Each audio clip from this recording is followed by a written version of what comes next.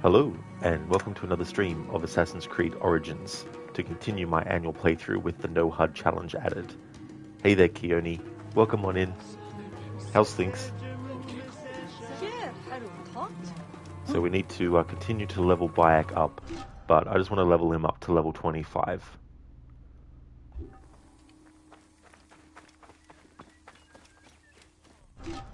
Suggested level for the next main quest that I've got is level 28. So getting to level 25 will put me 3 levels under the suggested, but it's not impossible with that discrepancy.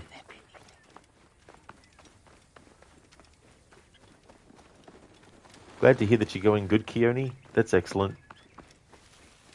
Still got a lot to do, because I'm also doing the hidden ones and the Curse of the Pharaohs as well, without the HUD.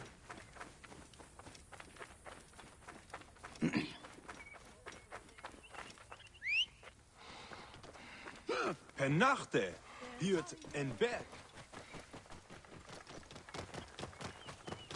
Clear off! Keep me safe! We must not fail! Whoa. Going to kill you for that!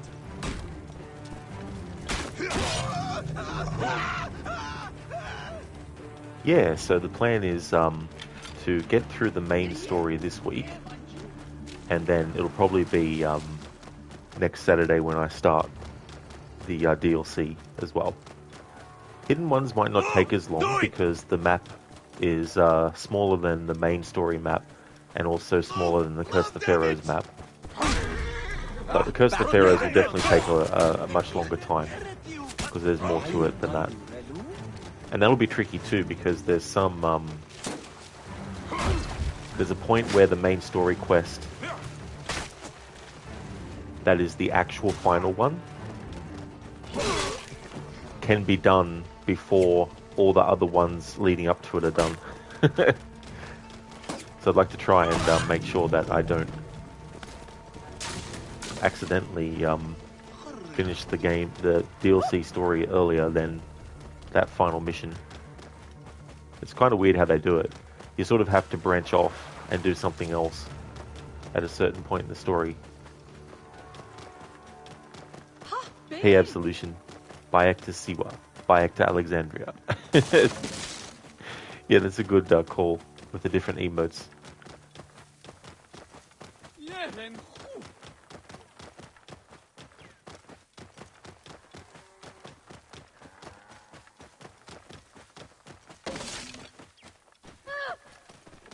Move! Clear the way!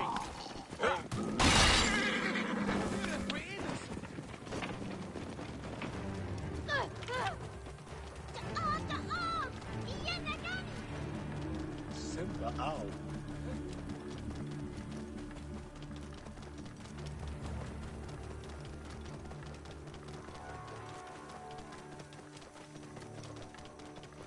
Although with this main game, once you get rid of the targets that Cleopatra gives you, the rest of the game story is pretty linear, which means the locations that you go to are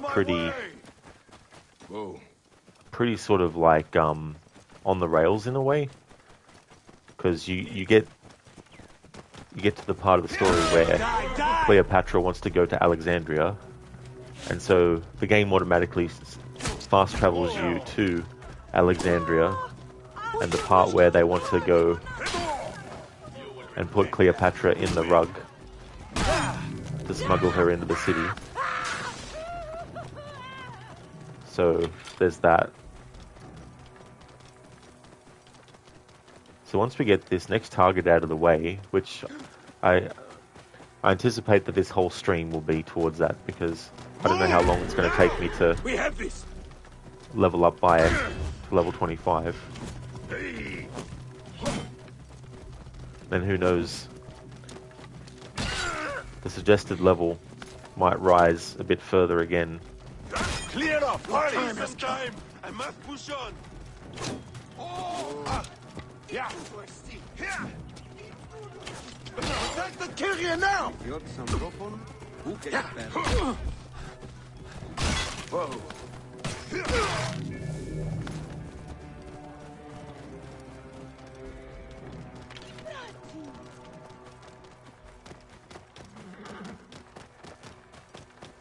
Clear the way! Keep the Gideon safe. Hey.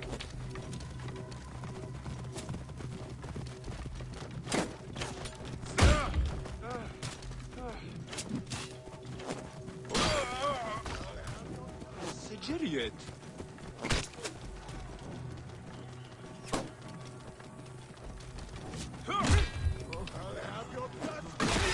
Right decision, Gideon. Whoa.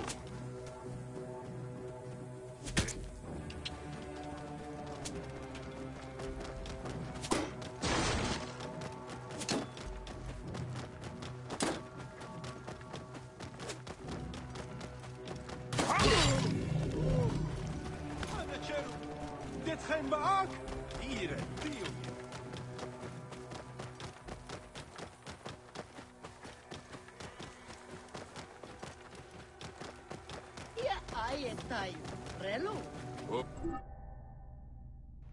Hey there, Dr. Darling. Jesus, amen. You guys do nothing but complain about how you can't stand it in this place, here, and you don't have the guts to just walk out.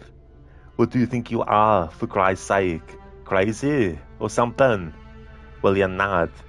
You're not. You're no crazier than the average asshole out walking around on the streets, and that's it. What's that from, Dr. Darling? With all the caps, it seems like it's a very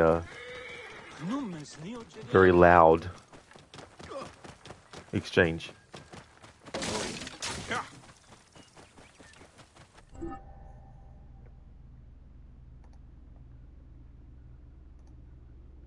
Have another bot trying to do bot things.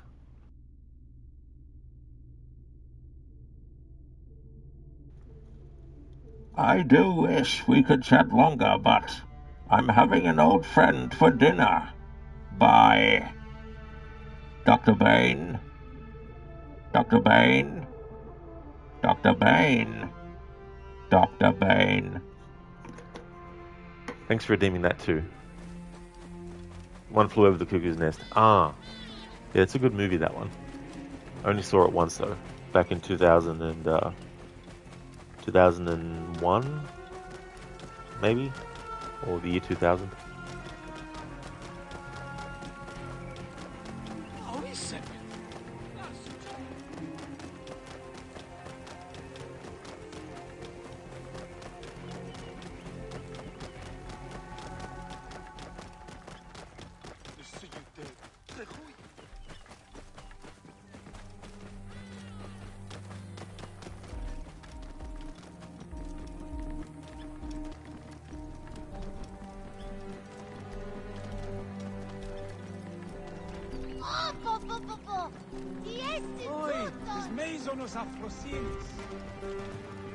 Yoni Dr. Bane. He always prescribes venom.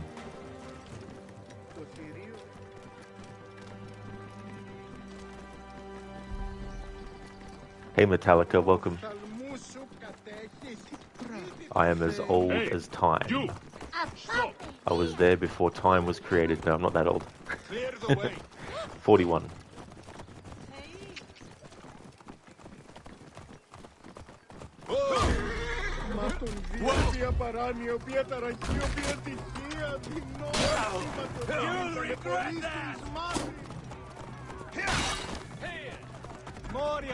Whoa.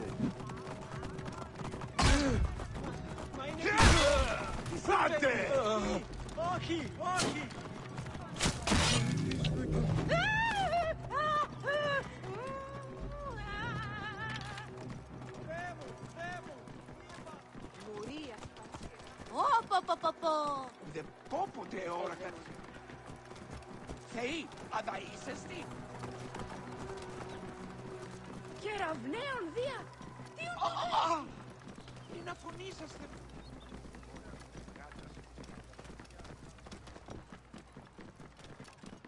Ω, παιδες! Τι ου! Βακέχμενο. Νούνες χέτ. Whoa. Αυτό γαμούδια. Ούγι γνώσκει την πράτσι. Αδαΐσισι. Γνώσιν ελάμιν που δεν πόποτε κατέχει. Απαπαπέ! Αφιένε μου οράν! Είναι αυτόν φωνή σας δεν βούλετε.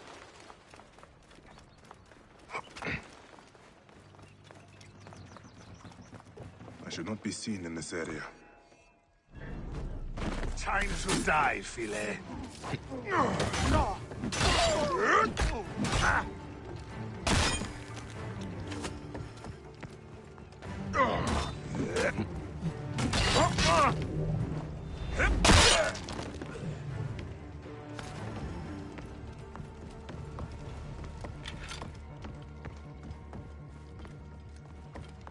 Metallica, damn, you make you feel like a young buck, especially since you were talking about watching a movie in 2000 or so. You're 22, but being blue collar, you're in the body of an 80-year-old. Oh yeah, that's the other thing too. You know, like anything that you do work-wise too, depending, can also have those effects too, where it's like especially too if you're working outside a lot as well. But yeah, it's crazy how much time flies too as well. The older you get, the more quicker time goes. Stop you! What are you playing at? Hey! Hold on! Useless to run, Kerr! Hang on! Stop him! There you are! Good day! I'll go!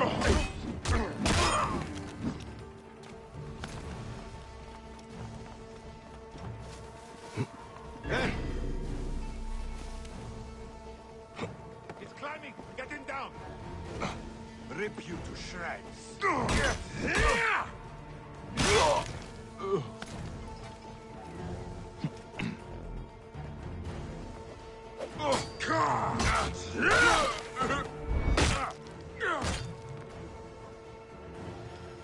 Shouldn't be. Hey now! You're finished.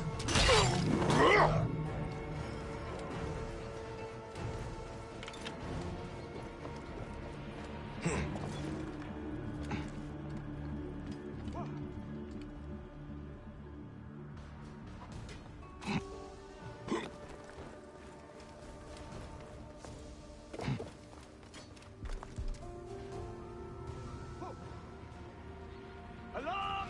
Over here! Keep an eye out for me. No slacking off now. Stay alert. Oh.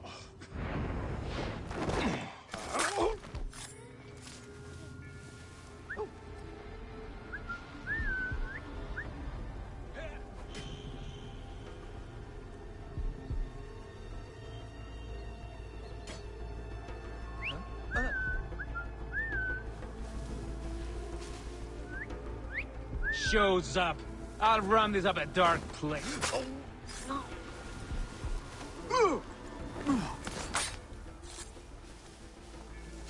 Hey now! You face the got you!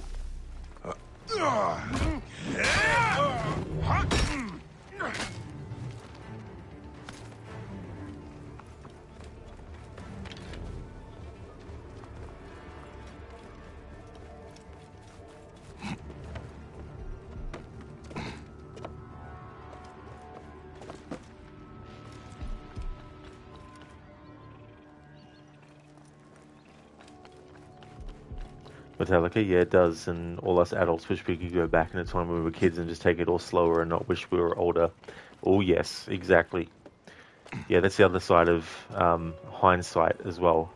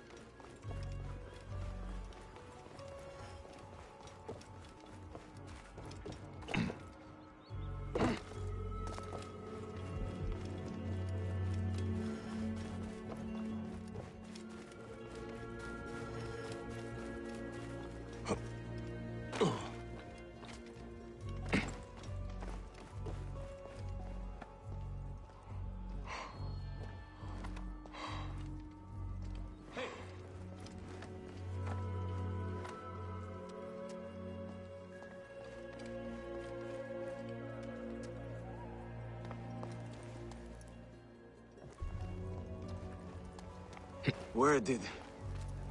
Gone? Huh? Feels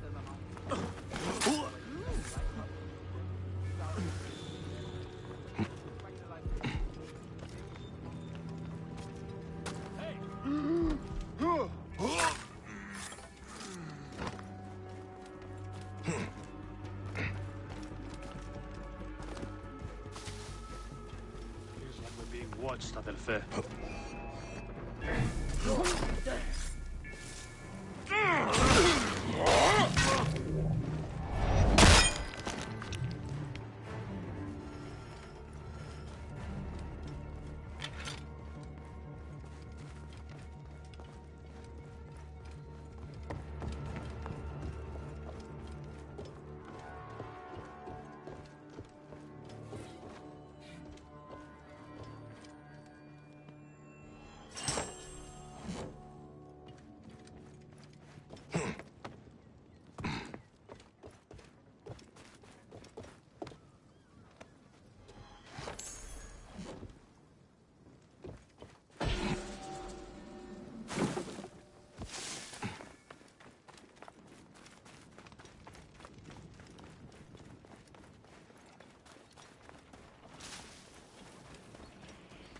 Yeah, that's the thing, Metallica for sure.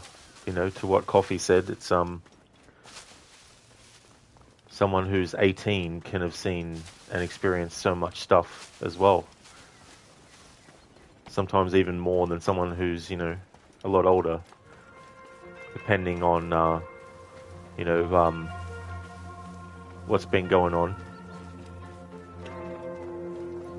Some people have to take on responsibility way earlier than they should, you know, like if someone's looking after a parent or something that's...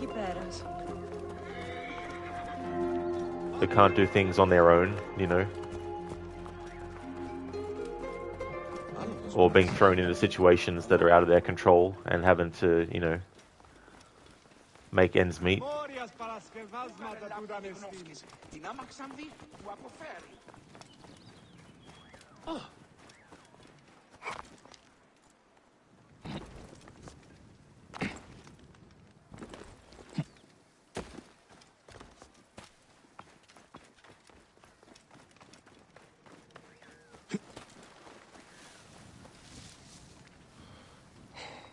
Thank you for the folly. Thank you for the follow, Charlie Lion Guy. Thank you.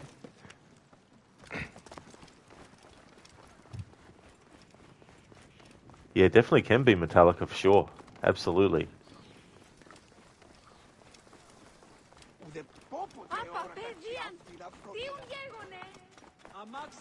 That's true. Yeah, a lot of good things and also a lot of bad things too, as well.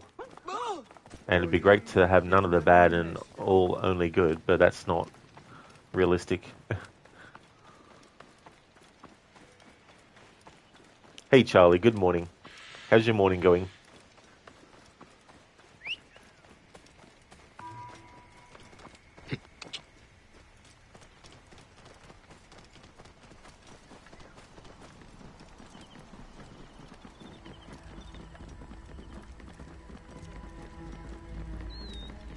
Oh, nice. South Africa. Cool.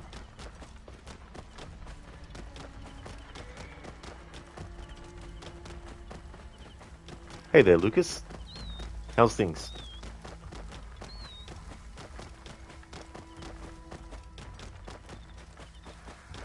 That's right, Lucas. Yeah.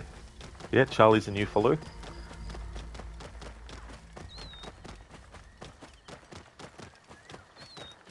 Metallica, all because that moron way back in the day decided to open Pandora's box. Yeah. Took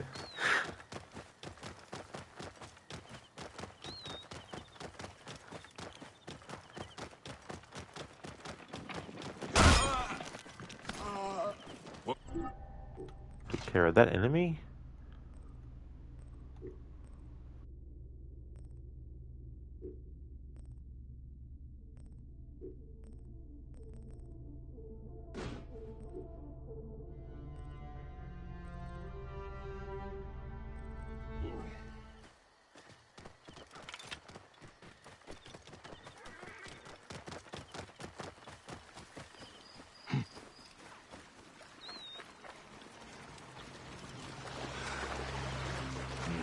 guards here are vigilant.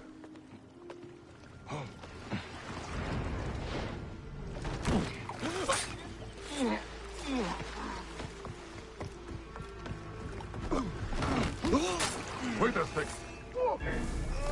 You are dead!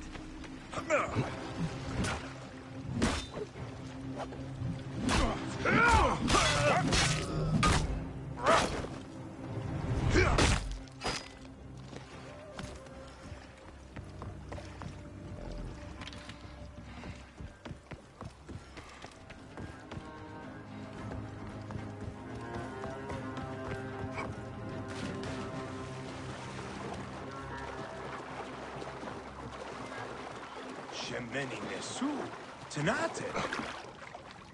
Forgive me. Yare, where? And Aset? Isfet! Ah, me?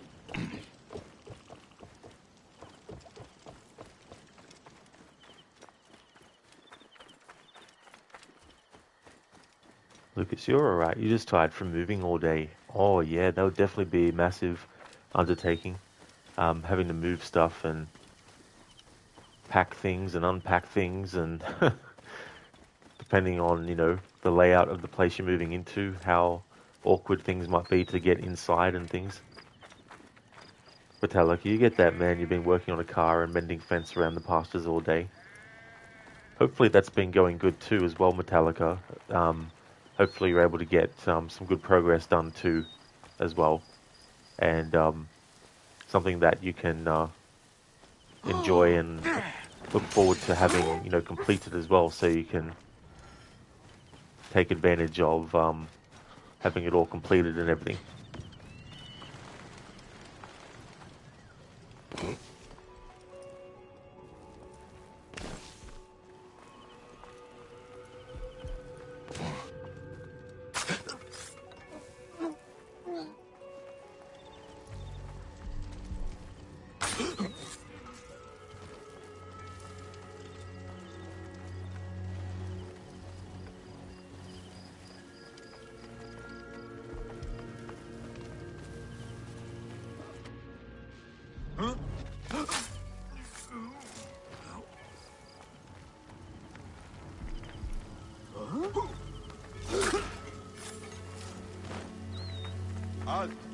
Hold there.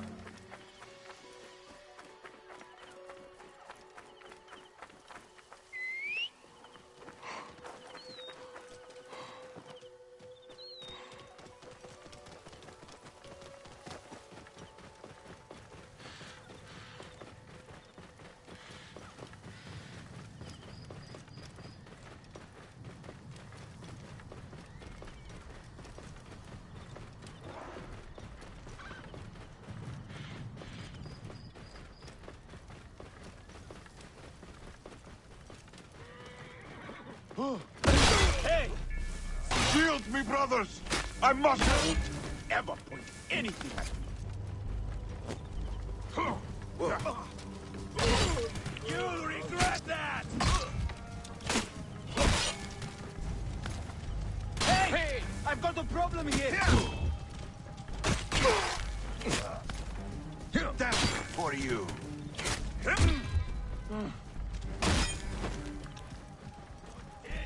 Dead! Oh.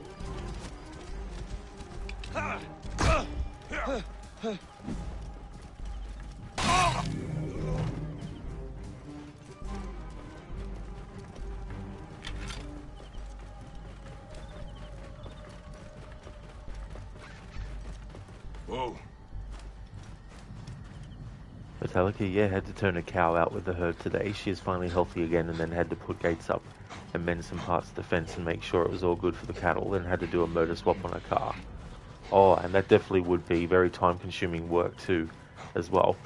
But that's cool that the cow that you had to put out there was back to health again. That's awesome.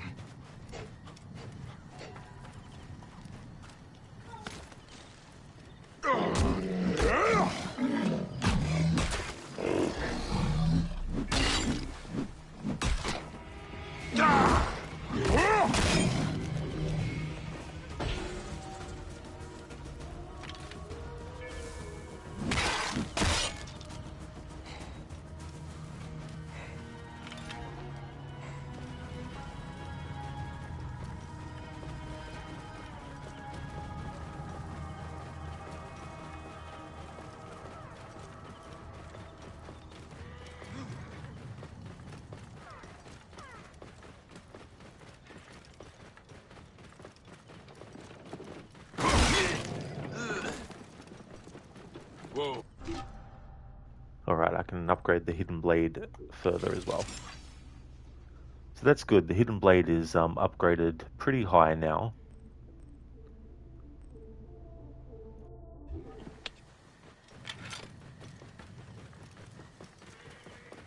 Which should come in handy for a lot of quests moving forward. Especially too when we get to the hidden ones and Curse the Pharaohs DLC as well.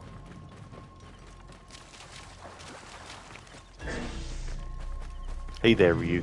How's things, dude?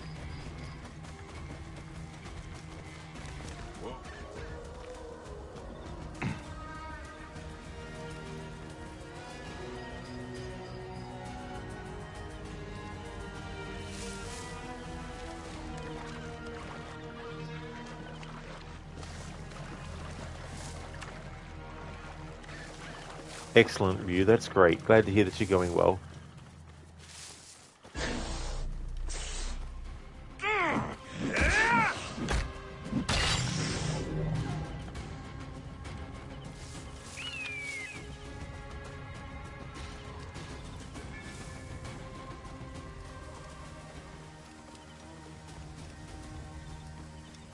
Keone, nothing beats a Jet 2 holiday has been stuck in your head.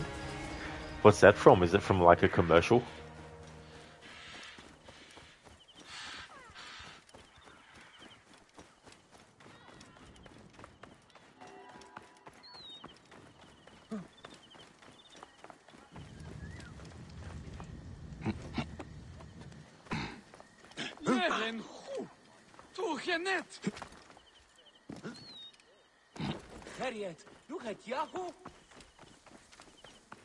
Metallica, you've been in this community of yours for quite a while, long time now. I do gotta say, out of everyone you've watched or been a part of, you've never changed. You've stayed true to yourself, and I'm glad that you do. It shows that there are still folks that won't change because of fame. Well, thank you, Metallica, for those kind words. It's one of those things, too, where I decided as a streamer a long time ago that there's no point in trying to be someone you're not as well. So it's always good to keep that in mind as well. And I'm not someone that's really flashy or showy, you know. Not that there's anything wrong with streamers who are like that. It's just that I can't be like that because that's not how I am, you know. So I really appreciate that, and thank you so much for your support over all the time as well. It definitely is appreciated too.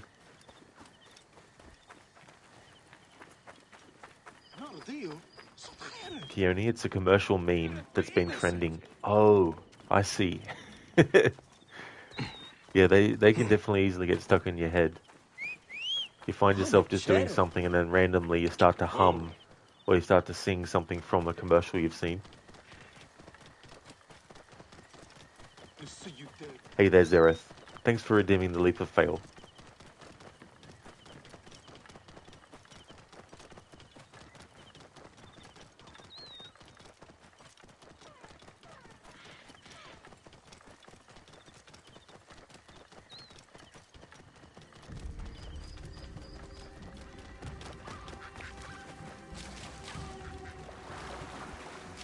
Whoa.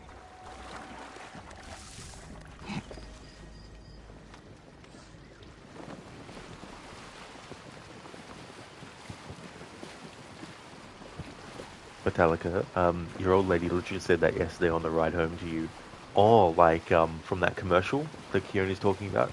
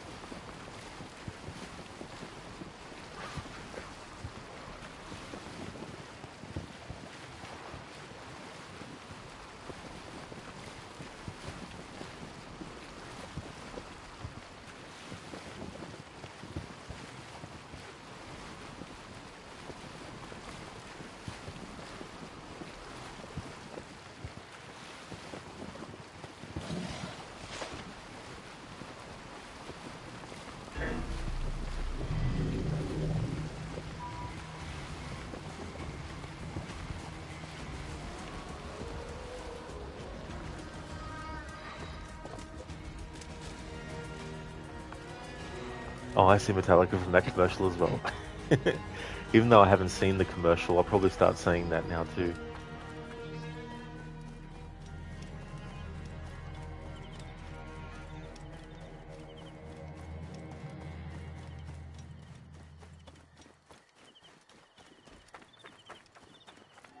Nothing beats a Jet 2 holiday.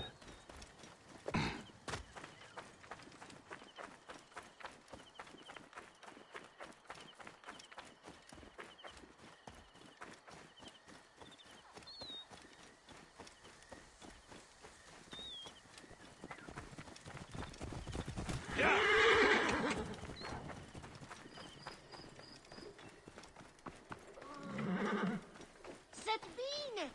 Ja, zet herkent u!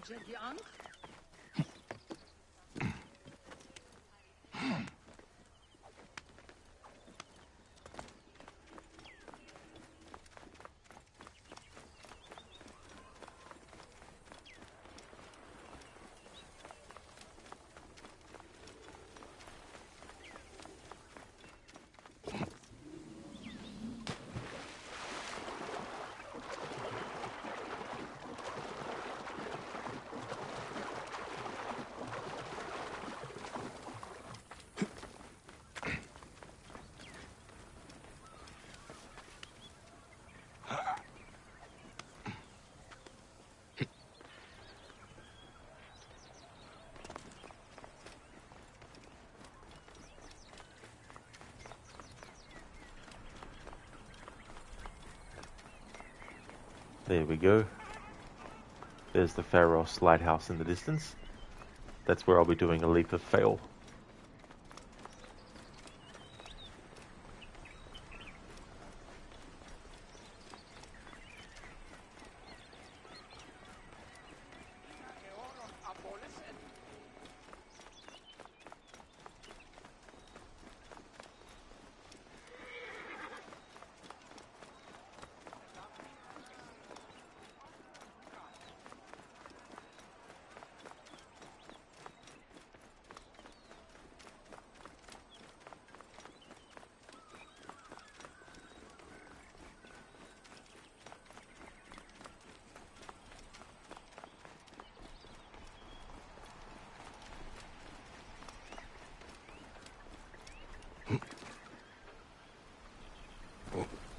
That's no worries at all, Metallica. Thank you so very much for being here and for chatting. I really hope that everything goes well. Hope that you have a great rest of the day or night. And thanks for being here. Really appreciate it.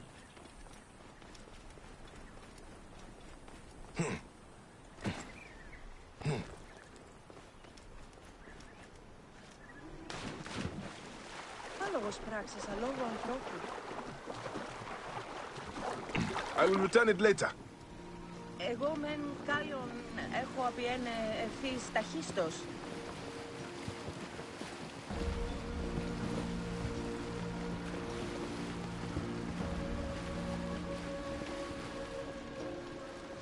Παρατέχει! Σκοτ! Θηρίου εδόθημο παραγγείλης.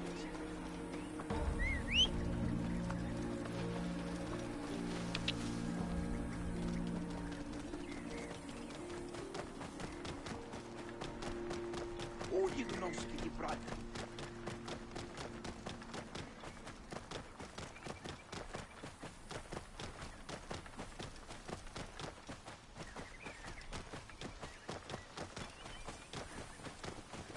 Τι συμβάν, παιδες! Λέξον, λέξον! Whoa. Yeah.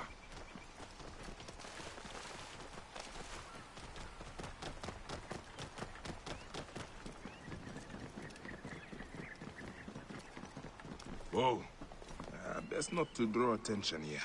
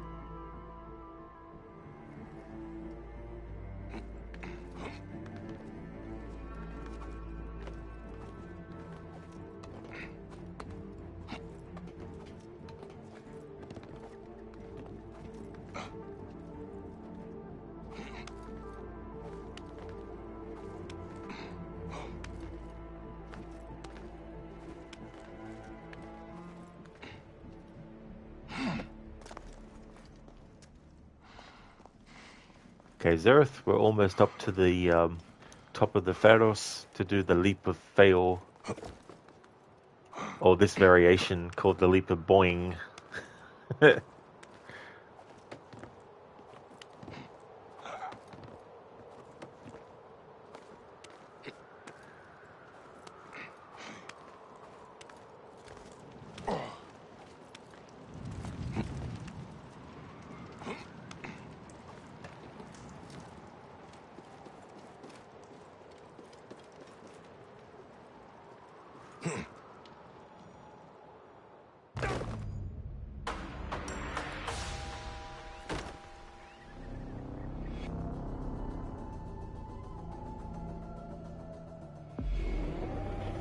There we go. Thank you, Zereth, for redeeming the leap of fail.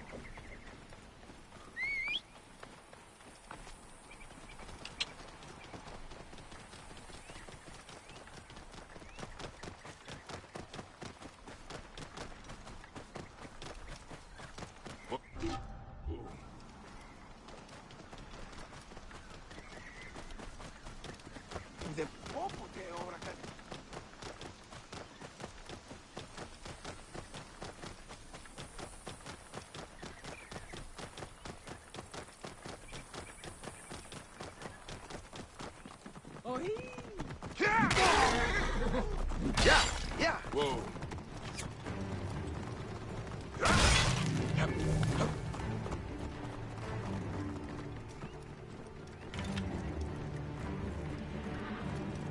Idioti. You will pay, corpse. Cost you, maggots. Whoa.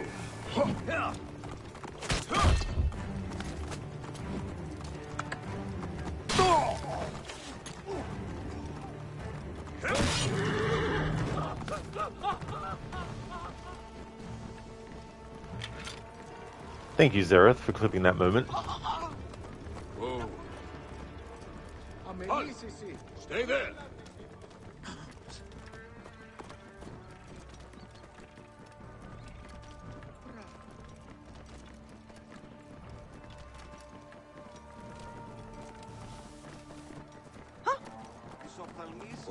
Nice name for the clip. Oh, παιδες! They see me boinging, they hatin'. Θηρίου εδώ δημοπαραγίγνεσαι. Ούκυκλος κόμιγε. Κις βέλτιστος. Zereth have to think of different names, lol. Oh, that's definitely good. It's a great idea. Θεοί της δοκίμη. Ποσειδών.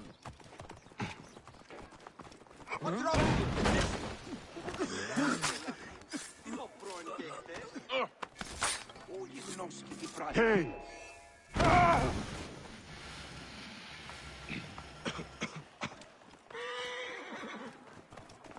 Λάξ!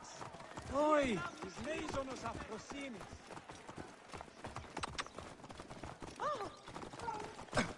Move! Now! Get out of the way! God, hey, wait! Stay with me. Behind me!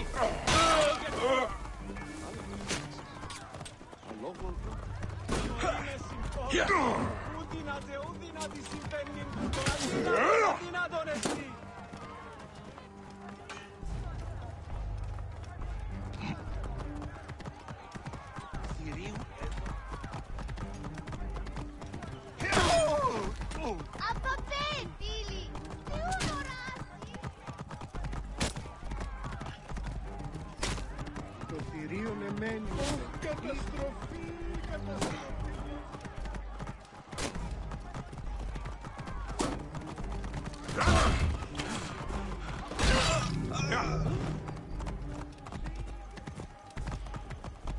Hey dudes, we're just killing anything that may look like an enemy and wishing for the best. Definitely been killing enemies. They're the ones with the shields that we've been killing. Thank you for leaving the lurk, Zereth.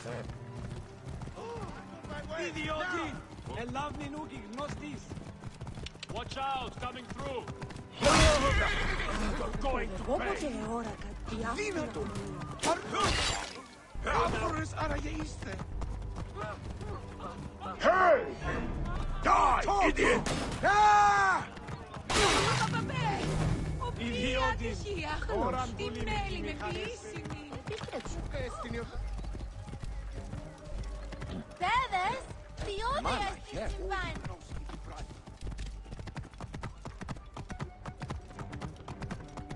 Αμάξα ελάφτης γαρκακίστεως. Χαίρε. Ένα με μην ίστη εγώ. Ηλικιώτης ανθρώπων, ούκ έχει πέρας. Μόριας παρασκευάσματα του Παχευμένον ουν έσχεται.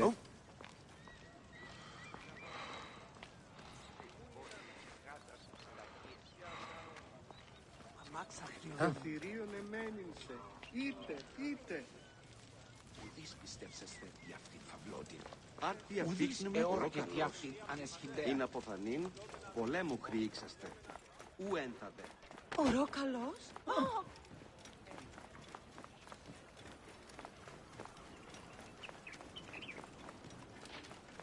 Το θηρίον εμένυνσε.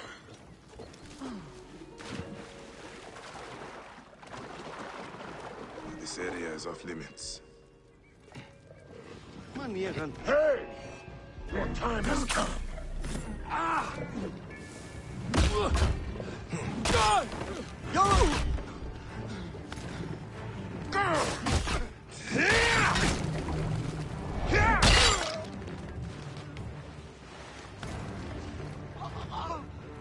Είναι να φωνήσαστε βούλετε.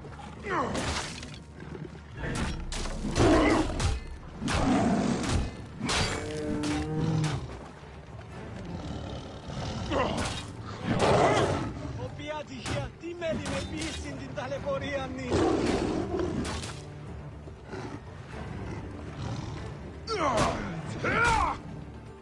Πήγαινε από αυτούς, άπαντες, πήγαινε.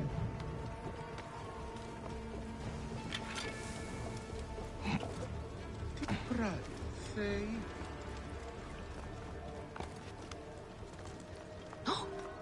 Ορόκαλος.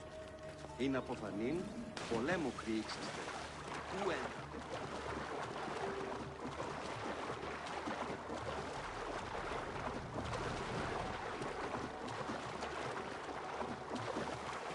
Ο καλός, έρχεται. Sam! My need is great. Χερουέφ μιού. Χια έτεβες?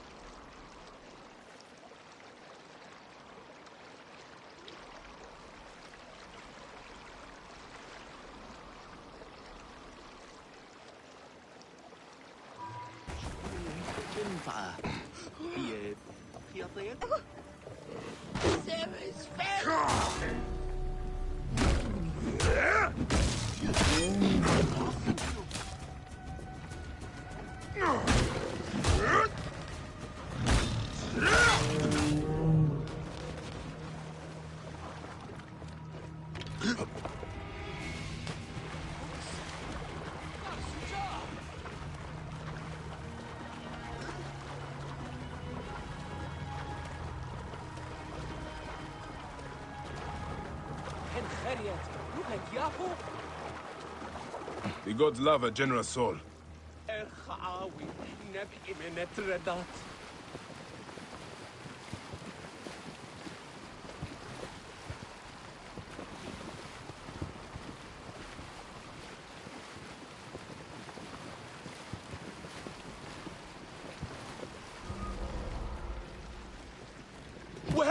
I should be cautious around here. Worms can have you. I can hit the target. I can take him down.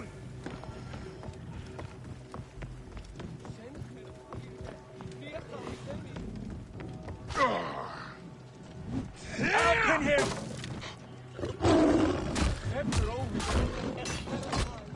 Alarm! Trouble here!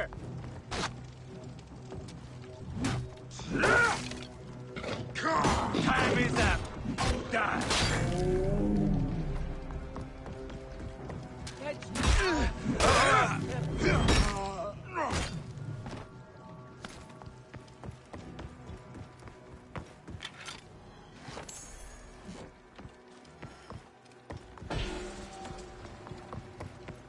Hanechero.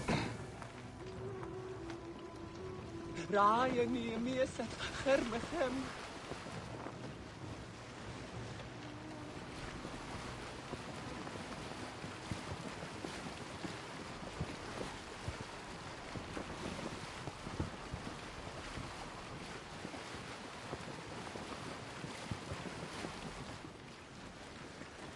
Yeah, back!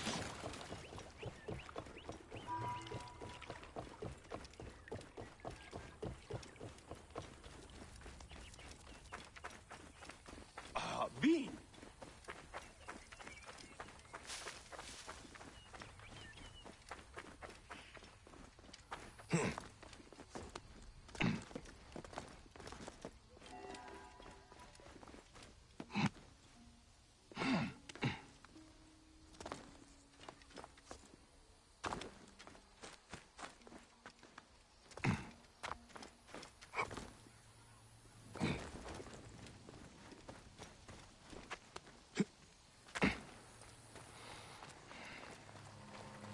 Ire Diogef.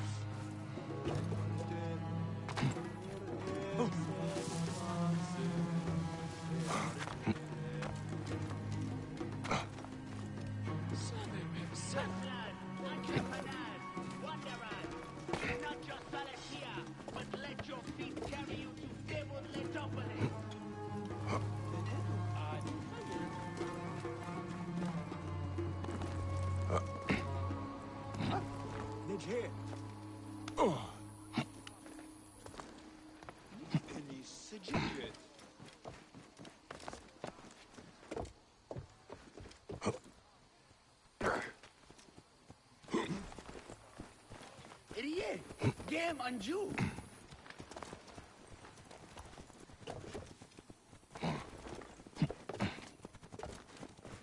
Yeah, then.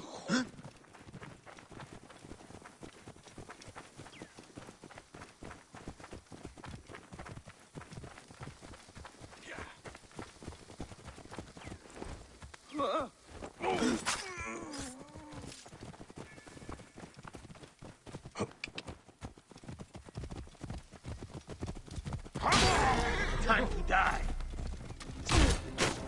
Yeah.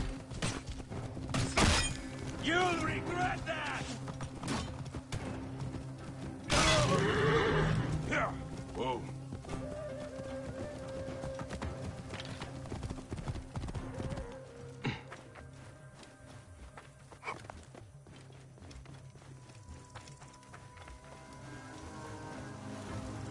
I must be careful now. Hey, what? You should not have come here.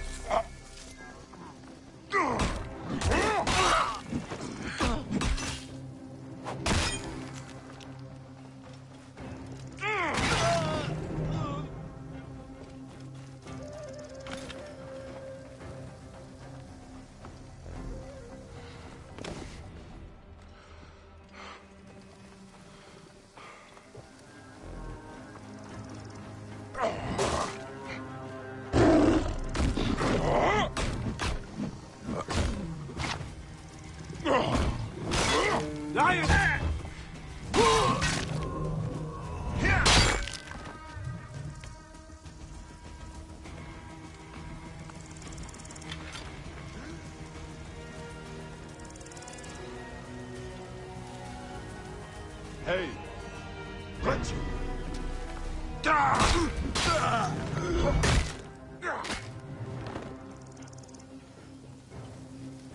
Hey there, Nick. Welcome on in.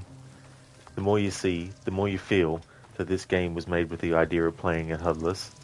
It definitely makes you have to think about things differently, because there's some locations which look very similar,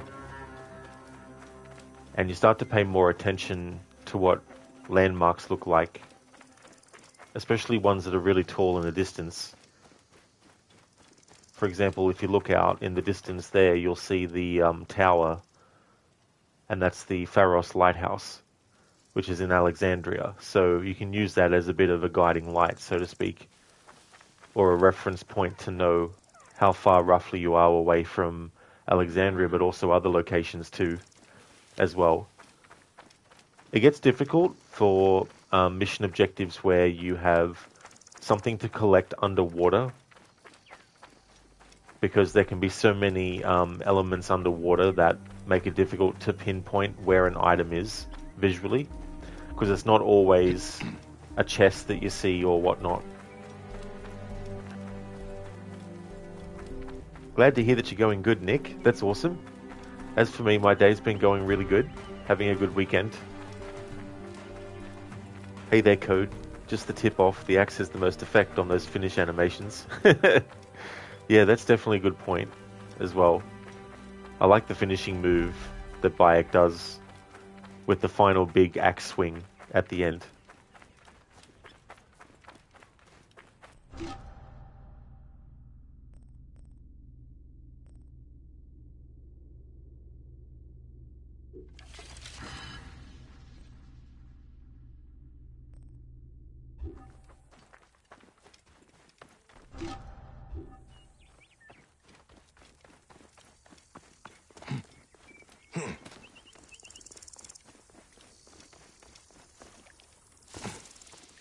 This place is heavily guarded.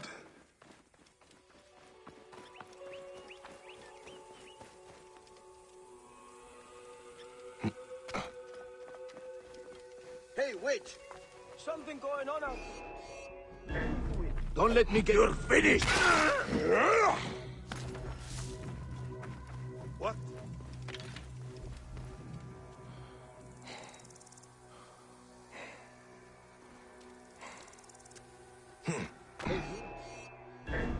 You're finished! You can't outrun me. There you are! Going to kill you!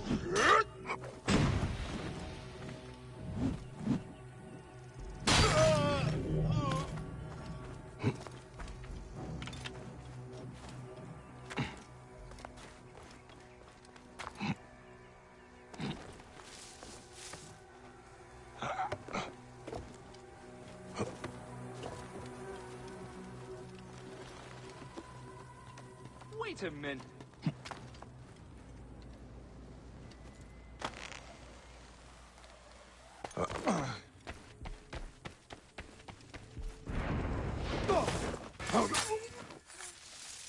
Hey, wait! Time is up!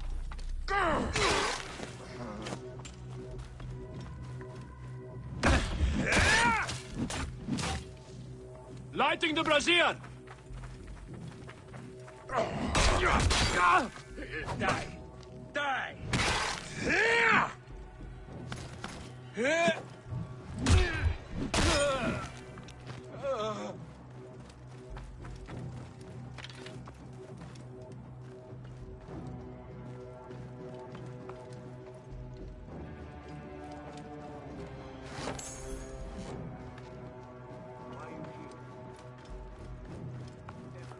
Hey, what the...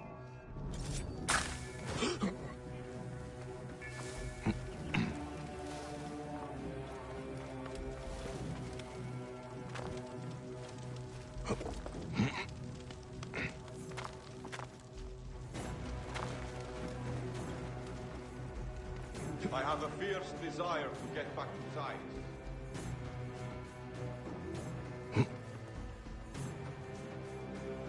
Zeiss? It's a sleepy little town. Distance compared to Alexandria, but it also means you can go without an officer looking over your shoulder.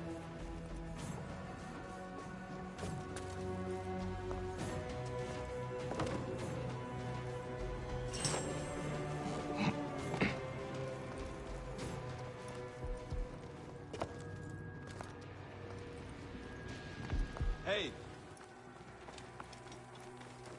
Hey now!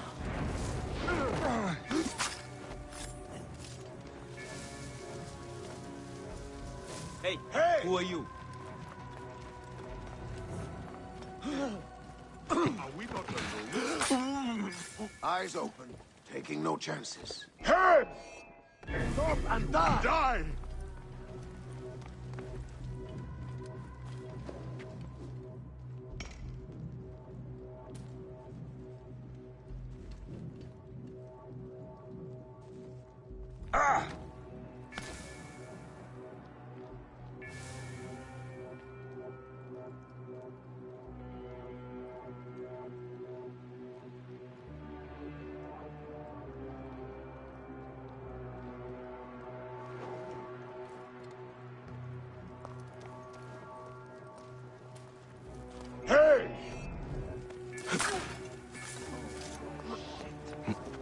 Nothing. Hey! You are mine!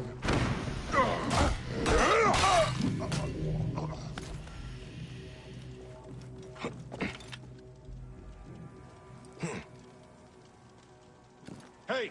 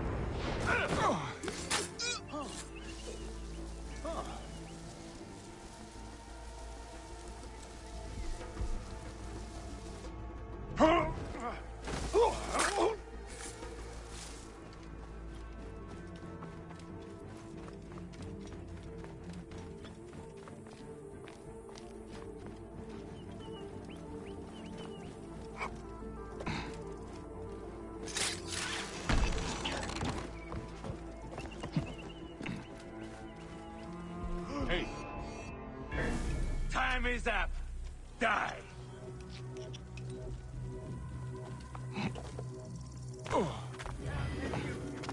Stand and fight. Aha! There.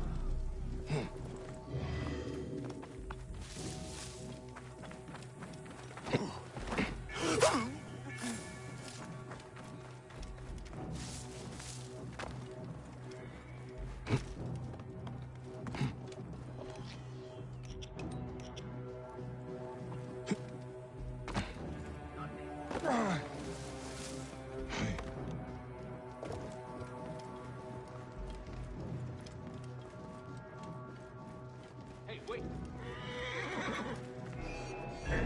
Wait a minute. Yeah. Give me time to get clear. I have the bastard. That's it. Die. Over here. Come, brother.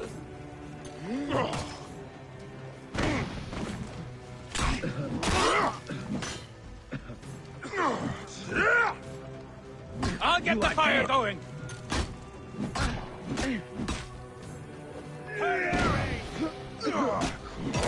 Come in, brother. Execute the target. Target array.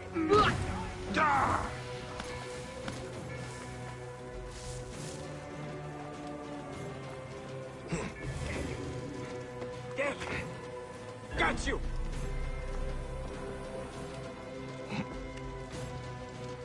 There.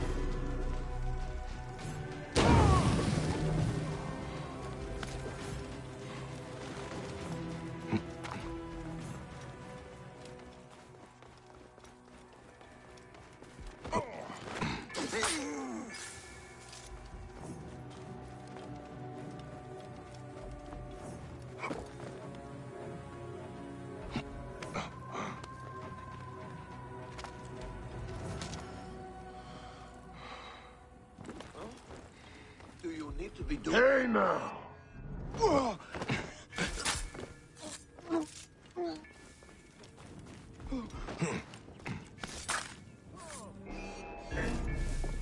Thank you. Stand and fight.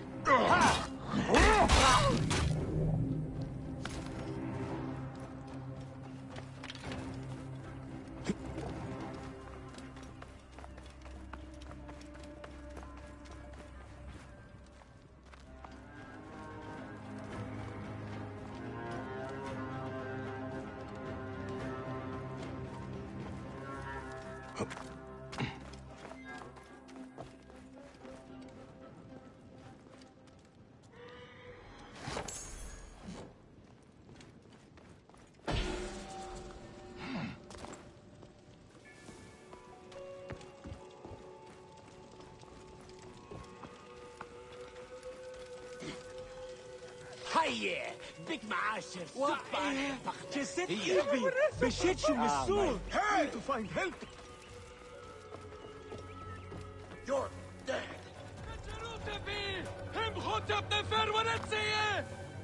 Nothing gets through. Nice. Level 25.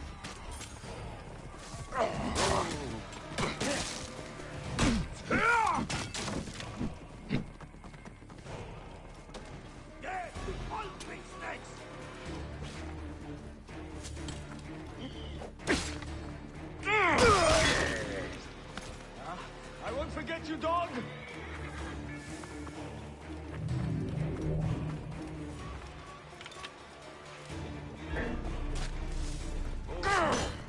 There is no escape. Kill it. Shield me, brothers! I must not fail! Here! Die, die. Shield me, brothers! I must not fail!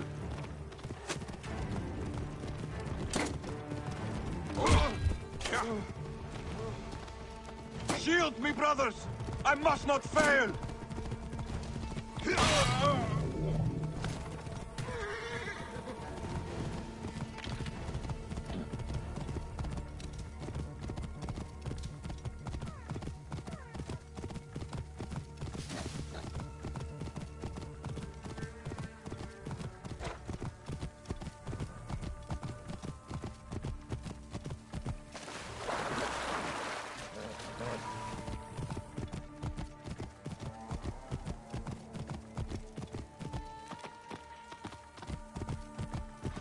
Get out of the way!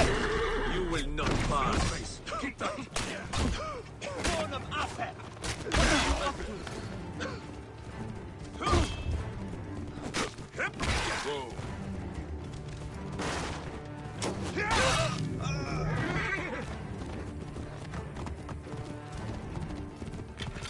Right decision, Gere.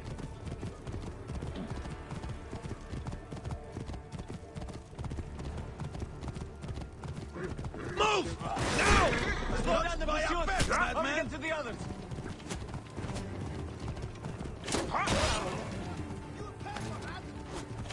Eat this!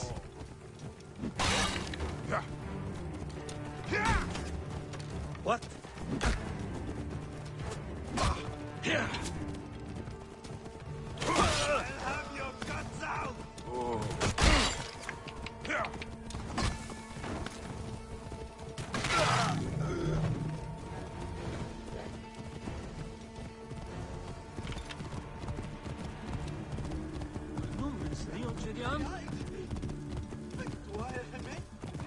What?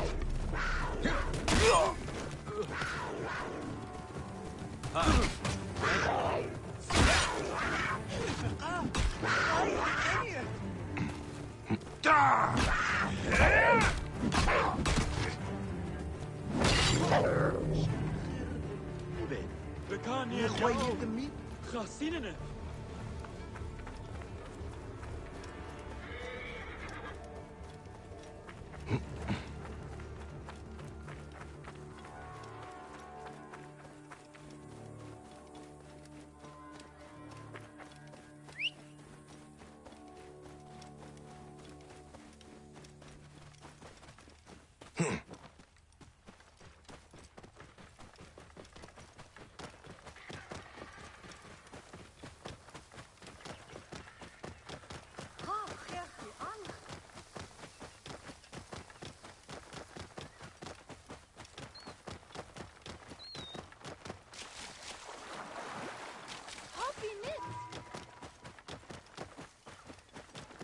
Move now! Slow down the pursuit. Only get to the others. By the gods, what are you up to?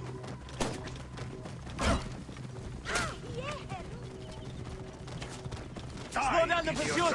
Archon doesn't help! Come quickly! Here!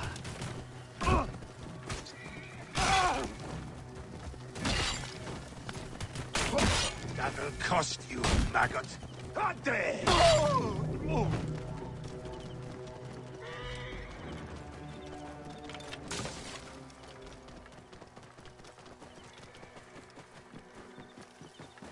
Whoa.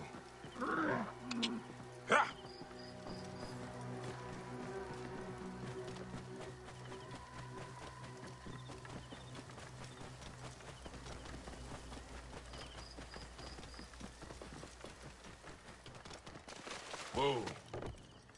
Yeah.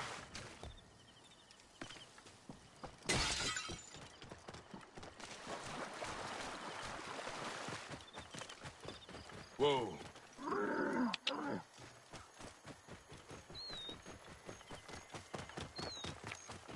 Any sigil? Yeah.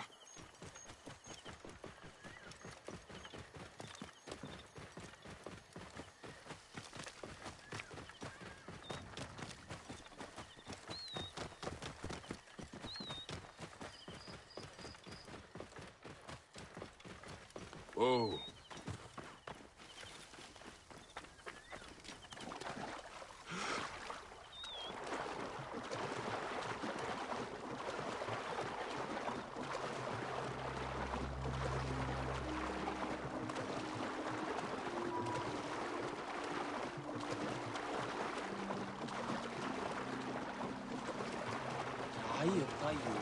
Afraid I must borrow this.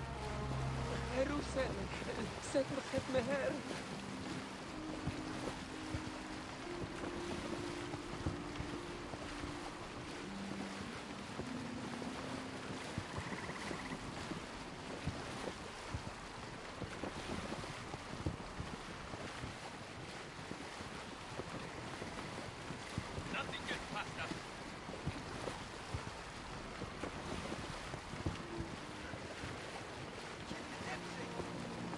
I will push on.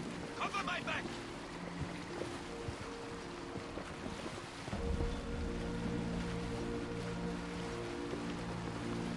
Sam!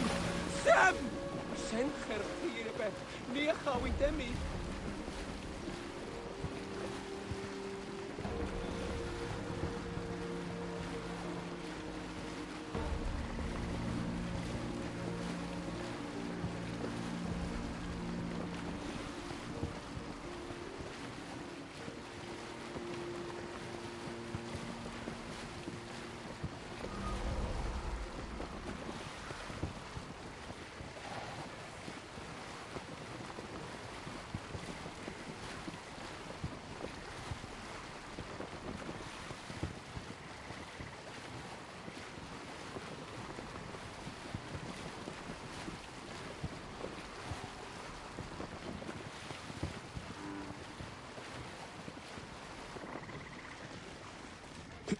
Jezrese!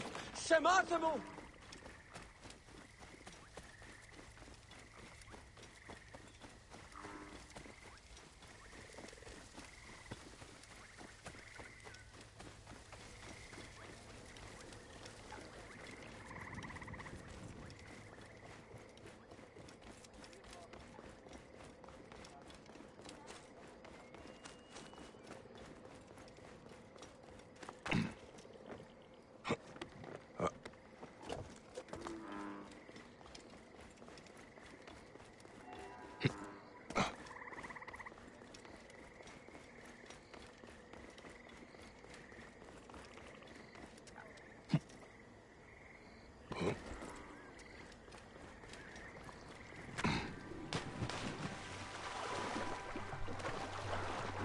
Numes Neogedian? Gehem The Bikhaye? gods love a generous soul. The Atwerti. Sia in Un.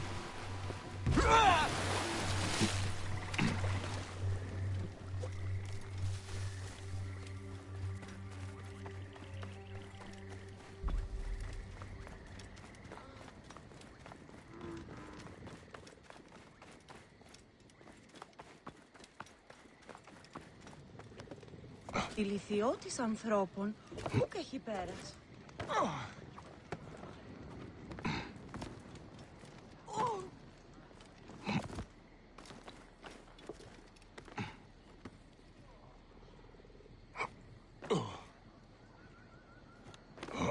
Κύριε, hem Αντζού. Άλογος πράξη. Μα τον δύο. Σεμ ενενίσου. Άνετε.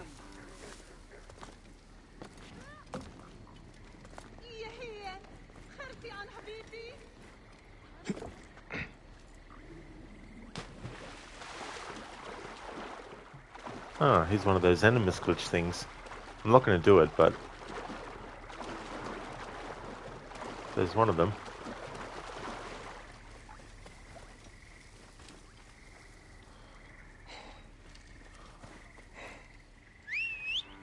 Hey there, instant respawn. Welcome.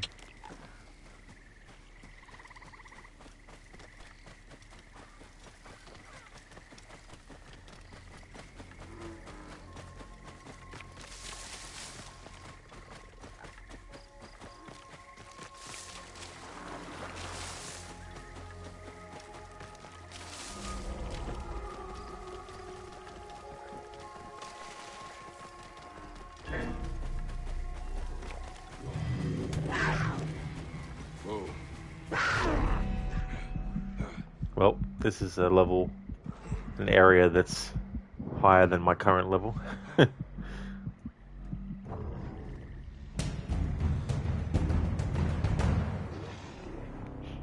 Instant respawn, not many no HUD gamers out there. I wish I could say I was really good at doing these games without the HUD, but I've only done a few so far in the series. I've sort of jumped around a bit as well. I did it with Assassin's Creed 1, and then I did it with Assassin's Creed Unity, and then I did it with Assassin's Creed Revelations, and then now this one as well. Well, the struggle is part of the fun. It really is, you know, and I wanted to choose out of the newer games since this one came out. I wanted to choose this one because I felt that, because I really like it a lot, it would probably be the better one to do without the HUD. And it's not as big of an undertaking as Odyssey or Valhalla would be, as I imagine. But it's been cool. It definitely makes you think differently about stuff. And having to work out where things are based on remembering what a location looks like and monuments in it, it really makes you focus more on what's happening in the game world. Oh, nice instant respawn. You've been doing some Far Cry 3 no HUD. How is that? Especially with a first-person shooter game as well.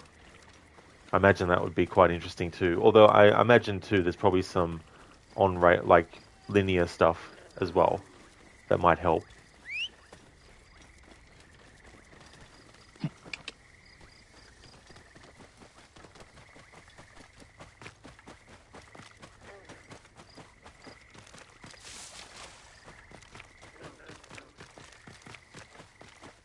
Whoa.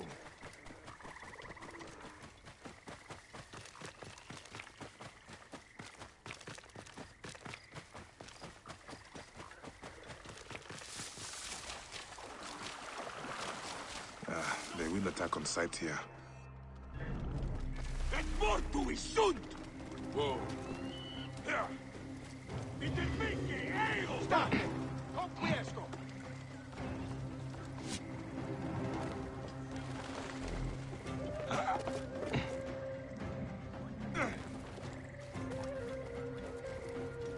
Instant respawn has been pretty good. You never played it before, so really enjoying organically exploring the place. Oh, that would be even more interesting too. Playing a game you haven't done before and doing it without the HUD.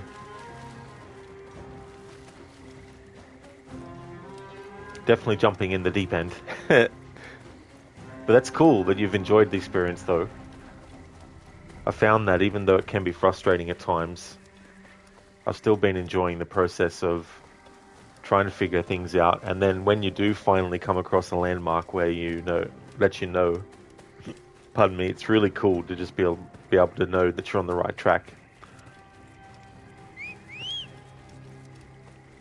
It gets a bit more difficult when you have areas that are wide open and with like a lot of trees and everything.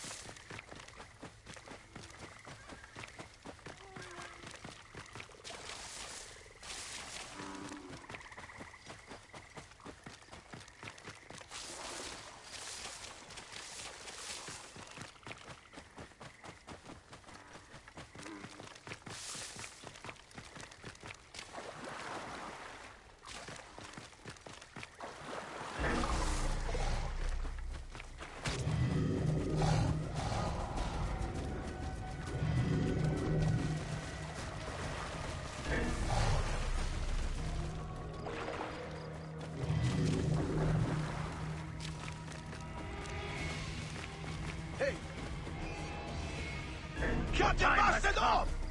I got him lined up. Whoa.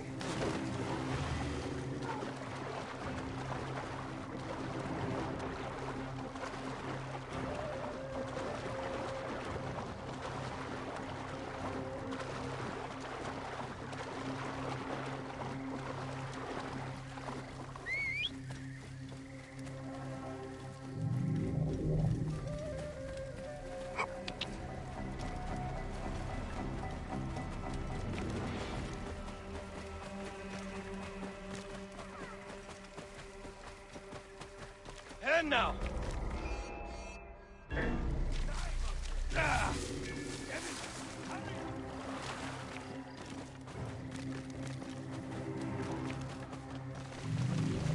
Whoa.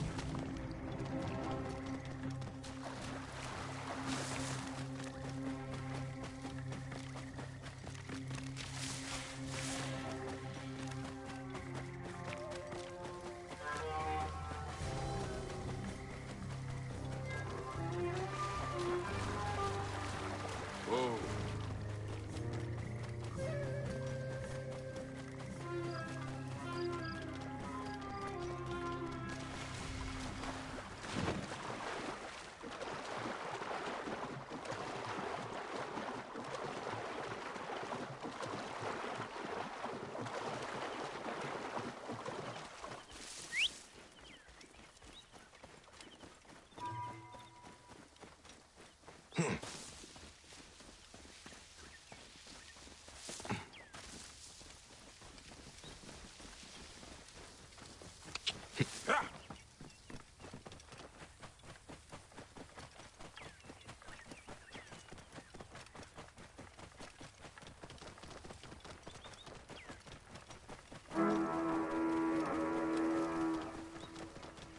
For lucky.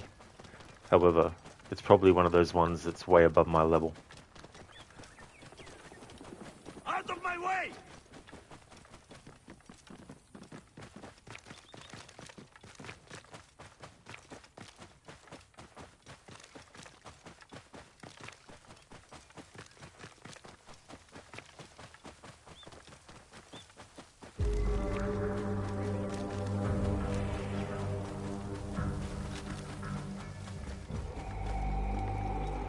Whoa.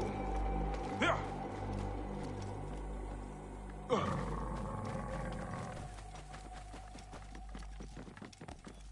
Yeah. Whoa.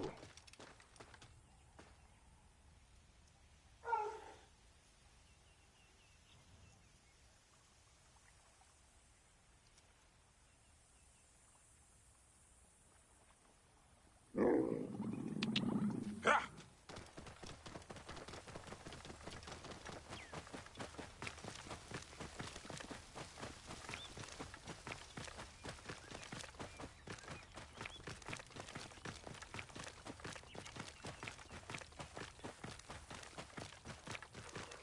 Hey! Not going anywhere! Hey, hold on!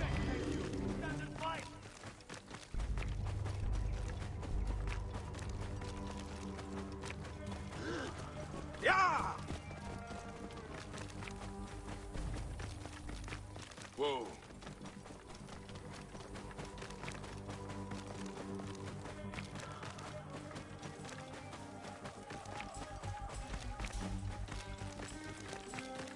Whoa.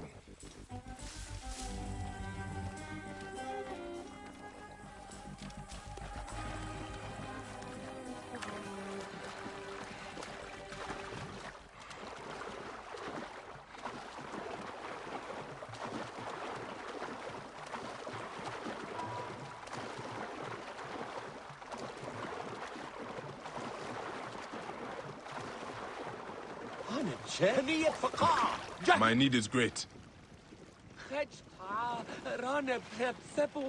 Dr. Darling, 3 more days and you'll be finally able to live without having 10 daily showers. Oh yeah, when things cool down for you. Yeah, that'd be the frustrating thing too as well. Never being able to get comfortable, as well as being able to stay cool.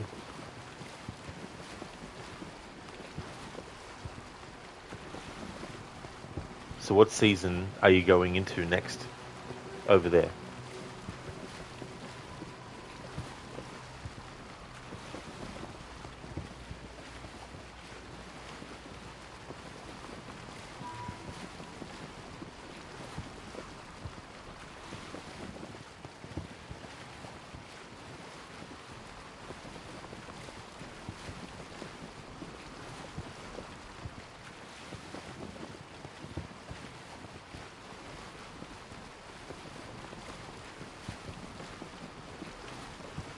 Look, darling, it's summer here, you know. Oh, well, yeah, now. But I mean, what's the next season after summer for you over there? Because I think for us here, it's spring after winter's finished.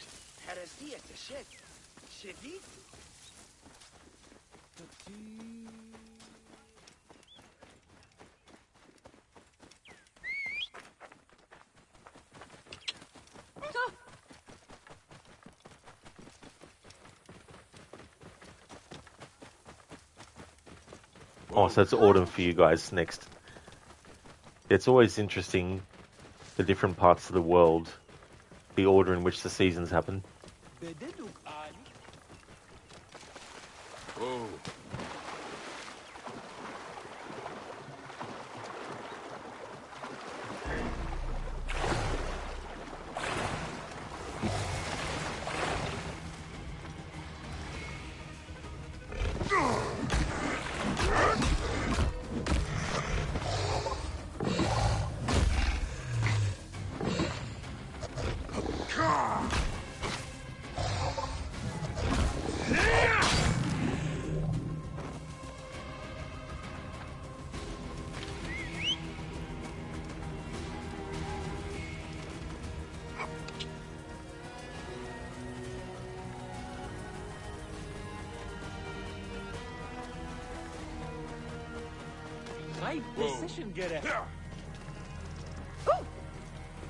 There we go. We've reached 69 high precision Gares.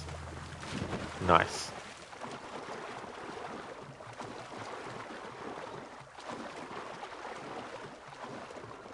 I wonder if I'll get 100 high precision Gares at least by the end of the playthrough.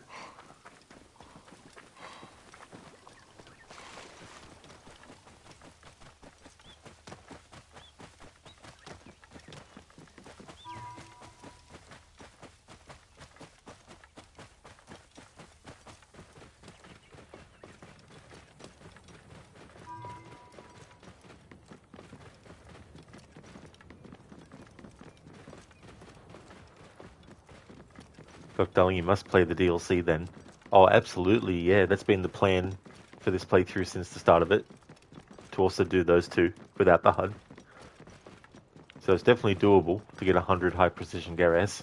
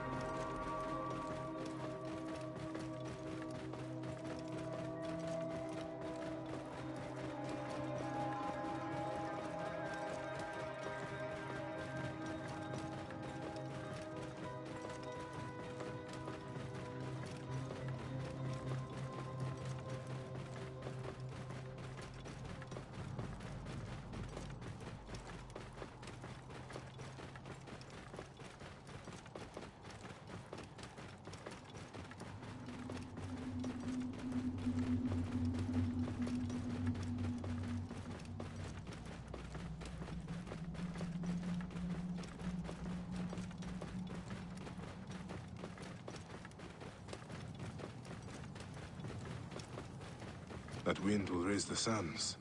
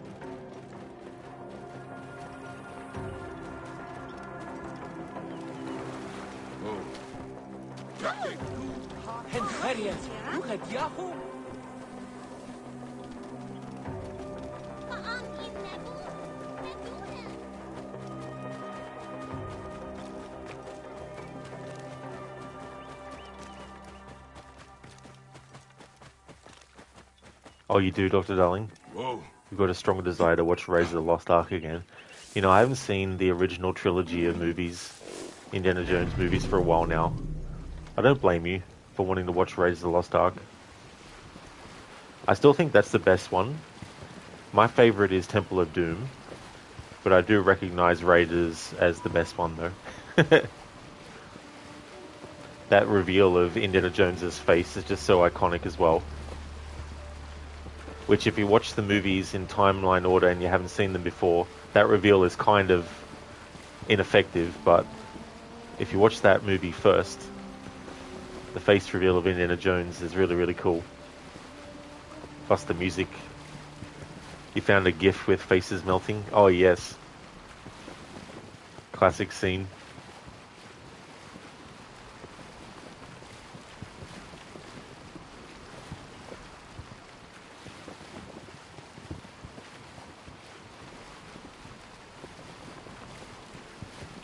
That truck chase sequence in Raiders of the Lost Ark is just so epic.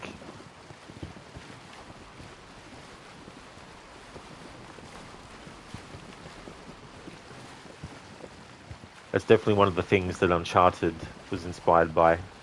Those kinds of sequences in the Indiana Jones movies.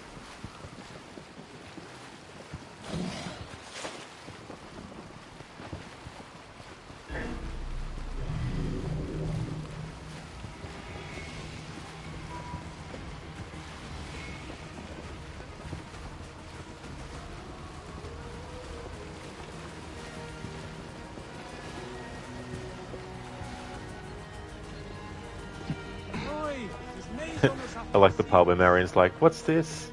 And then Indiana Jones is like, "It's a date. You eat it."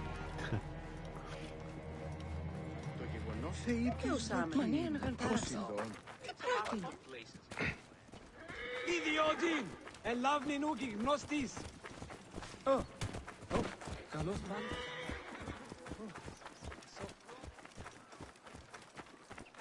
Ο καλός έβγε!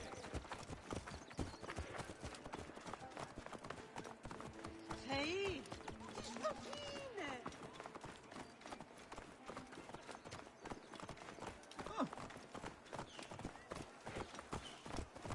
Ο θηρίου εγώ την παραγίγνεστε τα.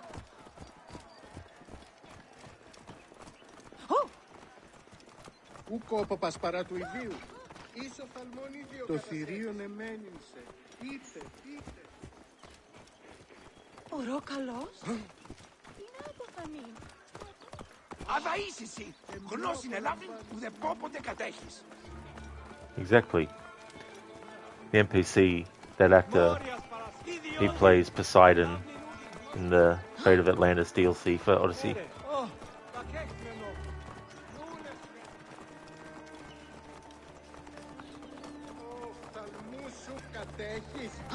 Ήδη του οίκου σου. Damn idiot! Get out of the way! That idiot! Get out of the way! Αμελείς εσύ. Πού καλάβνεις η γνώση.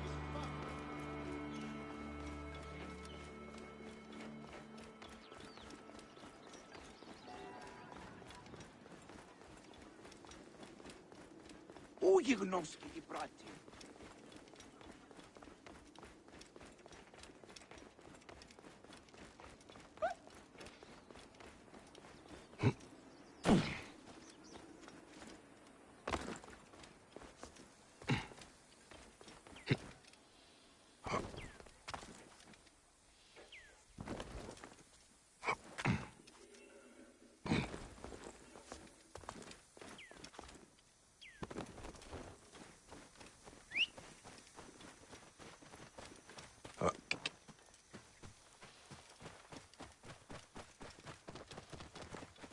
Bean!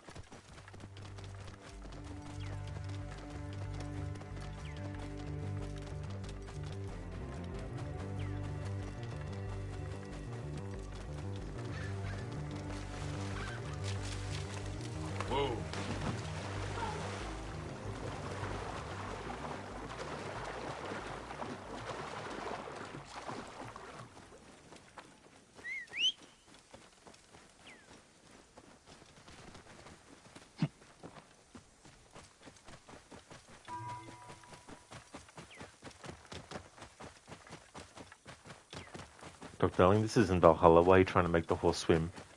It looked like the water was shallow enough for the horse to ride through it. The camel, I mean.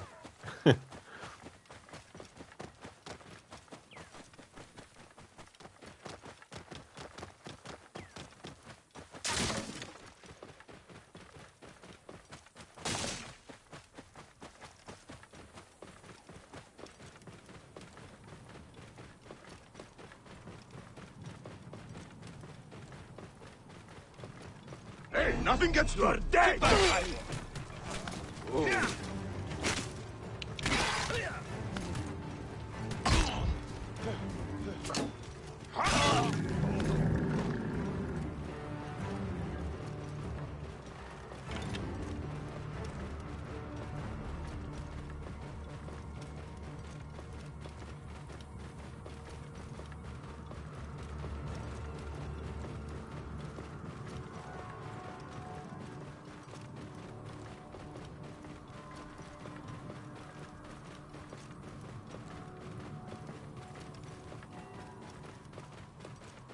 Whoa.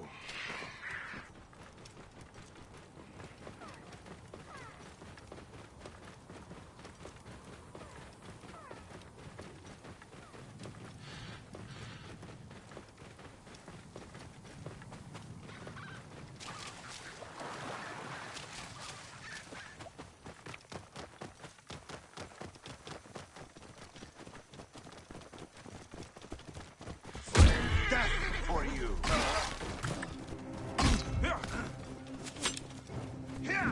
You are a corpse.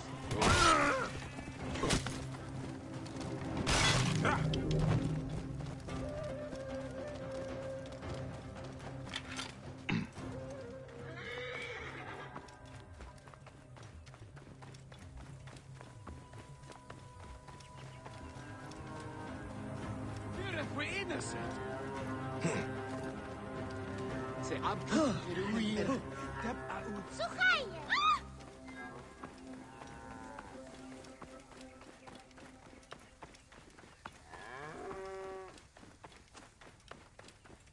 Genoemens nieuw Gideon.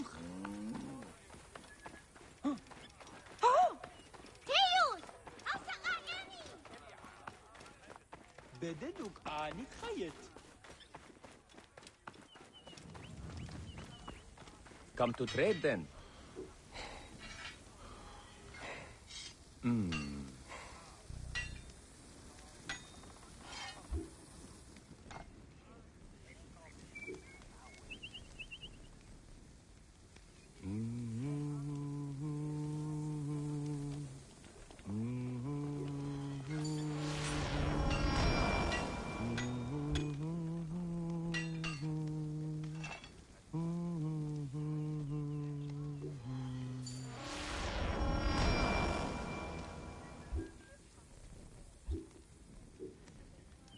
جبوتي وعجو ونفانس بحبيتي جدد خبي ينيسي تستو أبوو سنة حرو بريد بجي Farewell then.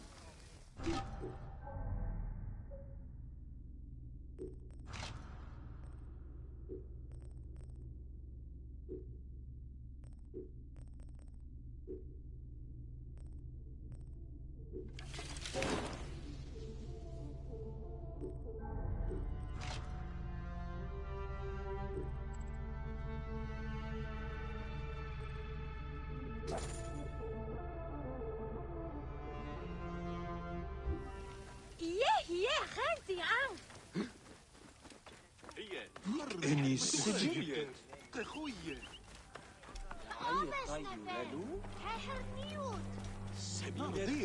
Genoemens nieuw Gideon.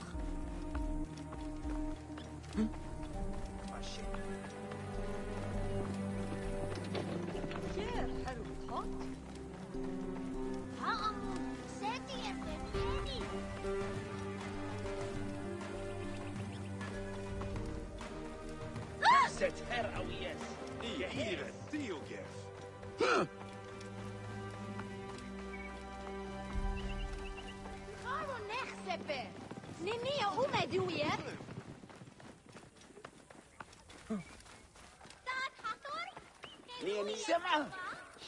Ah, hello.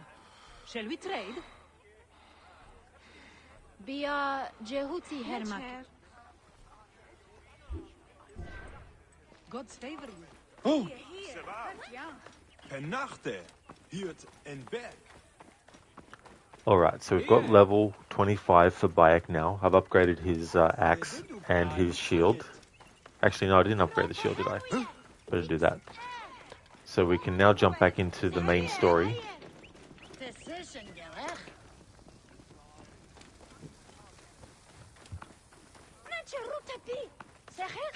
Simba ow. He's back this way. The suggested level for the quest that we're up to is 28, but being 3 levels below 28 is better than being 5 or 6, which is what I was when I first got the quest.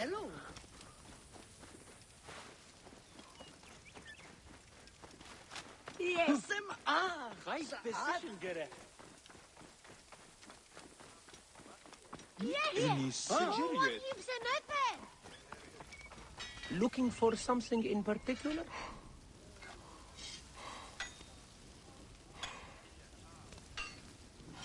ينقو بدس ردت وقت منت خريت نجن نسن مقف وش بتصبح خد حيغب See you soon. Shemeni Nesu. Tenate. رأي وين Oh! Oh!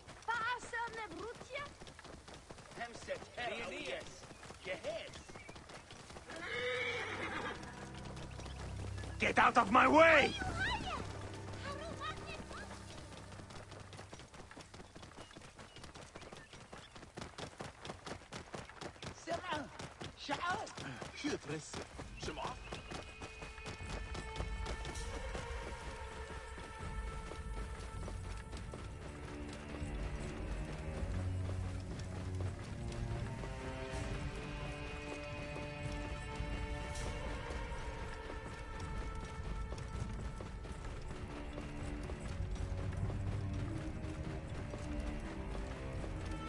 Walk with me.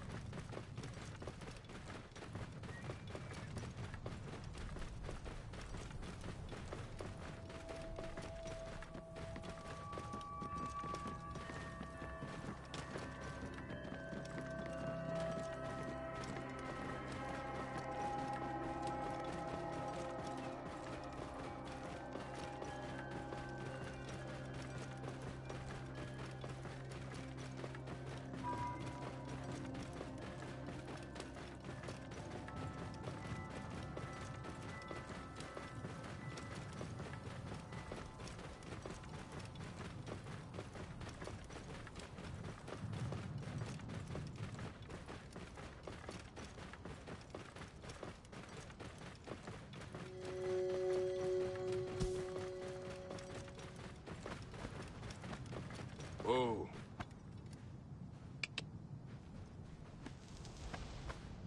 Here.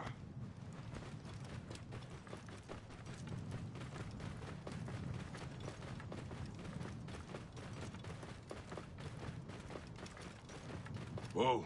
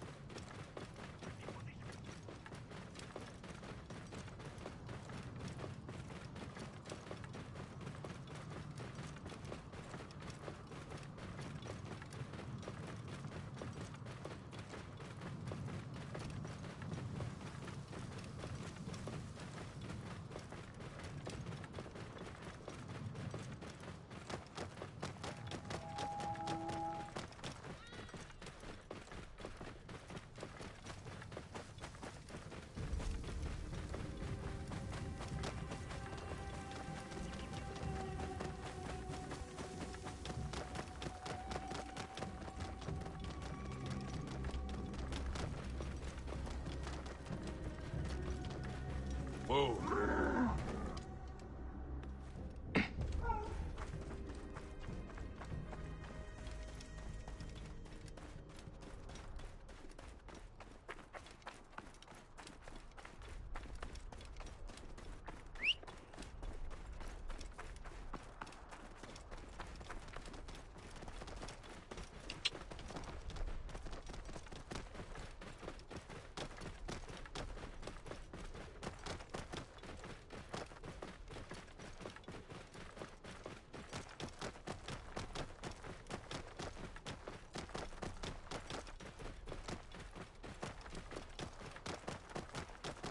Whoa. Ja.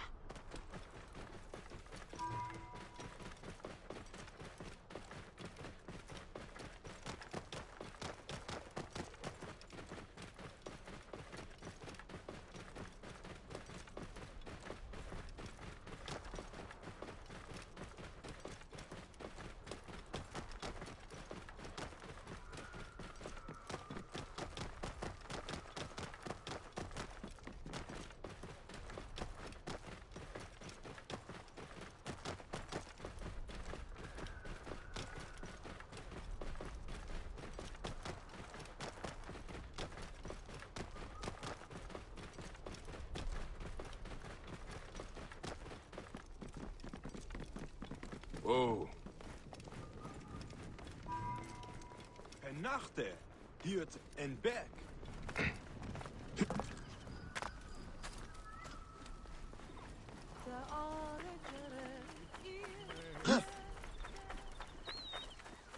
Nou, Dio.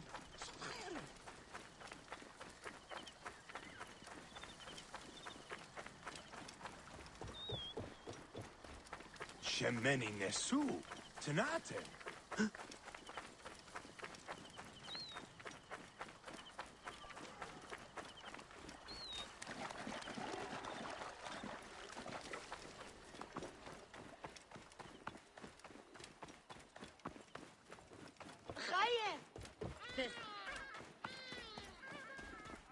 Dr. Darling, you can always have a break in a busy area of Alexandria to farm Garrus. That's true. I wouldn't do that though, because that's gaming the system to allow that to happen. But if you wanted to, you could just do that and count how many you actually hear.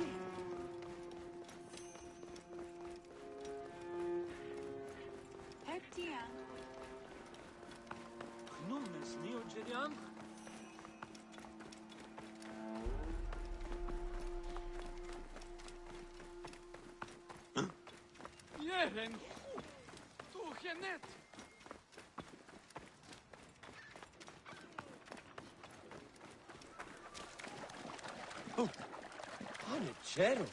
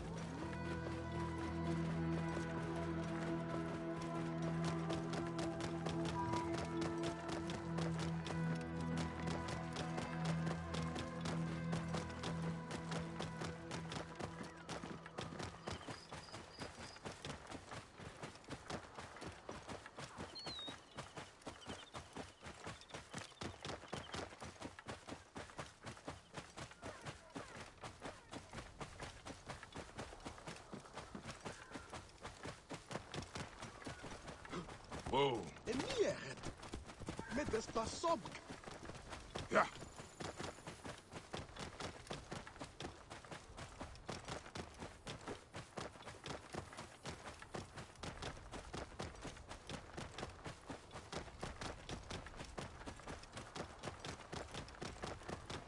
Get off! No!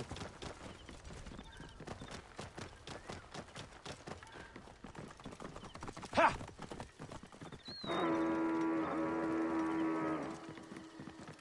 Hey, wait! Magi!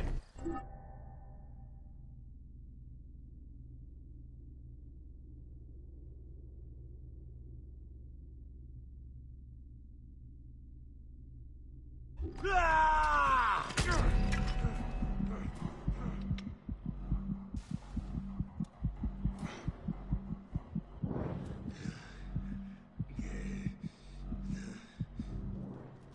Whoa.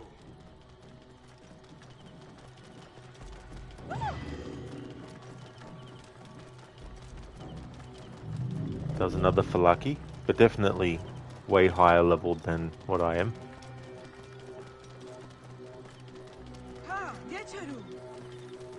Whoa. Stop right there! Move! Now! Hey! What's wrong with you?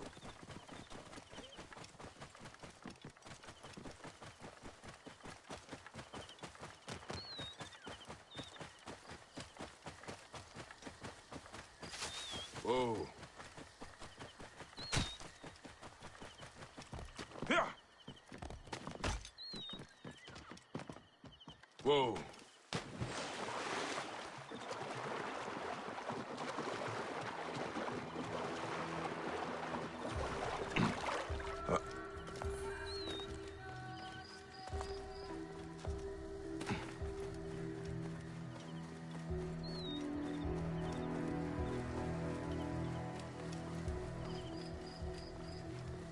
Alright, so I've reached this bridge area, which makes me remember that I'm on the right way to get to Crocodiopolis.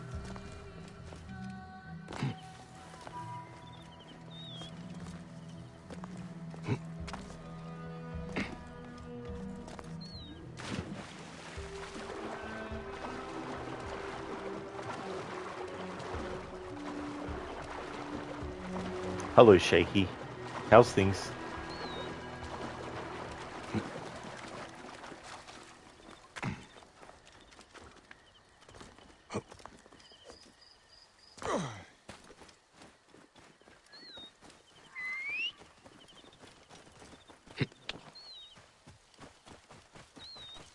High position, Gere.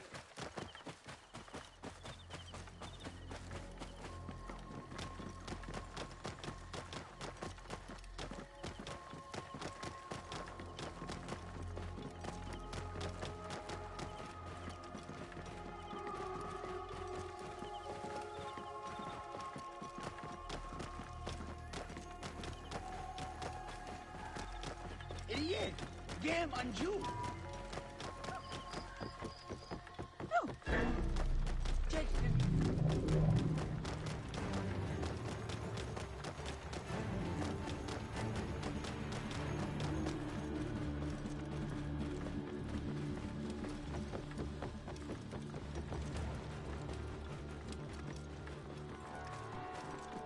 Whoa.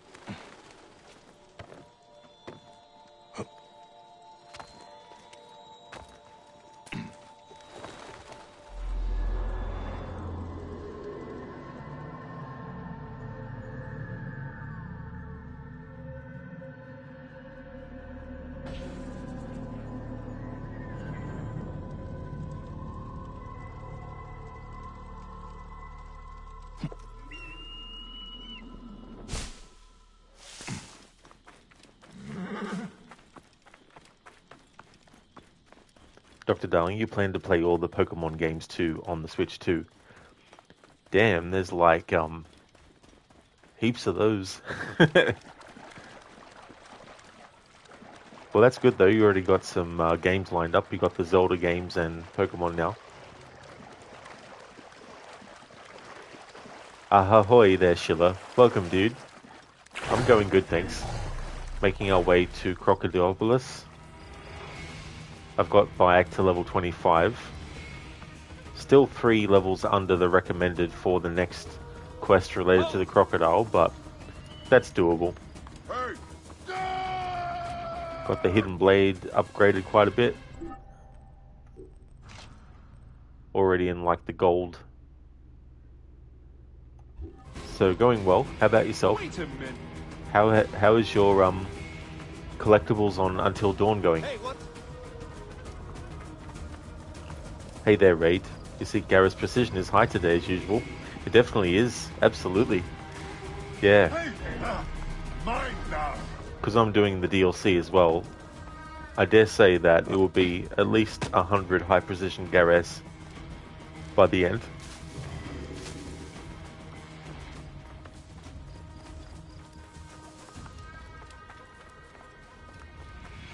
Dr. Darling, through the Nintendo subscription, it's like a childhood dream.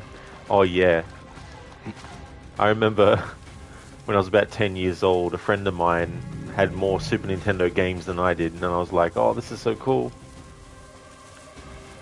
Meanwhile, fast forward to when emulation was a thing, when you could literally have like, 60 plus games. It's like, yep.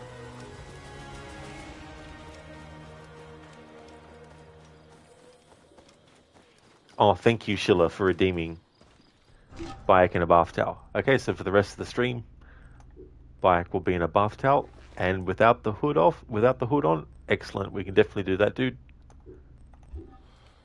There we go. Raid only 100. Yeah, I'm probably being a little generous even, because on the PlayStation 5 version, well, it's not the PlayStation 5 version, I'm playing it on a PS5, but on the PlayStation version, you hear less of them than you do on the Xbox version. So taking that into consideration, it may just reach 100.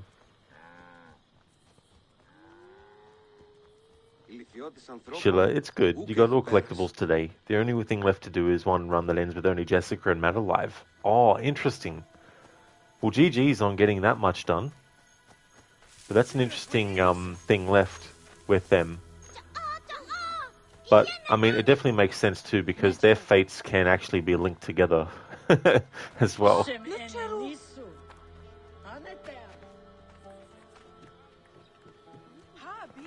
Rage, you love emulation, but don't tell Nintendo that because I hate fun. Yeah, I don't know. It's pretty complex issue as well, because it's like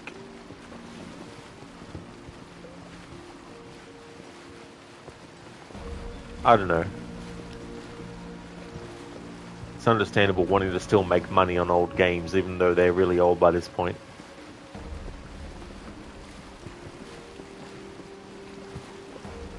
That's all good, Schiller. No worries at all, dude. Definitely know how difficult it can be, especially when there's collectibles you can easily miss. Because when I was doing my playthrough to get all the collectibles, the guide I was first using wasn't fully correct, or it didn't give me information that I really needed to know until it was too late. Schiller, you could do a chapter replay to get it, but you want to kill the others a specific way, so it'll be a while run.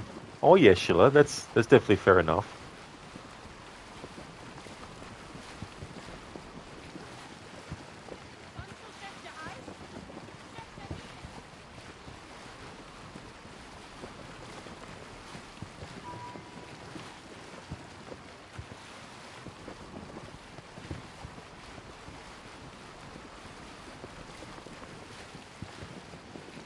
Raid wouldn't have to resort to emulation if they'd make their old games easily accessible. You literally want to give them your money, but they won't let you. Didn't they actually have, like, because I remember They might have changed it since the days of the Wii. But I remember they had some Nintendo store or something where you could get a lot of their older games. Do they not do that anymore?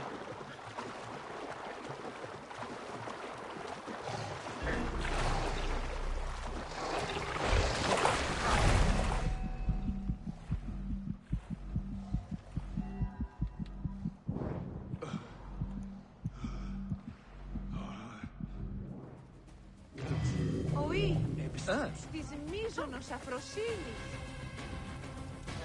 Άρτια φύκνη με τις...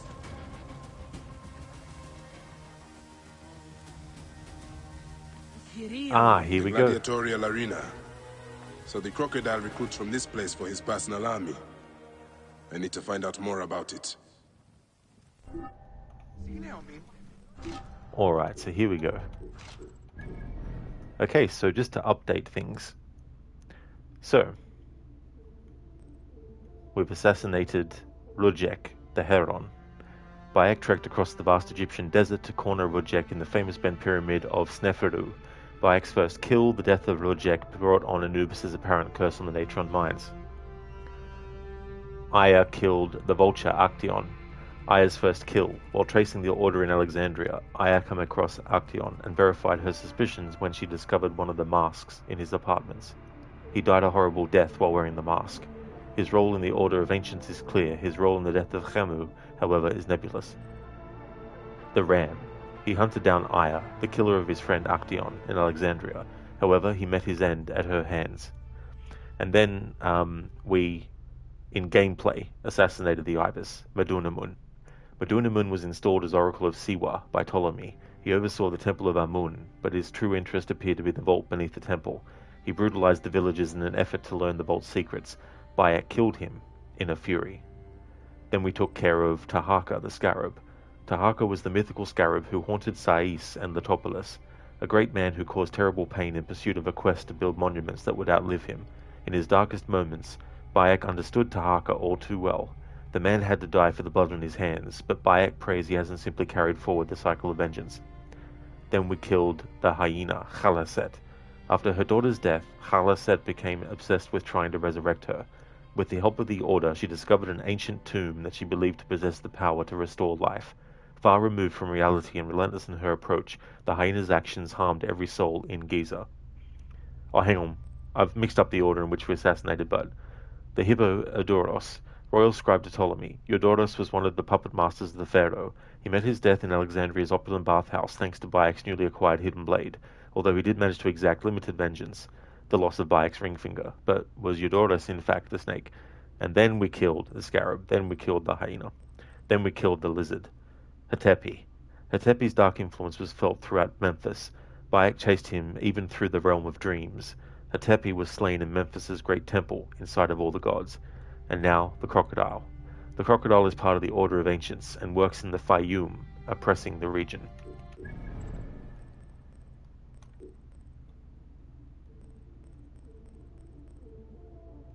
The most previous main quest we did was the crocodile scales. Bayek travels to the Fayum to hunt his next target, the member of the Order of Ancients known as the Crocodile. And unfortunately, Khanut and Hotefres's daughter Shadia was killed by the crocodile. So now that brings us to the current main quest, the Crocodile's Jaws. Bayek remains on the trail of the crocodile, who is clearly using gladiators to carry out their dirty work. Fayum's populace is enthralled by the gladiatorial ring, but the stars of the arena are busy in the shadows, and Bayek must dive headfirst into the world of warriors and corruption, alongside an old friend from Siwa, Kensa. Will the crocodile show its teeth? Ray, you don't know about their old games. Most stuff on the Wii store was just garbage shovelware. Oh, was it? I see. I do remember, though, when I had the Nintendo Wii, that I would get some of the old NES games and stuff on that.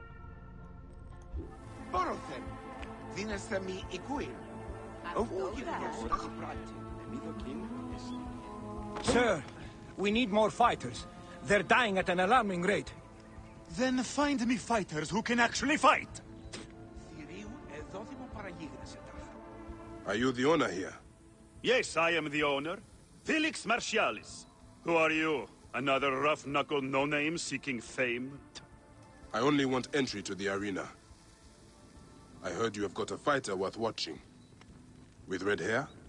Ah, you mean the Gallic brothers. You heard right. But let me save you some time, camel boy. You cannot afford it. Now piss off before you scare away someone who can. Sir, this man wears a Magi badge. Ahmed, what? Ah, I do not even care. Can you fight? You look the part, like a vicious, mangy dog. Nah. I have already got an Egyptian. A huntress from Siwa, who's worth 3 of you. She frequents the obelisk in the East End if you want an impromptu beating. It is the only way inside this arena. Fight in the streets, and the gladiator can bring you in. So, the Gallic brothers are involved in Shadia's murder. But why are they doing the crocodile's bidding? I need to get inside and learn more. The arena owner mentioned a C1 gladiator to the east at an obelisk. I wonder if I know her. Siwa is a small place. I should go and see. Raid, what a dick. Yeah, Felix. Played by another Assassin's Creed acting veteran, Sean Bai Cho.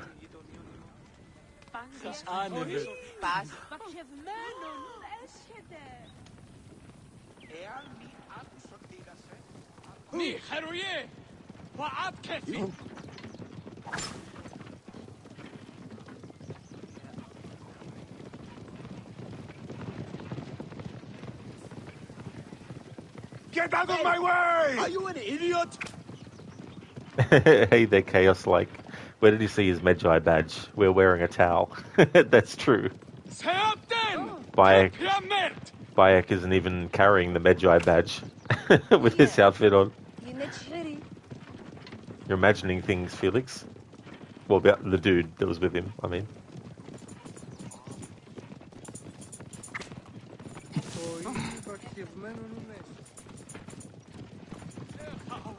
It'd be funny if he did. Raid. So he's Duccio's ancestor, no wonder he's a dick. Clear the way.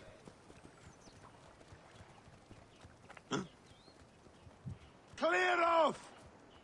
He also acts in the Outlast games as well. I don't know if he did anything for the Outlast trials, but he was in Outlast 1 and 2 as well.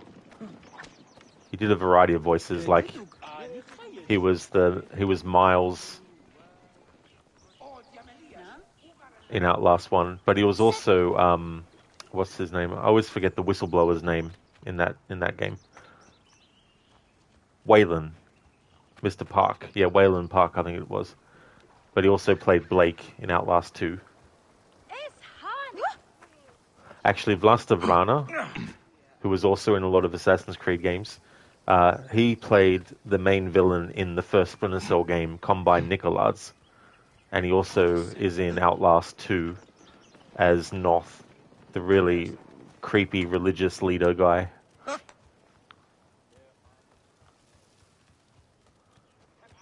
I mean, it makes sense because the Outlast games are made in... Is it not clear that Sobek himself favors Crocodilopolis? Even Greece has come to our city to enjoy...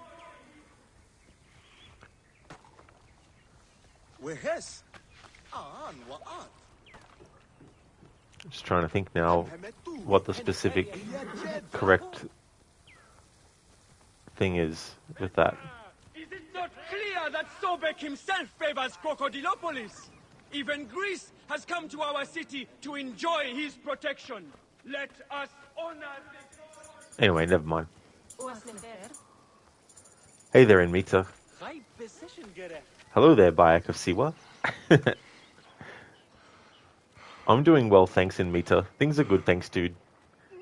How's things going with you? Did you see his eyes? Something is wrong. We're cursed. Clear off! Hurry!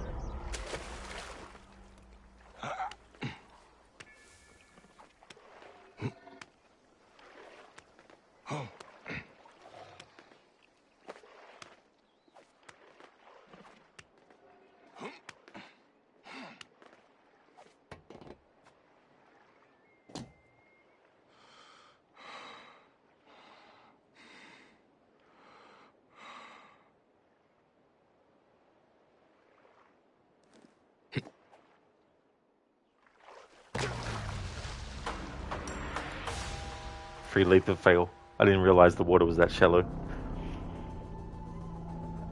Cheers, Inmita. I'm glad to hear that you're going well too. You just had breakfast.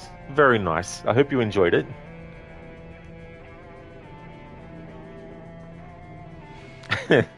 I'm like, surely Bayek will land in the water there, right?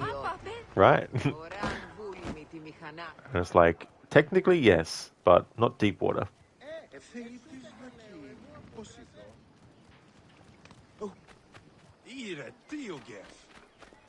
Excellent, Mita. That's cool. That's good that you enjoyed your breakfast. I'm terrible with breakfast, though. I very rarely have it. Sometimes I will. But when I do, it's usually like something from Hungry Jack's, which is our version of Burger King.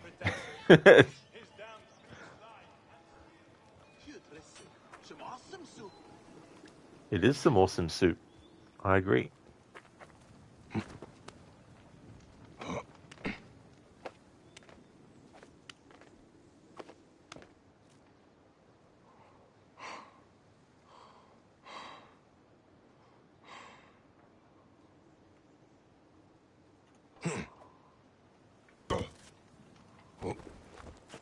It makes you also tend to skip it, but when you're working in the morning, you have to. Oh, that's fair too, as well. Yeah. That'd be very, very helpful.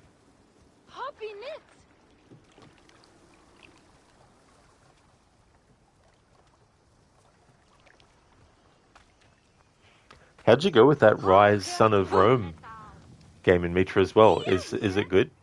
Because I've seen Crooked. One. Wait, that looks like. Because I've seen Crocodiles play it. He's done 2 playthroughs. A few years ago, he did his first playthrough of it, and then last year he did his historical auto run for it.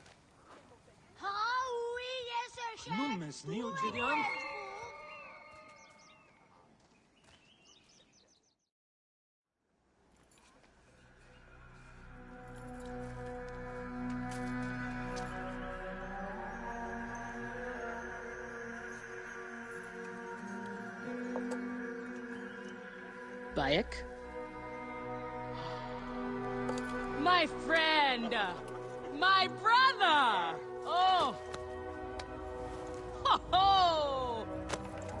Shit, it's good to see you. What are you doing in Fayoum? I heard this was a good place to prosper. Hmm? But I never expected to find you here, Kensa. What can I say? I heard the call of the arena! Can you believe it? I am a gladiator now. Huh? But come, let us talk. And drink.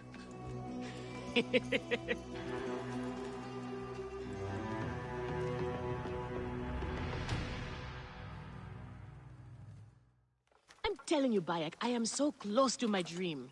If only I was given the chance, I know I could become champion. I mean wealth, luxury, fame. What more could a woman want? Huh? That's why I came to Fayoum. To make a new life for myself and bury the past. But I was turned away from the arena doors. So you have finally given up trying to put the world to rights. Good. Such things are impossible. Felix is slow to trust outsiders. But do not worry. With my backing, we'll soon be fighting side by side. First, we drink.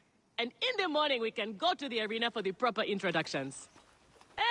It's good to have you here, old friend.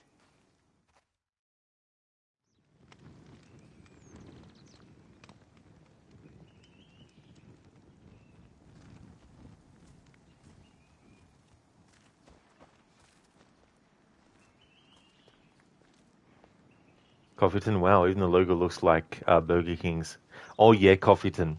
Yeah, apparently, when Burger King wanted to expand into Australia, apparently we already had a Burger King restaurant. And so, instead of being able to just have their Burger King here, to actually expand into Australia, they had to change the name of it. So they changed it to Hungry Jack's. So that's why the logo looks very similar, because it essentially is Burger King, but they had to name it Hungry Jack's here when they expanded out to Australia. It meets a well, where do you start? It was full of action, like all the time, but it was good, until the last part, which for you turned into a death loop. You just rage quit the game.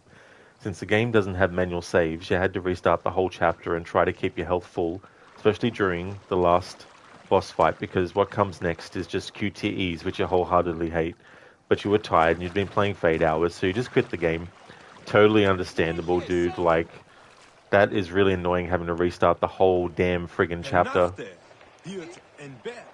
and redo all that again, and QTEs is just like... I think that game came out in 2013 as well, so you get those games around that time that were still kind of being a bit arcadey, you know? And so, yeah. But hey, you gave it a good shot. Like, that's a lot of time to dedicate and keep at it for 8 hours. His damned priests lie and steal from the people, and the gods do nothing. Hundreds of Egyptians starve every year. Where is Sobek and his sandal-licking priests? Where is Sobek and his sandal-licking priests? Maybe they're licking his sandals. I don't know.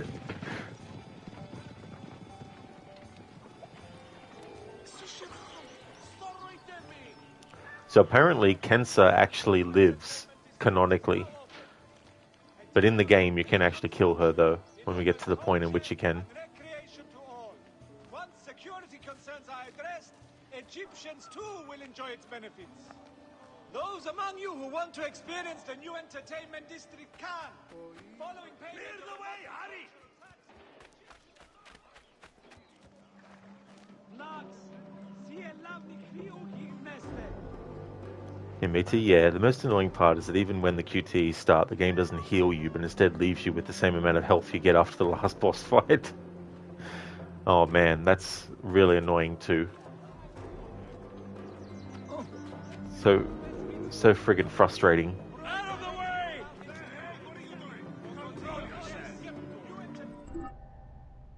Uncle, I don't like this architect though. Thank you, Dr. Darling, for redeeming that as an Arnie impression. The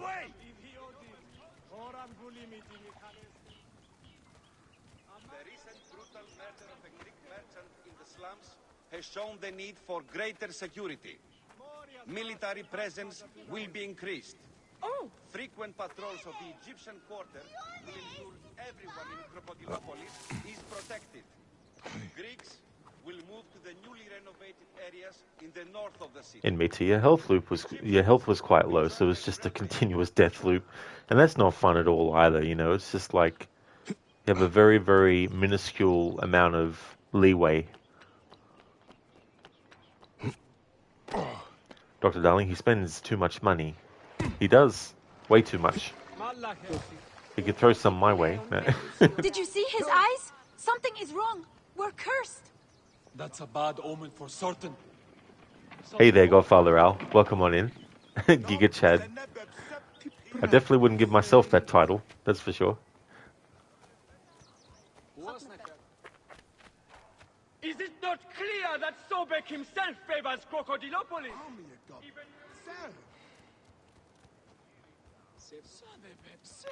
Son Pepsep. How's things, Godfather Al? Welcome on in. Ah, here we go. There's the arena. I can see the statues of Did you see his eyes? the two champions. We're cursed. The Garlic brothers. I know it's Gallic, but...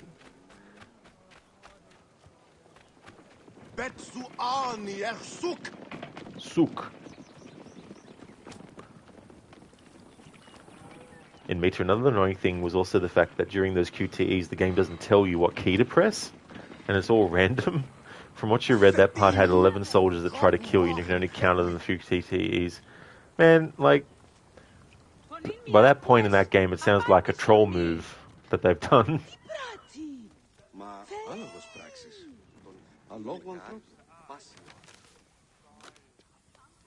I want this man to be my partner. As it happens, the Iberian was torn apart by lions yesterday. I may have an opening. And if Kensa vouches for you... You will need a title if you're going to team up, though. How about The Siwan warriors. I think the Guardians of Siwa would be more fitting. Is that memorable enough for you? I have heard worse. Come inside. Yeah, me too. Yeah, you're like, you know what? Fuck this game. I'm done. I could definitely relate there. I haven't played it, but... This is where combatants wait their turn on the sand. What you smell is sweat, blood, and not a little offal. If you are predisposed to shitting your armor, this is where to do it. There is no pharaoh or god in the arena to protect you, Magi. This is where you will probably die. Try to do it with drama. It pleases the crowd. On the off chance you live, you will be rewarded with glory and fame. And another chance to die. Such is the short but luminous life of a gladiator. All right, who do we have? Ah, there is Callistos. Callistos, a former soldier of Ptolemy who claims to know how to handle his sword. Horus, he was my best fighter once, but age ruins us all. He's not much more than a bedpan now. He trains the novices. Is that armor from Ptolemy's army? Most of the fighters cannot afford their own armor. In any case, it is soon ruined. The army does not miss a few suits here and there, and it adds to the authenticity. Speaking of authenticity, in the arena, you use the weapons I give you. There are no exceptions. You already know Kensa, whose glowing but suspect recommendation brought you here. Bayek! Crocodilopolis welcomes another champion! Or another bag of blood and shit. I want to see if he can fight. And who better to test him than the one who recommended him? What do you say? Ready to draw sword, old Magi? Let's see if you have improved. This will hurt, I promise. Ha! Oh, not bad, old man! How is that for old? Nick, I thought I had you! You need more style and flash. But you have got a pleasing vicious streak for a sand dog. Okay, Kensa. You have got a new partner. We open the door soon. Be ready.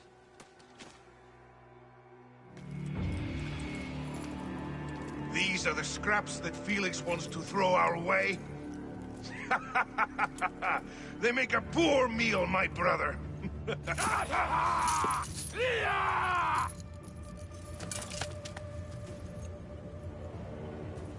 I'm going to slice off your balls and feed them to you.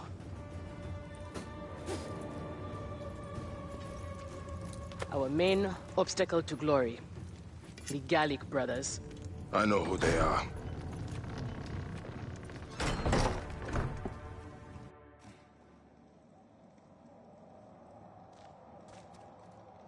In me too, you can see me rage to that game a lot if you play it. To be honest, from what I've seen, aesthetically, it looks pretty decent. I don't have anything against like hack and slash games, you know, which it does look like a lot. But I haven't really felt the urge or the pull from that game to actually play it, if that makes sense. So the chances are very slim of playing it. But it's a shame if there's like some really cool story stuff as well, because that can really be annoying when you're trying to enjoy the story of a game, but then the gameplay gets to a point where it's just unbearable and it's ridiculous and it's unfair and it's annoying and frustrating. I intend to write a book about you. If you do, make it short. Thank you for redeeming that, Dr. Darling, from Assassin's Creed Brotherhood. It's a great moment between Machiavelli and Ezio. I intend to write a book about you. If you do, make it short.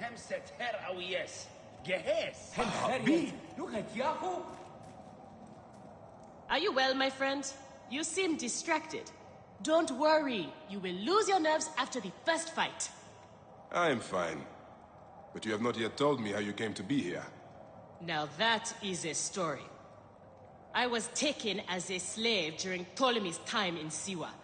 A sick beast named Septimius and his clan were going to use me. but I managed to get a sword and make my escape. I traveled here where Felix took me in and trained me. But enough about the past, huh? I can't tell you how happy I am to share this good fortune with you. Soon the crowd will worship you, almost as much as they worship me. Yes, yes. Let us split the sun in two with our swords. Ho ho! You are primed indeed! Let Felix know when you are ready for our first match. The sooner we start, the sooner we are champions! Godfather Al, what is the next new game you plan to play? Well, until it was delayed recently, it was going to be Directive 8020, the next Dark Pictures game, but that's been moved now to next year. So as for like new games, it's not new anymore, but eventually I'll get to it. Silent Hill 2 remake. I'd like to play that at some point. Also, what's another game I was thinking of?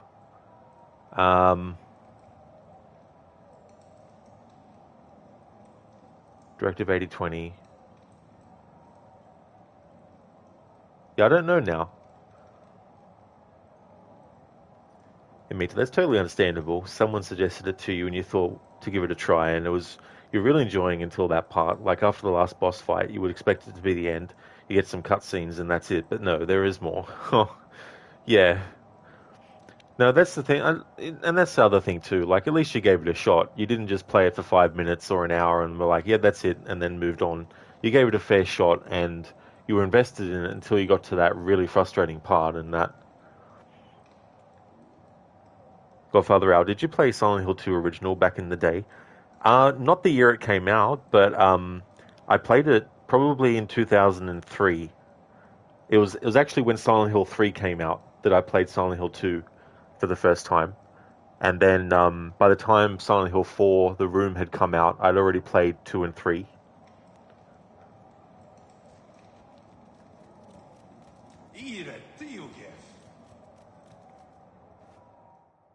We are ready.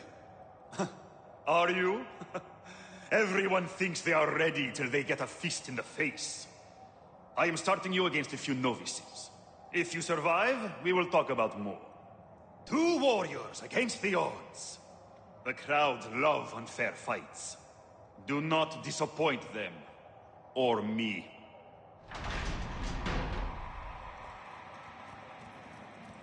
Shemeni Nesu, Tanatem. You are Horus, are you not? Felix told me you are the trainer here. Not my choice, Gaelic brothers. Hurt me, my head. Would have killed me if Felix did not stop them. What can you tell me about them? You don't want to fight them. They are strong and fast, and they like killing. For them, it's fun. Sport.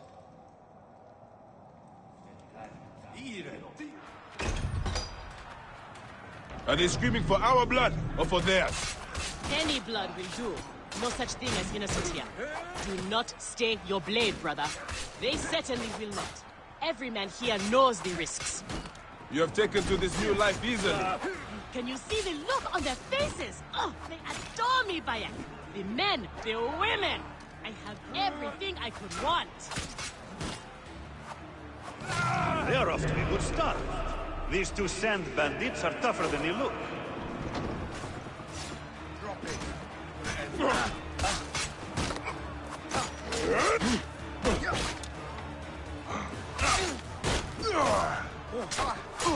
Thanks be to Amu. You honor Ares, Captain.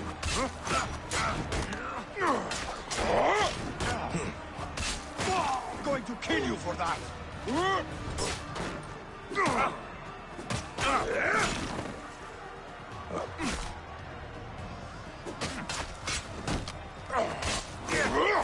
Keep fighting like this, old friend, and we'll catch the eye of a wealthy patron.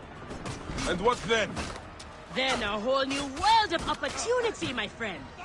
The best gladiators are sent on special missions and earn more coin than you can imagine. Then let us make sure they notice us.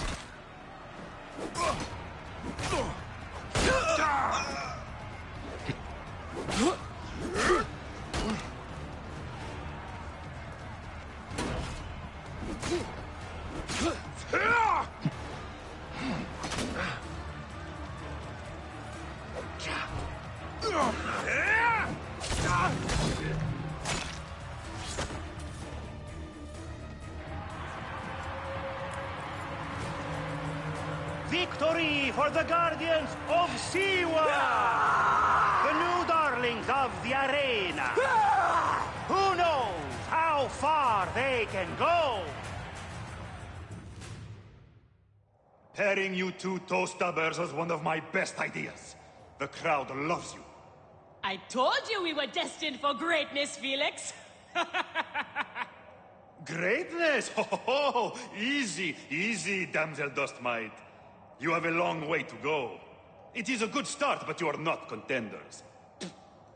You do not get to the Gallic brothers by beating a few shit-stained novices. Though, to be honest, I hope you make it. I am weary of you nagging me. What do we need to do to face them? Gods and peace, not you two. Just concentrate on the next round. For annoying me, I am adding lions this time. They have not eaten for days. You are their dinner. Find me when you are ready. If what Kensa says is true, any of the gladiators could be working for the crocodile. There might be evidence here of the jobs the Gallic brothers did. Maybe even the identity of their patron.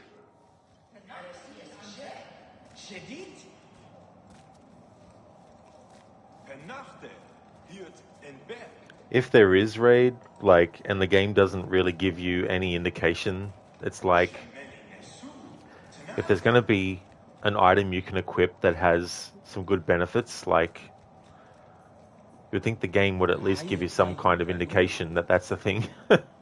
Like a tutorial that says, hey, you know, if you go here and you look at the skills, you'll be able to equip different things, you know. Raid Felix repeatedly spitting is getting under your skin. Yeah, I must say I'm one of those people. I don't like it when people just spit randomly in public places. It's just like, really? But that's just me.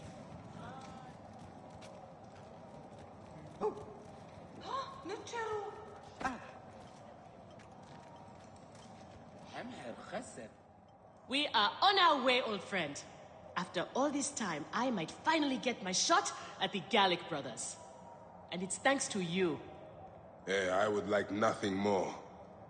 What about these other contracts you mentioned earlier? Oh, the righteous Bayek is willing to dirty his hands. Times have changed, Senu. I suppose it is hard to be a Magi all the time. You will have to ask Felix about those. Quietly. The best way to reach the crocodile is to beat the Gallic brothers. As if I needed more reason to slit the throats of Shadia's killers.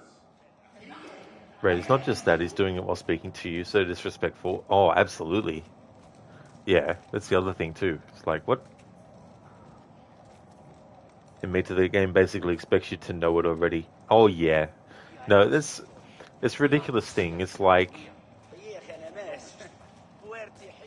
all the sort of like things that are possible to do should be shown to you in a tutorial, you know what I mean? Like, at least as an option. Like, if you don't like tutorials in games and you can turn it off in the option menu, so be it. But if you're playing it for the first time and you don't mind having those tutorials, at least give the player some heads up on stuff. Felix, I've heard some gladiators are chosen for extra work. You heard wrong.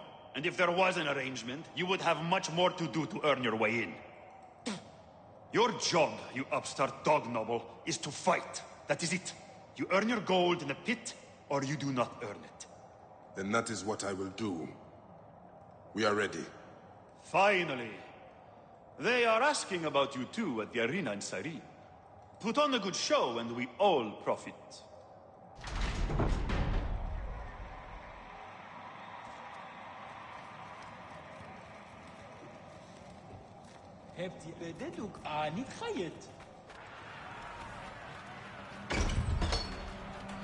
How often do you fight lions?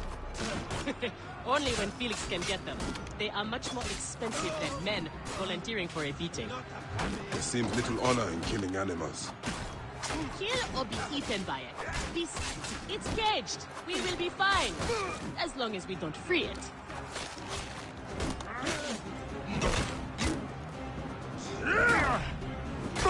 The Magi and the slave girl are unstoppable. More ferocious than wild beasts.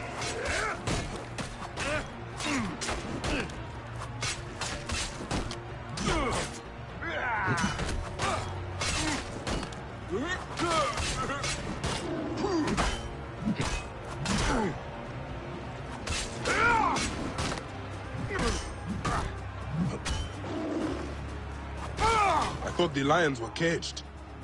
There are no rules in the arena, Senu.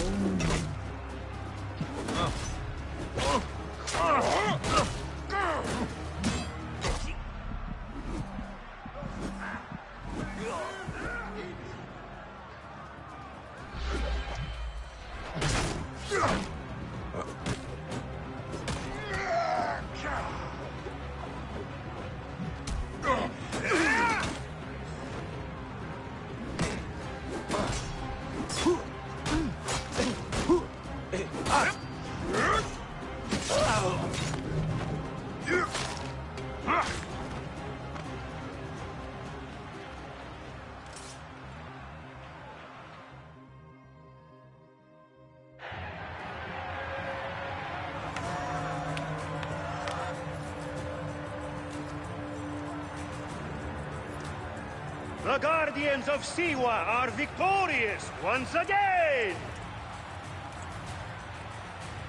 Could the Gallic brothers be next?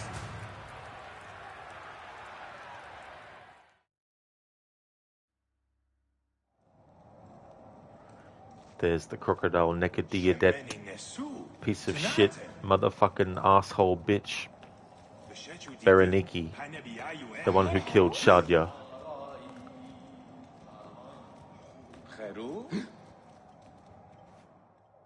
Where's Kensa? Her talents were required elsewhere today. You are going to have to win this one alone. You will be fine. Another errand for the unknown patron. Fighters who ask too many questions do not survive. It is a dangerous job. Accidents happen. I am only keen to prove myself. Then win this match. You will get your chance against the brothers. Beat them, and you will be noticed. Is Kensa okay? Holy Anubis. I have to win this.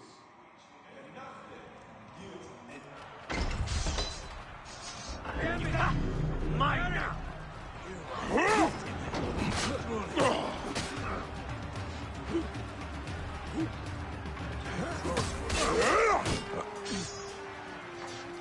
You'll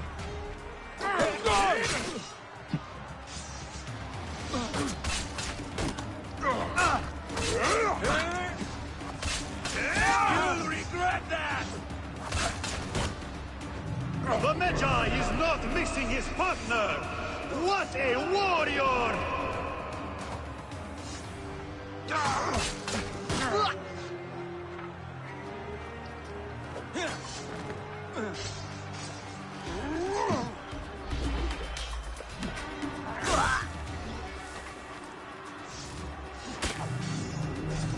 Are you watching, Crocodilopolis? Is this the rise of a new challenger? Will the Gallic brothers keep their crown?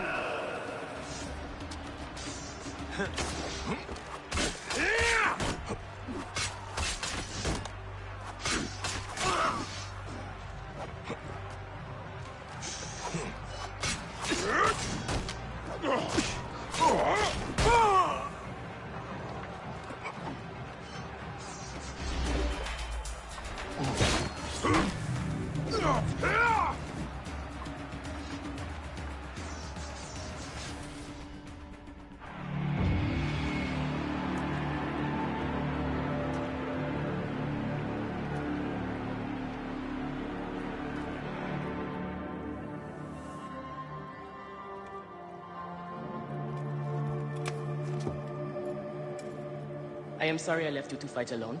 But I hear you did me proud.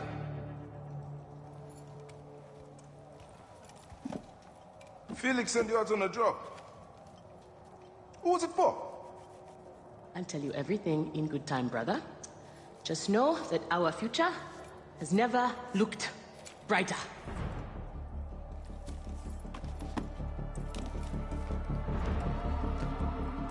Bayek.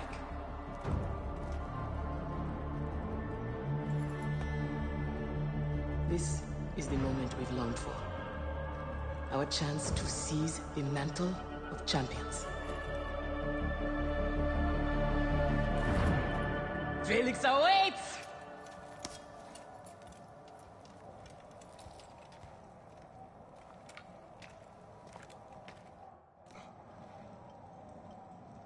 High precision gerecht.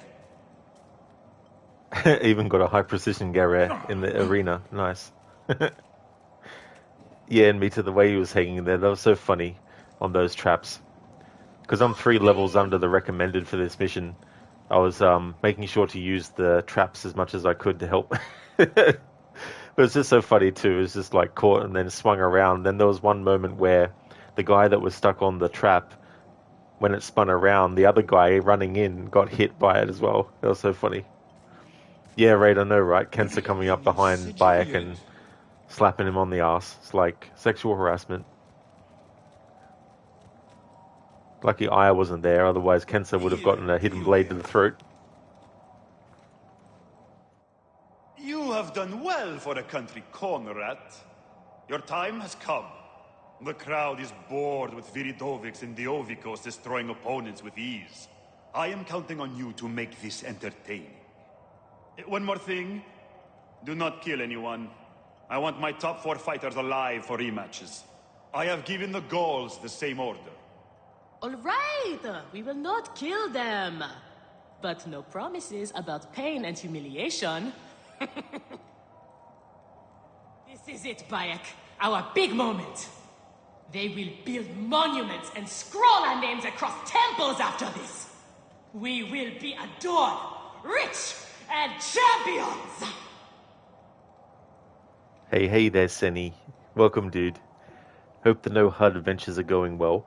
They are, yeah, I got Bayek to level 25. The crocodile quest that I was up to was suggested level 28, and I was level 22 the other stream when it popped up. So I got to level 25 for Bayek today, and then we upgraded the sword and shield and bow. And doing this, it's been good. Haven't really had any sort of like annoying, frustrating moments today. More so yesterday with side quests that I was trying to do, where you had to find like an item underwater, and that was really annoying. And I tried to use Senu, and I tried to use the Animus Pulse to no luck, so I was just like, fuck it, and then moved on. But it's going really, really well. How's your weekend going? I hope you're having a great one. Ray, well, depending on what you choose, you might get a hidden blade to the throat later. That is true, Raid, yeah. Yeah, I was saying before how apparently it's canon that she actually lives. It might have been you, actually, Raid, that mentioned at one time what happens to her. Like, I can't remember if it was you or someone else, but I think there was some other form of media or something where it confirmed that she was still alive after the events of the main game of Assassin's Creed Origins or something. There's been some playthroughs where I've let her live, but usually what happens is by the time I do that quest line, yeah, Raid, so it was you, yeah.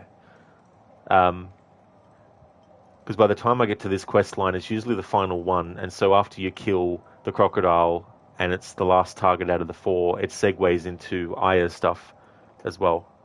And then it comes back to where Bayek is, of course, but yeah. But we'll see.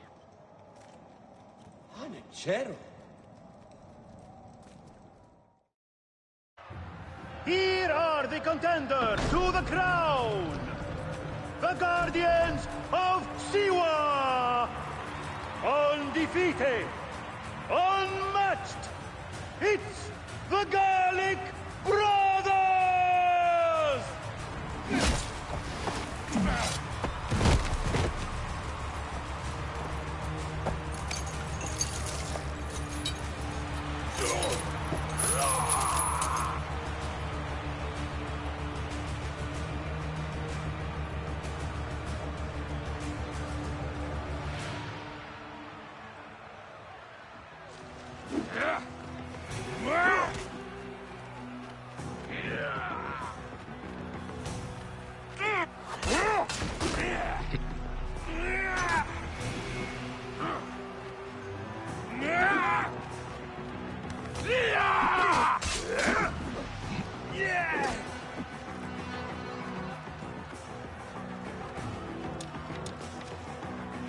Hey there, Levy. I hope you're having a great weekend as well. Crooked, glad to hear it's going well. I don't blame you. You also had trouble getting to finish some side quests since they tend to have so many steps to them. Yeah, it's like now, go and find this little grain of sand amongst the desert that is the same as the other grains of sand, but it's the one piece of sand you need to find.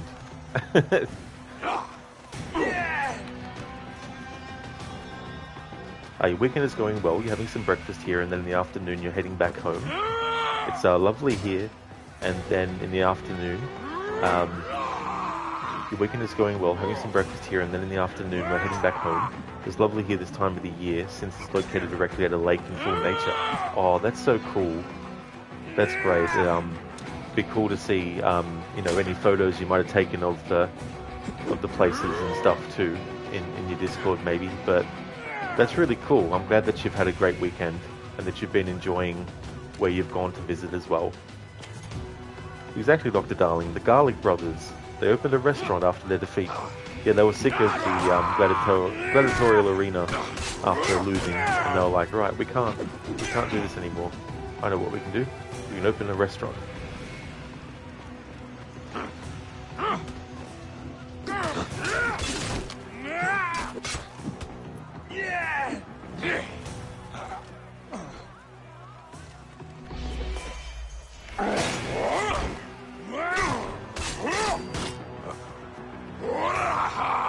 Without a HUD, of course, can't see the health of both opponents.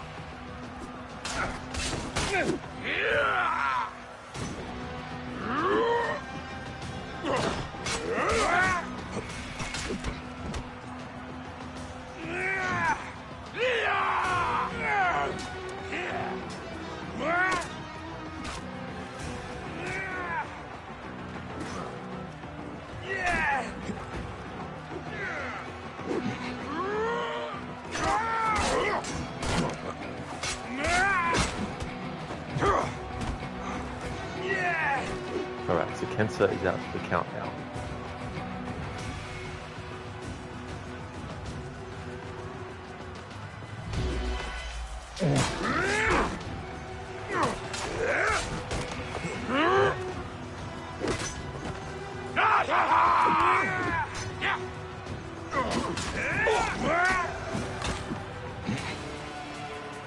Oh, nice. I've defeated one of them.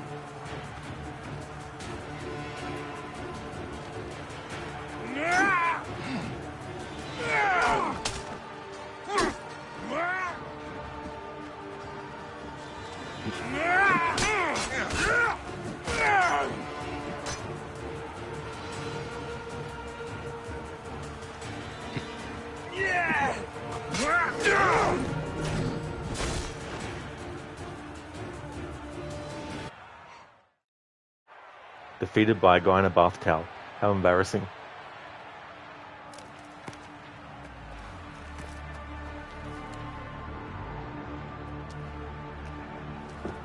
Crocodile!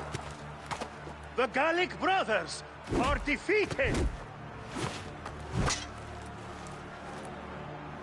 You killed a child called Shadia! Death is the least you deserve! The lighthouse! We didn't kill her, I swear! We have done many terrible things, Sewan, but the murder of the child is not one of them. All hail the new champions! We were the there. guardians of Siwa! Some soldiers captured the girl and take her to Berenike, to the crocodile. It was she who drowned the child, took a book from her, ordered a stone tied to her ankles, and pushed her in the water. There was nothing we could do. This is the real reason you came to me, isn't it? To uncover this patron, this crocodile. Bayek, why didn't you confide in me? Huh? I would have helped you. You're a mercenary, just like them. I couldn't take the chance. What fate awaits the fallen? No. Will it be life Bayek, or death? you know me better than... Death! Bayek, you have to know!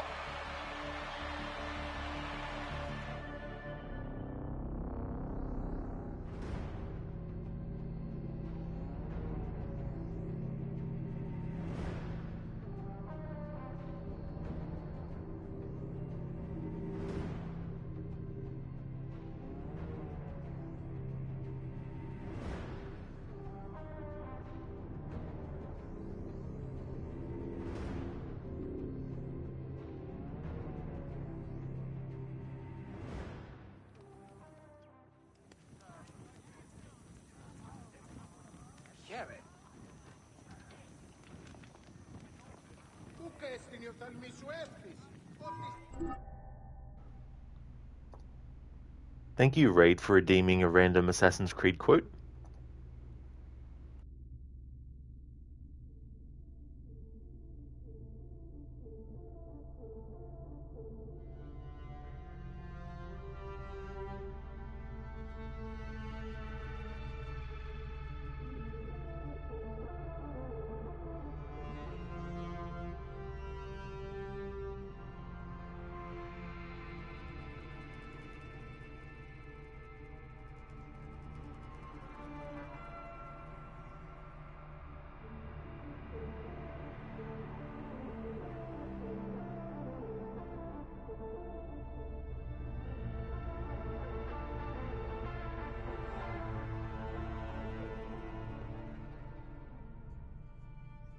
Alright, so I've got one. What's this for? I'm keeping tabs on the other teams. Other teams?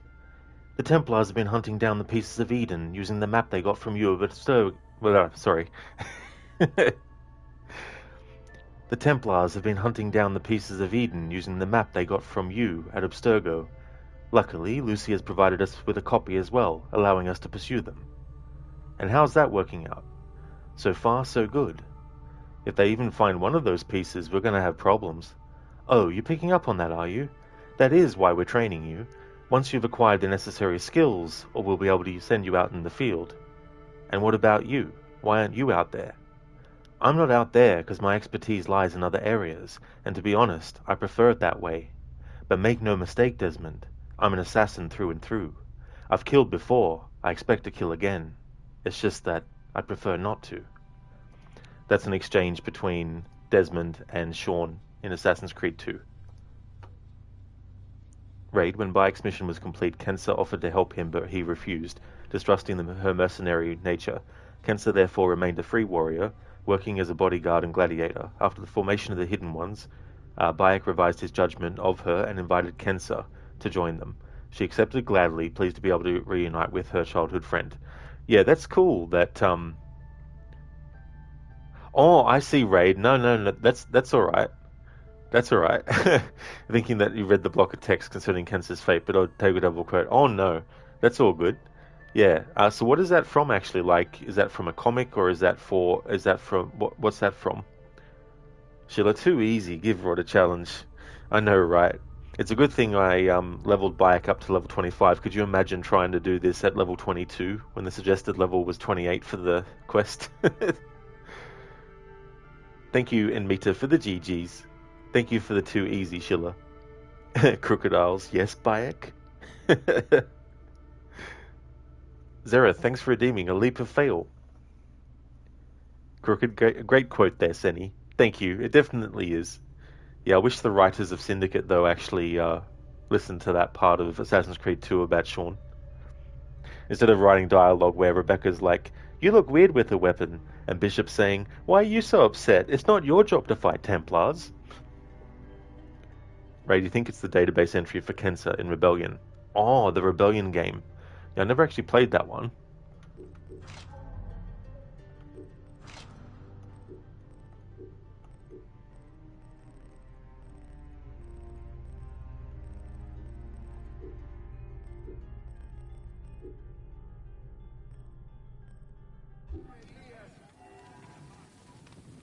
Ah, the glorious Magi has returned.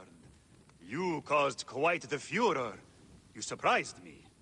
Not bad for a sand scratcher. I like entrepreneurs, free spirits, money makers.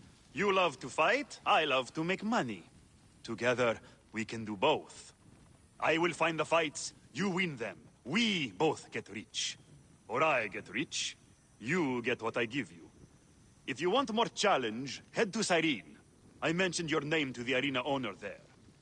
You are welcome. Stop spitting.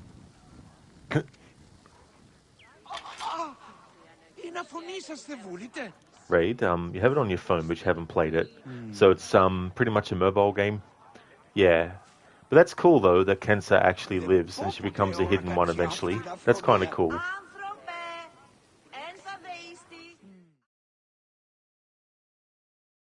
So it was Berenike. She is the crocodile. She is the one who killed Shadia. She is the one who has brought ruin to so many. She calls herself the sponsor of Fayum's prosperity and culture. And her influence is felt throughout the region. Her wealth comes from her estate north of the city. Kerkesucha Granary, the largest in all of Egypt. She has arranged a symposium with others of influence in Fayum. Every night, she retires to her villa, where she courts their favor with bribes and silvered words. Then that is where I will find her. Thank you for everything, my friend. What will you do now? I will retire to our family villa. I need a drink. Henut and I must mourn in peace. Farewell, Bayek. Once you have done what you must, we would be glad to see you again. Raid, I want murder. For Felix, at least, Lo. That can be his fate. Relu?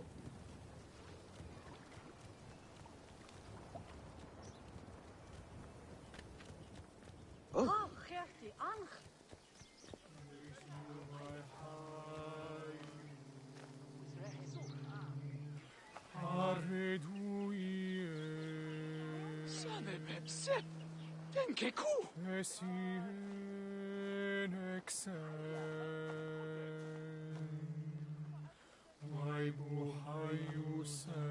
Hemset her awiyes. Gehes.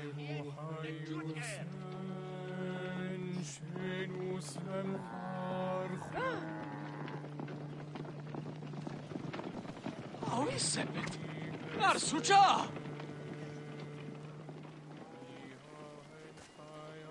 Nedher. Zaneb. خري بالدخان. Khorri. Betsuani Ersuk. Souk. Out of my way. Souk al Salah. Raid, then we can spit on his grave and be all ironic about it. Yeah.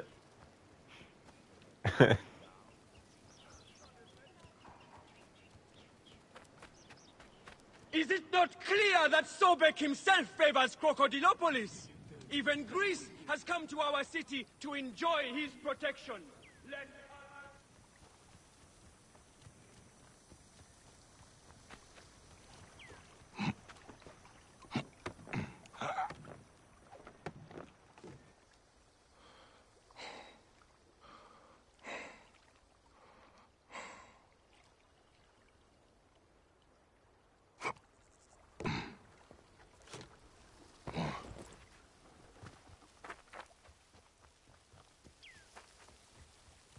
Is it not clear that Sobek himself favors Crocodilopolis? Even Greece has come to our city to enjoy his protection. Clear the Let way. us honor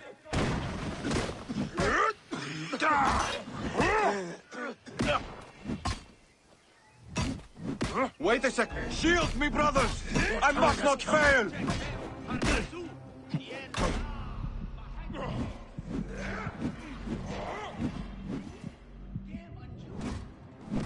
Shield me, brothers. I must not fail.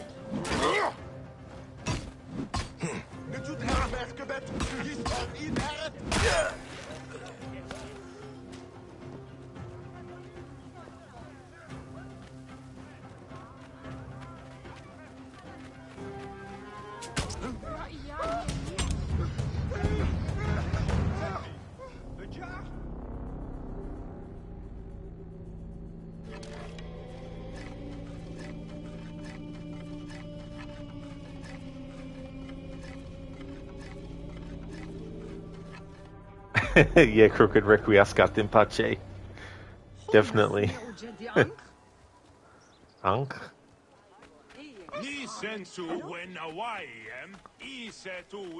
Hawaii, I don't know.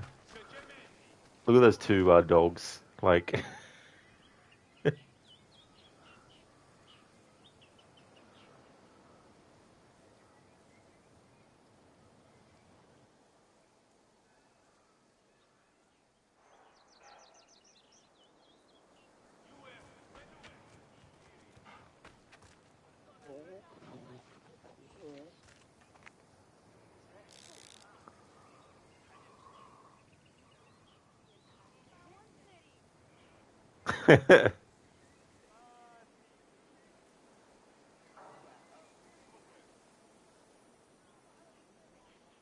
It's funny, from this angle, it looks a bit like a kangaroo's face.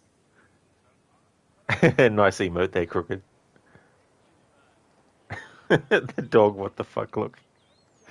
It's funny the expressions dogs can get on their faces that makes it seem like there's something more going on. Like, they might have a look on their face that looks like they're over someone's shit or something. You know what I mean? Crooked, it does. It really did. Really did look like a kangaroo's face.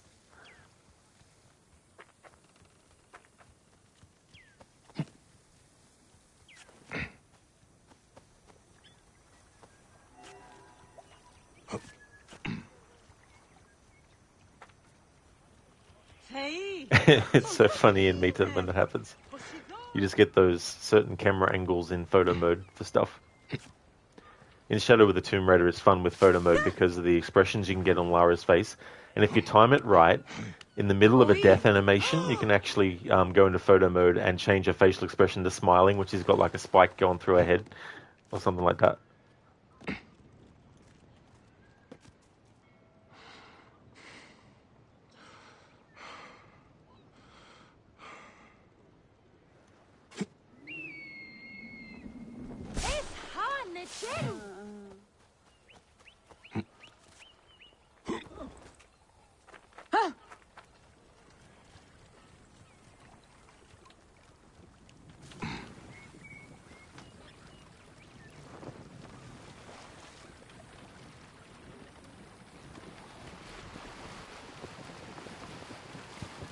Raid, you took screenshots of those dogs and uploaded them to Discord. You're welcome. Oh, you did, Raid? Oh, cool. Thanks for doing that.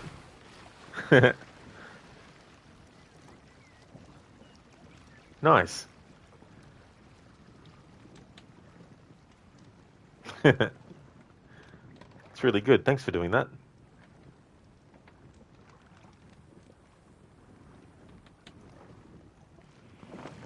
Zereth runs past person. Ugh. Why'd you do that for? What do you think this is? Oh shit. You redeemed a leap of fail, didn't you? Or was that ages ago? That must have been the one you did before. Was it Zereth? Didn't someone redeem? You did. Sorry about that, dude. I'll get to that. I had a feeling that you did. I was thinking, hang on, wasn't something redeemed? Wasn't there a leap of fail redeemed?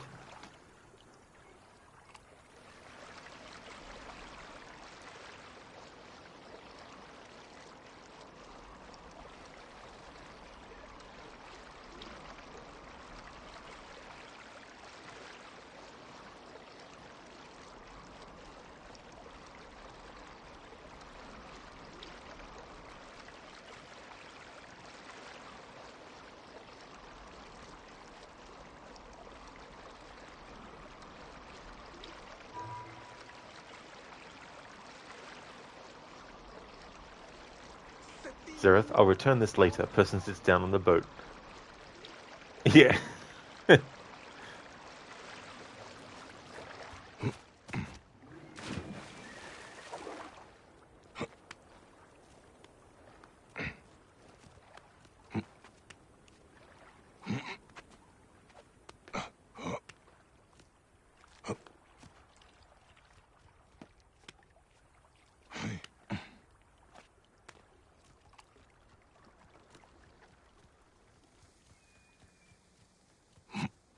Rage, you have an extension that lets you take a screenshot of any video or stream you're watching.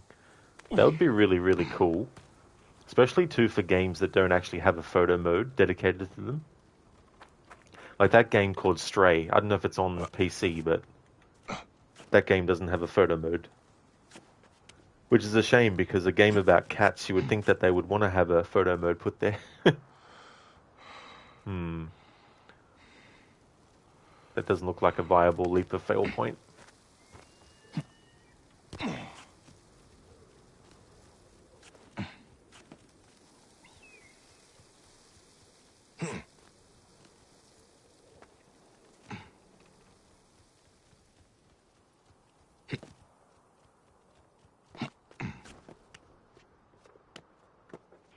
Okay, this would be insane in this game.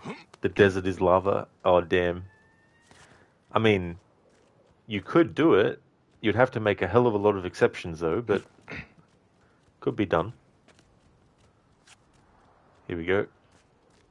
Let's try this.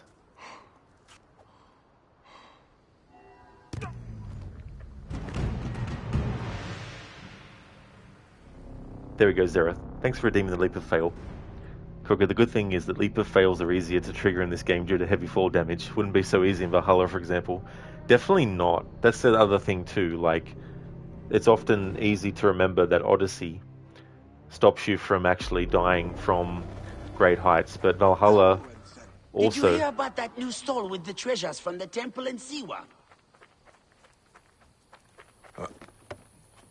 Keone, have you ever 100%ed every AC game back to back? I never have, Keone, yeah. I probably never will, though, as well. Because that's a massive undertaking and would take a lot of time.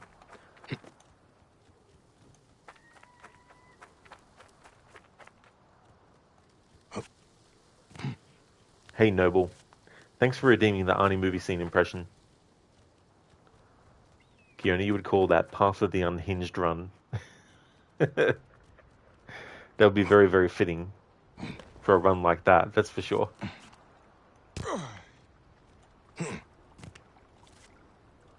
No, we'll never get a plat for an AC game, too much work. That's fair too as well.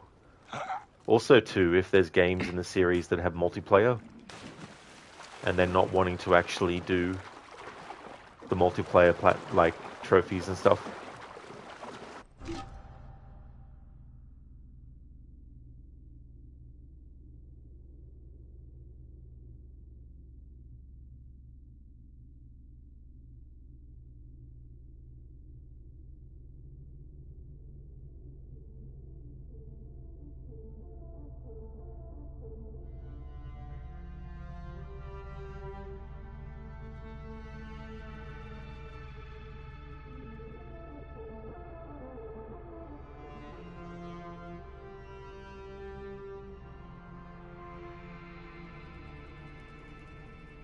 What gods do you pray to? I pray to the four winds. And you? To Crom. But I seldom pray to him. He doesn't listen. What good is he then? Ah, it's just as I've always said. He is strong. If I die, I have to go before him, and he will ask me, what is the riddle of steel? If I don't know it, he will cast me out of Valhalla and laugh at me. That's Crom, strong on his mountain. Ah, my God is greater. Crom laughs at your four winds. He laughs from his mountain. My God is stronger. He is the everlasting sky. Your God lives underneath him. That's from the original Conan the Barbarian. Thank you, Noble, for redeeming that.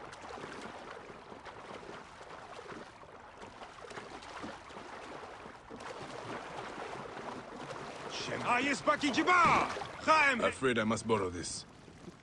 Keone, that's you with the Arkham games. The Predator challenges are a pain. For Riddler's Revenge, oh, absolutely. A lot of time can be spent on those. Big exercise in frustration. Coffeeton, chances are you'll burn out and never want to touch the game again. I mean, that's definitely fair sort of like thing to think about too. As well, Coffeeton, you're right. Like, one of the things that lets me replay not just the Assassin's Creed games I replay over and over again, but other games and other series and stuff, is because it's not always the exact same playthrough doing always the exact same things every single time, and it helps keep things fresh. And doing 100% in every single game back to back would sort of make me feel like doing other kinds of playthroughs of the games as well, and I would feel like I'm locked into doing 17 games in a row back to back 100%, and it's just like I just couldn't see myself doing that without doing breaks in between, you know, at least What do you think you're doing? do a game or two 100%, take a break, play other games, you know, all that kind of stuff.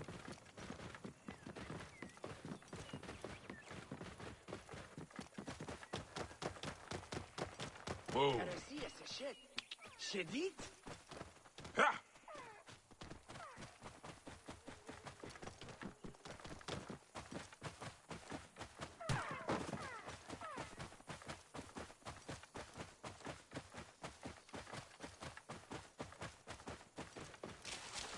Whoa. Work with me. Block the road behind me.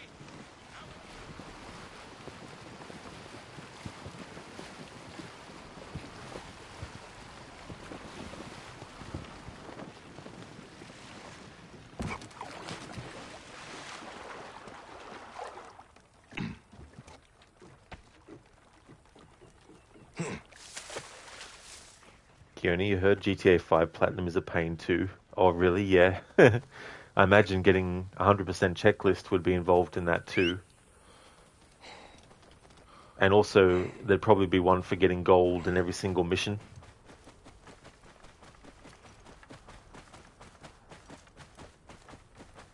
Which I've done before, and it definitely took a long time to get the gold medals in every single mission for GTA 5.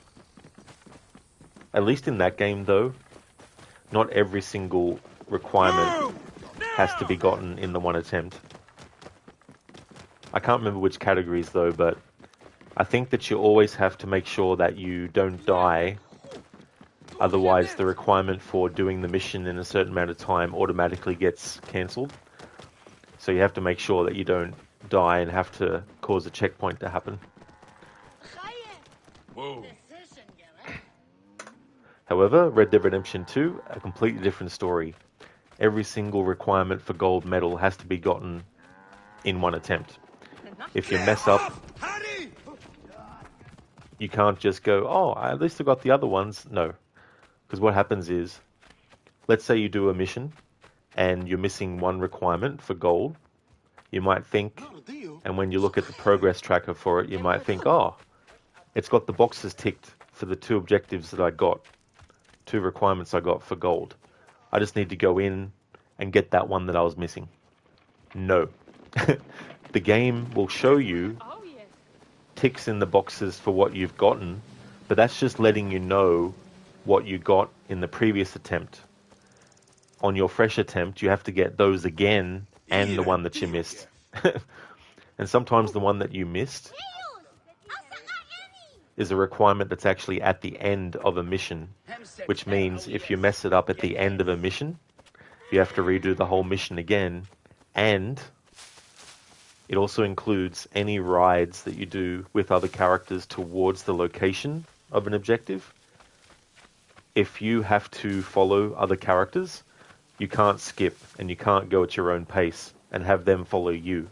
And so that means that any dialogue that happens in the conversation ride that they have, you have to listen to it again. So you can imagine, if you get to the end of the mission and you've already spent 15 minutes on the mission, then you have to spend another 15 minutes on the mission again, and that's half an hour. If you mess up again, another 15 minutes. Mess up again, another 15 minutes, an hour's worth, you know, and so on and so forth, until you've gotten it. So it's definitely a massive undertaking. But I did it after I already finished the game's story, and then I went back in every single mission and replayed it to get gold. It might actually be better pacing-wise if you do it as you go through the game, because then at least that way you'll be gradually, organically going through it. Because there might be some missions that are a bit easier doing it that way versus later. And the annoying thing is too, For example, there might be a shotgun type that you really like, and so you'll make sure that you only have that in your inventory. You'll go to the weapon locker and you'll put away the weapons that you don't use and weapon types that you don't want. But, especially in the early missions, there's specific shotgun type that the game wants you to get out of your horse. And if you don't have it in your inventory, it means you have to exit out of the mission replay and then go to your weapon locker and then make that weapon available in your inventory again and then retry the attempt at the mission, which I found out the hard way. The mission where you go and rescue John Marston, there's a specific shotgun that the game gives you at that point in time. But if you've put that shotgun away in your weapon locker and you've got your other shotgun that you prefer, the game won't let Arthur just pull that shotgun out. It'll actually glitch, and you have to then go to your weapon locker, get the shotgun that it needs you to have, and then retry it, and then you'll be able to take that shotgun out as well. Keone, oh yeah, even Red Dead 2, man, that's a true grind. It really, really is. There's also some missions where there's a really difficult final part of the requirement. Like there's that mission where you have the guys escape on the train and you have to catch them. The final guy has a knife, and one of the gold medal requirements is to not take any damage from the knife guy. And so if you fuck that up, well, you got to do however many minutes worth of game again to get back to that point.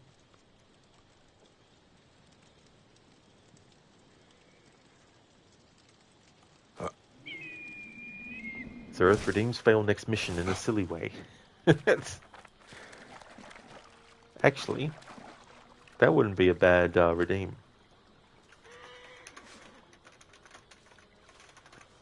Fail mission in a silly way.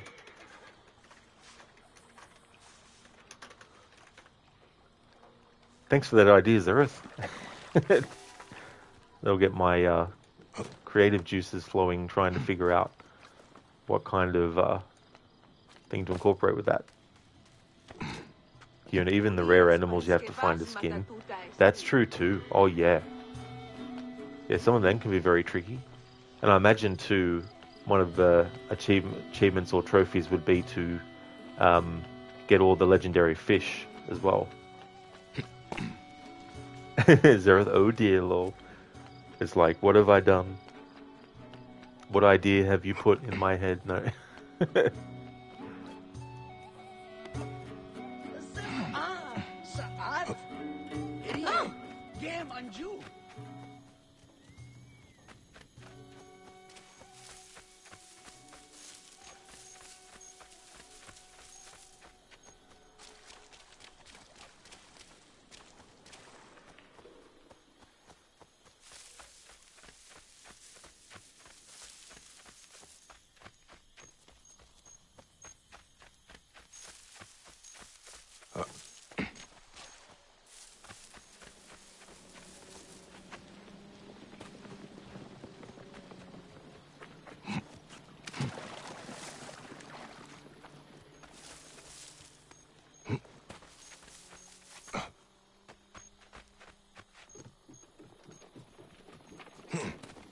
Get out of the way!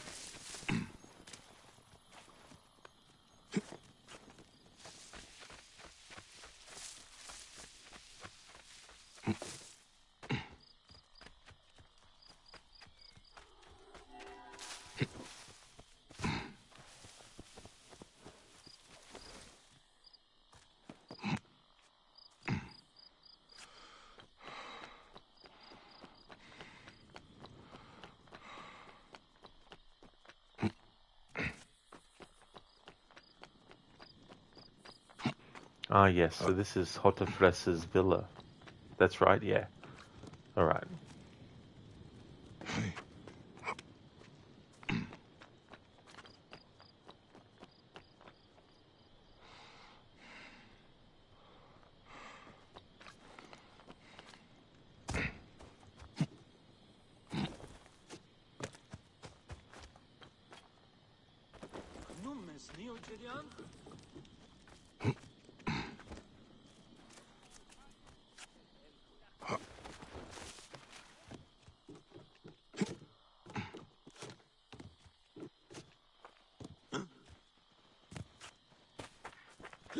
Hey, hurry!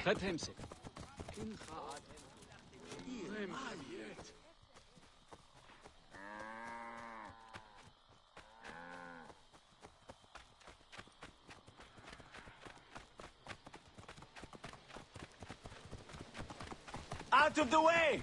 Get out of the way!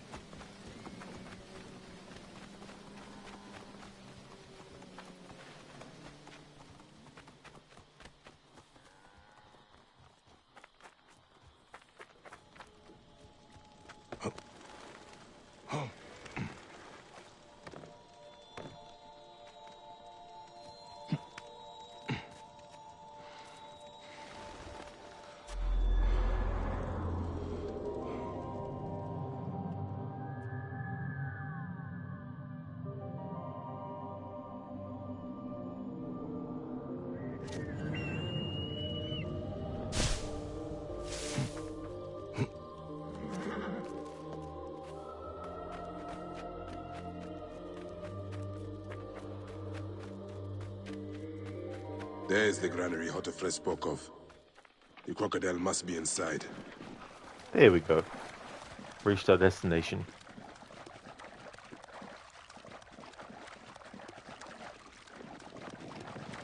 Get out of the way! Sad. Might have made a fine slave.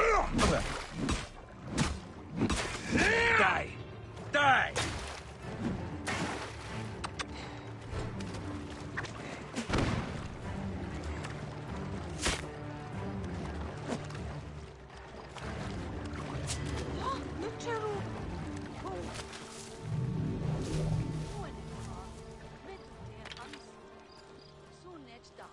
Billy Joel has been released from prison. Turns out he didn't start the fire. Really, Dr. Darling? Damn. What we were told was a lie. Damn. No one believed him. Thank you for redeeming that as a Bane impression.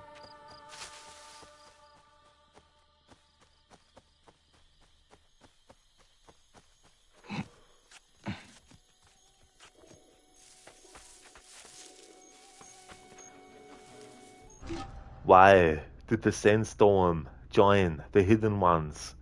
Because it knows how to cover triax. Nice one. Thank you, Zereth, for redeeming that Arnie impression. It's very good. I must be careful now.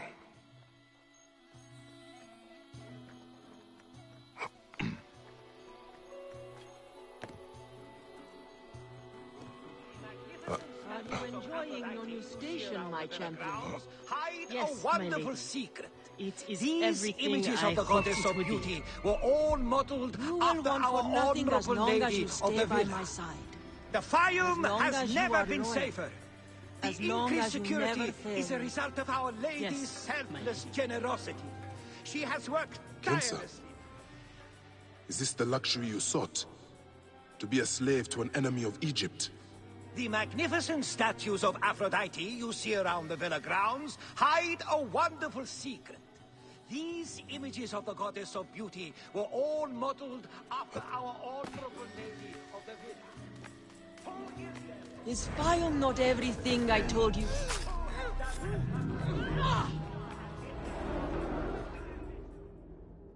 Shadia! Murdered by one of you. Shadia. Who? Shadia! She was the child you drowned! Like all of your kind, you fail to see what greatness lies in store for Egypt. Is that what you tell yourself? You do not remember those you killed. She was the child of Henut and Hotefres. Henot was a stubborn rock. That ledger would have meant the end to all our hopes. You destroyed families. I did what had to be done. I will destroy everything you stand for, Berenike! And I will destroy all others like you! But for now, all that matters is that you killed Shadia! And the last word you will remember is her name! Shadia!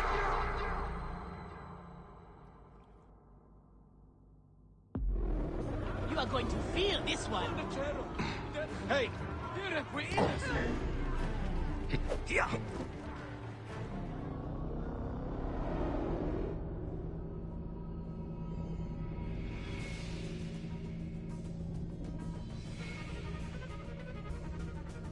Bereniki, piece of fucking shit, deserved it. Wake up! Layla, now! I need you! There's a van in the alleyway! Oh, God! A van? Aya, what are you trying? Forget about Aya! Abstergo's here! They must have found out about... Oh, shit! Fuck! Dee? Oh. Shit! They're here too! Okay, Layla, listen. I know you. And I know you'll find a way out of this.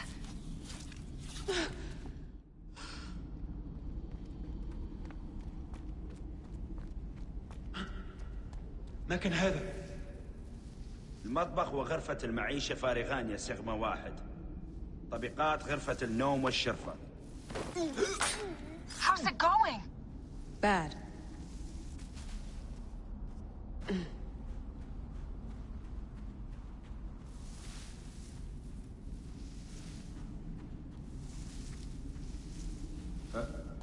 شريف هل انت بخير؟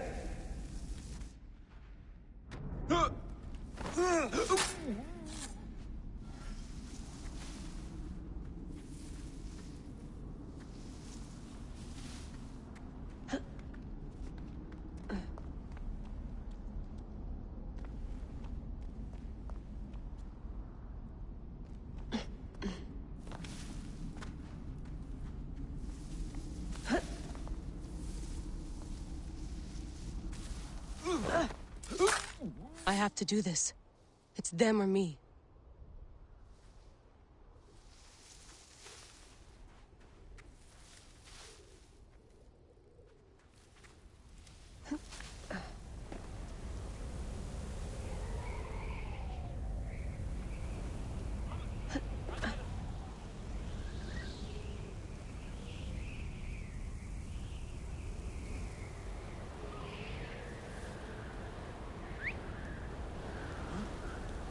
مان هل كان ذلك منك؟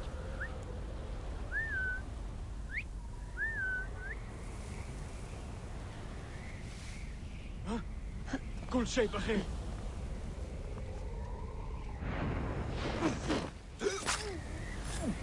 أصرنا الحل الفلسطيني جاري يخرج حال من مقبالها على No, don't! Please! No! ضمان القضاء على Dee? Oh, Dee. No, no, no, no.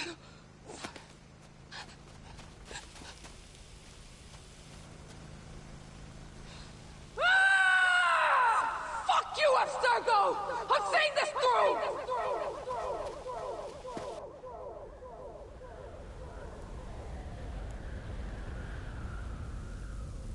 If you're listening to this, you work for Abstergo and I'm dead. Do me a favor and make sure Sophia Ricken hears it. My dream was to work on the Animus project. I waited 12 years. Waiting got me nowhere. So I built an Animus that lets me access anyone's memories, even ancestors not my own. I even witnessed the origins of the Assassins. Artifacts, tombs that were supposed to be stuff of legends, I found them. By killing me, you've lost all this knowledge. I understand why you thought I had to die. But did you have to kill my best friend? Why did she... Oh, Habibti, I should have listened to you.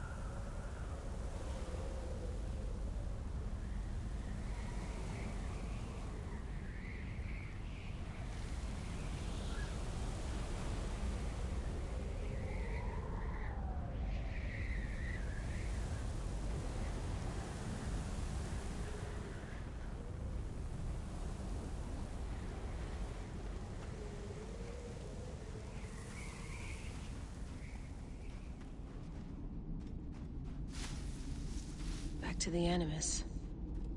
What else can I do? Zereth Dialacroc. Absolution, did she say meow? Don't think so. Dr. Darling Zereth, the impression thief. That's true.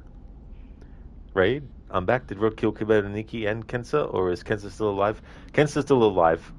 It was funny because without the HUD, I can't tell which prompt is above whose head for the assassination. So I wasn't sure if I was going to assassinate Bereniki or Kensa, but we assassinated Bereniki. So Kensa survives to match canon.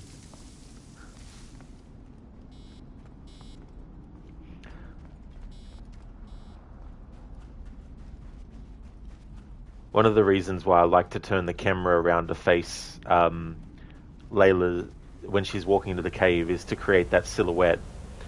Even though she doesn't become an assassin in this game, symbolically going from being in the dark to the light. And it's something that we could have seen, but the writers of Odyssey wanted to just skip all over all that stuff. Zareth, before he passed away, Michael Jackson was on the Oprah Winfrey Show. Was he? Okay. Random trivia, but alright. Coffeeton, it seems like the modern era sequences have been poorly made ever since AC Rogue. Yeah, they sort of lost direction for a while there as well. And then with this game, they tried to introduce another new character to play as. But I feel like Layla actually had a lot of potential moving forward, but the writers of Odyssey basically decided to go with what they went with. Zareth, and he was told, in the case of the kid, you are not the father. It was part one of a pun. Oh, I gotcha, Zareth. Sorry, it went over my head.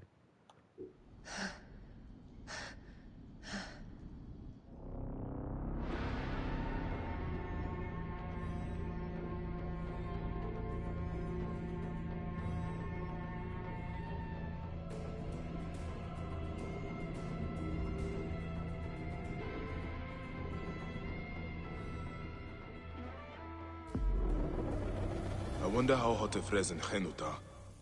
I should visit them. I've killed all these Neketiadet. Apollodorus must be told. To Heraklion.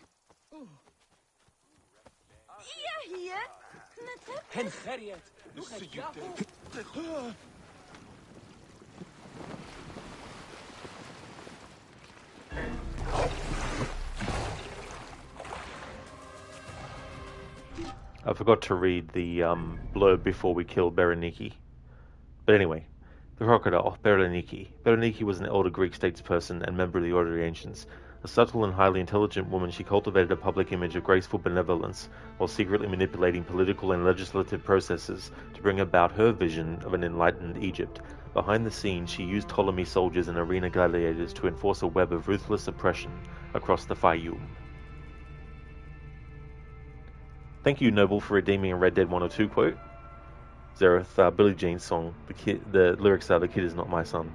Oh yeah, I understand that part, Zareth. It's just the Oprah Winfrey part. Because, wasn't it Maury? Wasn't he the one that did the show where he said to people, you know, the test has revealed that you actually aren't the father, or something like that? Not Oprah? That's probably what was,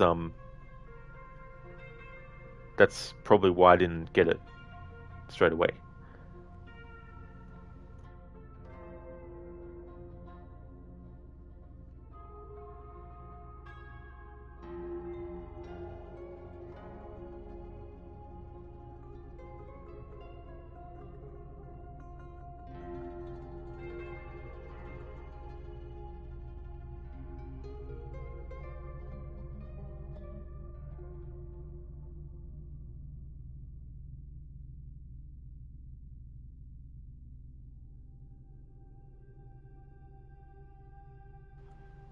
Okay, so I've got a quote. "When I go, I hope they cover my grave with roses. When I die, I just want to be buried with friends. Me too, with friends or family. I don't think it matters more than that. What about you, Arthur? Me? I don't care about that nonsense. Come on. Face me to the west, so I can watch the setting sun and remember all the fine times we had that way. See, Tilly, I told you Arthur had a soul." That, of course, is from Red Dead Redemption 2. Such a poignant conversation, especially given the ending of Red Dead 2, talking about, you know, burial and everything like that. And ironically, not all the other characters in that conversation, but Hosea and Lenny, unfortunately, with their dying too, as well. Zereth, you think Oprah did some, but yeah, the other was better known for it. Oh yeah, Zereth, I mean, that might have been the thing too. She may have done that at one point. But yeah, I'm not too familiar with that show, the Oprah Winfrey Show. I may have watched it once or twice when I was home from school when I shouldn't have been or something. But, like, being quote-unquote sick. Alright, so that's that there.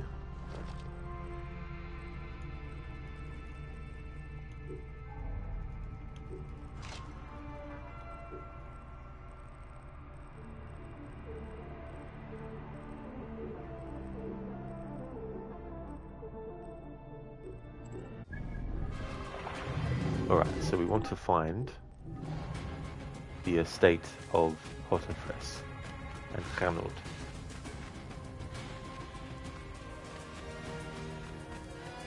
It's not part of the main quests, but there's some side quests that give closure to the storyline about Shadya's unfortunate killing. So I want to do those as well.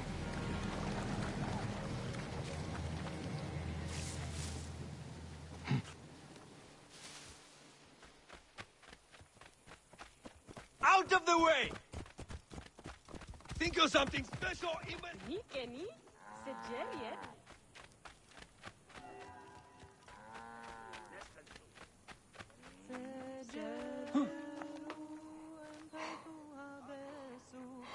Hey, you!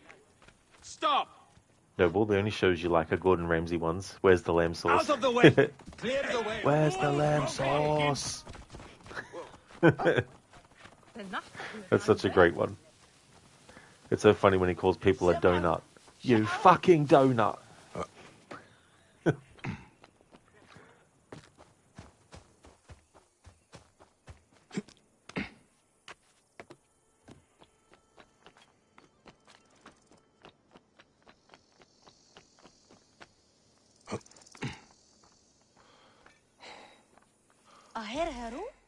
Hotefres, what is going on?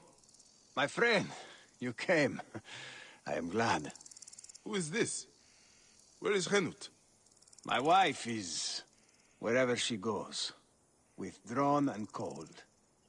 This is, yesterday. She was just leaving. You are a pig. I was bored anyway. Thanks for the wine. Henut is probably down at the lake. I will take you to her. Let me know when you are ready to go.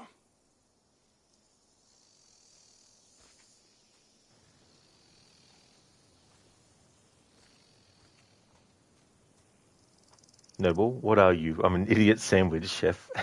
That's another classic one too. Keone, you donkey!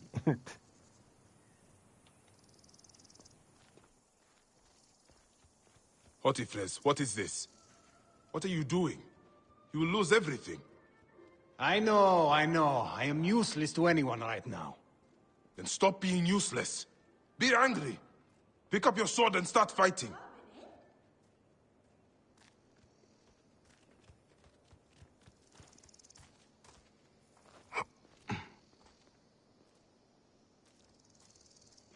Zereth, why did the chicken cross the road? Gordon Ramsay, to get away from your dry, overcooked disaster of a dinner.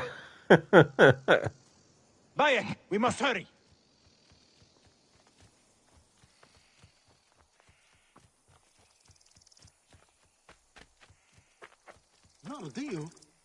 I hung up my sword years ago. I only got involved because Apollodorus practically demanded it. He thought us all threatened by some grave conspiracy. Now Shadia's dead. Something big is happening. You are right to try to help. I was stupid. I did not want to do it. Henut insisted, said it was our duty. If I had not listened to her, Shadia would still live. Yeah.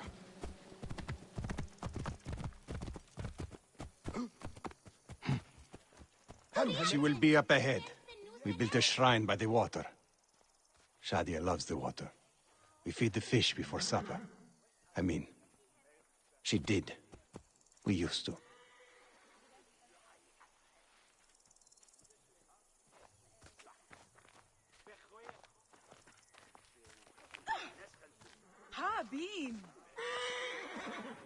I mean, she did.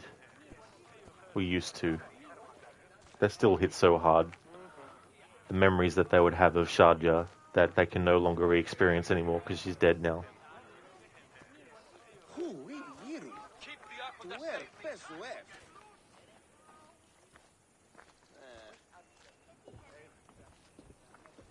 Henut, it is good to see you. Henut? This is how she is now.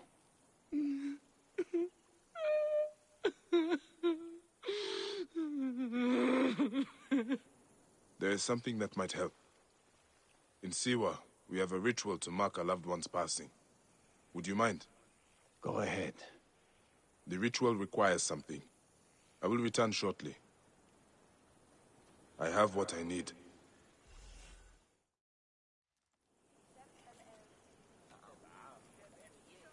You'll do what you're told, you lazy shit. If you need more grain, grow more. It's not my problem. Captain! Henut, no! We can't. I know you are not extorting grain from this farmer. Because you know that would be violating several Egyptian laws. As officials of Fayum, we both know it. Don't we?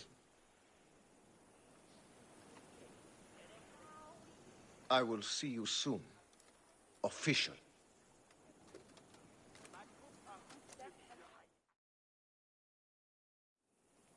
My husband. We must shake off our grief. We cannot let others suffer too. Not when we can stop it. You were a fighter once. It is time to fight again. You see yourself the corruption. There is no one to protect the people. This is not over.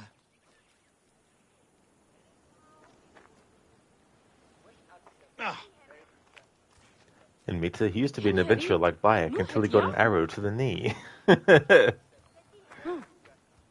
Those damn arrows to the knees.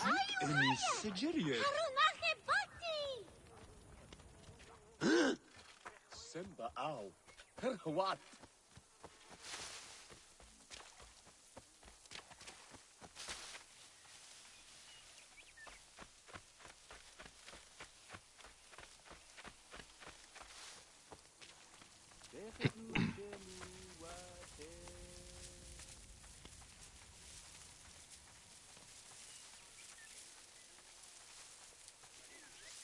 Why did we not just kill that Egyptian cow?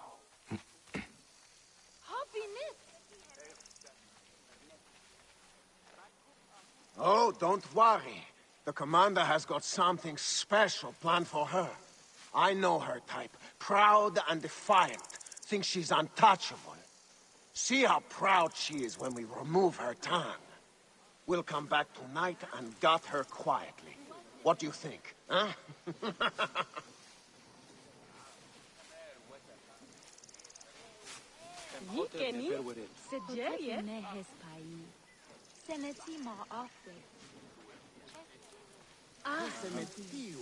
Get out of the way! Give the filth back! Die, you worm!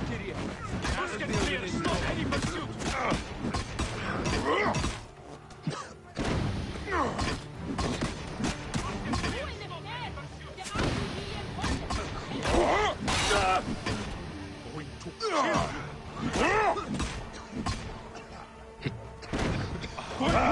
I see you!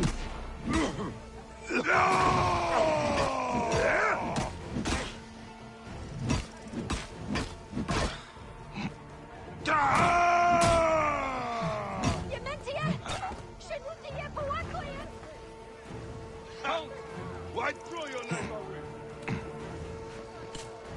Stop and face me! Nothing gets through. All right? Die, Mago! Clear out! Hey, must get clear! Stop any pursuit!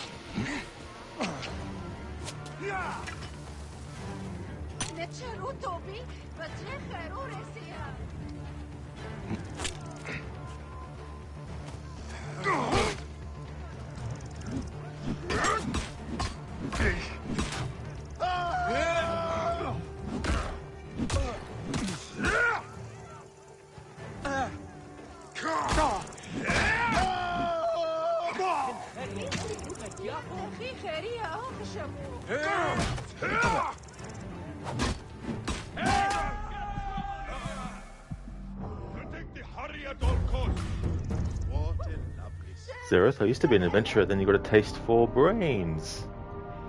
And you became a zombie.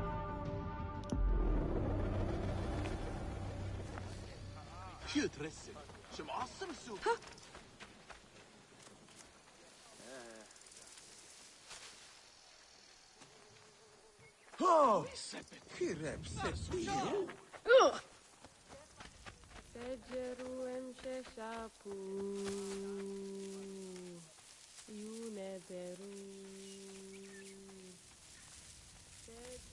Why did we not just kill that Egyptian car?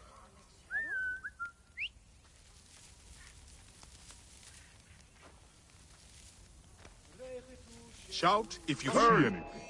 Anything at all. We have the edge.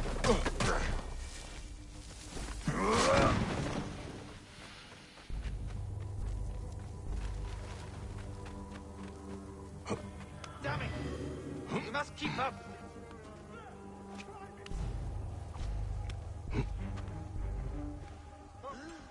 Got you!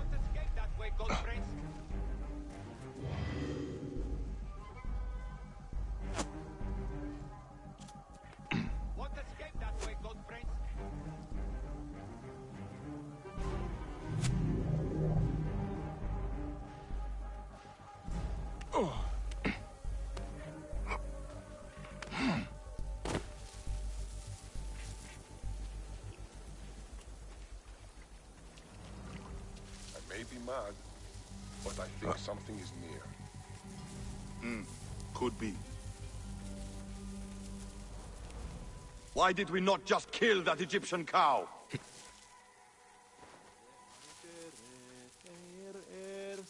Oh, don't worry. The commander has got something special planned for her. I know her type. Proud and defiant. Thinks she's untouchable. See how proud she is when we remove her tongue. We'll come back tonight and gut her quietly. What do you think, huh? I'm sure of it. Got your back. Don't worry.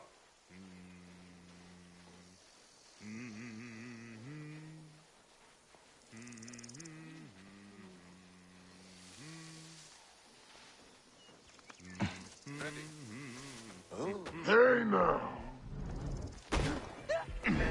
Worms can't Your have it. ability matches your insignificance. Wide awake, Alec.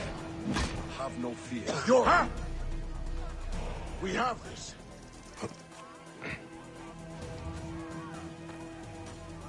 Eat a deal. Stop my selfie! You cannot escape! I see you! What? There you are!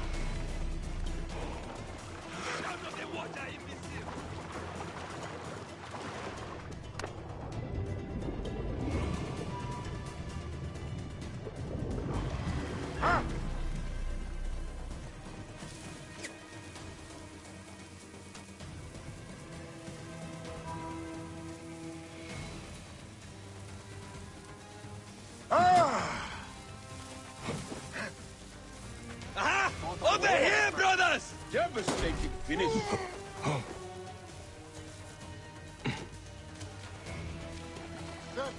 Haven't got a chance.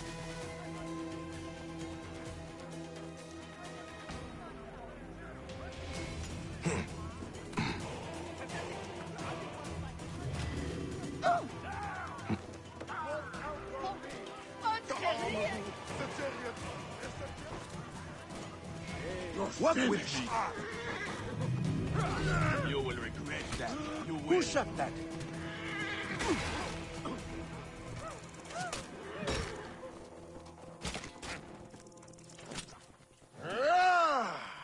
Alarm! Alarm!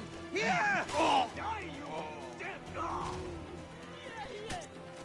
Give her my regard. Maintain protective formation.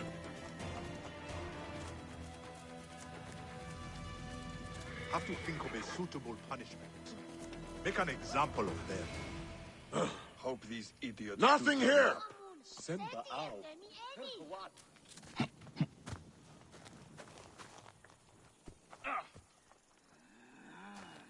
Keep your guard up. Understood. Hey, what? Will not pass. Too late to run now, idiot. Behind back. Going to got you. I see you.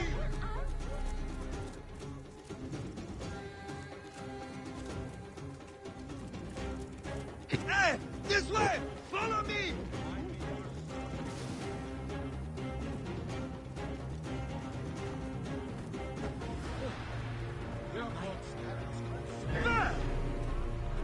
Don't slow. There you are.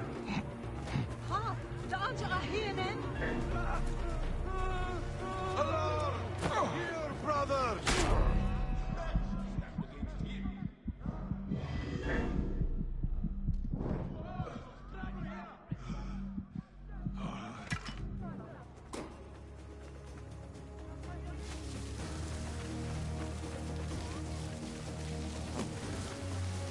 Alarm! Alarm!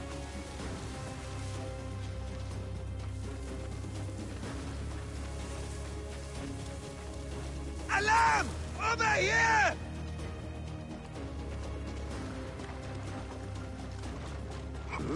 Aha! Over here, In the brothers! water! Swimming! Travel over here!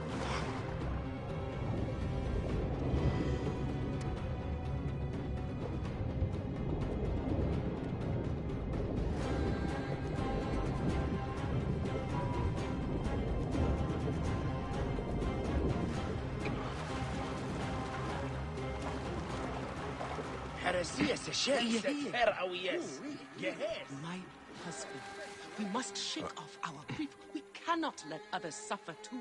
Not when we can stop it. You were a fighter once. It is time to fight again. Keep your weapons in reach. Got your back. Easy, Fide.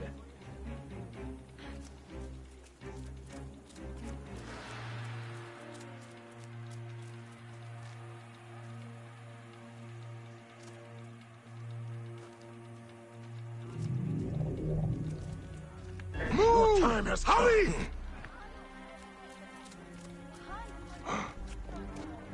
Yes, we possession, Gere.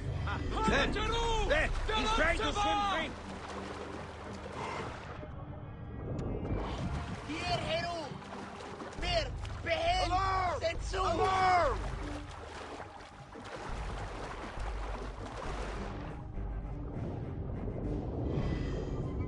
Yeah, Crooked. It's a bit like that. Dimitra, alarm, alarm. Absolutely. You see yourself. Oh yeah, they saw by it. That's one of the things about this game's detection system is they can see you through walls. They can see you from great distances.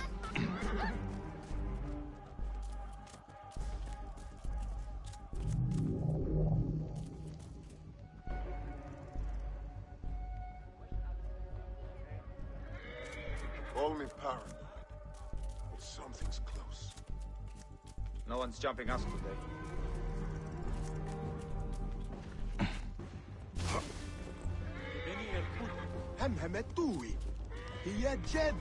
You see yourself the corruption. There is no one to protect the people. What? No, Bayek, I didn't want you to try to assassinate that guy. I was literally aiming and moving towards the middle target. Give up, dog!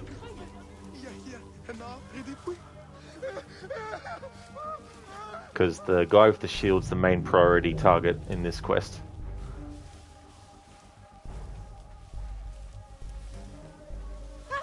Careful now. Out of the way. Oh yeah, they all had their backs to Bayek, but they all automatically fucking saw him. Yeah, whatever. You know what? As much as I'd love to do this side quest, it's going to take ages because I need to level up because I'm way under-leveled. This quest is level 30, and it's 5 levels above what I got Bayek to. And this whole quest line as well is not just this quest. There's also a big raid on a big fort that needs to be done. So, as much as I'd love to do this side quest, I'm going to abandon it for the sake of the overall runtime for this playthrough. Having said that, though, what's the quest suggested for level 31?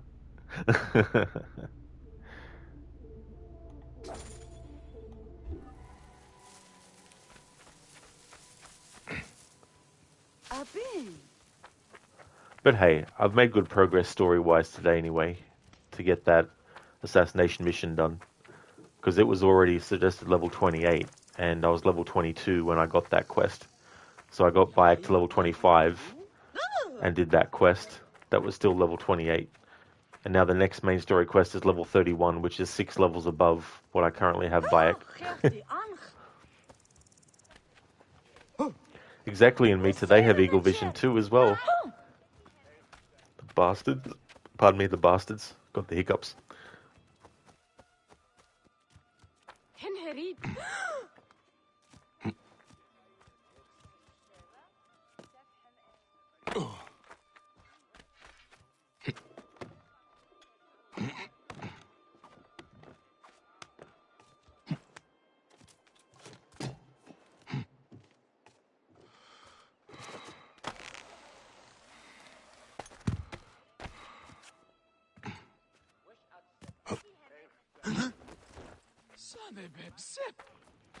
This is the PlayStation 5, Tony.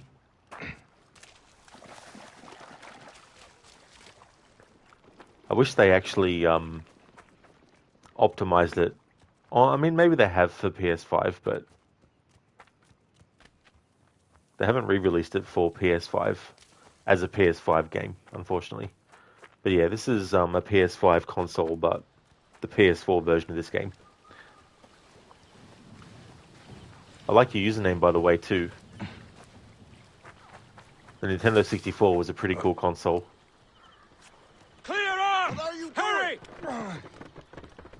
We'll leave those enemies there.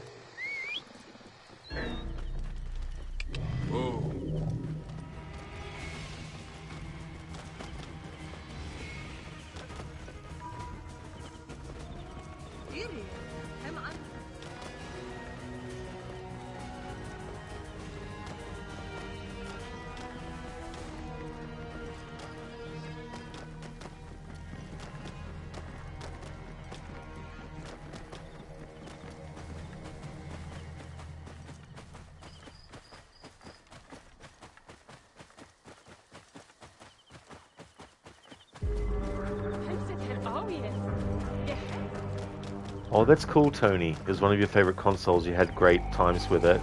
Oh, yeah.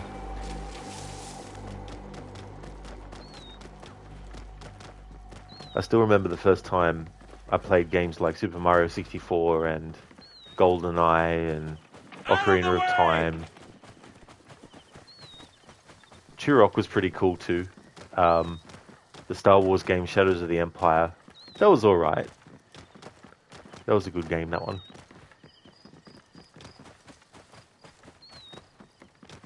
Star Fox 64, that was cool. Mario Kart 64, I like that one as well. Even some of the ports for first-person shooters like Duke Nukem 3D, that was pretty cool. Then you had like the third-person ones, Duke Nukem 0 Hour. What I liked though was it wasn't just a port of A Time to Kill from PlayStation 1, but it was a whole different game using time travel. Schiller, until dawn is done, time for the next game. Hell yeah, dude. Congratulations on getting all the collectibles.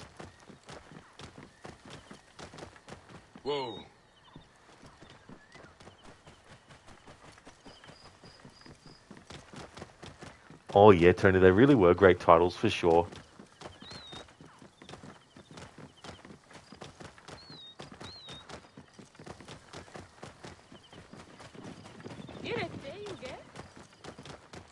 Then there were some that were sort of like, well, I liked it a little bit, the Castlevania games on the Nintendo 64, but I wouldn't say they were necessarily great games, but they could be pretty difficult. Sheila, thanks, you really liked it, even you would have liked the original more. Yeah, Sheila, that just makes the fact that they haven't actually released the original for PC even more a bit ridiculous. I mean, Sony may own the IP, but they should still want to get as much money as possible from that. I mean, it definitely makes sense why they haven't done it for PC version, but still.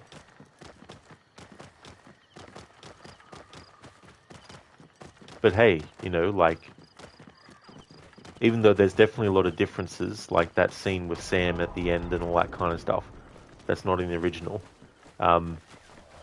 Pretty much the story is the same as the original, so you haven't been given like a completely different story with nothing from the original in it, you know, so.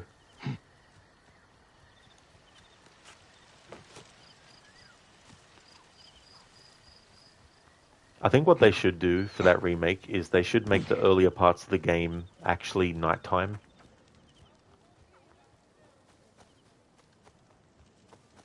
Like, I did a bit of reading, and the original Until Dawn, I think, used Unreal Engine 4. Or a different engine entirely, but the remake runs on Unreal 5.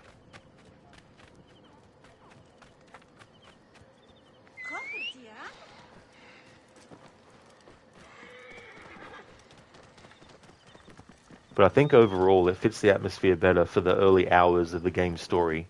I mean, obviously when it switches to a year later after the start of the story, but I think it works better when it's not that sort of like golden, still daytime, but definitely getting close to nightfall. Look, I don't think that really fit.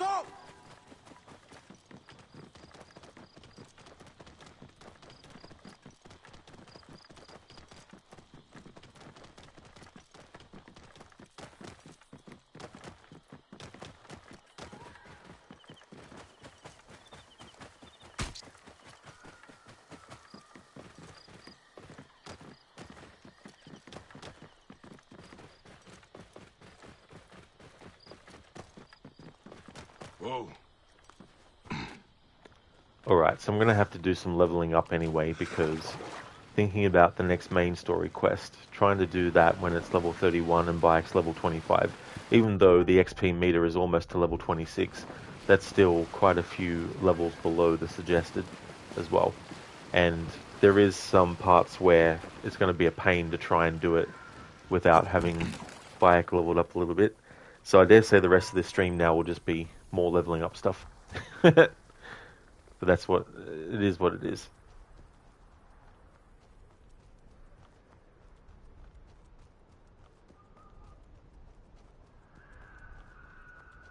Tony, what's your favorite AC game? Yours is Origins. It was your first AC game. Oh, nice. That's cool. That'd be quite an experience to have this as your first game in the series. That's cool.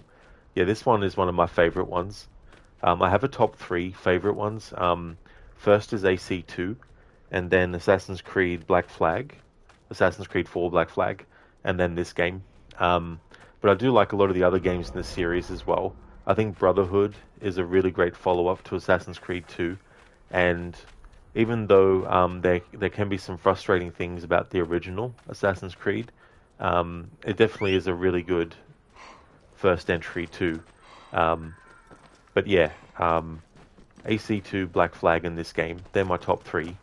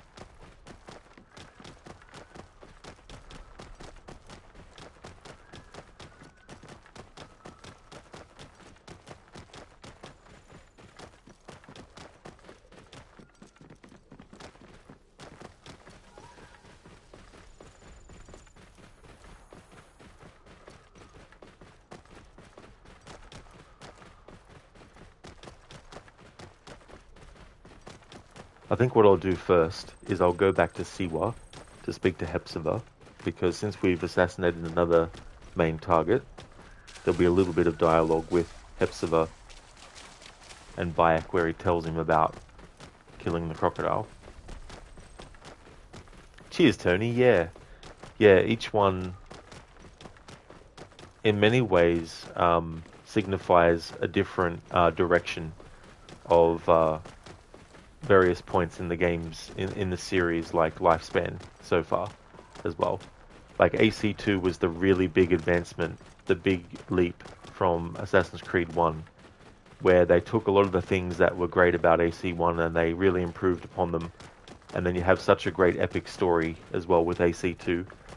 And it put in motion a lot of gameplay elements that a lot of the other games would continue to have for quite a while. And also things in the puzzles that you can solve about the different pieces of Eden and all that kind of stuff really gave them a lot of things to work with moving forward. And then Black Flag is one of those games where they really work well for people who haven't actually played any games in the series before. And it's one of those things where, as the character that you're playing as, Edward, learns about the Assassins and the Templars, you do as a new player too if you haven't played the other games. So it doesn't necessarily require you to have played the other ones. I mean, it does spoil in present day story what happened in AC3's present day story, of course, but everything that's set in Edward's time period, you don't have to have played the other games to get to know and appreciate as well. And then this game was just so good. The creation of Egypt, how they brought it to life, the revenge story, the characters of Bayek and Aya, and all that kind of stuff. Raid Rod's favorite is Rogue, obviously. Definitely not, no.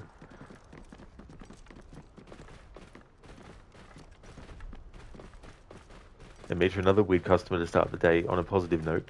He was complaining why he cannot order anymore. You checked his profile and he has gotten so many refunds. I was about to say, you're lucky we haven't banned you. He's probably just buying things and then refunding them just to get the money back on them.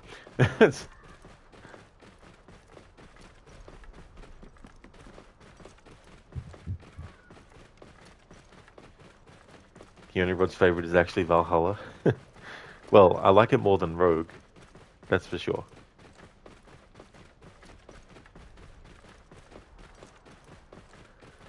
I'm doing well, thanks, Hugo. Things are going good. We just assassinated another main target. How's things with you?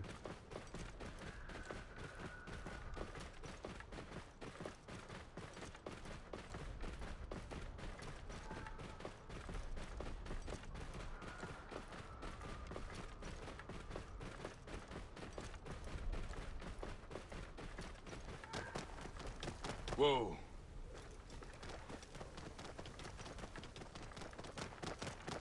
Oh, great, Hugo. That's good. Glad to hear that you're going good. Whoa.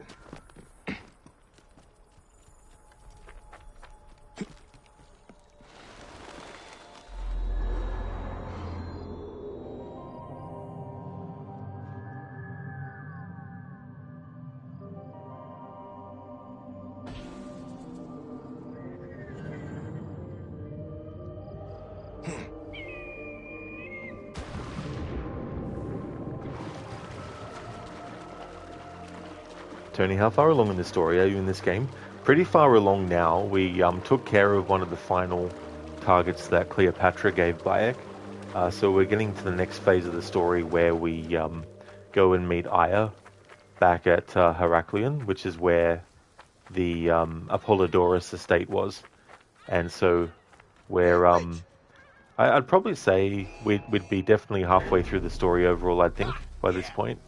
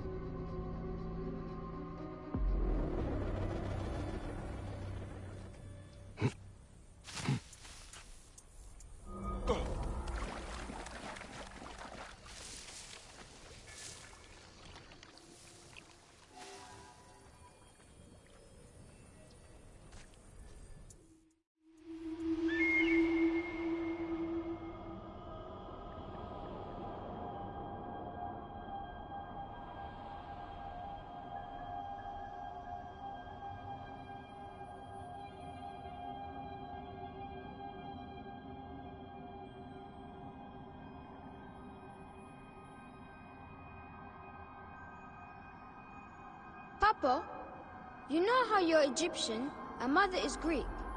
What if Egypt and Greece go to war? Greeks and Egyptians do not hate each other. We are all the same. It feels like they do.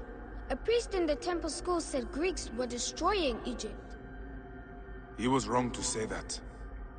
There is good and bad in everyone. You are the child of both Egypt and Greece. You are proof they do not hate each other.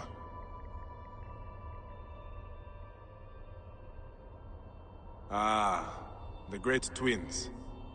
To the Greeks, they are twin brothers. To Egyptians, they are he-goats that rise from the underworld, bringing pestilence and protection. Even the gods have two sides.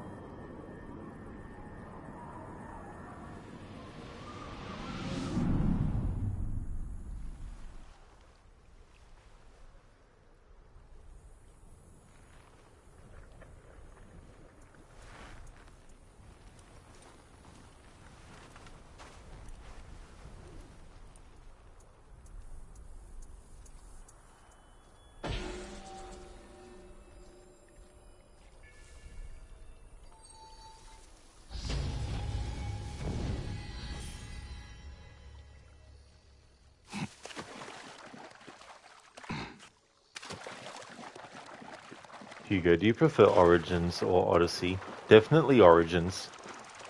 Yeah, definitely Origins. I prefer not having like the dialogue choices.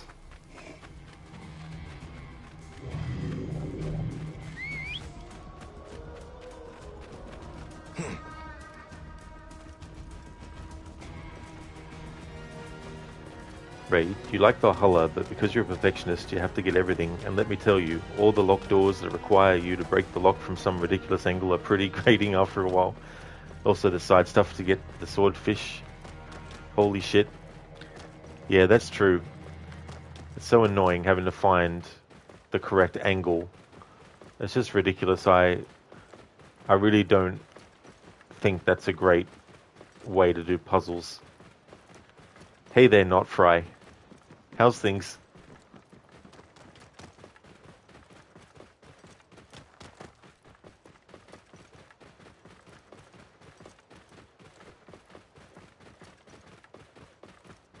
Tony, what happened to your clothes? I've got a channel point redeem, and when someone redeems it, it means that for the entire stream, Bayek wears the bath towel outfit, and the person who redeems it gets to choose whether he has the quote-unquote hood on or off. So it was redeemed by Shillerlock to have him with the hood off. And a few years back, I did a playthrough, a torch-only challenge. And to add some extra humor to it, I decided to have him wear the bath towel outfit because I thought it'd be funny seeing someone run around with a lit torch while wearing hardly anything at all. And the idea that if Bayek was to accidentally drop the torch or slip, then he'd probably catch on fire.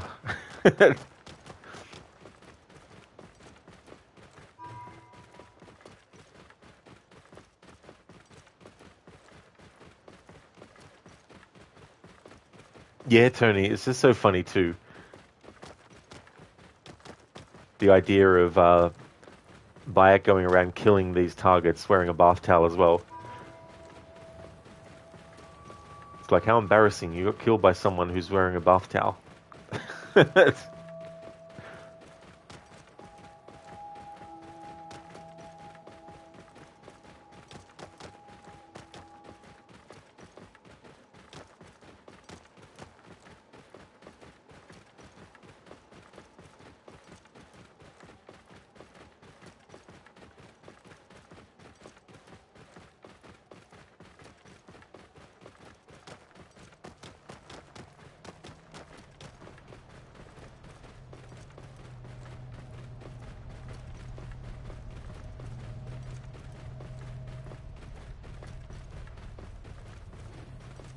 Wind is picking up. Not good.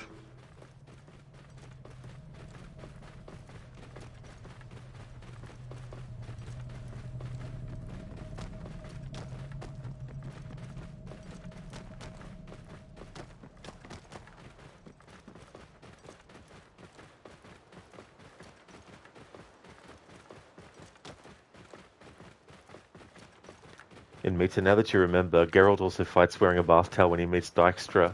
That's true. Yeah, that's a good point in Meta, for sure.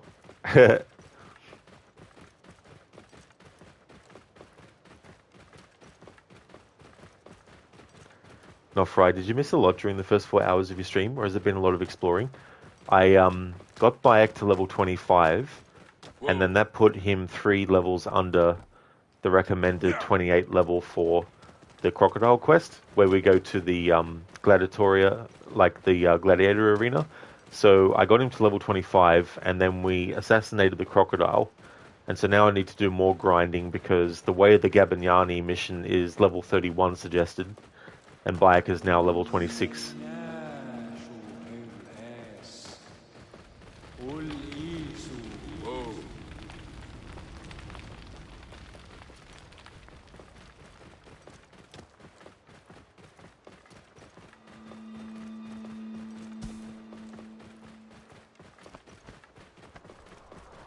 Whoa.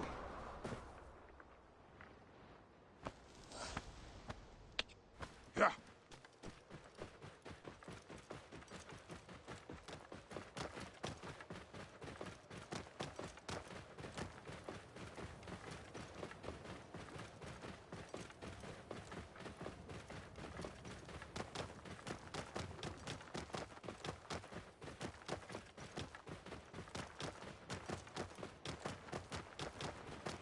Yeah, not Fry. So it was so funny to see Bayek in a bath towel kill. Well, he didn't kill them, but defeating the gladiators, the redhead Gallic brothers. Like, how embarrassing. You got defeated by a man wearing a bath towel. Ray, was that a burning bush? It was, Raid, yeah. Yeah, that was one of the hallucinations that Bayek can have while traveling in the desert.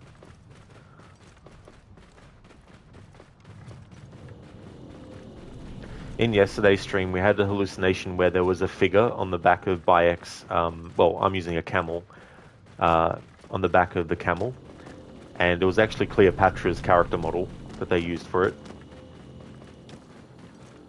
Not Fry, yeah, there was a few times you found yourself doing side quests in this game to at least be at the recommended level. That's true too as well, you know, and once you get to a certain point, it definitely becomes a lot easier to level up. That's true, Raid. Yeah, that is a biblical reference. Yeah, I brought it up before, referencing Moses. And given what we know about, you know, certain herbs and things, I wouldn't be surprised if Moses had been smoking something when he saw that. Sheila, imagine moving like Bayek in a bath towel in real life. It would be full off constantly. Yeah, it'd be falling off all the time, but this bath towel, Sheila, must be made of the same material that Sam in Until Dawn's bath towel is made out of.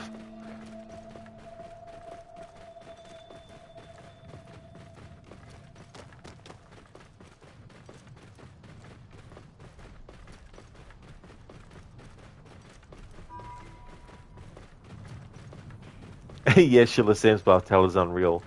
Like she could be in a gale storm and it would still stay.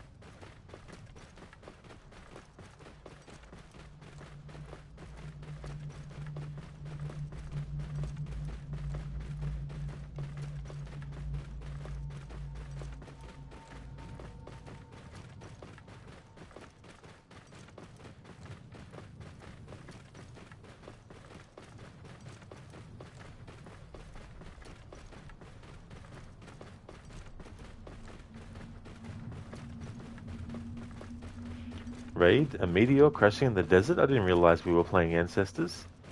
So that actually happens in that game, does it? That's cool.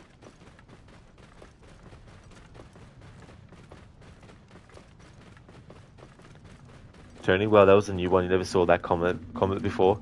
It's so cool in games where you come across stuff that you might not have come across before. Adds so much replay value to so many games. Makes me wonder when they added that as a thing, though, because I don't remember ever coming across it when the game first came out.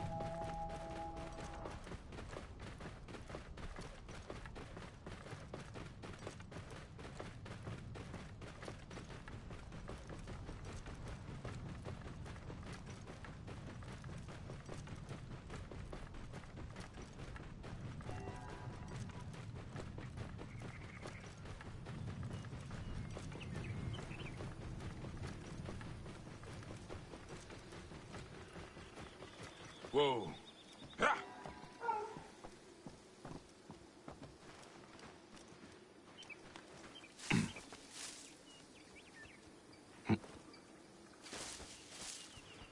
Raid in Ancestors, there's multiple meteorites that crash over the course of the game. If you interact with one, any kids following you will gain mutations. You guess from the space radiation or something. Oh, damn. Yeah, that's something I didn't know was in that game. That's interesting. Coffeeton Chocobo Star. Yeah, that's the thing. Like, I know in that quest that there's a meteorite that hits the Earth, but I don't ever remember when I first played the game actually seeing the meteorite fall in, like, just exploration. But that doesn't mean it wasn't a thing back then, of course, but...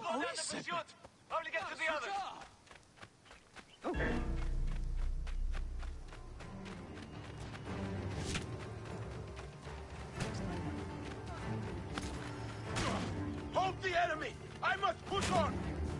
Bandits! Destroy them!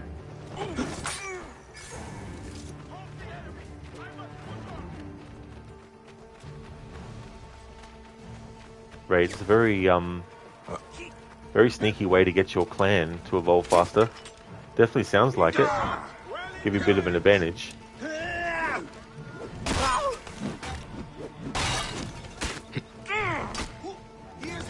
Hey! Get it. You'll suffer for that. Target is in my range.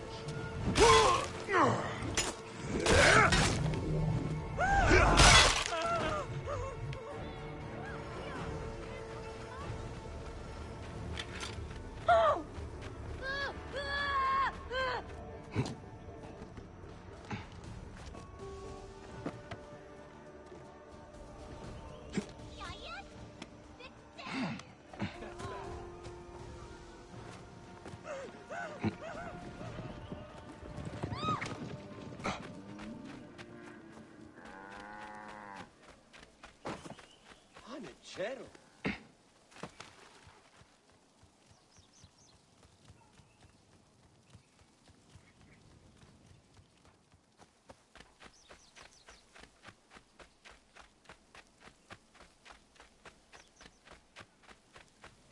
Hen Harriet, look at Yahoo!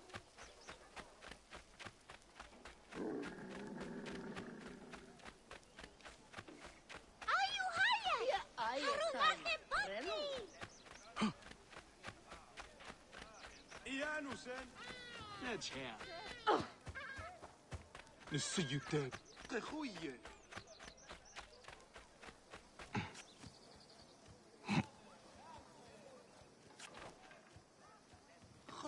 Alright, so here's Hepzeber's place. There will be some dialogue based on other targets we've already killed that we've already heard, but we've most recently killed the crocodile. You have killed. I can see it in your eyes. What is it? Bayek! You have returned. A madman known as the Scarab. He tried to build a city from sand. The desert turns many mad. I've killed a woman known as the Hyena. She was eager to do anything for her dead daughter. I see this troubles you, Senu. A woman was willing to kill children. I put an end to her. We live in a fallen world.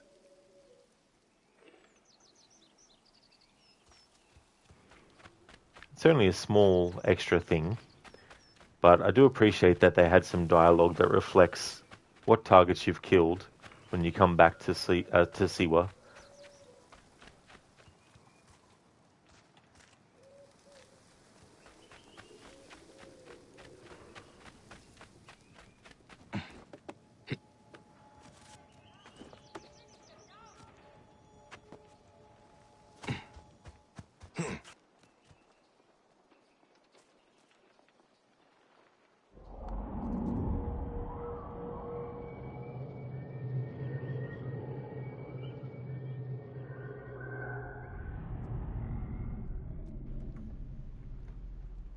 Raid Bike's feet must be terribly hot.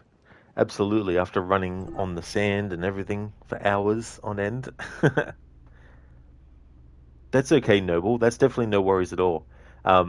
If you need to add a little bit extra, like outside of how much text the redeem box actually lets you put in, then I definitely don't mind if you finish off the rest of it in a next comment afterwards. It's only if it was like a whole other big paragraph that I would have a different view on it, but that's no worries. I can definitely incorporate is that thing into the overall impression.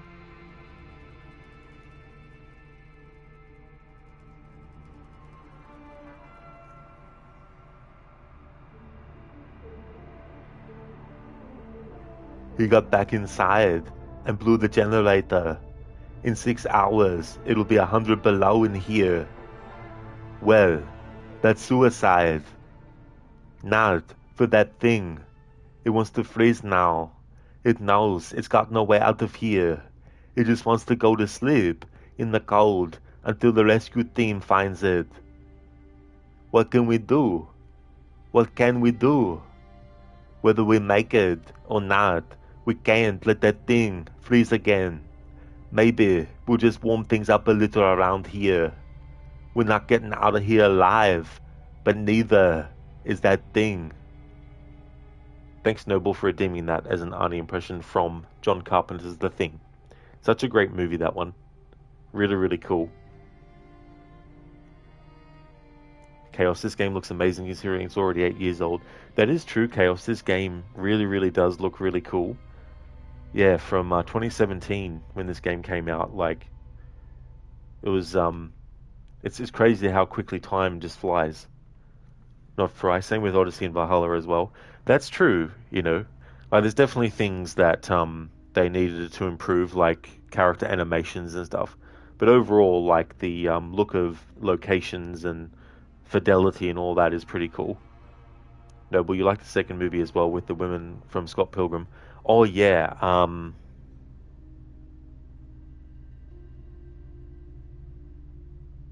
Shit, I've forgotten the name. Anyway, I know the movie that you're meaning. Yeah.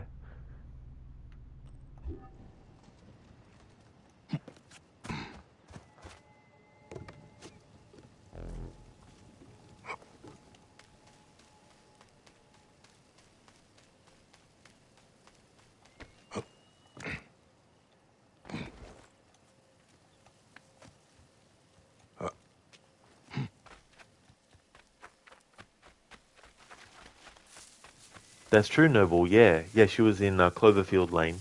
I never actually saw that movie, but the thing is, even if I just see like a trailer for a movie, I usually remember the faces of the actors that are in it. But yeah, I was just running a blank on her name.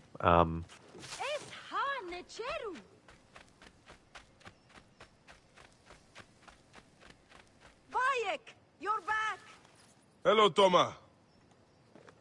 Not Fry. I certainly wasn't expecting this game to look this good when you played it, to be honest. You were totally in awe of how good it looked. And that's the other thing about playing this game without the HUD. Really, really brings out too. Getting rid of all the things like the compass at the top of the screen and getting rid of all the other visual things that come into play with having the HUD elements on. It's really cool to just see the locations, the skyline and everything free of all that.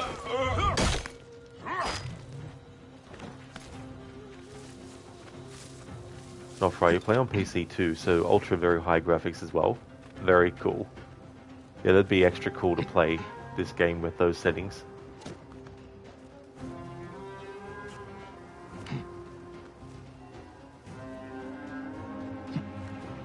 Wait a minute.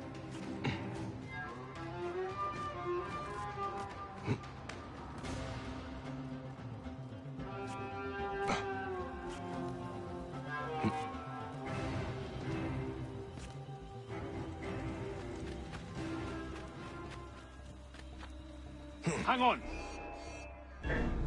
I got you, dog. Got you.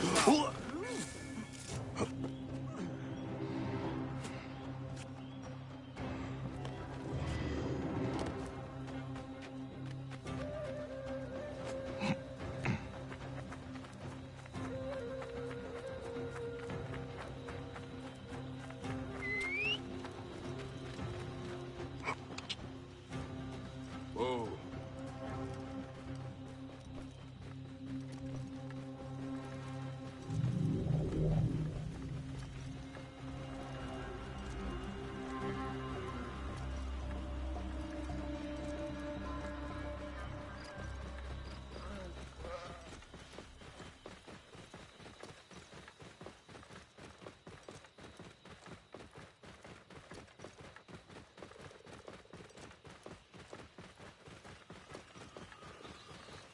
Noble, have you seen Dr. Sleep?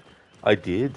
Yeah, I saw that movie. I had read the book first before seeing the movie, and I thought it was interesting. It was a good way to continue on from the events of The Shining in a way that I felt was done well. Because they could have easily just done another trapped in a single location with a different set of characters experiencing the Overlook Hotel, you know, because obviously in the in the novel The Shining, the hotel gets blown up, so that wouldn't have been a thing anyway. It was interesting for the movie version, of course, because they were carrying on from the Stanley Kubrick Shining movie, so they had to have the Overlook not actually there anymore. No, it was there. Hang on, I'm confusing the two now. In the novel, the hotel was destroyed. So in the novel, it makes sense that the Overlook Hotel is not there still. Whereas in the movie version, because the hotel didn't get blown up in the Stanley Kubrick Shining adaptation, it means that in Dr. Sleep, the movie, they go back to the hotel, isn't it? Yeah. Tony, are they still doing the weekly events for this game? I think they are. I still saw, like, I got to an area in this game where you go to for those Animus glitches. But yeah, they've still got them going. The trials that you can do.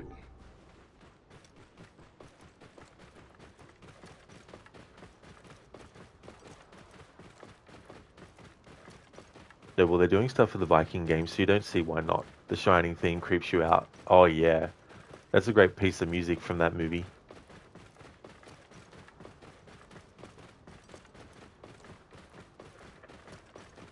Hey there, X the Great. Welcome. Crazy how darker novels are compared to the movie counterparts. That's true, you know, and I guess with like a lot of novels and stuff, there's not so much a rating system, whereas obviously with movie adaptations, they're like, right, we need to translate this into a movie, but there's certain things that would grant us a rating that might not be what we want, you know, especially if it's going to be a rating above the R rating, you know, things like that. Hey there, I am Balthia, welcome. The director's cut of Doctor Sleep is even better, almost an hour longer. That's cool, I didn't realize there was a director's cut of that movie. That's cool.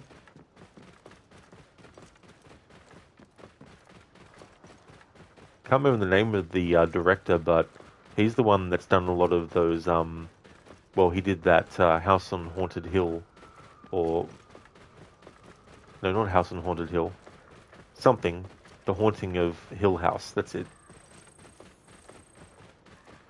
Yeah, Tony, it's pretty cool that they still kept that going as well. And they still keep it like, there's 3 trials, but they don't have all 3 available at once. They get one of the trials gets swapped out for the other one. Extra great, yeah, that's true. Like the novel version of it would be pretty extreme to see it fully translated in a movie. Oh, that's true too as well. And you know, it might not match the intention, but they have to do what they have to do, you know, to get the movie scene as well. Because that's the other thing it affects too, the rating that a movie gets given.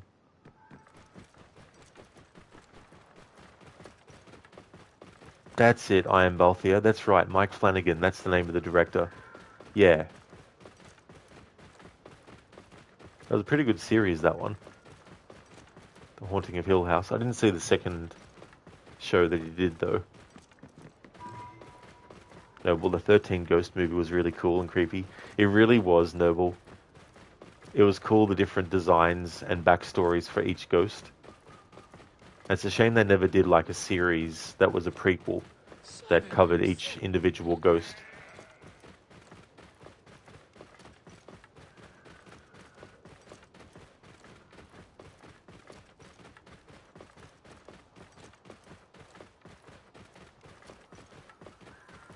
X the Great, how do you know which quest to do since your HUD isn't on? I'm allowed to like look at the quests log and all that kind of stuff. And so sometimes I've used how many meters away it says that I am from a certain objective. And some of them I've just sort of like thought about who the quest giver is and what they look like and where they are and all that kind of stuff.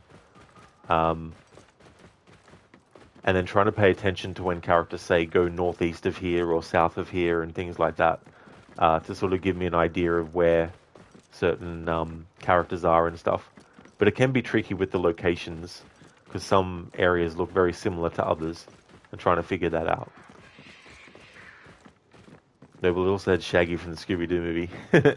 That's right, yeah, Matthew Lillard, yeah. I think I saw the original version of that movie too, as well. I think it was the Vincent Price one.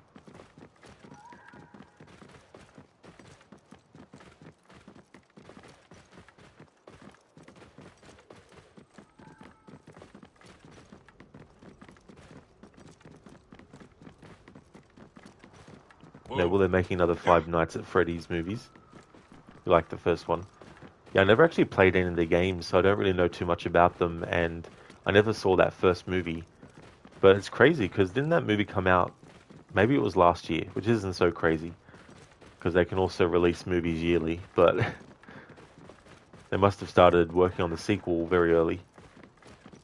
You don't have to play the game, so you're fine. Oh, that's cool. Yeah, that can be the tricky thing sometimes. When they do a video game adaptation, sometimes they might want to make it a continuation on something that's already been in the games. That's wind. They have their own kind of story. Sandstorm coming. Yeah, that can make it better too, when they do that kind of stuff. Like, I don't know if it would be good or not, but the Watch Dogs movie, for example, apparently the story is a standalone story, but it's set inside the universe of Watch Dogs. But they're doing their own story, set within that world. Which I think is a good way to go about it. Because then they can sneak in references. They could have like a news report talking about, you know, events that have already happened, maybe in the first 2 Watch Dogs games or something like that.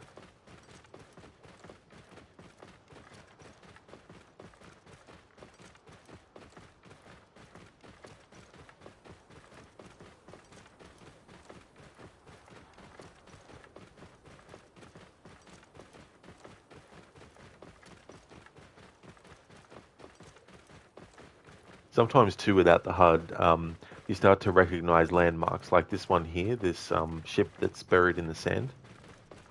It's a good sort of like visual thing to remember, and then you look in the distance. There's some hills covering it now, but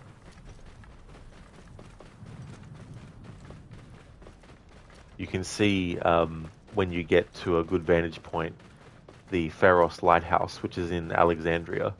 Sometimes, though, I've taken the long way around to get to certain things, because I found sometimes going inside of forest, well, not really forests, but going inside areas with a lot of shrubs and trees and everything like that can get a bit confusing. So sometimes I've just gone the long way around to get through to certain parts.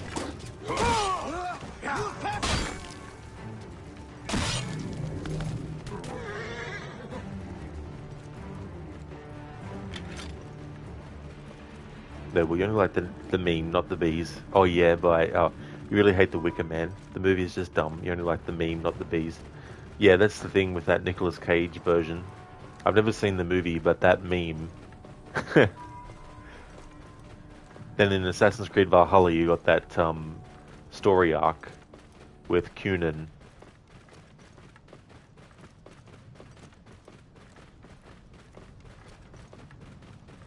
That's referencing to that also, you know, the Wicker Man.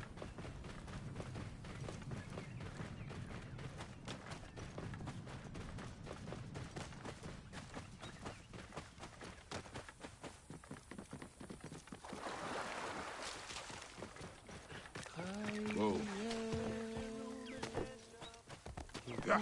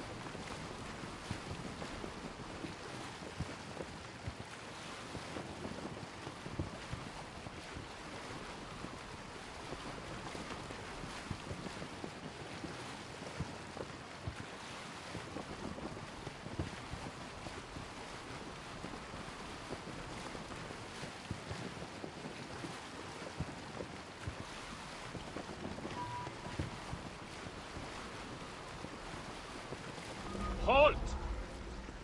Best not to draw attention here.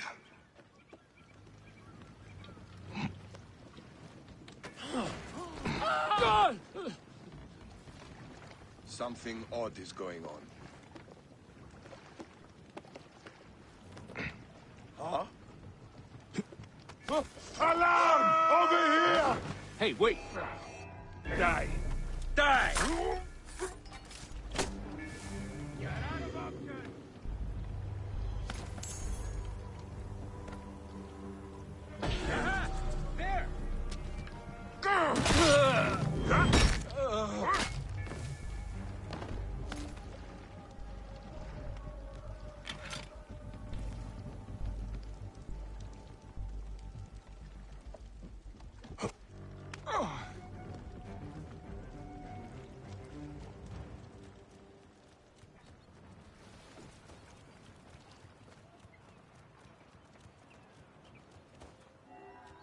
Θηρίου εδώ. Μα νιέγαν τάραξεν. Τι πράτε.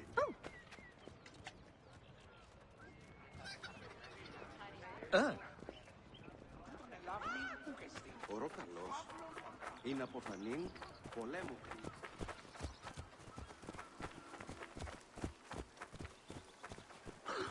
Της οφθαλμής γαρ δια νέα νέο γη. Ου κοράς βλάκ. Ριέ!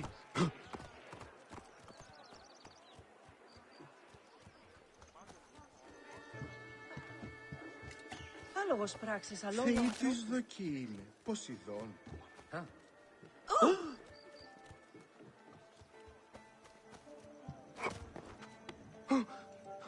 Το θηρίον εμένυνσε. Είτε.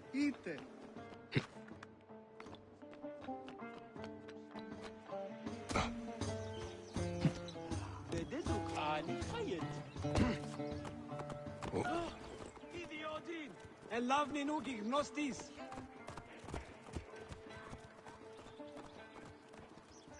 إيديودين Not Fry, what do you think of not having a sprint button? You thought it felt weird at first. Yeah, I don't really feel like having the sprint is entirely necessary, because I mean, holding down the control stick if you're using a controller and changing how much you move it in any direction to dictate whether you're running or just walking. I think because there's so many other games that do that too, it didn't feel as much of a lessening, really. The only thing I wish they kept is the manual jump button. Being able to do manual jumps was really good in the games before Syndicate. Ο ή βακχευμένον ουν έσχεται.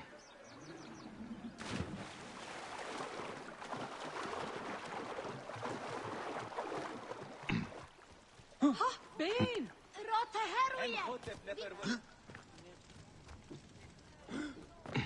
Αχέρ χερού? نمس نيو جريان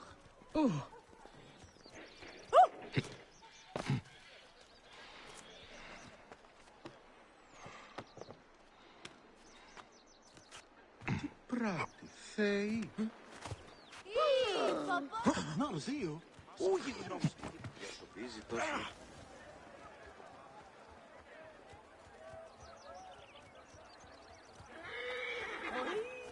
Βακχευμένο, νουν έσχεται!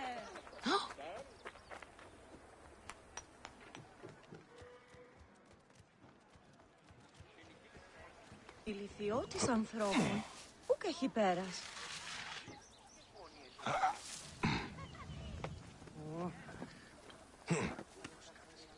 Ο καλός, έβγε!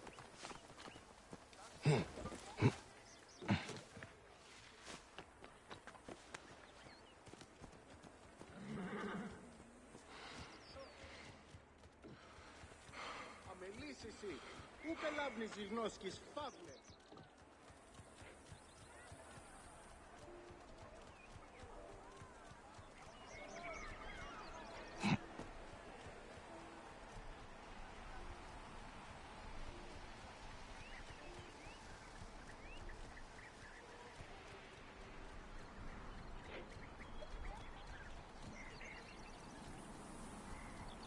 Hello, Biko. Going well, thank you. How's things with you? And how's the doggo? This place is heavily guarded.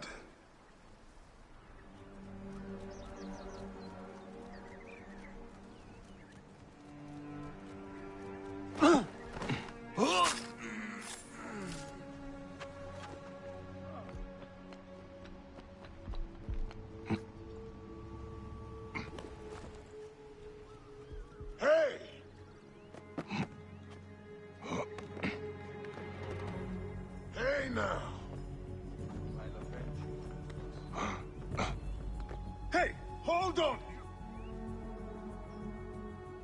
Hey! He's climbing. Time is up. Die. You'll regret that!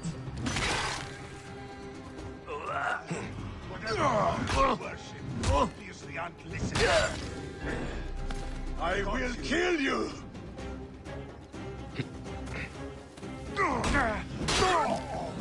Cost you, maggot!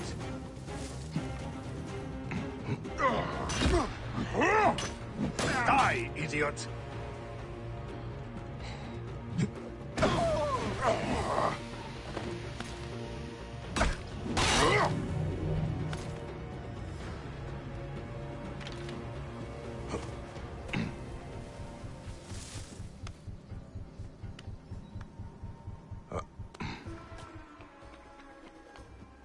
Not for I think for you, it felt weird at first not having a sprint button because you played this game right after you finished Shadows lol. Oh yeah. Yeah, that'd be off-putting as well. It makes me think too of games where you have one game where the controls for certain things are one way, and then in the next game they shake them up, and so you're like, right, what is the button that does this now? And then sometimes you get so used to that change that in the next game after they revert back to the other thing, and then you're like, oh great, you know, just make up your damn mind. Biko, doggo, fine, oh, and you, oh fine. Well, that's good. I'm glad to hear that you're both going well, Biko. Yeah, not fry that dialogue from the enemy. You'll regret that. It's like, sure. I'm sure Bayek will. Biko, do you like eggy bread though? But that's semi-fried, not fried. Oh, you love eggy bread. Unless, like, I like scrambled eggs on toast. I don't know if that's similar. Not fried. Yeah, I'll just see the Valhalla was different because of the sprint button as well. Yeah, that's the thing too, like with having sprint and stamina. I wasn't really a fan of that. I think the Assassin's Creed games should have like the least amount of stamina at all. Like, you know.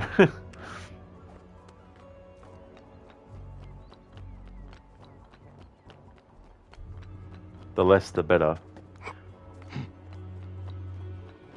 There's some games where I don't mind having stamina to have to deal with and balance, but not necessarily games like Assassin's Creed. I'd rather that not be a thing. It might be a little bit more realistic, but as much as I do like realism in games, I'm not a stickler for realism to the point where everything has to be realistic. Sometimes I'd rather things just be video game logic. It's like the whole fantasy of the parkour and everything in the Assassin's Creed series was to make you feel like you were really, really fast, and that the character was very, very responsive to that, and that you could really move through the environments with ease, and also a bit of flair as well. So to have a stamina meter for running and sprinting, it just felt counterintuitive for this series. There is no escape.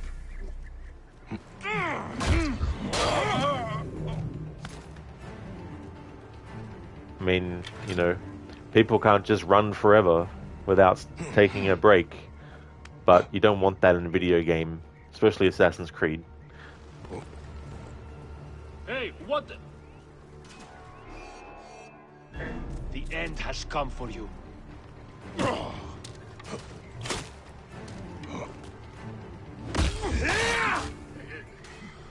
It's like, sir, our whole garrison was taken out. Really? Who were they taken out by? We don't really know, but he was some maniac wearing a bath towel around his waist. You telling me that an entire garrison was killed by someone running around wearing a bath towel around their waist? Yes, sir, that's what happened. Damn, what an embarrassment these soldiers were.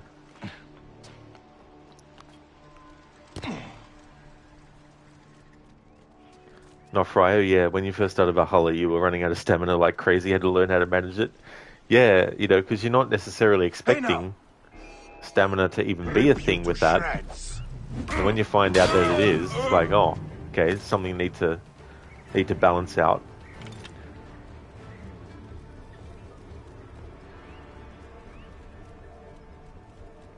Then you get like the games in the series that with the horse riding, they didn't actually have stamina. But then they started to add it, and it's like, ugh.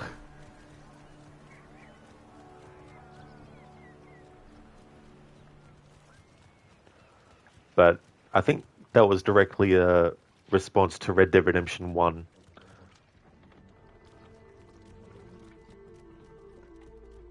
Because Red Dead Redemption 1, of course, had stamina for your horses. And the game that came out after the game that came out after Red Dead Redemption 1 in the Assassin's Creed series that actually had horse riding mechanics in it, because Revelations didn't, was Assassin's Creed 3. And in Assassin's Creed 3, that's when they introduced stamina for the horses. Not with a meter like Red Dead 1 had, but still, you had to manage the stamina of the horse. But it was better with Red Dead 1 having the actual visual of the meter, because then you could have a visual clue as to when you need to stop pushing the horse so much and wait a bit for its stamina to go back again.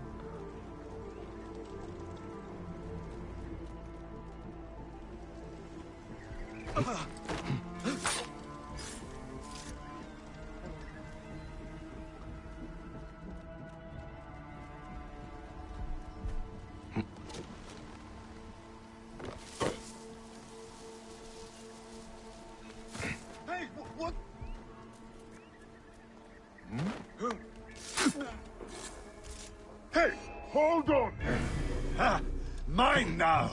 Oh, shit! Ah! Hey! I'll kill you.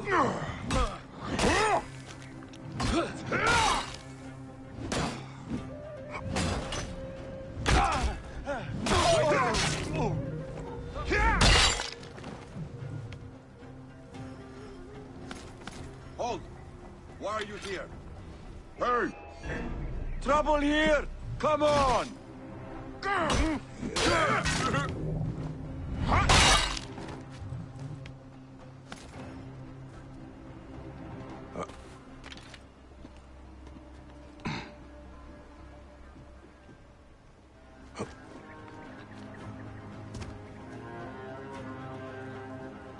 Not Fry, the amount of times you almost died because you couldn't dodge was quite a lot, lol.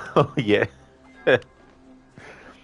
That's the other thing, too, with Origins, adding the ability to do, like, you know, dodges and rolls and stuff.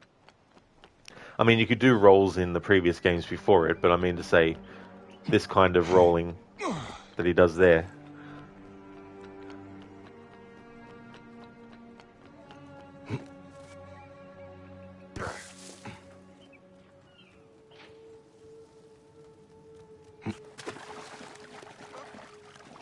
Hey! Time to die, Philae.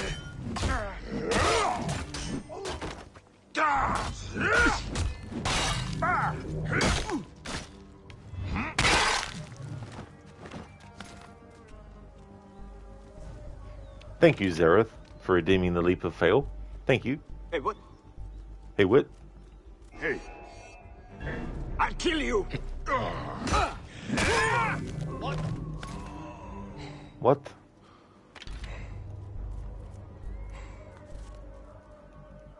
Show yourself. I dare you.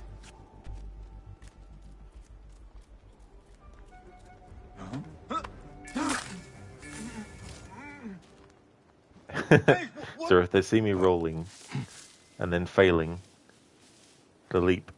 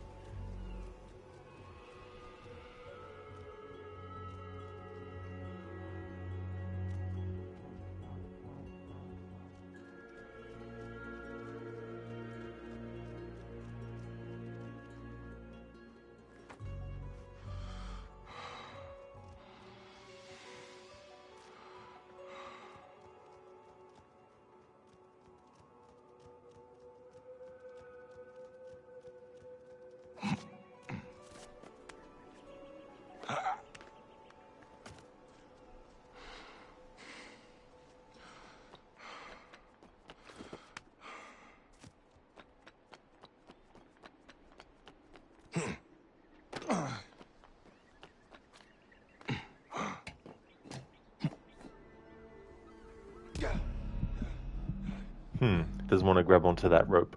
Oh well, fair enough.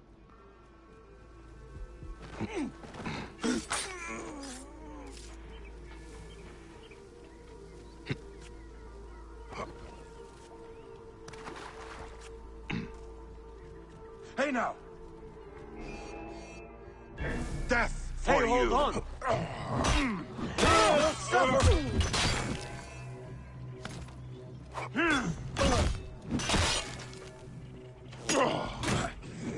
I will nail him! I have the range! Damn it! Help!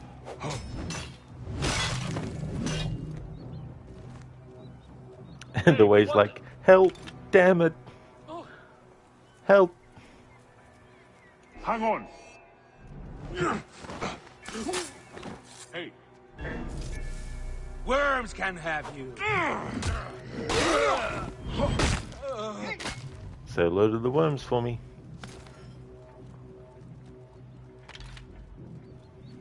Not right, you like the enemy NPC dialogue in this game, lol. Zereth, I kill you. No, I'm not sure you will. Not right, exactly. Or you'll regret that. I'm like, nah, you will. It's like, you'll be the one regretting, not me. One of my favorite ones, which is so funny, is should have played to your strengths. Been a eunuch.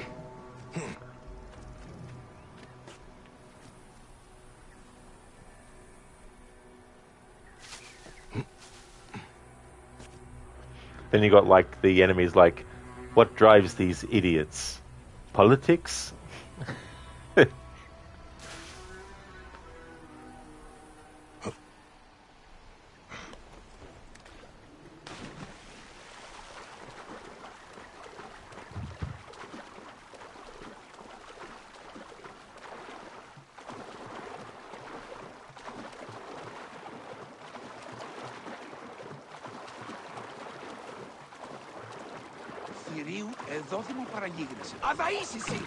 I will return it later. Γιατί μίλησε μου αντιλαμβάνεται. Γιατί μίλησε με σκέπτεται. Γιατί φωνασκούσει άπαντες.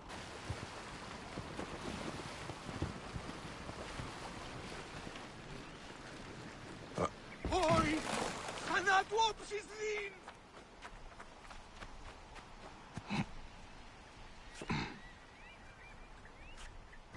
Zereth need an insult command to say a random insult. Hey, what? He would. Hang on. Hang You on. must die! Don't enjoy making them squeal. Wait a minute. Hey! Wait a minute. Worms, take you!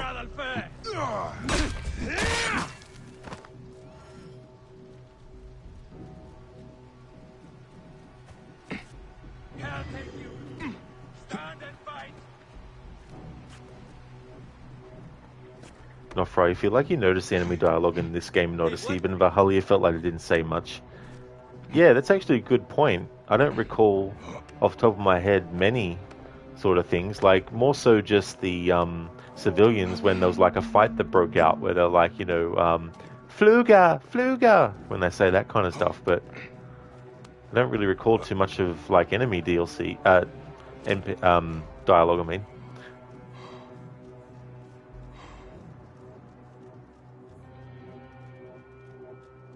Zereth, they sound like confused pasta eaters. No idea why them. Speaking of pasta, I love that stuff.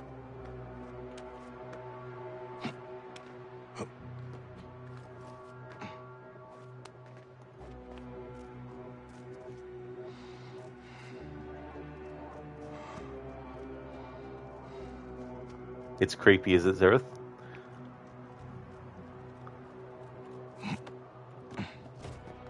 Alright, so we're almost to the top of this structure, so I can do the leap of fail and make Bayek bounce.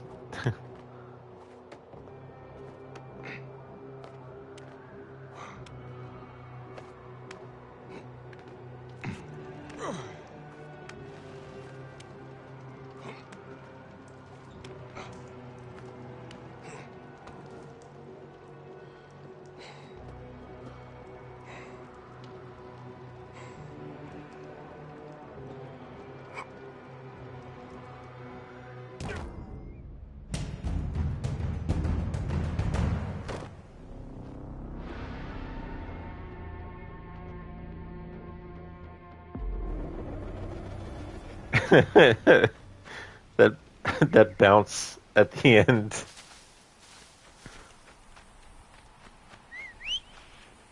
I'll say not fry, like that is a damn for sure. That's very fitting.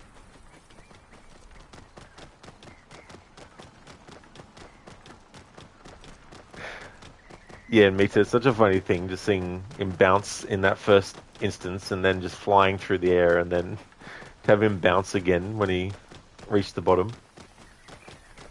I was hoping we'd see him actually land the second time after the second bounce and then slide off into the water, but the game doesn't linger too long, unfortunately.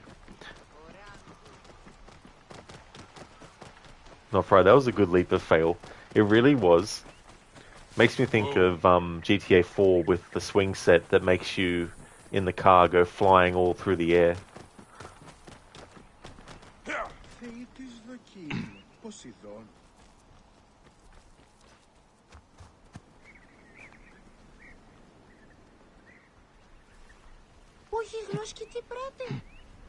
I know, right, Cassandra, huh? Exactly. Hey, Maxi. Welcome, dude. I'm doing really well. Making good progress in Origins. Origins is going well. We got to the part in the story where we've killed all the targets that Cleopatra gave Bayek. And we're up to the part of the story where we need to reunite with Aya and Cleopatra. But I need to level up Bayek a bit more. But it's going really good. How's things with you, dude? Thank you, Zereth, for clipping that moment.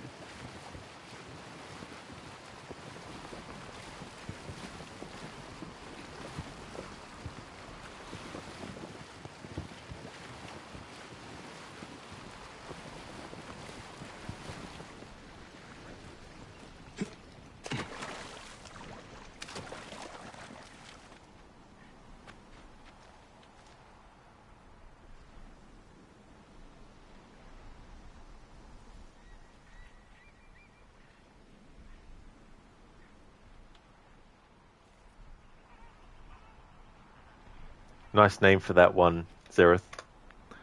Apparently it's a bouncy castle. Except it's like so many meters high in the air and there's nothing soft to land on. Cheers, Maxi. Thank you, dude, for the very nice progress. Keone, do you like the DLC in Origins? I really do. Yeah, out of the two, my favorite is the Hidden Ones. But I also like Curse the Pharaohs as well. Not right, that's quite a lot of progress without the HUD.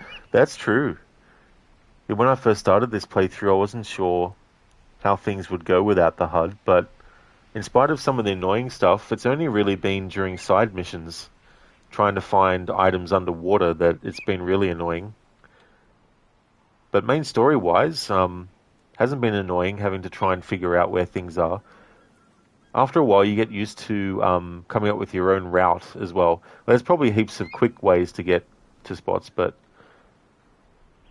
plus not doing fast travel. It's not like I can't do fast travel. It's just that I wanted to try as much as possible not to do too many things that would go against the exploration side of stuff. Because I wanted to do that too. I didn't want to just strictly do the story and then move on, you know. Maxie, you're doing okay, thanks. Just been chilling and doing some housework. Had to build a new table as well.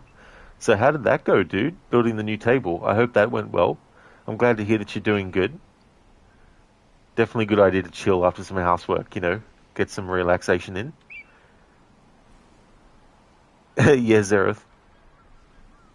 Keone looks more cinema without the HUD. Like this shot here. Yeah, it's really cool too. Like, there's been moments where I've caught the lighting for a certain time of day or getting into night in this game, and I've just been like, this is a cool spot to just have a look. I didn't have it for this playthrough, and I won't add it, but I have a channel point redeem for other kinds of playthroughs of this game where you can do a Senu tour. So I basically have Senu fly around from one part of the game world to another and do like a tour thing of the environment, and I turn the HUD off when I do that usually, but I want to minimize Senu use for this playthrough, so I don't have it active for this one. But next time I play it, I will.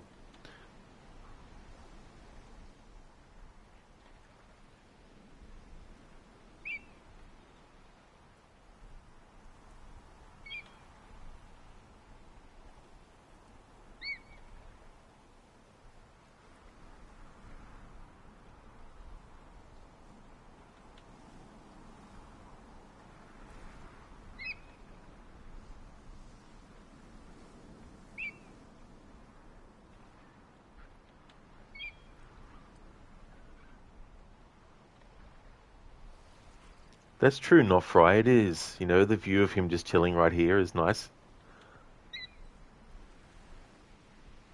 Plus seeing how, like, the environment changes based on how it's getting closer to nighttime. Maxi, just a small table, which took about 10 minutes. Now having some tea and watching Road Legion, a good morning. That's cool that it didn't take as long, you know, because sometimes those things can take extra time, depending on certain things too.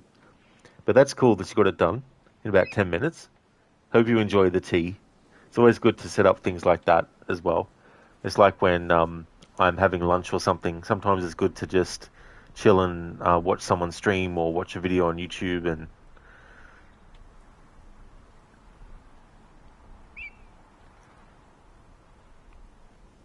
Senu.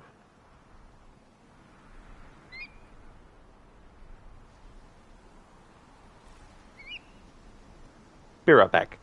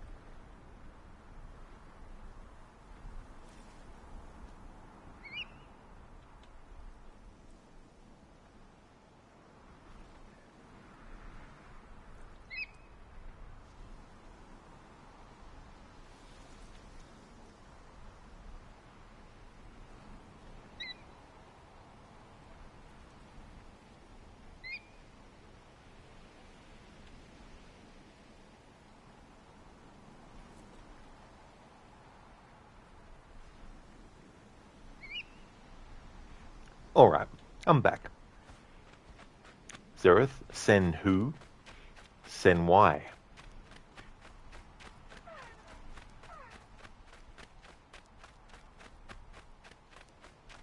Not Fry. I absolutely hate putting stuff together, lol. You had your sister put your gaming chair together because you didn't have the patience.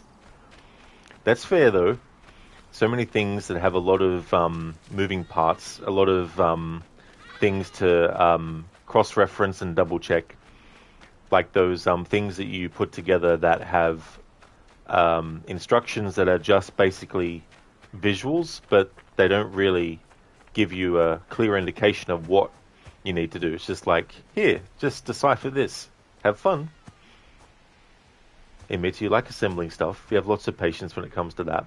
That's definitely good too, to be able to. It's like, I'm very patient when it comes to untangling cords and things. I guess in some weird way, it's kind of relaxing to have to just grab one cord out of 5 or 6 or 10 and then just thread it through and then see where it, connects and all that kind of stuff. I mean, don't get me wrong, it can still be frustrating, but it's like with games that have stealth in them. Like, I might get frustrated, but I can have patience, and then sometimes I lose my patience and just be like, fuck it, every enemy's going to die. But in a stealth challenge, you don't really have that luxury, because it's like you're trying to actually, actively make sure that you stick with stealth the whole way through. I feel like anything can get to a point where you consider it frustrating, but you still enjoy it. Doesn't mean that you just completely hate the entirety of it.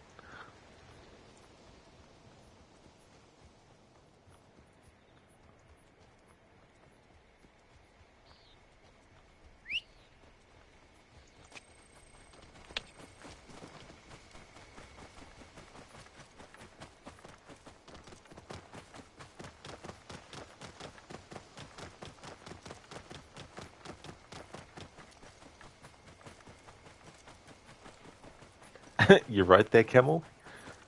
I put follow road on, and then the camel's gone, like, off-road. Like, what?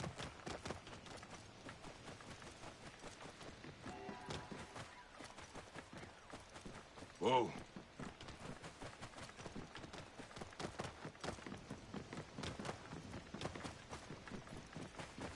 Hey!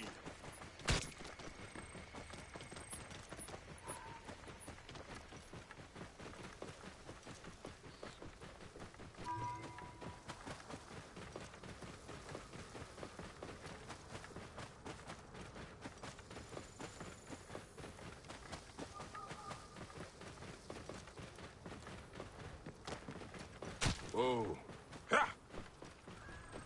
Biko, you're hoping to have a gaming chair from family this Christmas, where in the UK is the best for cheap, decent quality gaming chairs that you can sit down and try. Is there a store that does them? Anyone from the UK here? Hopefully you can find something that is suitable, because that's the tricky thing too. Sometimes things look good when you see them, but when you actually have them and try them out, it's like, yeah.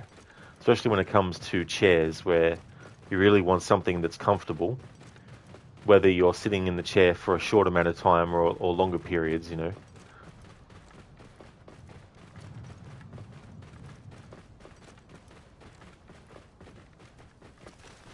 Whoa.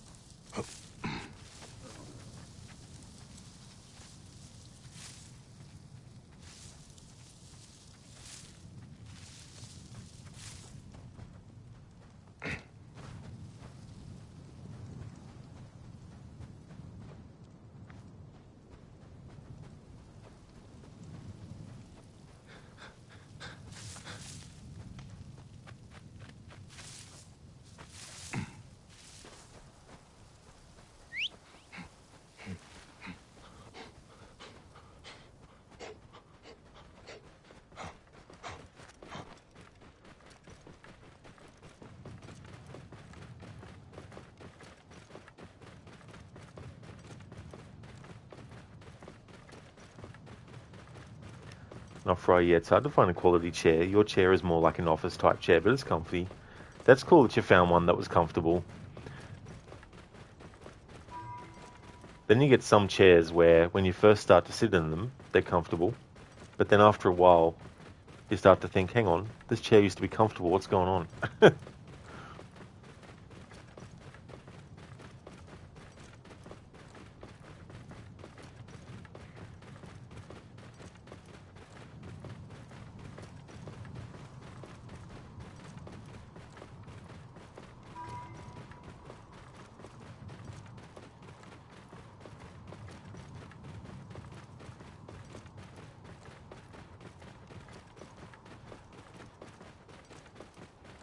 Not Fry, it's hard for you to find a decent one because when you game, you usually game for hours on end, lol. Oh yeah.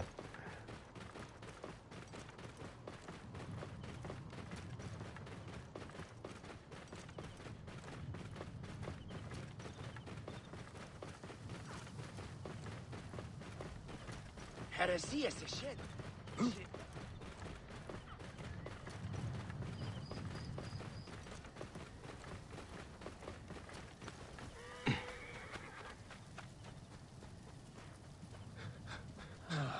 You there? Hey, wait! Don't let anything...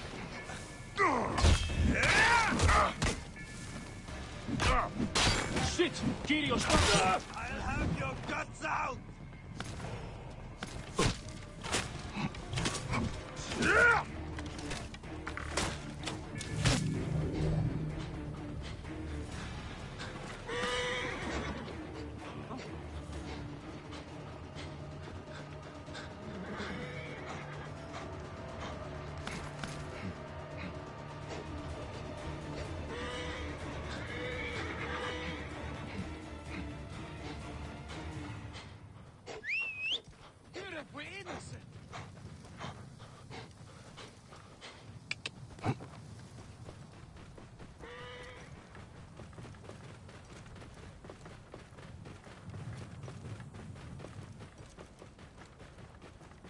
Hey, what?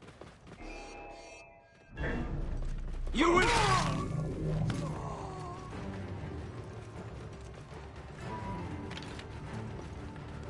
Whoa. Hey! Hey, hold on. Die then!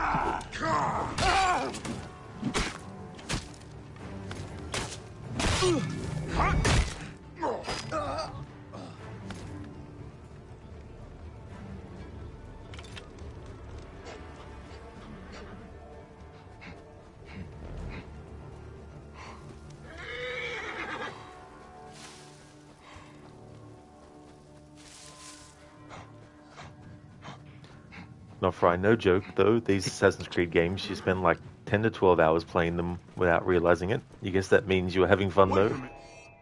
That can definitely be the thing too, where time just flies so fast.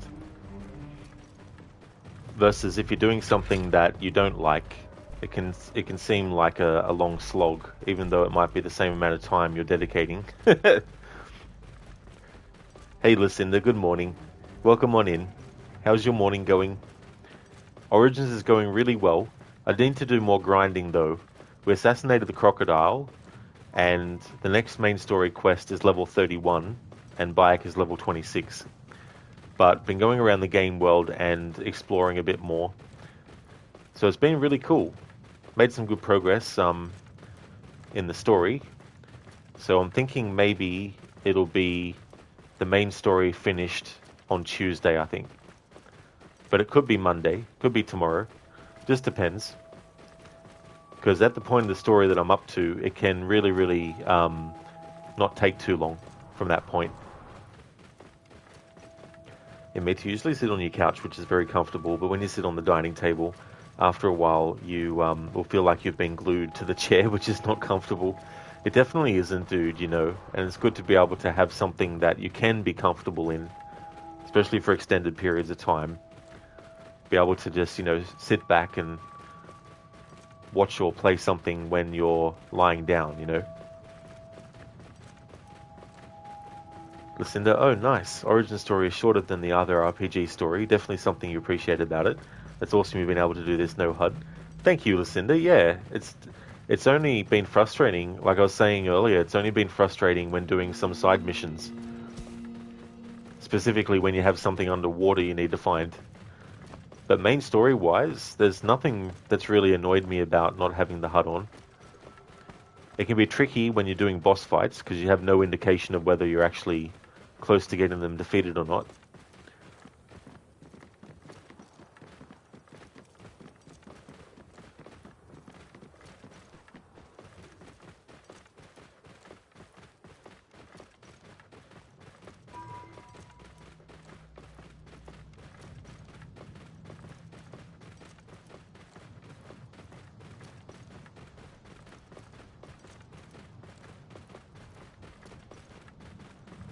Once you get the 4 targets out of the way that Cleopatra gives you, the rest of the story doesn't really take that long. Like, the pacing is relatively quick.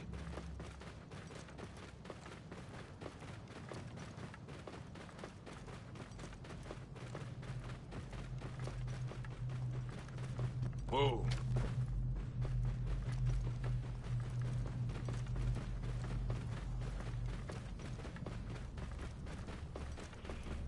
That's all good, Zereth. I really hope you have a good nap. Thank you for watching. Thank you for being here. I hope you enjoy your sleep.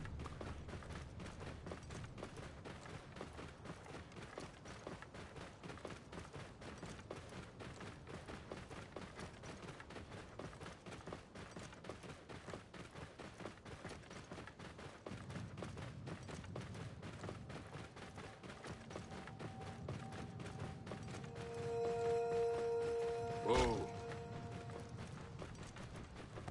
Yeah.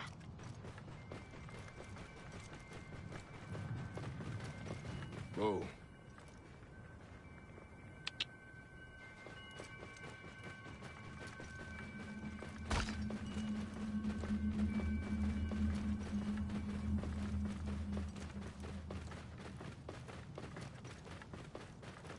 Whoa. Yeah.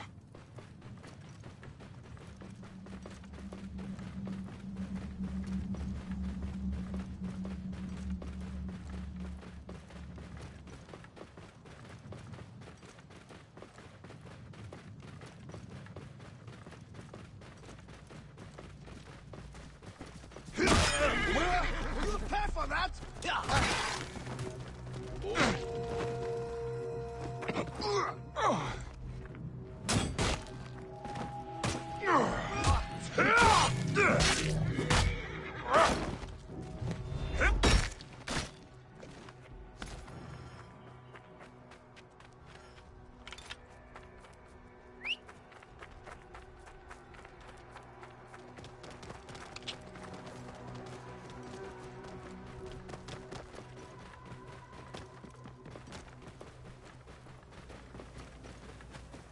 Hey! You will not escape! How?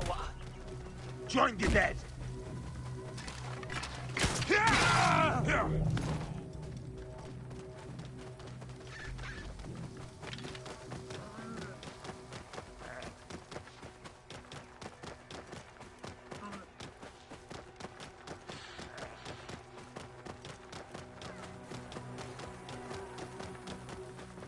Hey now!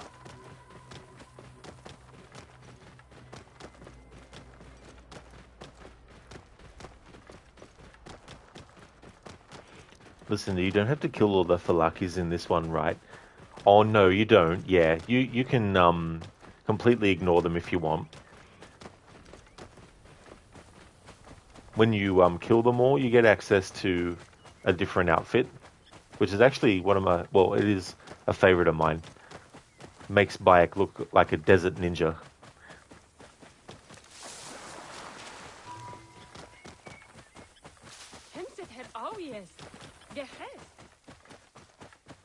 Gehes, wa'an, wa'at. Nek any suggeriet.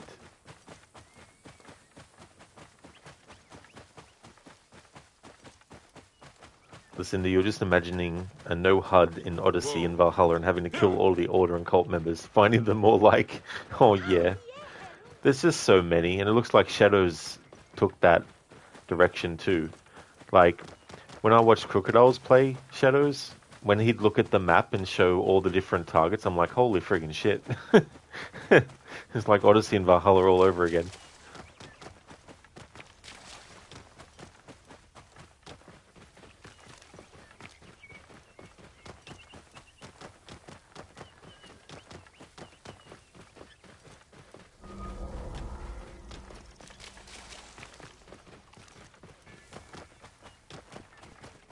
Move! Now!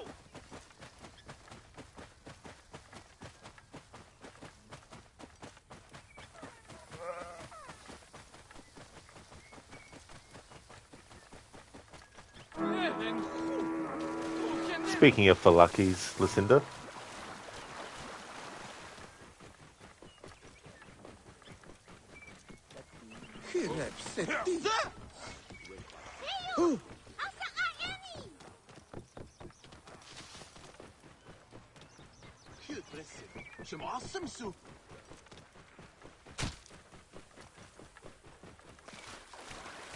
Whoa.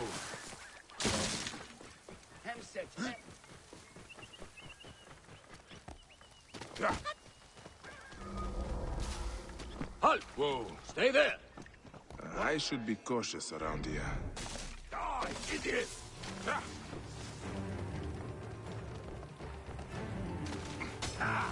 Whoa.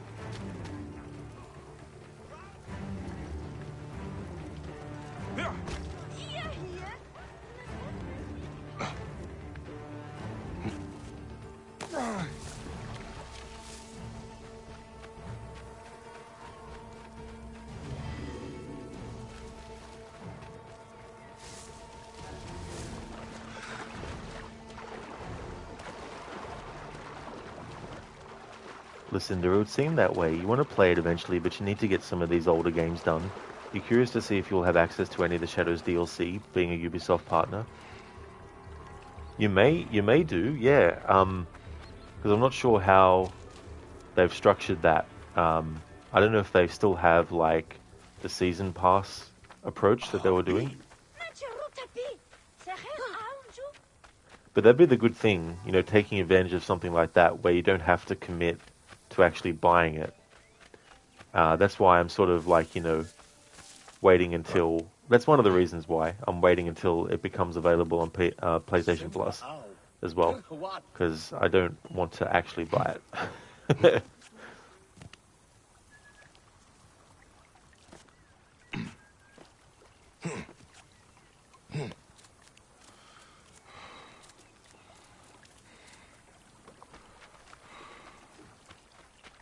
Army of God. Listen, you did get notified of a campaign where they're going to be releasing a video announcing it or showing it. They haven't said anything about giving keys out for it, if that's how they do it. Yeah, I mean, I wouldn't be surprised if they do. Like, they might give you a heads up and say, hey, this is when the content's actually coming out, but here's the ability to access it, you know, earlier maybe as well. Excuse me, I'm looking for a man named Bayek.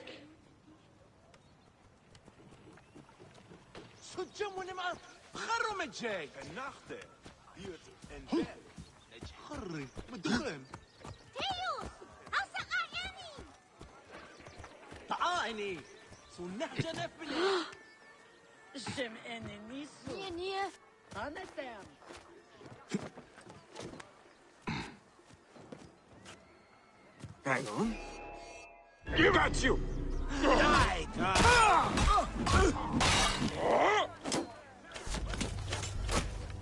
I will get him!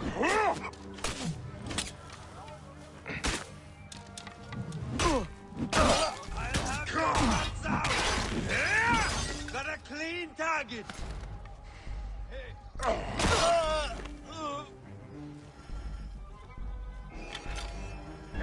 Ogozi, you're finished!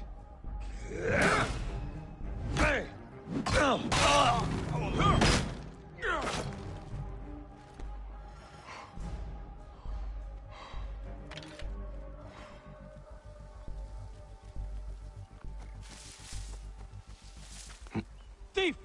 Thief! Magi! Catch that little good-for-nothing! Hurry! Every Shuasa Heti around here thinks they deserve a handout.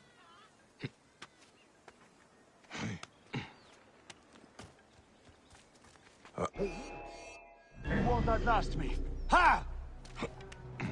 You aren't climbing your way out of this current. Ha! There!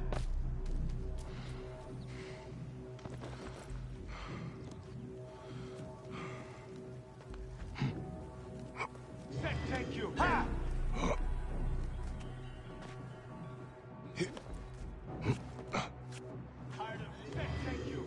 Stand and fight.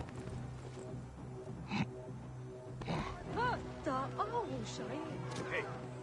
Yeah. Henry, no head down.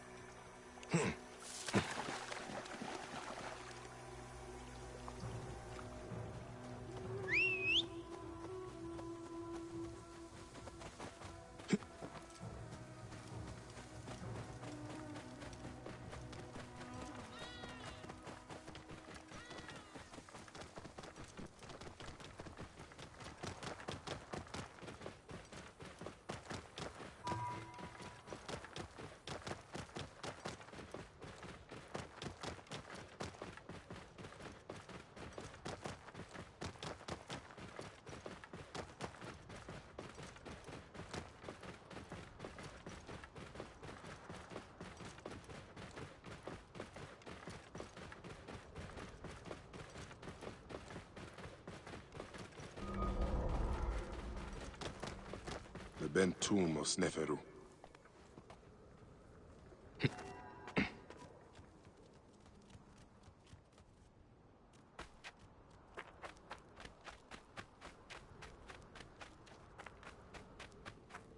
Someone has been here recently.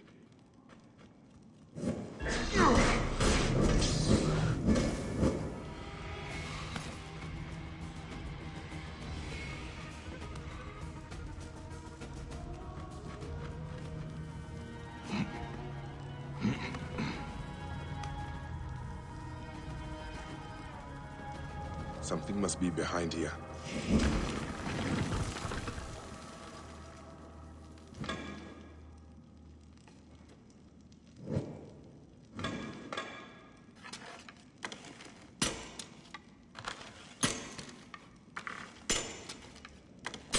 Should be clear now.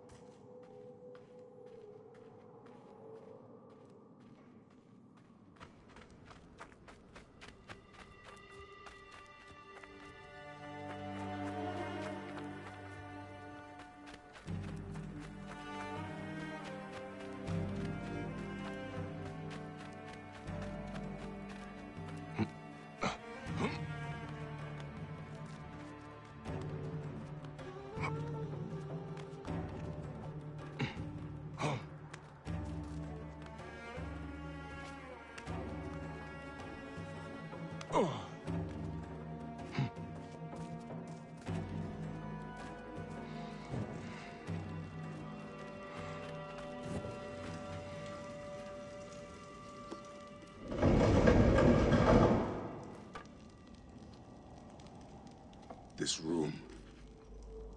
This is where my quest began. Someone has taken great care of this chamber. Hey there, Gorky. How's things?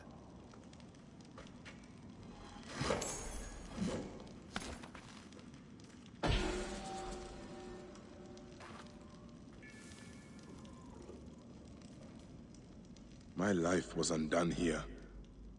Yet now there's a shrine, a memorial where none should be. Could this be for Rutjek? None could care for that snake that began this twisted quest, could they? Excellent, Ogorki. That's great. Glad to hear that you're going good.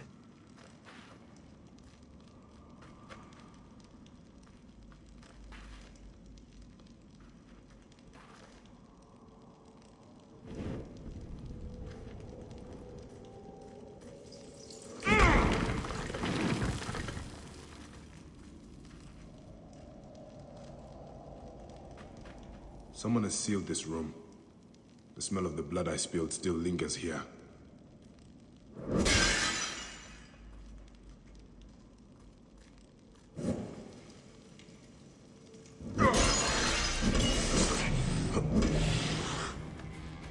Rudjek's mask. I barely remember what happened after I stabbed him. Don't blame you, Bayek. You're an absolute fit of rage. Completely understandable and justified. Rudjek does not deserve a tomb. But this is an insult. This tomb was made for a pharaoh. Whoever did this has defiled this place.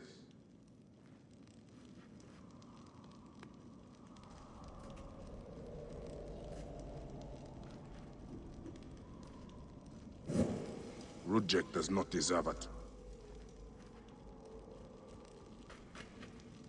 Rudjek's arrow. I marked his name off my list with this. Now it sits on the ground, forgotten. Rudjek's arrow.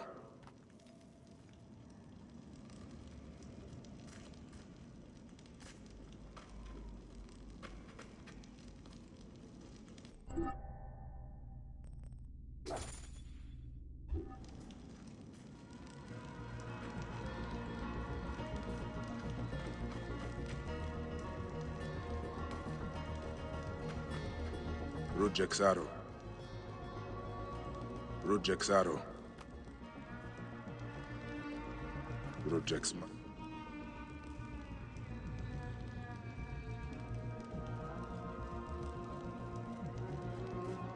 A mummified heron. For resurrection? No. Whoever did this must have known of Rudjek's place in the Order. This room has told me all I need to know. This place was a beginning for me, and an end for Rudjek. The arrow marked both of those things. After I stabbed that bastard, things went dark. When I came back to myself, Rudjek was dead. Rudjek's body should have been left to rot. He has been laid to rest with respect by someone who wanted him to enter the Duat prepared. Whoever buried him also left this heron mummy to honor Rudjek with his god's damned namesake in the afterlife. They then returned here to pay respect to Rudjek, if these candles are any indication. No matter what, I know Rudjek's heart was found lacking. That bastard suffers in the afterlife, no matter what was done here. I will be judged one day, but I do not regret my actions. The feather will always be lighter than my heart.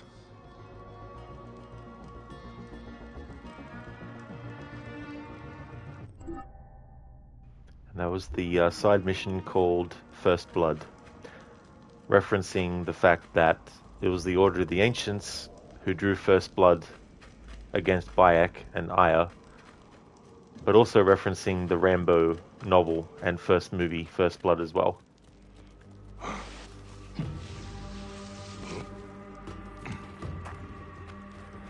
It's such a great moment, Lucinda. It's another shame that it's relegated to a side quest, but I do like that you can actually go there to that tomb, because the way that they show it in the cutscene where Rudjek gets assassinated and the bodyguard that you fight, and then when you actually defeat his bodyguard, you exit out of the area and then you come across Hepzibah, you know, and so it really messes with the positioning of where this tomb is, you know. So, but this side quest sort of fills in a gap where it's like Bayek blacked out after he killed Rudjek, and when he came to, he saw that he was dead, and so there would have been a passage of time between him realizing that he had killed him and all that, and then coming across the bodyguard in a completely separate location and stuff. Get out of... I'll kill you! We have the edge.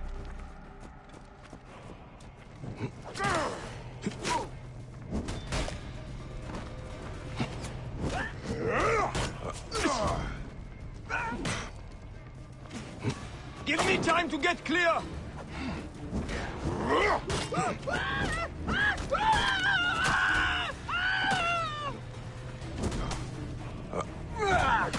Cover my escape, brothers! What are you doing?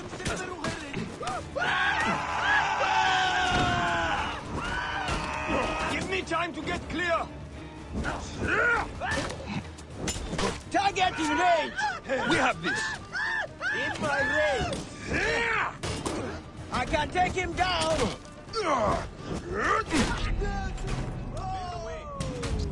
Keep the threat on the outside! Listen to that torch throw. Here, have this. Keep it. That wailing. Oh yeah, listen to that. That's so funny. The wailing that they do when they're burning in this game.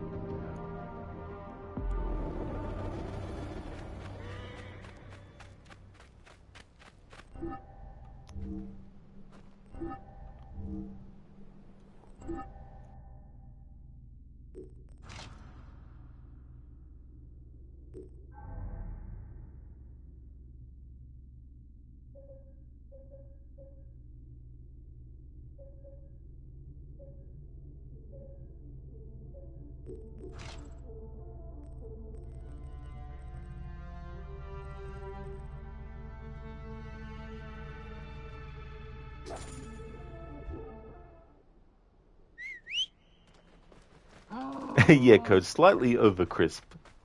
Just a little tiny bit of over crispness. Hey there, Mr. Epic. You come into the stream, first thing you hear is screaming, yeah. Welcome on in, Mr. Epic. How's it going?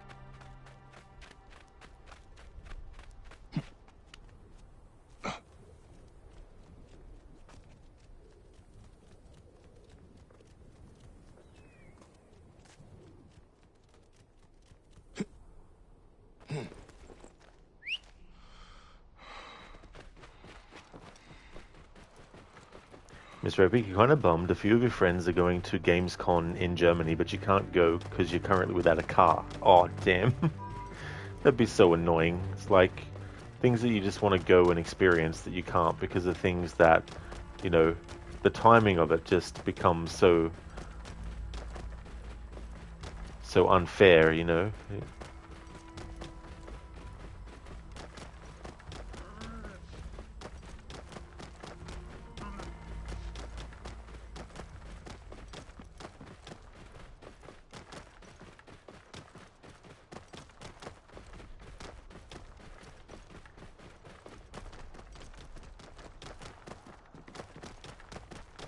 Whoa. The guards here are vigilant.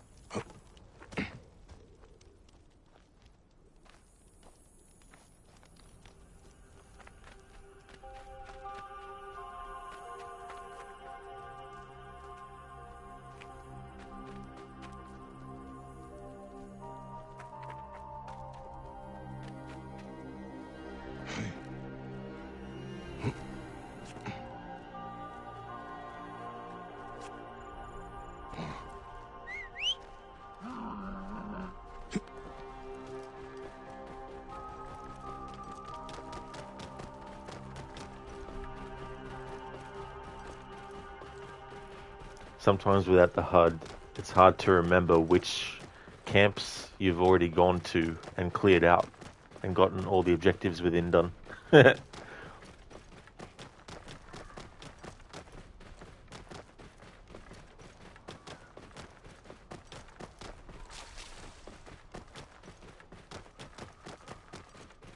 Whoa.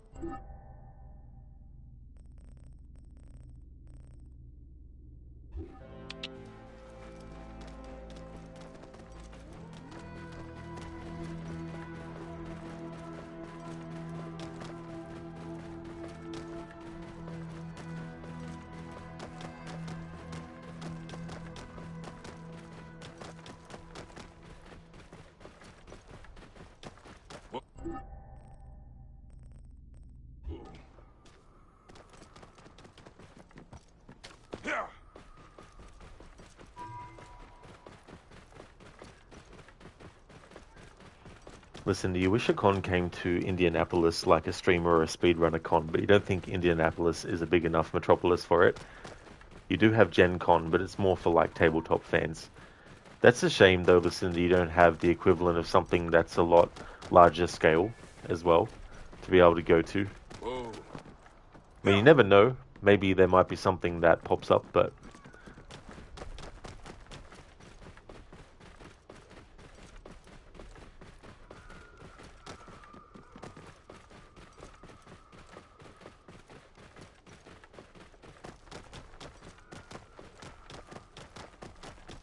Whoa.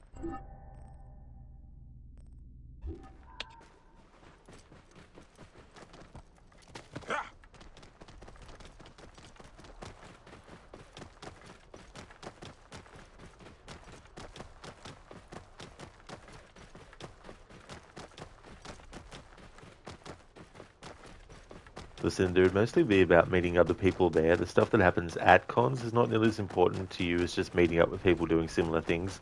That's definitely fair too as well. It's more about the interpersonal things about it, not necessarily the wider scope of it, you know.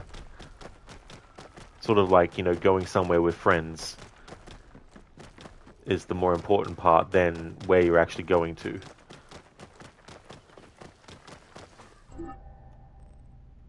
But still a place where you all want to be, you know, doing various things. Whether it's sightseeing or it's going to like amusement parks and stuff. This area is off limits.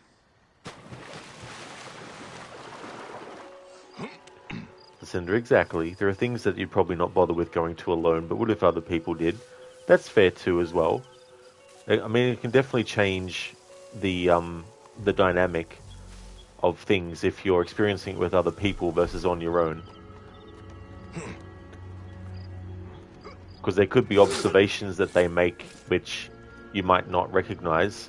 There could be jokes that get made that you wouldn't have thought of otherwise, you know, and then you can create memories like that too.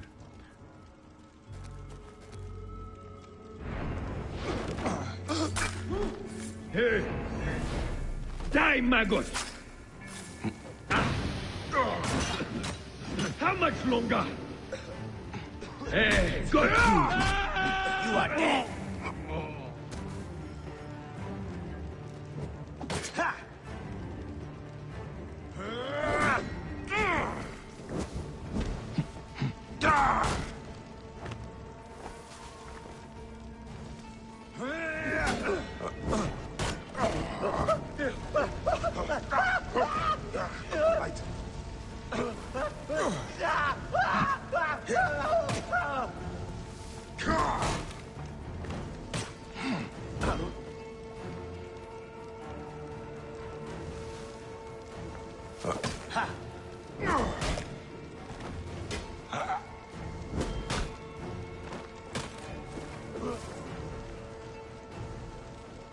Worms take you!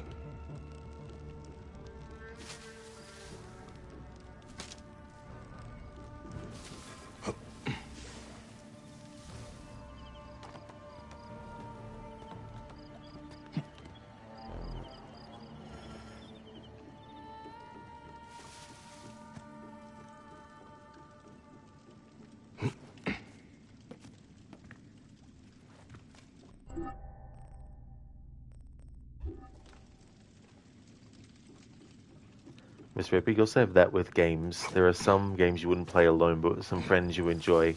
With some friends just to chill. Games like Call of Duty or a co-op game. That's good too as well. Especially if it's something that you can all enjoy as well, you know.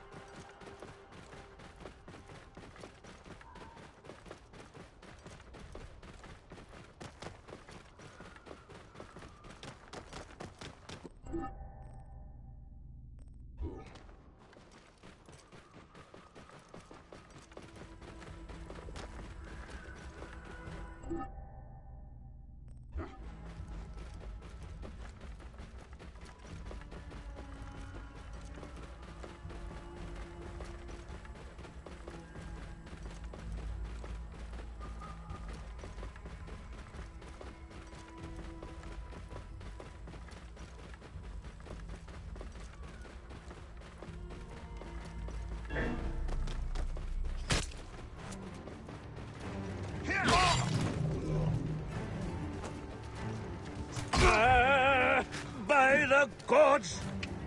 This beast will be my death! Yeah!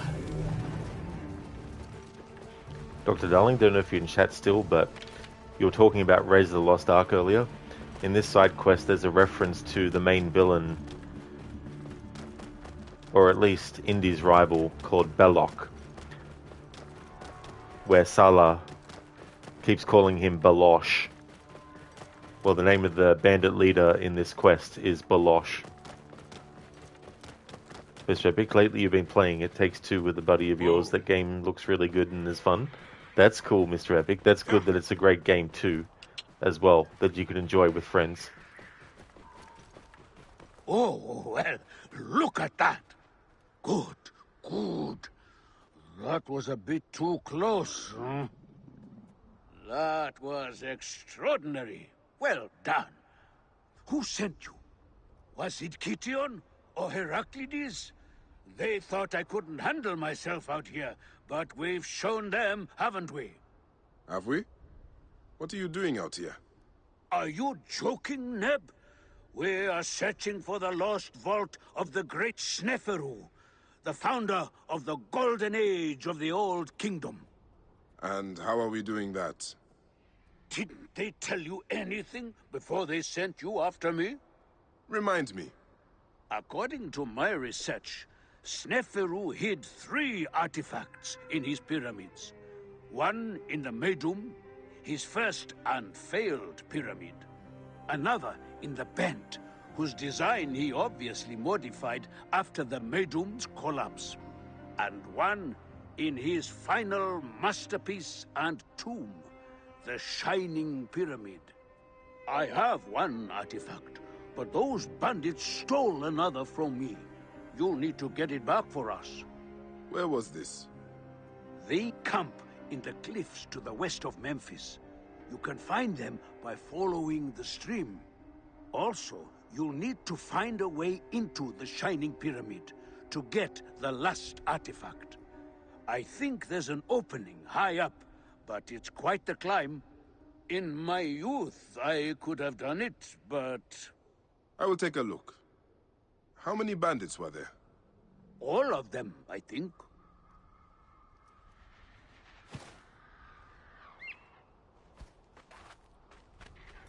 What makes you think the 3rd artifact is in the Shining Pyramid? Each of the 3 tombs held one, according to my findings. These pyramids were built by Pharaoh Sneferu during his reign, you see. He took what Imhotep had designed for Pharaoh Djoser and improved upon it. Medum was the first, but a design flaw led to a grave collapse. Then came the Bent. Its unique shape is due to an alteration that saved it from suffering the same fate as its brother. The Medum and the Bent could not keep their secrets from me. Inside each, I found the artifacts indicated in Manetto's Aegyptiaca. You've read it, yes? Mm-hmm. So you'll remember the 3rd is said to be contained within the Shining Pyramid, his masterpiece. Of course, it is also the pyramid that has stifled my progress. The Shining Pyramid? Yes.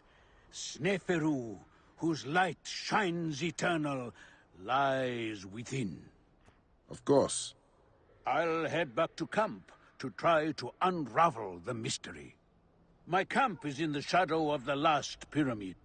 Meet me there, at Sneferu's tomb, when you've found the other artifacts.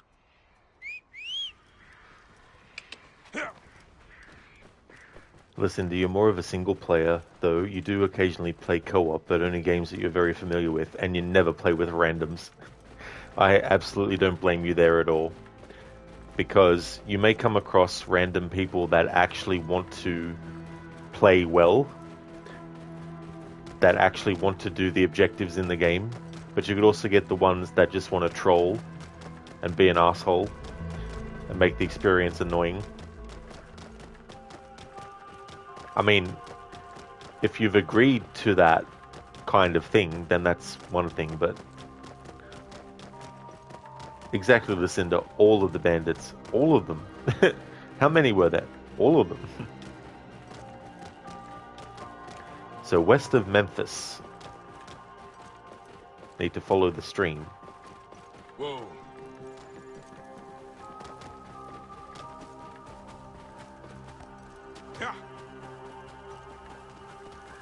Mr. Epic, you get that, Lucinda. You also play more single-player games, but sometimes you had fun with multiplayer, with randoms, like in Call of Duty or Sea of Thieves. But yeah, there are a lot of irritating people in multiplayer and a lot of kids screaming.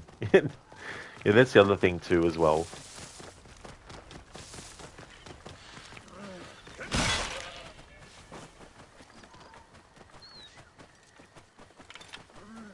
Whoa.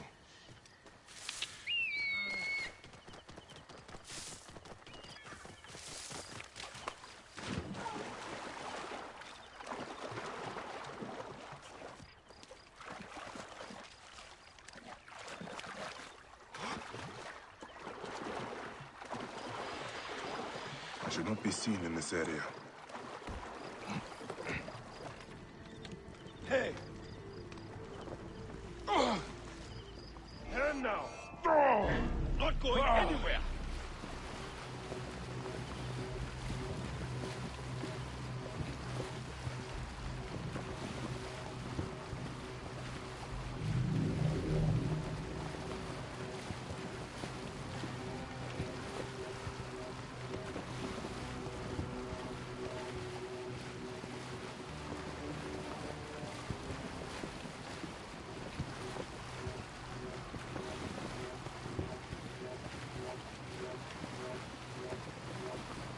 Listen to enemy. You're not going anywhere. Bayek just sails off into the lake. He's like, see ya, suckers. He's just like, nah, nah, nah, nah, nah, you can't get me. I'm going this way.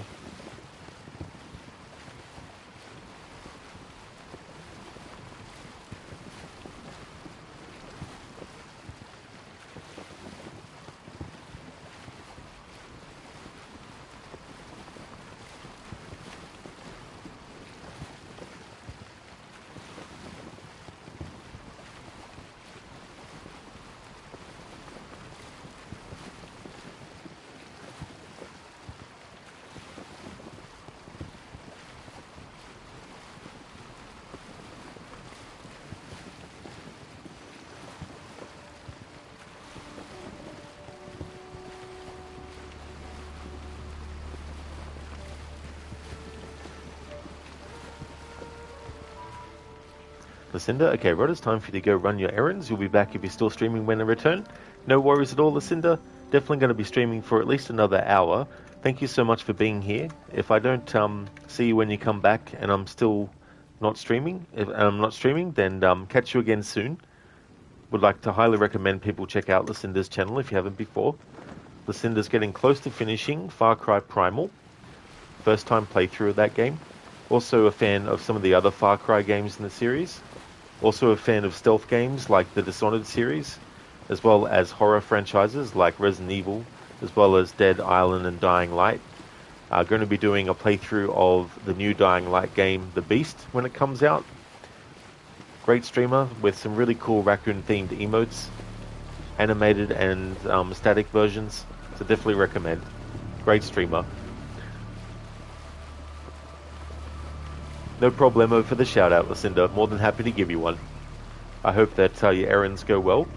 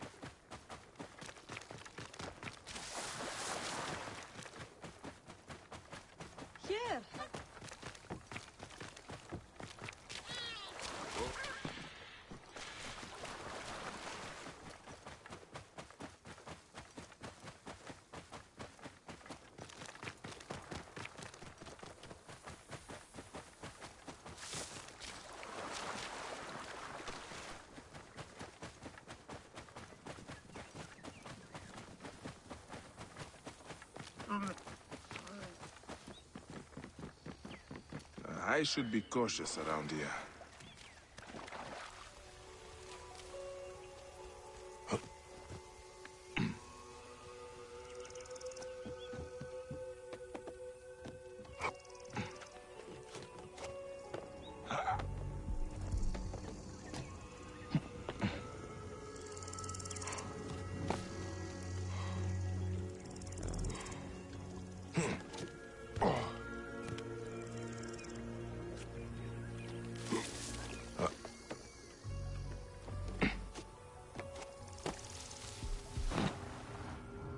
There! You will pay!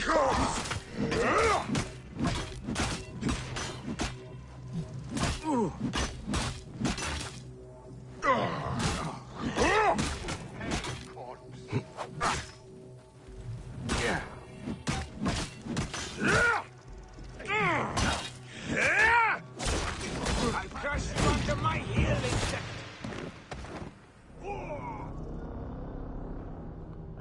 The whoa after that.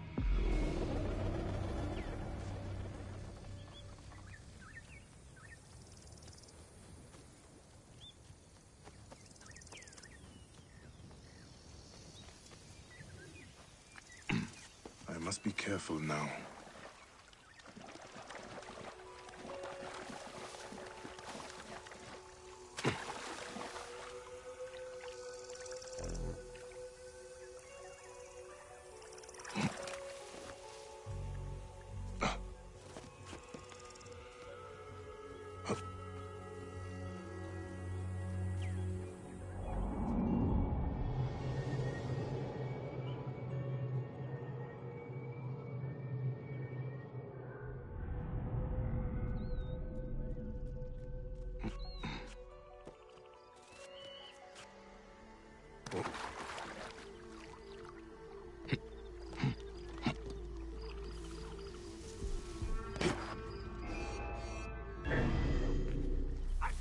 Lighting the brazier!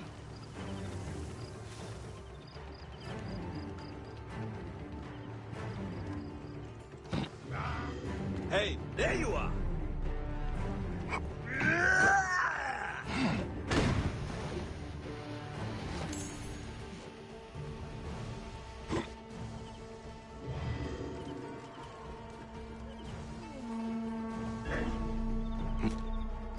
You must die!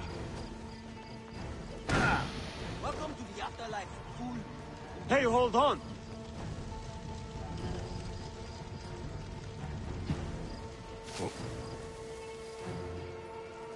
Die then!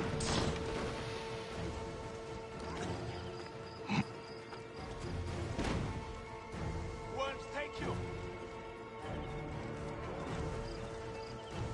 Pathetic, this will be easy!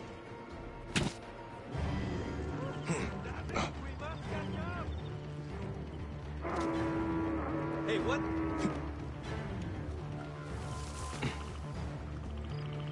Who lit the beacon? Everything all right here? Wait a second. Get out of my way.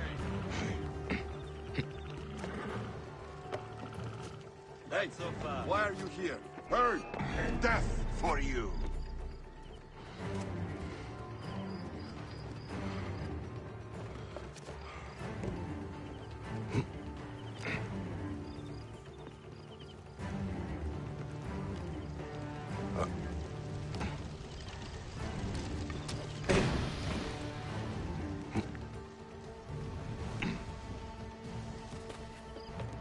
The prize is mine!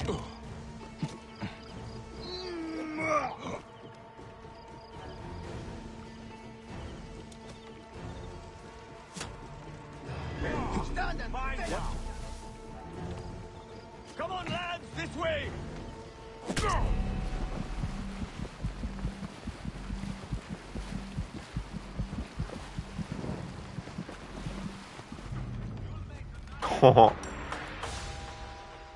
What range they have. Okay, so that's not where the quest thing is.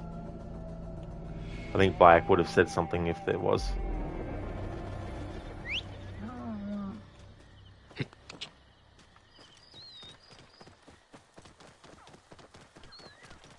Yeah, I tile. Relo. Whoa.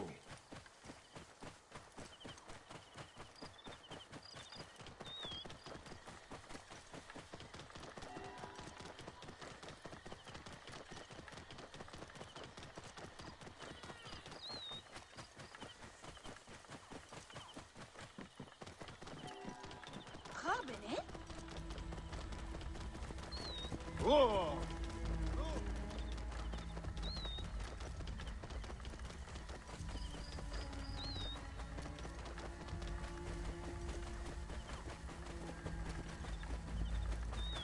Whoa.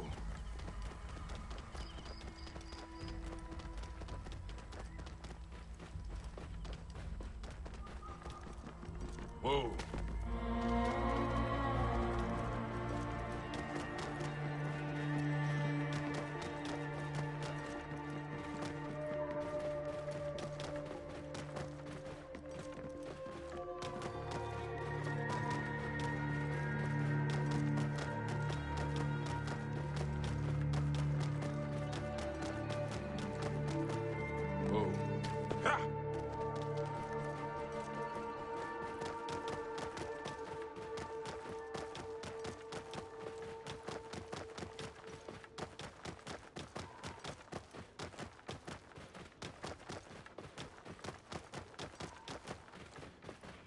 Mr. Epic saw that Ubi did a cooperation even in some kind of mobile where you can get an Ezio or Cassandra character. You never heard what they did?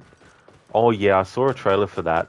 Some time travel nonsense, allowing characters who didn't actually exist in the same period to meet each other or something. I watched a bit of it, but then I got lost interest because I was like, whatever. Out of the way! What are you about? Never even heard of it. Reverse 1999. I don't know what that franchise is.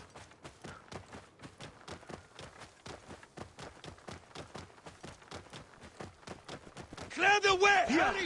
Yeah, Mr. Epic, that was Melisanthe Mahut reprising her role as Cassandra again. So far, she's done the role for every single appearance that Cassandra's had in stuff since then. Since Odyssey.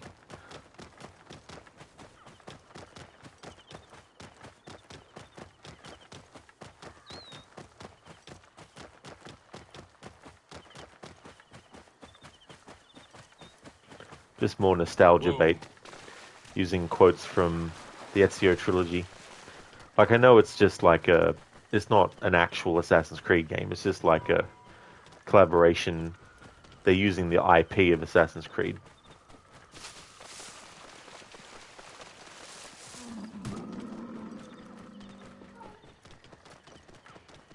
Oh yeah, Mr. Epic, they do. Yeah, it's happened before with a different actor playing Ezio. As early as Assassin's Creed Chronicles China, we had a different actor play Ezio's voice. Do Ezio's voice, I mean. But yeah, it sounds weird, iconic Ezio lines from the trilogy coming out of someone else's mouth. Mr. Epic, it sounded so lame. Yeah, I mean, it definitely sounded very pedestrian kind of thing.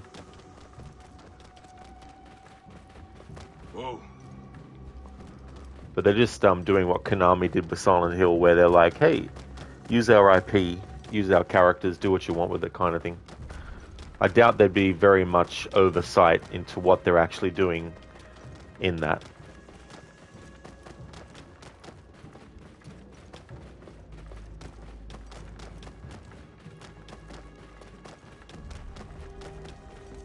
Whoa. Yeah.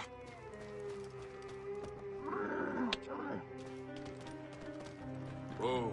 But I wouldn't be surprised if they try to inject some kind of like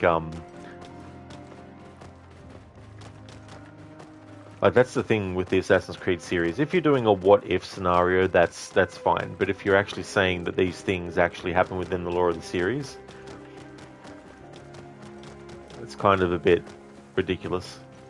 That's why time travel being injected into stuff can be very, very ruining for a franchise. It just makes things lose any kind of like impact.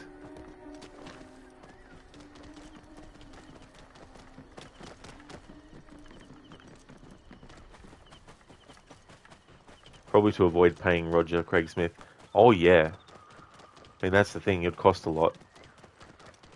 Then there's if he would even want to do it as well. Like, that's a consideration that actors would have.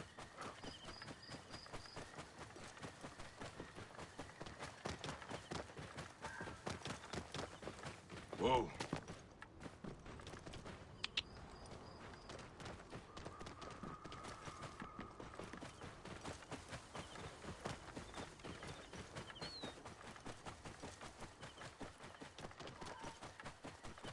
Whoa.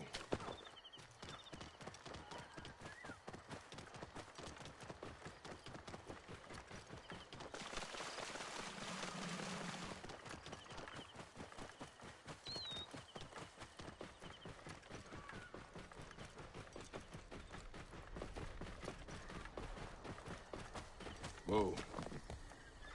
Yeah.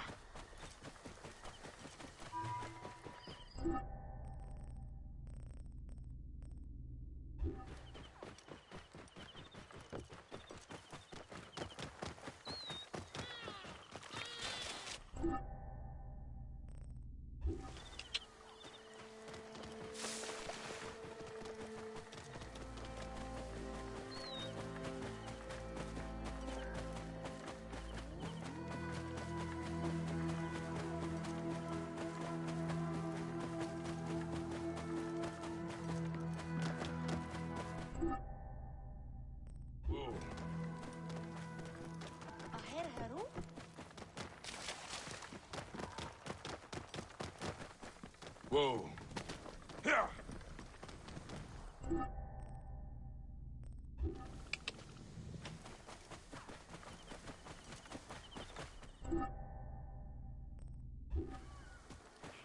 Mr. Evergley did their VR thing, so you think he would. Juby's just being stingy. Yeah, that's true, he did do that VR thing. Hope they paid him well, though, because the dialogue they gave him to say was atrocious.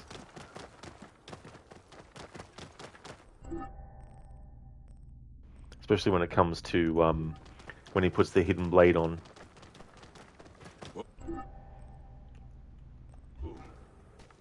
Where he says something like, "Ah, the signature weapon of an assassin." Is like, no fucking shit, Sherlock.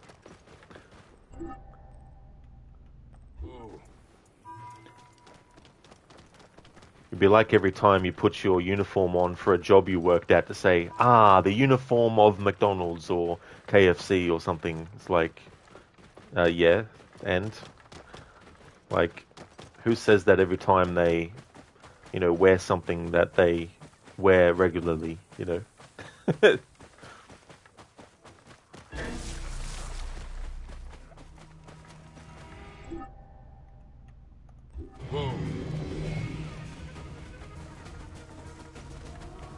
Clearly, it's supposed to be for players who haven't played Assassin's Creed before, but at the same time, surely you can come up with something better to write for the character to say to let people who haven't played Assassin's Creed before know that the Hidden Blade is a signature weapon of the Assassins.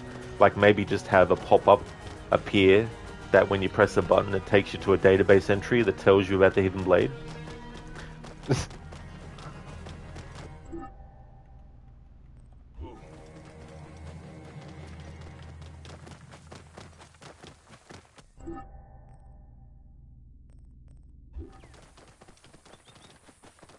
Let's see you dead. Whoa. Yeah.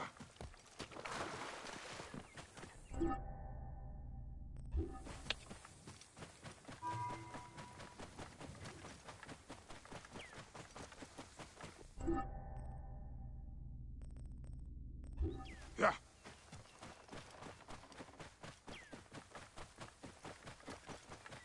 Alright, I'm going to take... I'm going to use follow road and go to objective. Spending too much time on this.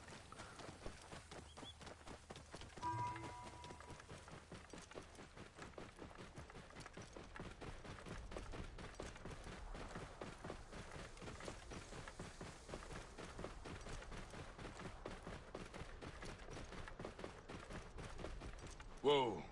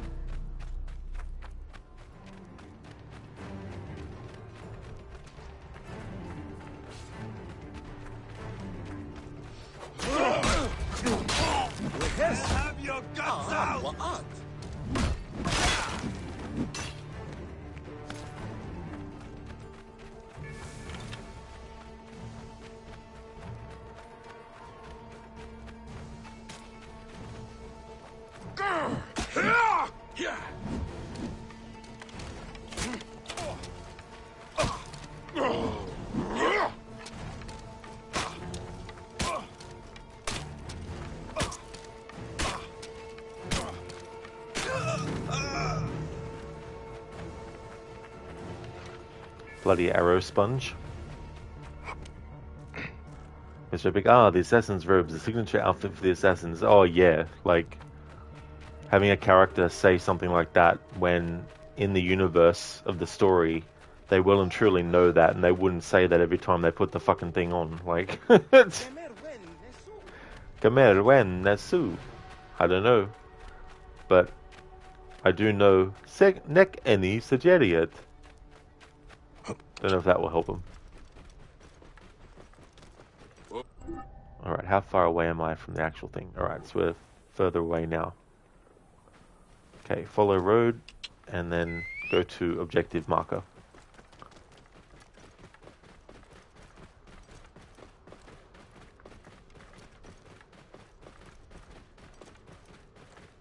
Whoa. It keeps wanting to put me back here for where the bandits are.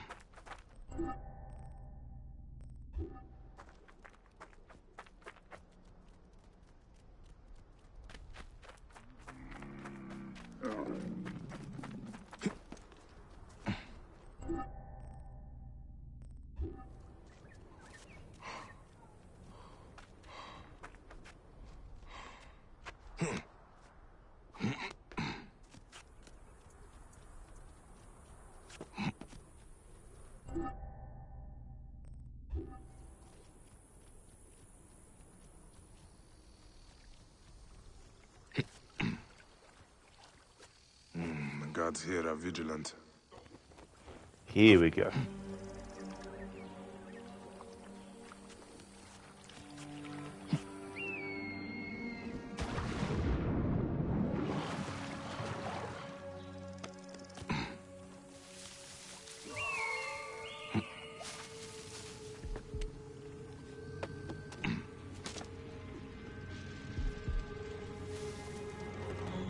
Hey! I was here before. Ha! Yeah! Die, you dead! I can hit him!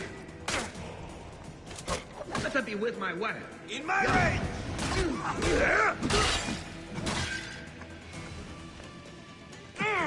Alarm! Over here!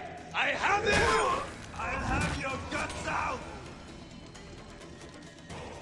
Got him in sight!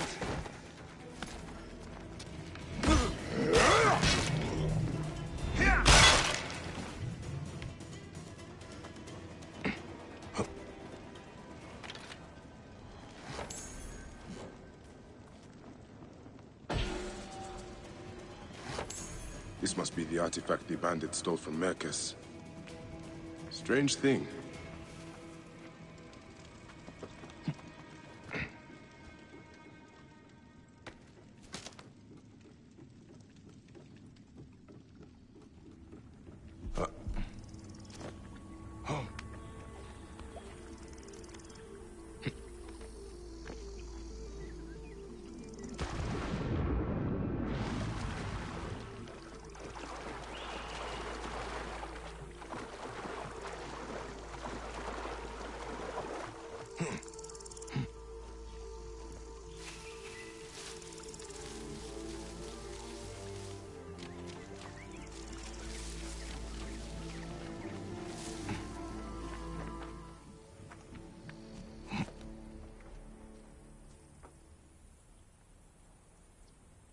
Hey there, Stardust.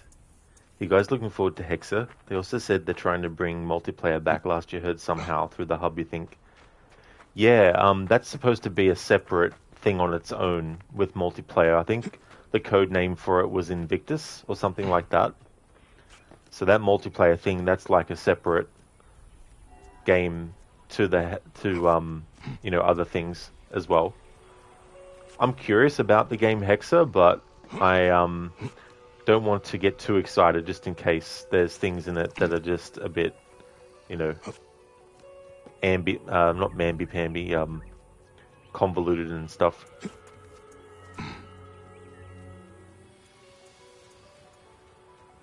Thank you, Zereth, for redeeming the leap of fail. Leap of objective.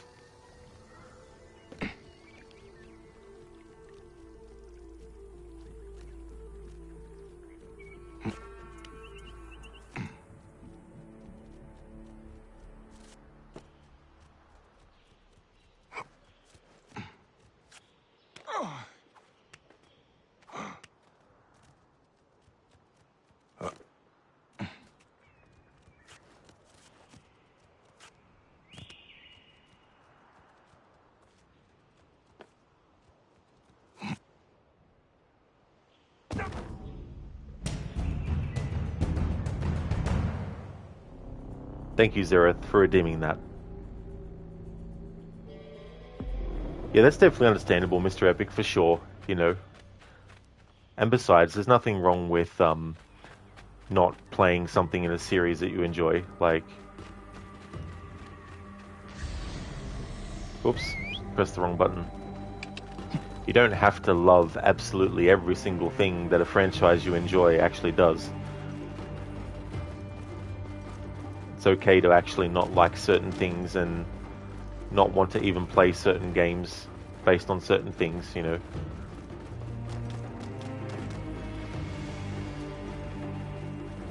Stardust, if you say magic, I'm going to cut you with my hidden blade. That's a tall cabin. I think you've seen that cave too, don't remember though. That's true. Yeah, that cave, maybe there was another cave I went into that I thought was that as well. Got mistaken for. But I'm glad we found that and got that part done. Mr. Epic, wish it was that easy like magic. You're talking more about the story being boring. Yeah, there was also a rumor that Ezio was going to be in it. And that he was going to be a mentor to Elsa, who is the main character in that game. And I'm like, look, just stop milking Ezio, you know what I mean? Like, just leave him out of the stories moving forward. Like, his story was told well enough in the 3 games and the Assassin's Creed Embers short animated movie that we got. Don't need to keep jumping back, you know, and bringing him back. Like, the idea was to make it obviously set before Embers, but still have him be like an old man who mentors someone. And I'm just like, just leave the character where they were and how they were and move on, you know. It's like with characters like Indiana Jones and all that. It's like bringing them back and trying to do more stories with them. It just doesn't end well. Becomes nostalgia bait, and then it just becomes using the... It's like when brand names get used. It's just for the brand name. It doesn't really... The substance of the thing doesn't matter as long as the brand name's attached to it. You know, that kind of approach.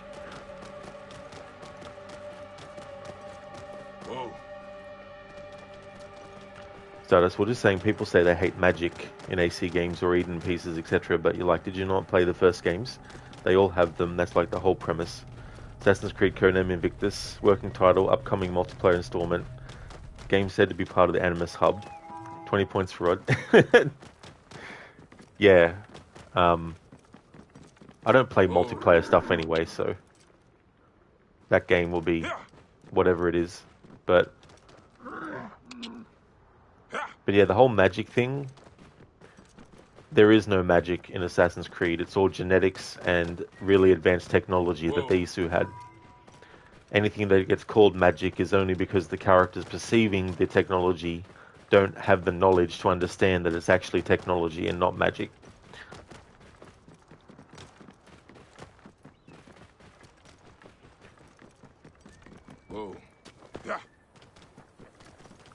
However, there is a, like, another rumor about Hexa was that you'll be able to literally control a cat. And I'm thinking, well, if they're going to go the route of that, there probably is logical reasoning why that could be a thing. When the Isu made humans, they put in the human brain a special receptor, so that when they use their pieces of Eden on a human, then the piece of Eden connected to the receptor in the brain, which is why certain humans can be controlled with the apples of Eden and turned into like a puppet. But as far as I know, there's nothing in the lore of the series that says whether or not the Isu created animals with the same thing. So if in Hexa you can control the cat because the piece of Eden Elsa has connects to something in the brain of the cat, then I think that's fine. But if they're literally saying that it's actual magic that allows the cat to be controlled, then that is going to be stupid.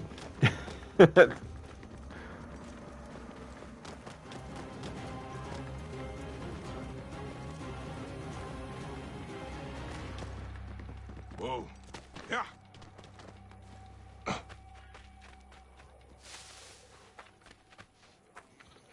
Stardust, does that mean we pay for multiplayer or free? Oh no, I doubt it would be free. Stardust, it'd be something you have to pay for. Covington, they're making a new Rambo movie, are they? Interesting. Is it like a prequel thing, or are they trying to do another sequel? Or a remake or something? Stardust, but you should. It used to be quite fun. But people don't get that IRL either. Kind of like a chip.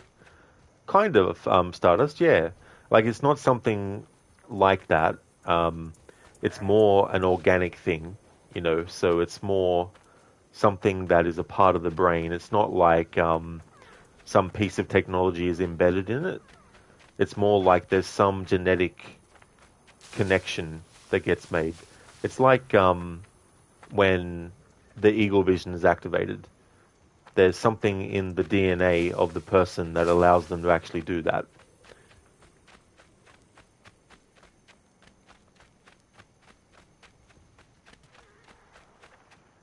Yes, Rebecca, you know, the problem with the current AC games is it doesn't make you immersed anymore. It's like with almost every cutscene you're getting, you're not like going, wow, that was awesome. Now it's like, man, what did I just watch? Why are they talking like that? That's not how a normal person would react. Yeah, I mean, there's a certain caricature of human expression with facial animations and stuff. And there was a more naturalistic approach before Odyssey, where it was more about trying to make the facial animations feel true to life in a way as well, you know. And the gestures that the characters do are not as robotic, and they're not as limited in scope, you know, to what you can do as well. And it's unfortunate because when you're dealing with story-driven games, even if there's players who don't care for story, which is fine, there's nothing wrong with only liking a game for the gameplay. I definitely wouldn't say that people who don't like stories in games are in the wrong, or I don't like them, or anything like that. But a component of the games is the story, and so for those players who do really like story in games, and they also like to see characters emoting in a way that is semi-realistic, you know, like there's going to be some level of video gameism happening with it. But all the games up until, well, including and up until Origins, had that approach. But with Odyssey onwards, they stick with the same skeletal kind of thing, but they just put a new fresh coat of paint on it, basically, depending on what the graphics are like at any given time.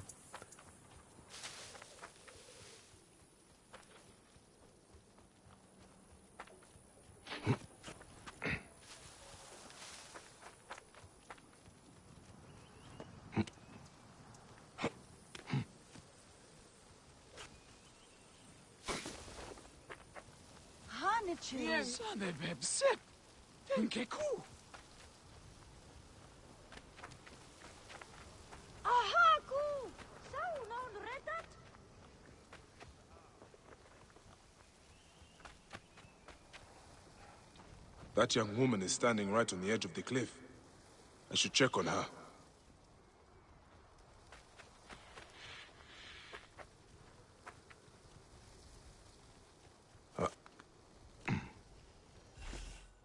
Who are you? What are you doing? Stay back or I'll jump. You aren't the first person to try and persuade me. Easy. That is a long way down, even for me. It doesn't matter. Nothing matters anymore.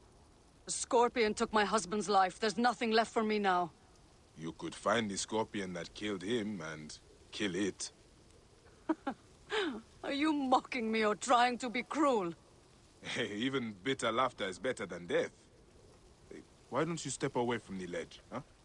We can talk. I don't know what to say.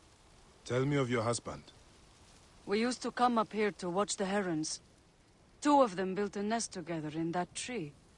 We watched them bring fish for their young. We dreamed of our own children. And you were sad because you did not have any. You're not very good at this, Medjay. You're not making me feel any better. There is no way to make you feel better. There is only tomorrow. And then the next day. One moment at a time. What you say is true. I just don't think I can face it. I want to show you something. I will return soon. Hey, try not to jump. There were some herons nearby, down by that tree. I've got what I need.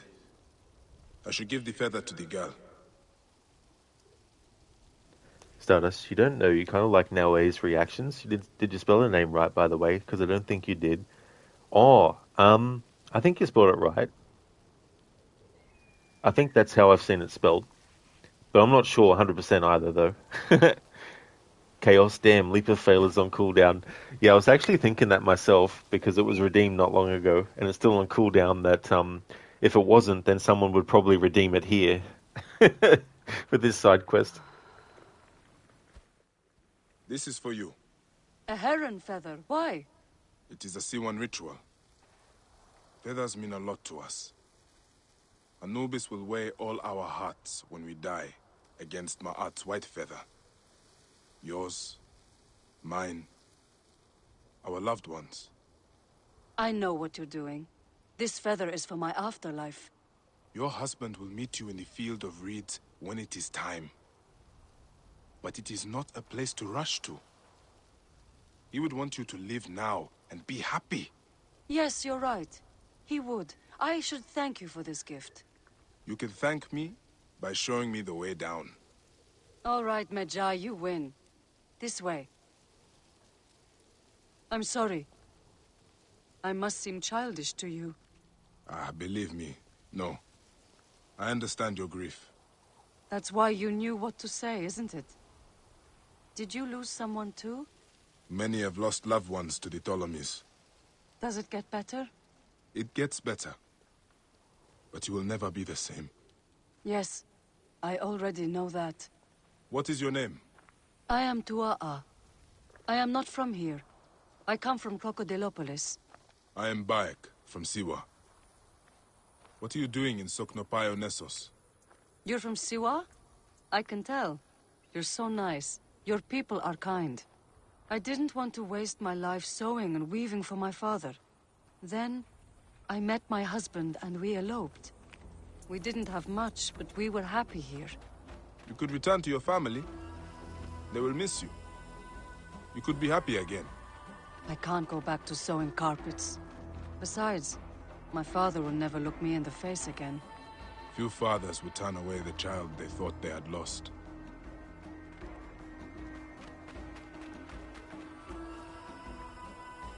Leopards! Bayek! Stay back.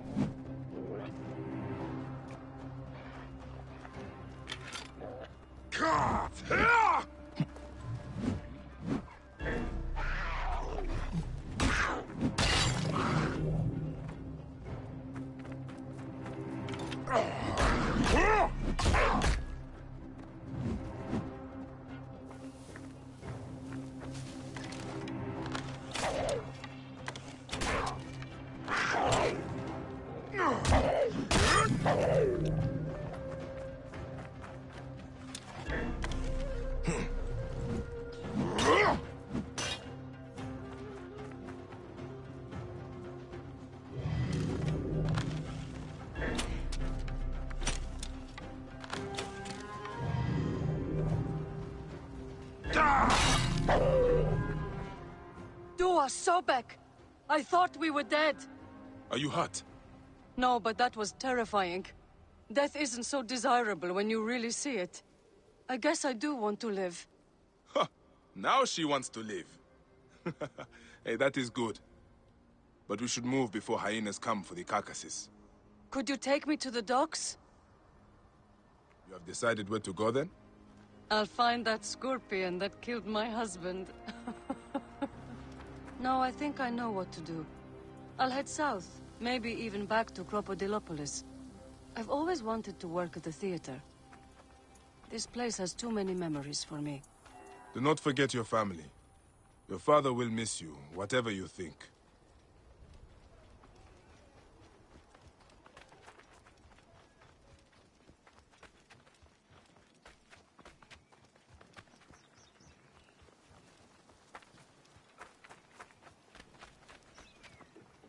Kenny, c'est Jerry, eh?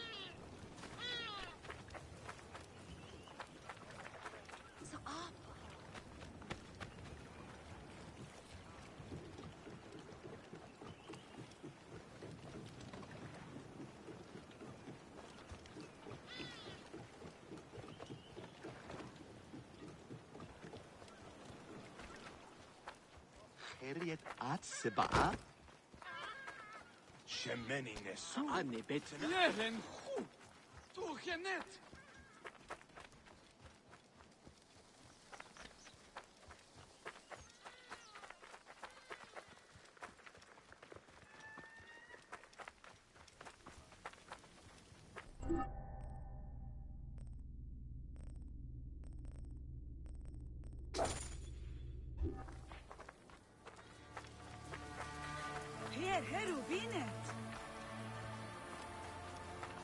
Hey, you coming? Ah!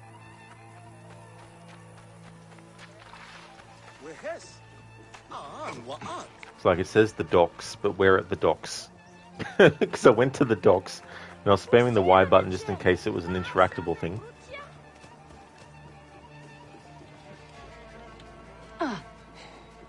These look like docks to me. Oh, okay, here we go. These particular docks, where the big ship is. That makes more sense. Right there. Or not.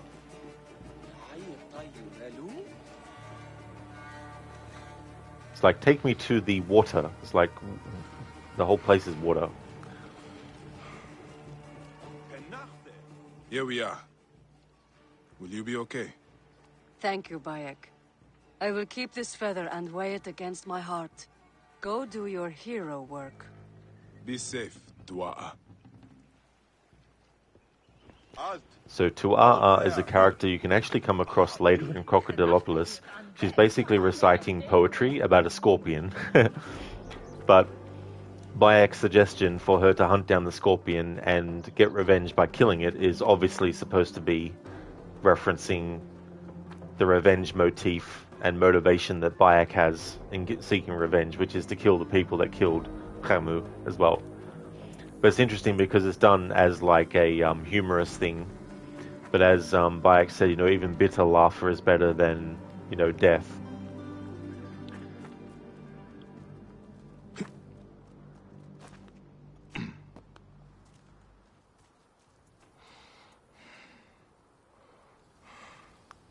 That's true, Shaky. It was the wind. Must have been. Stardust, the way down, when you could literally walk off the edge you came from, that would be a different edge than her. Oh yeah, Stardust, it was more Bayek basically saying, instead of jumping down and killing yourself, how about we just walk down safely so you don't kill yourself? That's why he said it that way.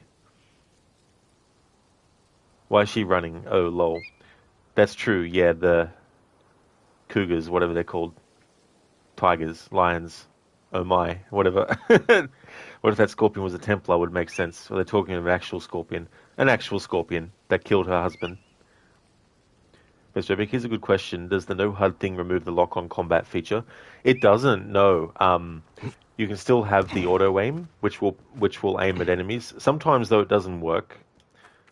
But it does work without the HUD, though, most of the time. But the range on it isn't, like, really long range lock-on, though, unfortunately. Think about her poor father. Now we can't sell her for some fur coats and some goats and sheep. Well, I mean, hopefully that's not what he would have intended to do, but it's a shame that her husband died. I had a feeling someone would do that reference, Shaky. Hey there, Arctic. How's things going, dude?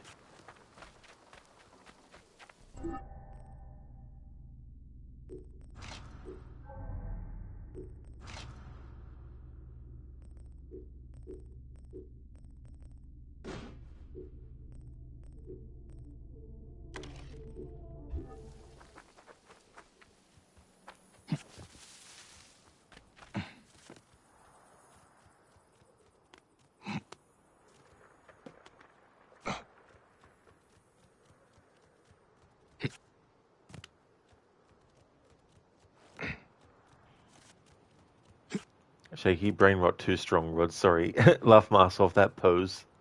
I wasn't even paying attention to Bayek's pose. But do you mean like when I switched to the inventory screen? What reference? Oh, the name of that character was 2RR, and Shaky's making reference to that meme from that Hawk Tour girl or whatever her name was. Oh, that's great, Arctic. Glad to hear that you're going well. As for me, I'm going good too. Getting Bayek some leveling up. Doing some more roaming around without the HUD.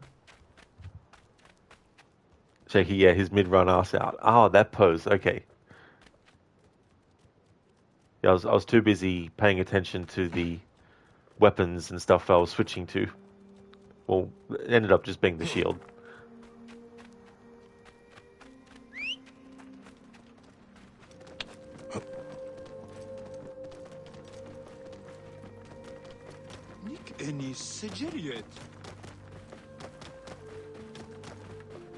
Mr. Epic, don't know that one. Probably a non-EU thing. Whoa. Yeah, that's understandable too. I don't really know much about them. There was just that meme that popped up about them, and then I think I remember seeing something about like Bitcoin scam or something she was involved with.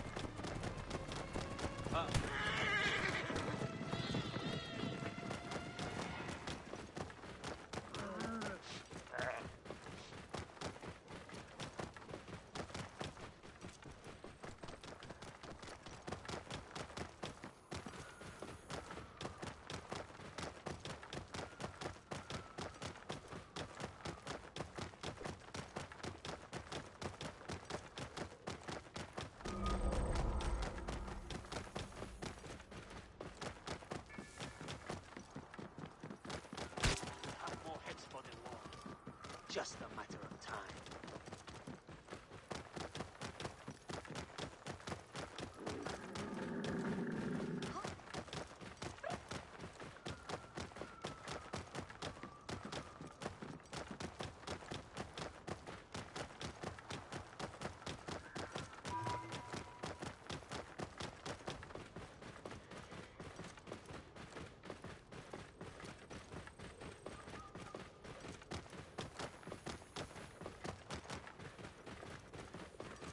Shaky, what is Bayek holding on to? Move now! You get ready to move out.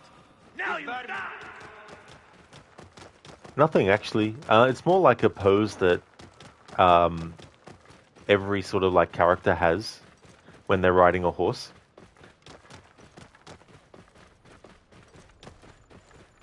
But yeah, Just a quirky thing, I guess, with the right hand.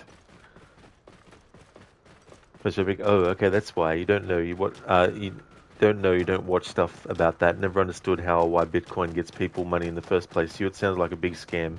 You think it was just that didn't a lot of people get in huge debt because they lost a lot of money to it?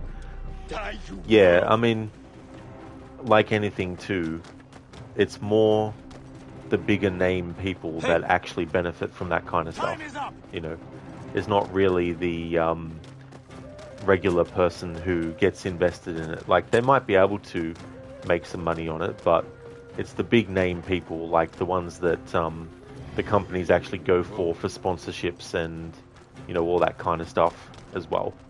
And it's probably a system that's rigged in the favor of those bigger name people maybe as well.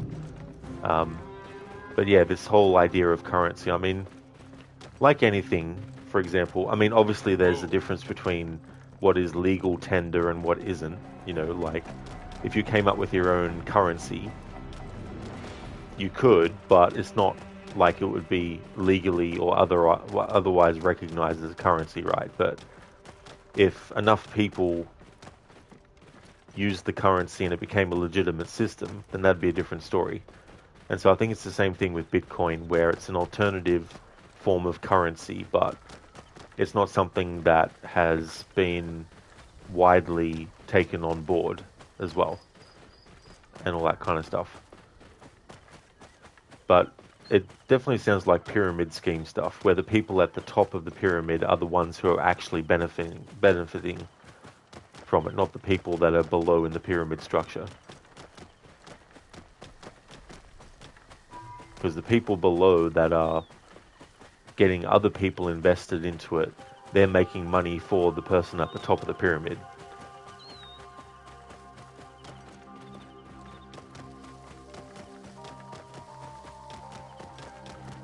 Shaky, your shoulder is tired seeing him do that.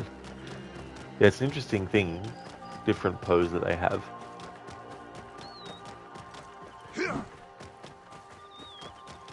Maybe it's just also something where it's like the arm is just ready to pull out the weapon when needed and stuff. Hey, hold on.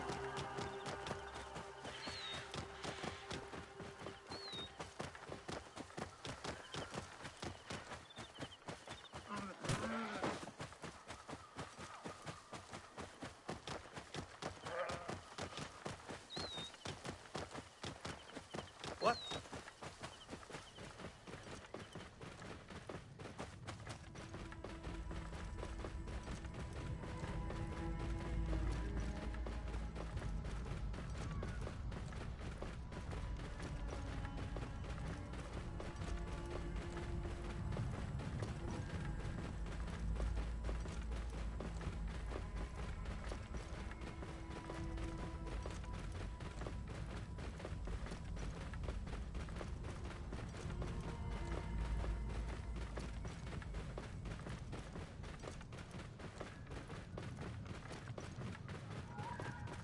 Mr. Epic, you would never do something like that. Rather some money up yourself. Bitcoin sounds like, hey, you want to throw your hard-earned money away? Yeah, and the other thing is too, like with anything, just because someone did something and found success through doing it doesn't mean that everyone will as well.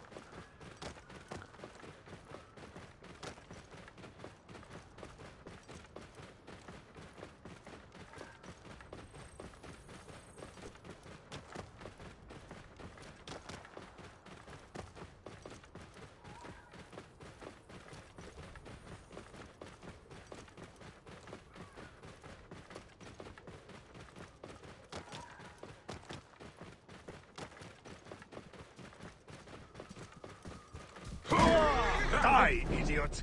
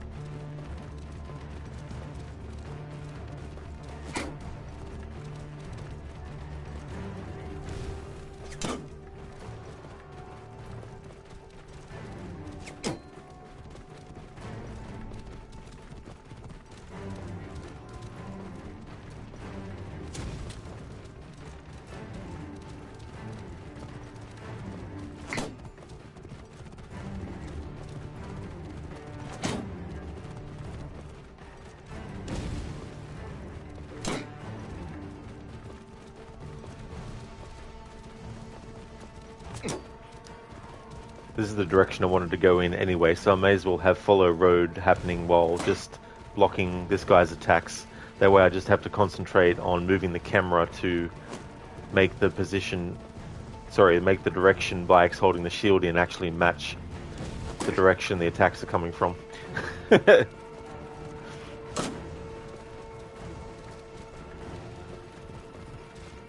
it's definitely relentless. Although usually the enemies that will actually give up chasing you are the ones that are ambushing you. So this was an enemy that we attacked that was on their own path and not ambushing us, so they'll just keep on trying to kill us the whole time.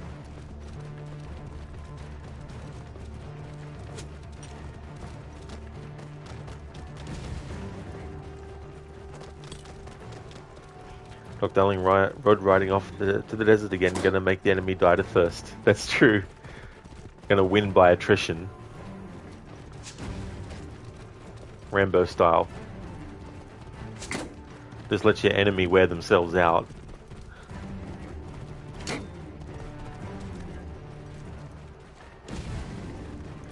But so big, so in Origins the NPC will keep on following you. In Valhalla you just have to run a few meters and the NPCs give up.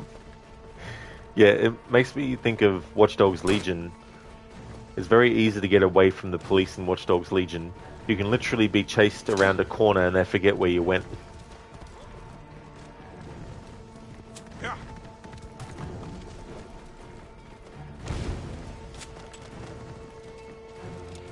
The boatman is coming for you. Your coin? Follow road stopped going in that direction. Ah, well. That's right, Shaky. Enemies become suspicious seeing a dead body. Bide your time, you'll see plenty of them. As John Marston says in Red Dead 2. Abigail's like, well, I guess I was hoping to see a corpse.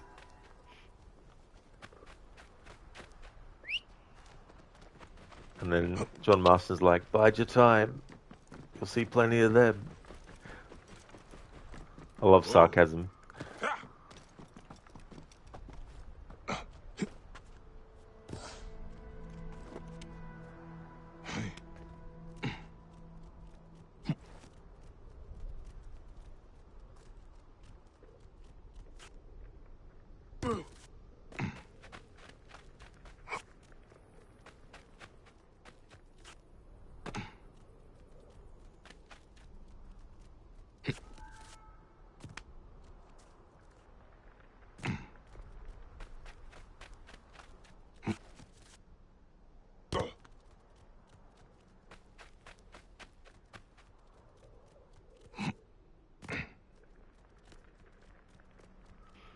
Shaky snarkasm. It's a good way to put it.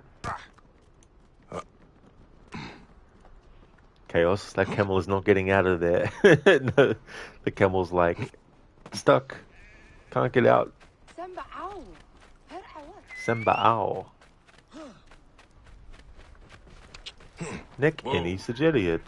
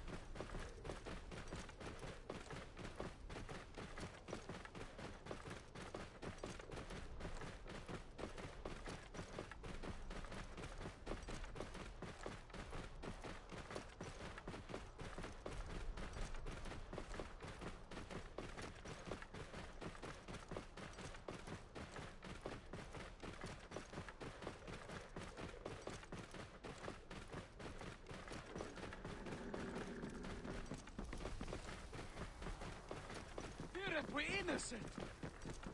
Whoa.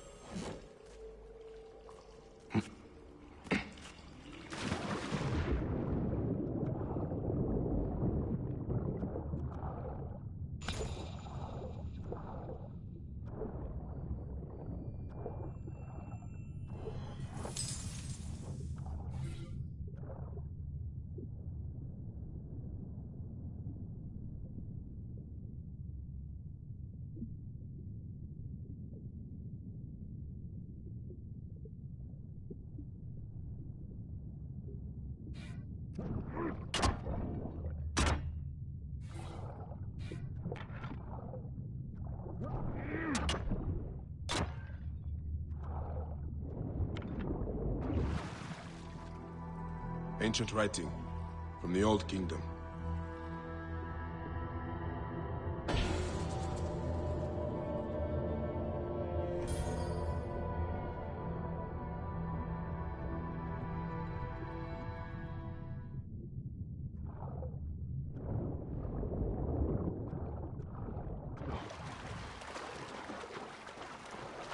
Ancient Shaky Johnson from the Old Kingdom.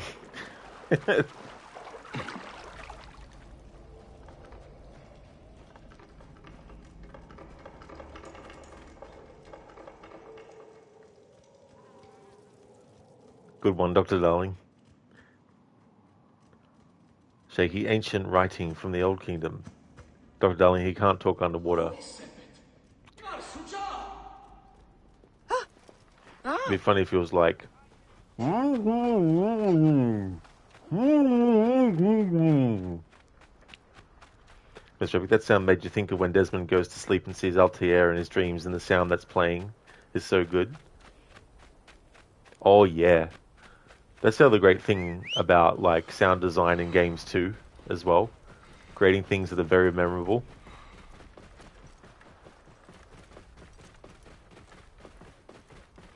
Hey there, Sailcat. How's it going?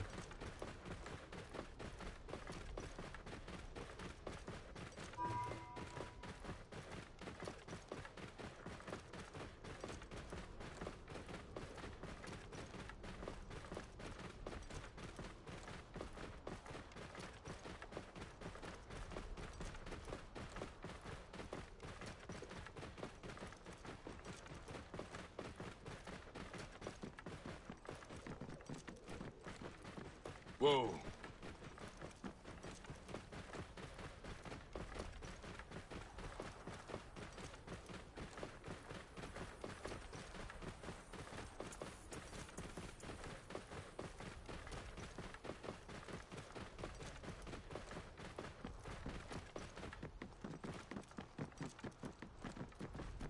Whoa.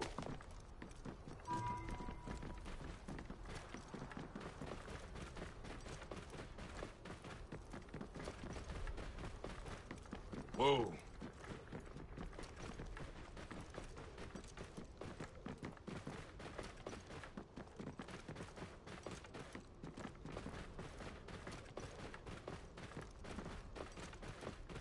Whoa.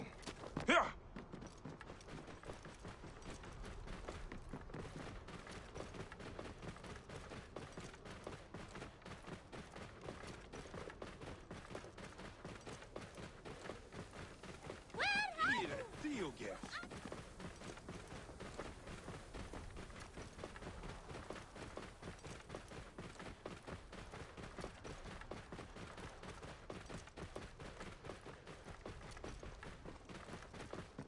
Whoa.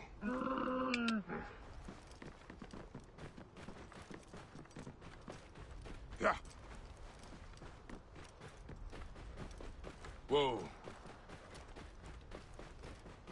Yeah.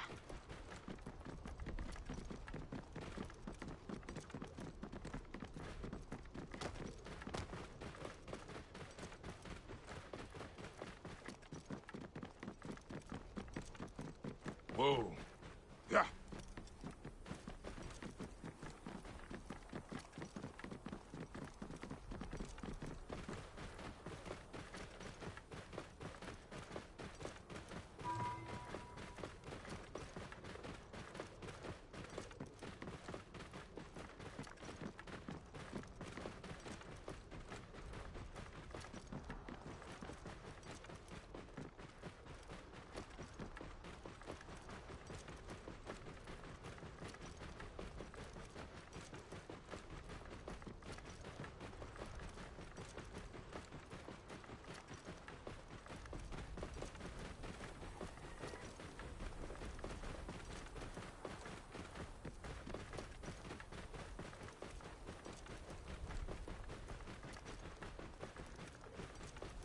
Whoa.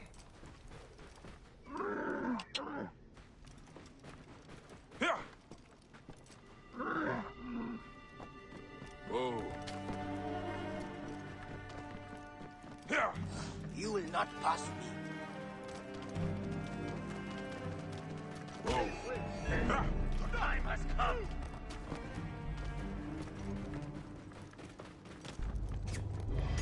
Yeah.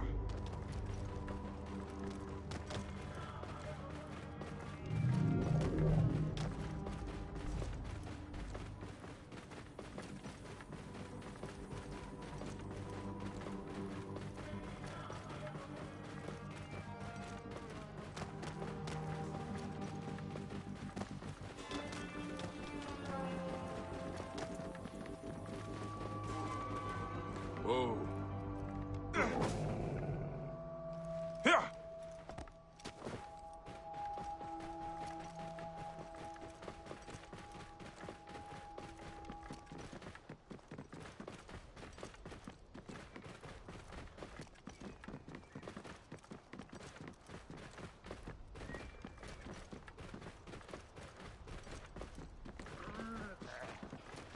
That's right. I think it's called Assassin's Creed 1, Jesper Kid, wind Accra rises, Underworld. and the Oh sound yeah. with it. His music is just phenomenal in the series.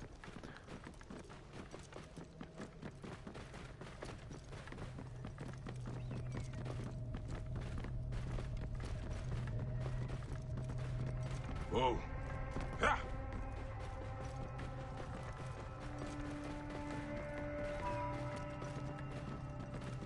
Whoa. Yeah.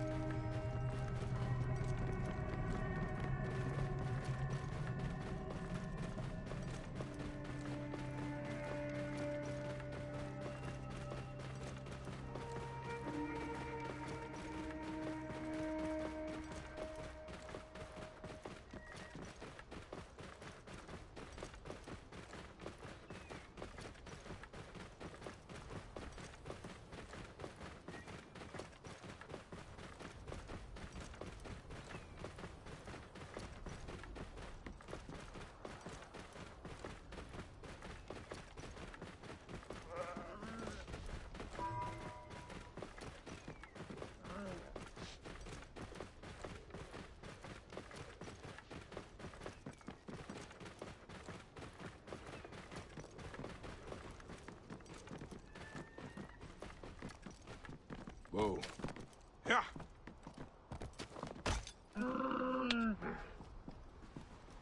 Yeah.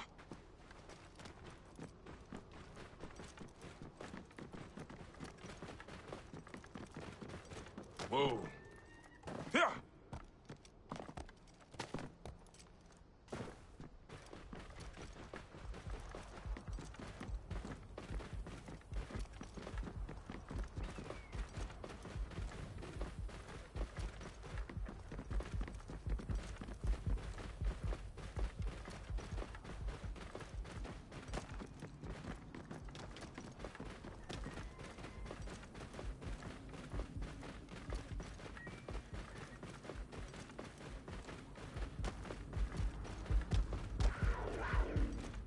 Move!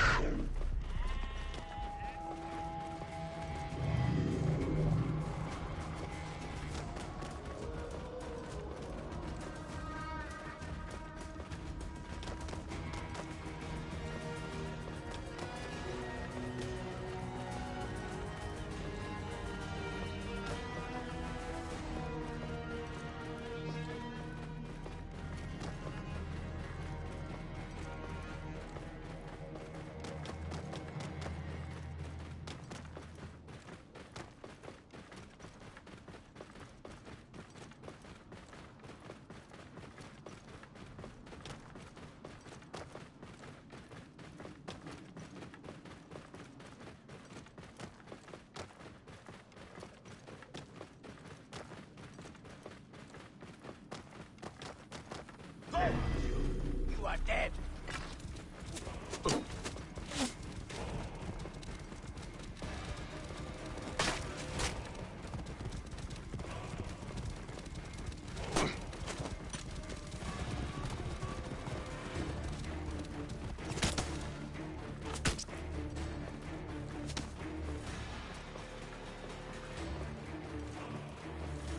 Whoa.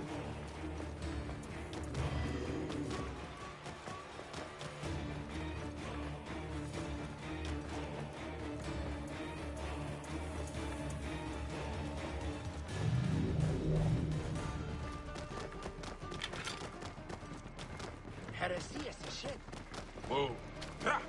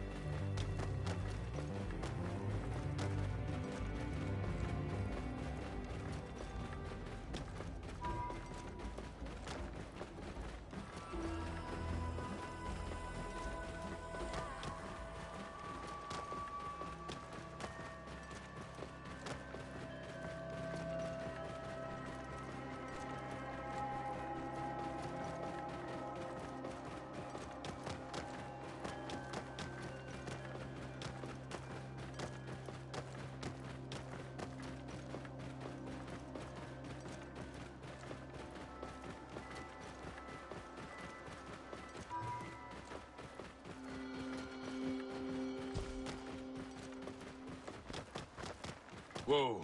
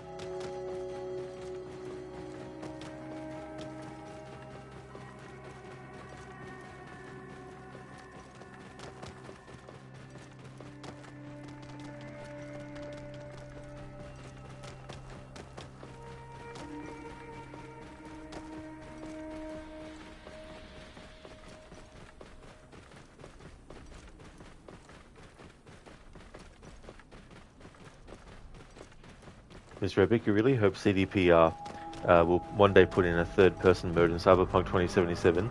That game is awesome, one of the best games you ever played, 100% of the game and got every achievement, and the first person was really fun to be fair, but you really like and prefer third person. Just hope we get it one day. Hey, you never know. They might eventually add it, especially too if enough people request it, perhaps, you know.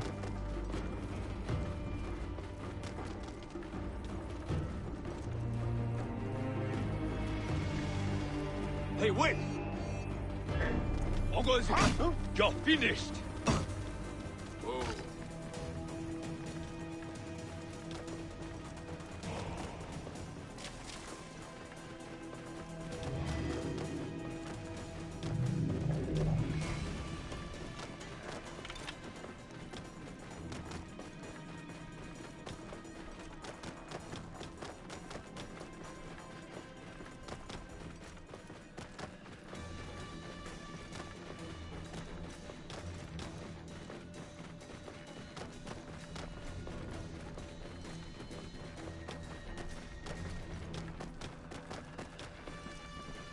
Whoa.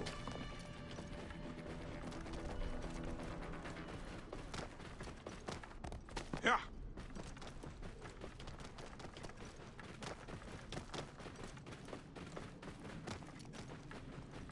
Whoa. Yeah.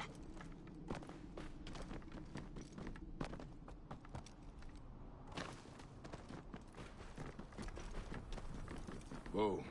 Yeah.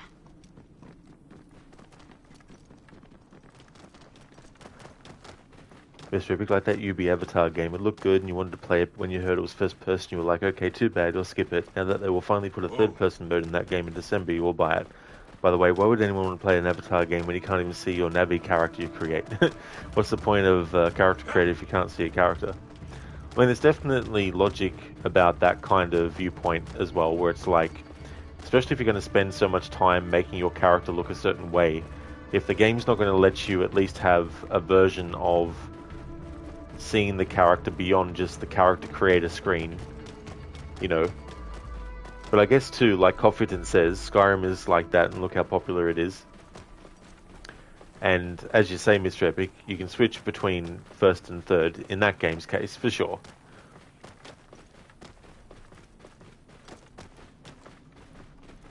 I mean, there's also some games where I feel like first person works better, like originally Alien Isolation was going to be a third person game, but they changed it to first person. And obviously doing that would cut down a lot of, you know, costs, I imagine, because then they don't have to fully render the character all the time, every time, you know. But I still feel like it was a really good creative choice from that perspective as well, because it really makes the game a lot more visceral being first person. Not to say that they couldn't have done a great third person Alien game with Alien Isolation, but I feel like the first person really, really is a big strength of it.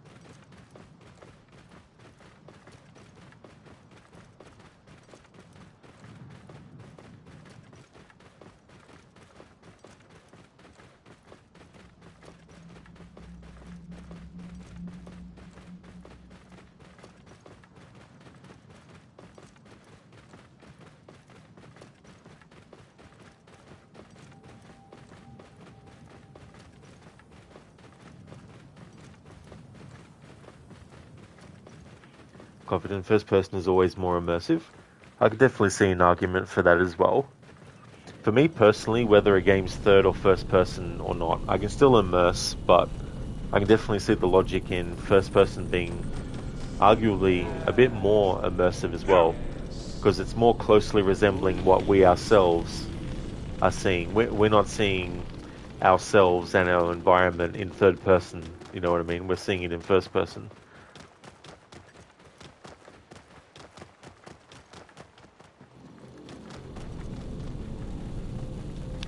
But games like that and like Call of Duty or Doom are amazing in first person, but games as big as Far Cry, then the first person gets boring. Yeah, that's understandable too as well. To have that sort of like preference for certain things.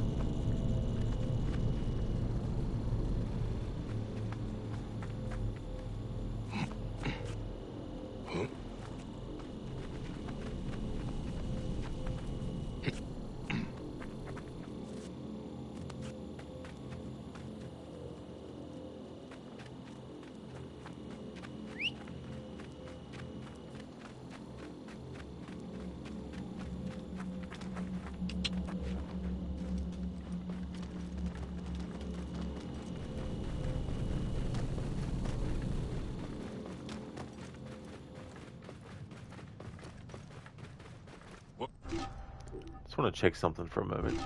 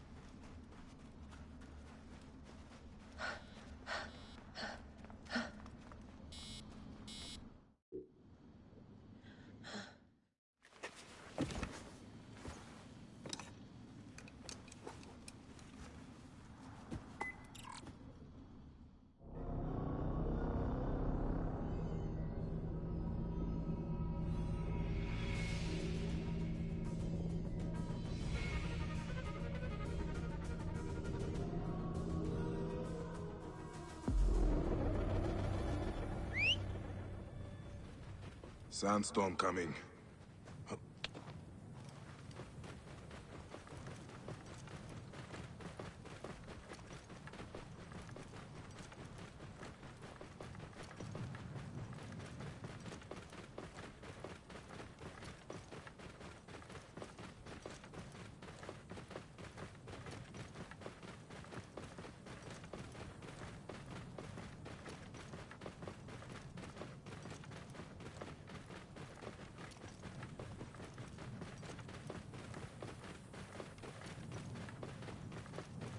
Mr. Epic, don't get you wrong, you still like first person, but you just can't play a game like Far Cry anymore.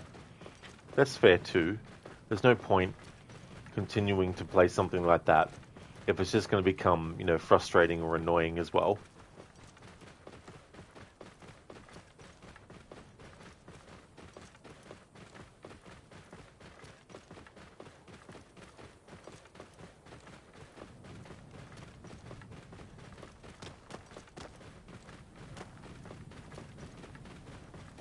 Whoa.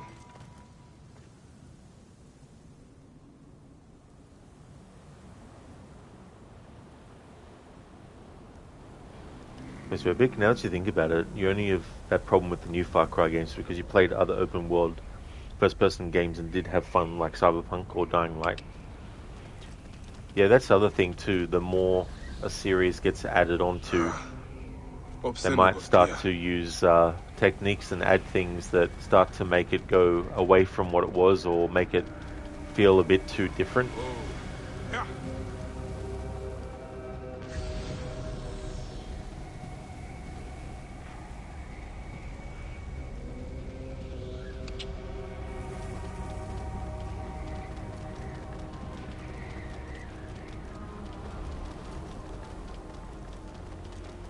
The sandstorm is no match for Bayek's bath towel.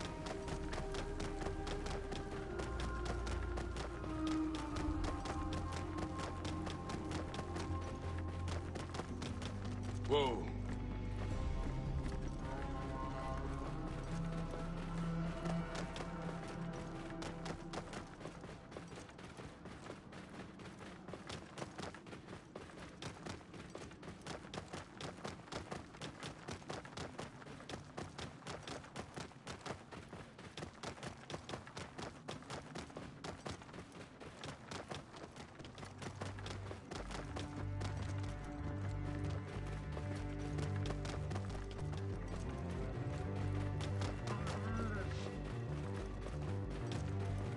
Whoa.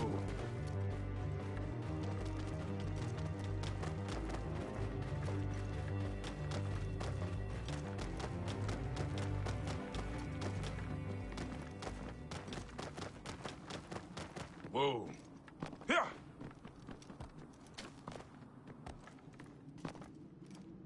Yeah.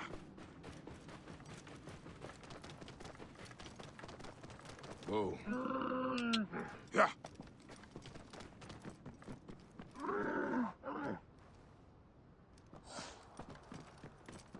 Whoa. Yeah.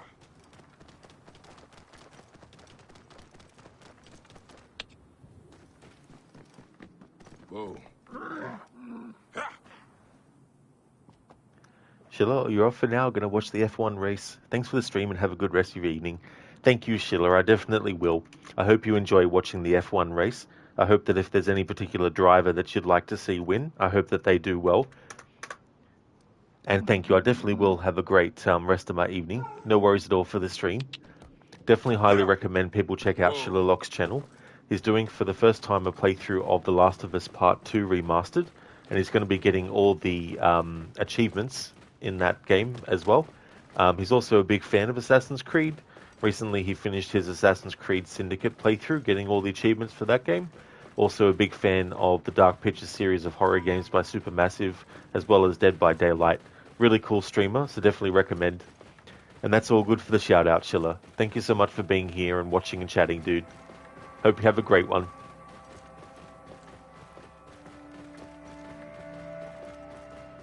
Mr. Epic, yeah, you think it's just the new Far Cry's open world design is just a slog for you, because you remember liking 3 and 4, but then 5 came out and never even got close to the halfway point. Oh, I see, yeah. My only experience with the Far Cry series in playing it has been 1, 2, and 3, but only a little bit, and the only game out of those 3 that I actually bought was Far Cry 2, but I couldn't get into it, so I traded it in. But 1 and 3 were because I was at someone's place who owned the game, and they were like, hey, you know, try this game out. So I tried it out for a bit, but I never bought it myself, except for Part 2, which I bought, where I was like, oh, I'll just buy this, you know. I don't know why I didn't get into it. That's over 10 years ago now, so... Doc Darling, you're sweating just by watching this, poor Bayek. Yeah. That's a fair point, Dr. Darling, for sure. Like, when it's really hot where you are, it's like, yep.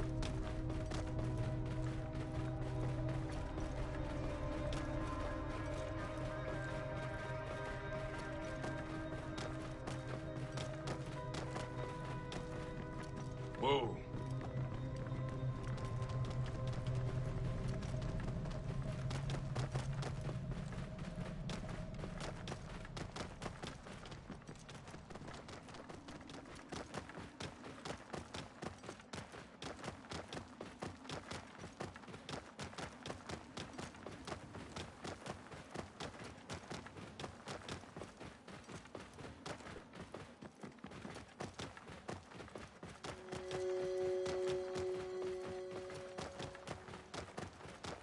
Whoa.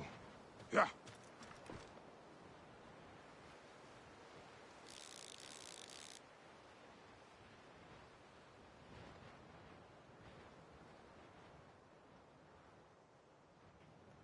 Just to get a clearer picture of what some of these mirages are. Although photo mode is a bit weird in this game because there's no button to press to make the UI go off the screen. You basically just have to let it rest there and not press anything, but that doesn't always happen. But yeah, that's what that hallucination is. It's a woman planting some plants and stuff in the desert.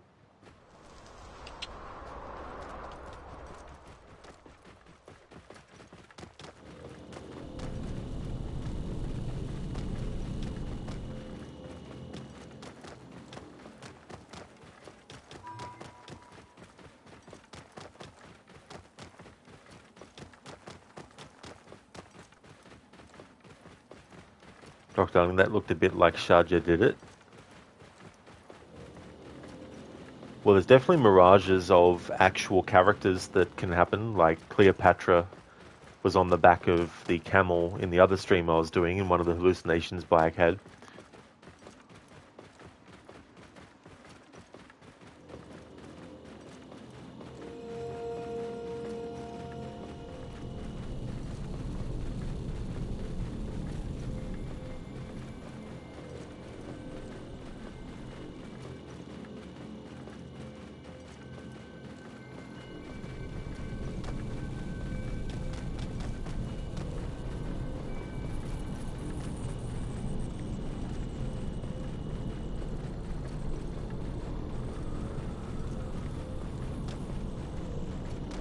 Oh, were you Mr. Epic? You're thinking the same thing? That's Sharja? Yeah. It's another tragic part of this game's story is Sharja getting killed.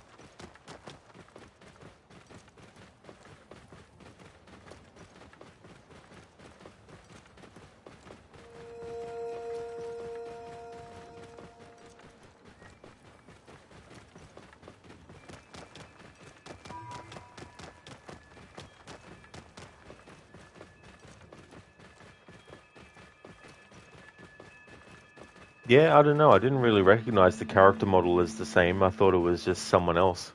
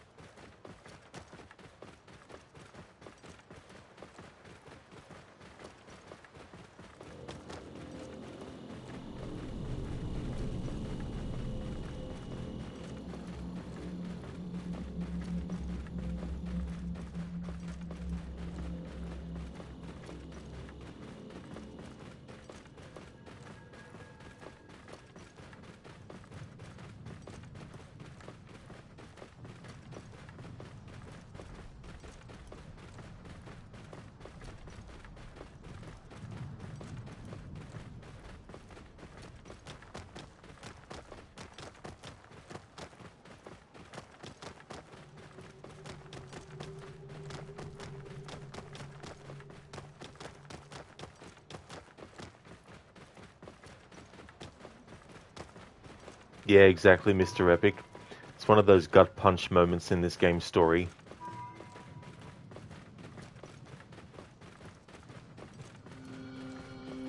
Whoa.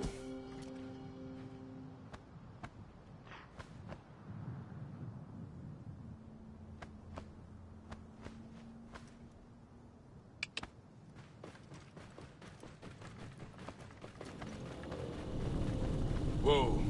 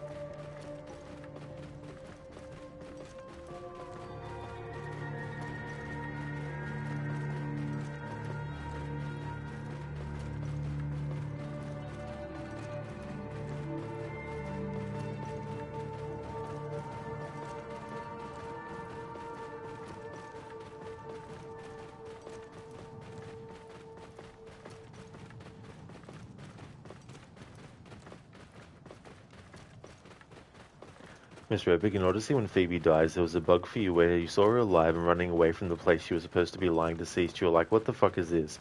You just saw her run away and now she's dead. What the fuck? That's weird that a bug like that would happen at that point. But yeah, that's another tragic death, too, as well.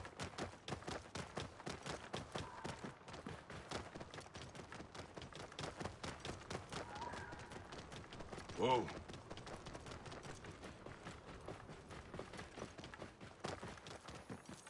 Yeah.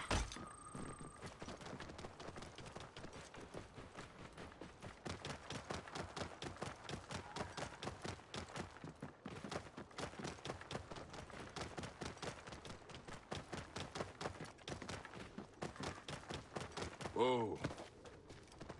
Yeah. Yeah. Whoa. Yeah.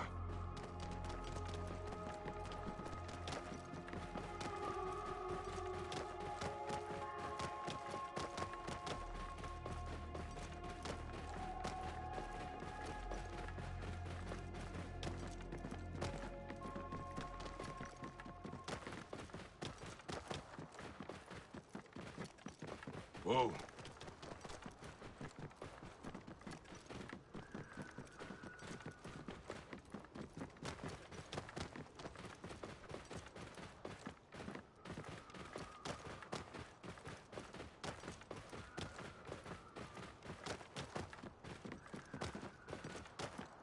Whoa.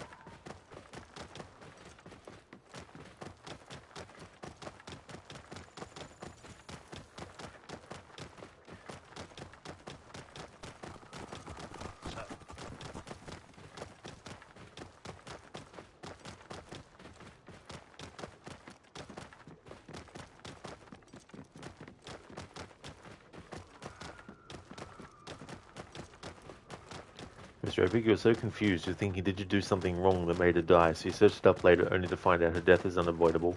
What a way to have such a moment ruined by confusion.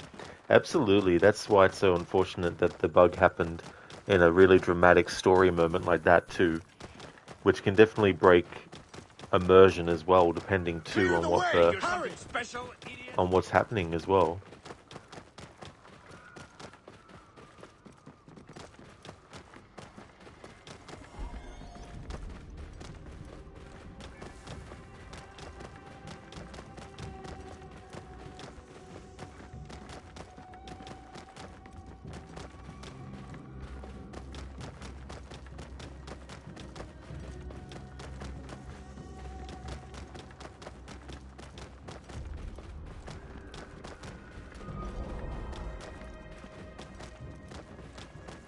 Whoa. Yeah.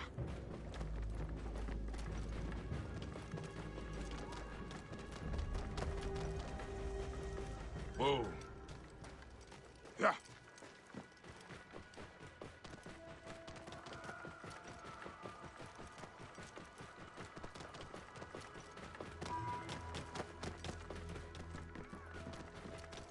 Whoa.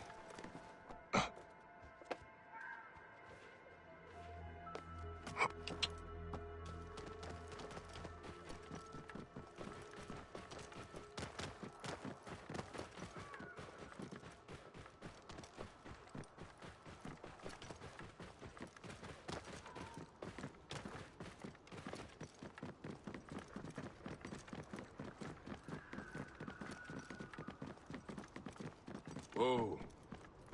Yeah.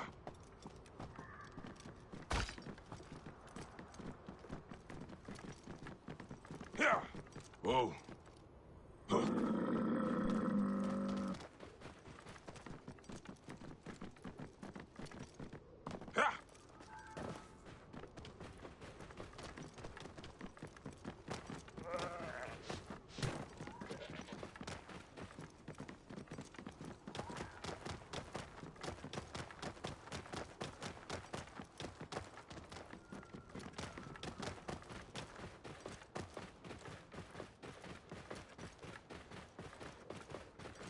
Whoa. Yeah.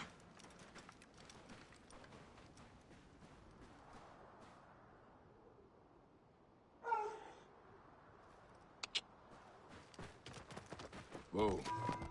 Yeah.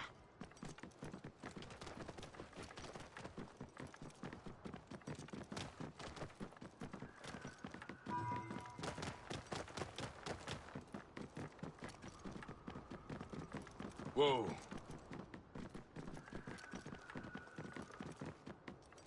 Yeah.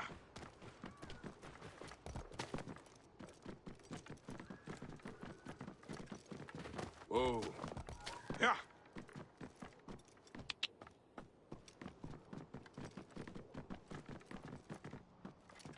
Yeah. Whoa.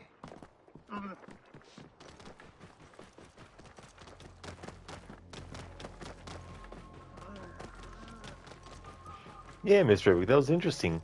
I've never actually really noticed that before. As something that was buried in the sand that had been broken off, you know. It's a great thing about playing games like this without the HUD.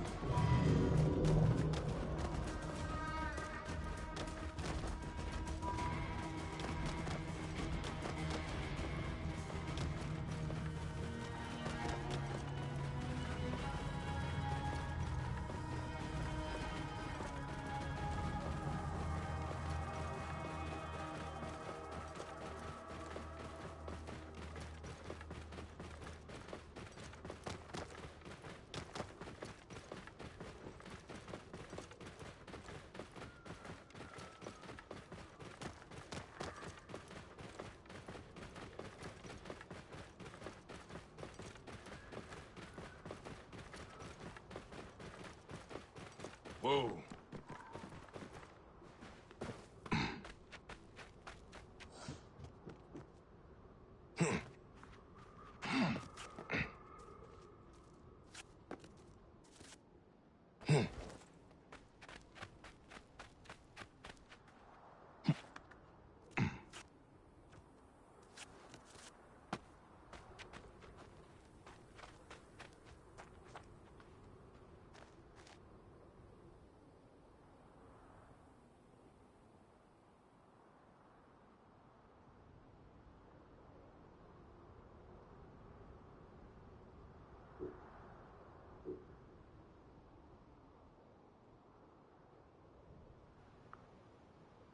I still don't know why they didn't add a hide UI button in photo mode for this game. They do in Odyssey onwards, but not in this game.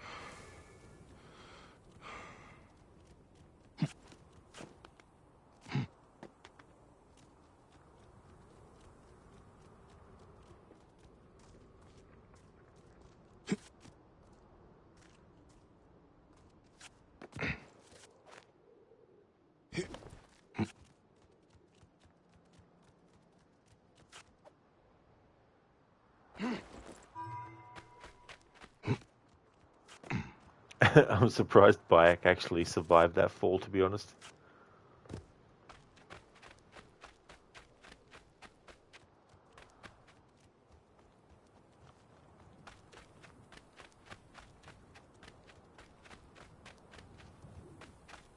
Code and fourth cold shower today, 32 Celsius inside.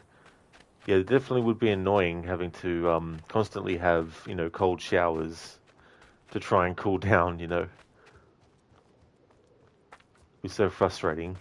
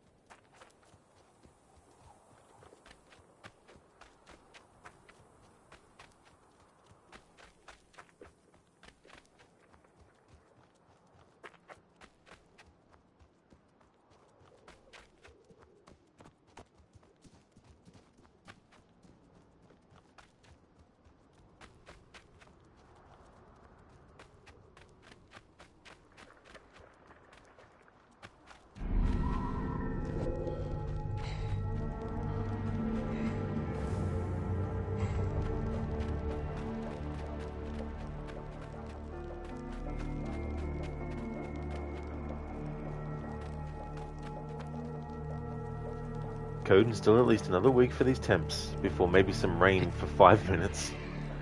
I mean, hopefully it's going to be longer than just 5 minutes. But yeah, that'd be so annoying if after all that time it just becomes a small bit of rain.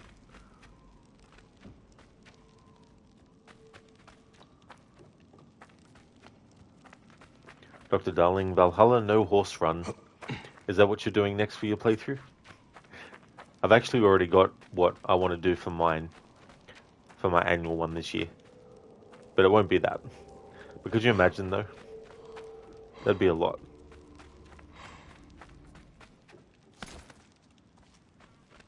Hey Cellcat, welcome back. Nice emote too.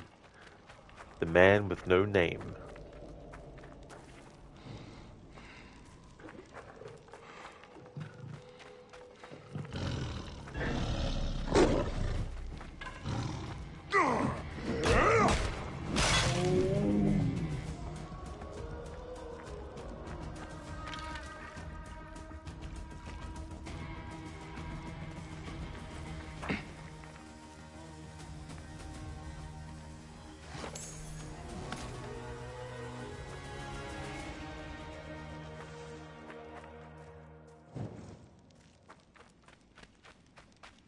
Dr. Darling, no, but you're up for spending 470.5 thousand channel points for that. But what if you did redeem that and then I had something that you thought was even better, but you didn't have any channel points left to redeem it?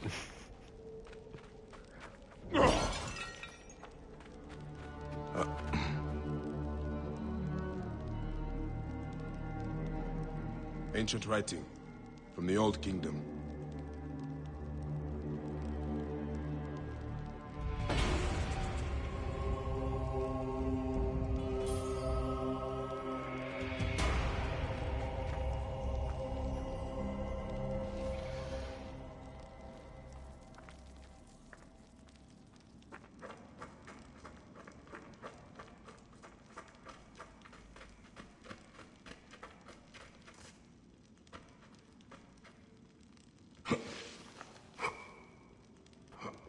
That wind. Sandstorm coming.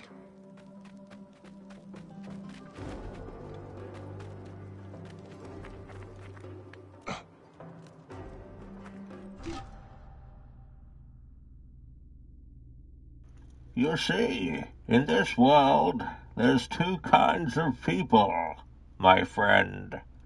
Those with loaded guns, and those who dig. You dig. Thank you for redeeming that, Dr. Darling. From one of those movies, I always forget which one it is. I've only seen A Fistful of Dollars and The Good, the Bad, and the Ugly. So I think it's The Good, the Bad, and the Ugly. But I haven't seen For a Few Dollars More yet, though.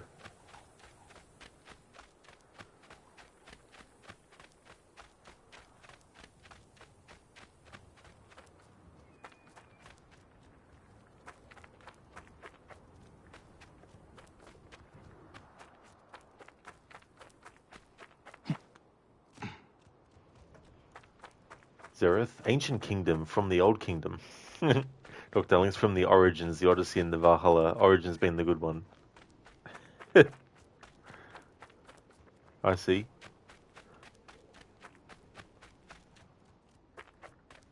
Yeah, I definitely would classify Origins as being the good one. Odyssey is the ugly one. Although maybe the bad one. I don't know, because I actually like Valhalla.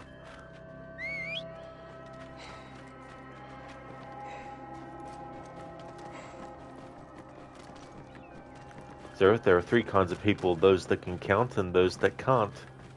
I guess there is. Fancy that. Salcat at Sad Hill Cemetery. Sad Hill Cemetery, yeah. Sad Hill.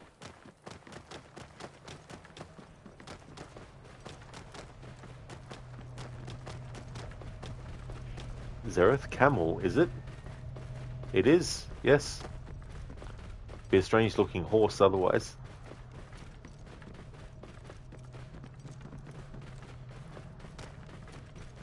Whoa.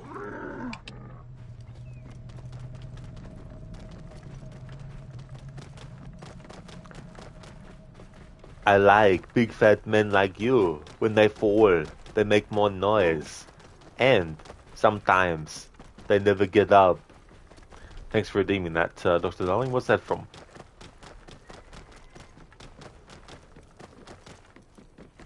Salcat, that where the scene was filmed, and it's not in the US or Mexico, but in Spain.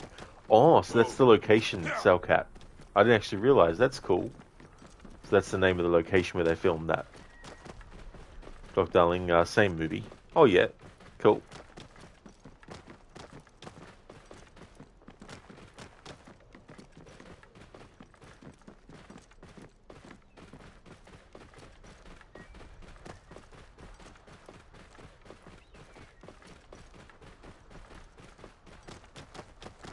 Whoa.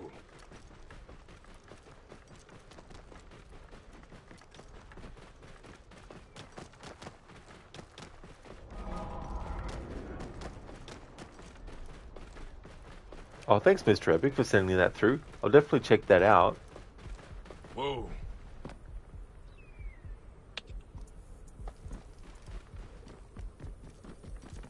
Thanks for sending that through. Hey Lucinda, welcome back. Hope your errands went well. Well, Bayek is still level 26. Just going around exploring. I've actually found 2 locations that had a tablet where Bayek goes ancient writing from the Old Kingdom. And got 2 ability points from that. So that was cool.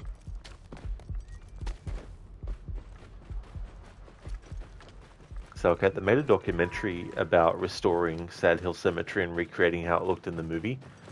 That would actually be really cool, because that was quite a location. I've got it in my mind's eye now, because I remember watching a video that was analysing The Good, the Bad and the Ugly and the music Ecstasy of Gold by Ennio Morricone, and how it relates to the cemetery scene and all that. So it's cool if I can do that with locations from iconic movies. Mr. Epic, yeah, saw it and you recommended and saw things you didn't know about, kind of funny. Oh, nice, that's cool. Yeah, that can happen too, as well. You come across videos that you might not have otherwise. Listen, yep, errands went well. Tried a new breakfast entree at your restaurant. It was good. Groceries were cheaper than usual this week. Exciting adulting things, you know. Well, that's cool. I mean, definitely good to find bargains and pay for things with cheaper. That's great that it went well. I hope you enjoyed the breakfast entree as well. It's interesting, sometimes you just don't know how something new that you haven't eaten before is going to actually taste. Whoa.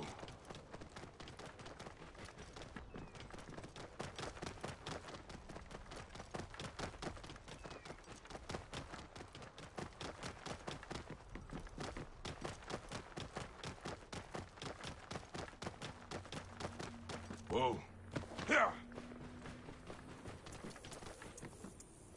Yeah.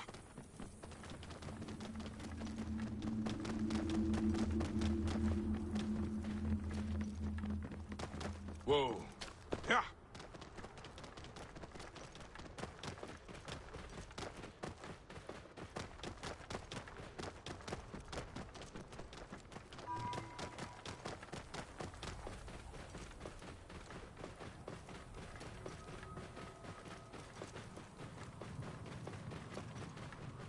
Whoa.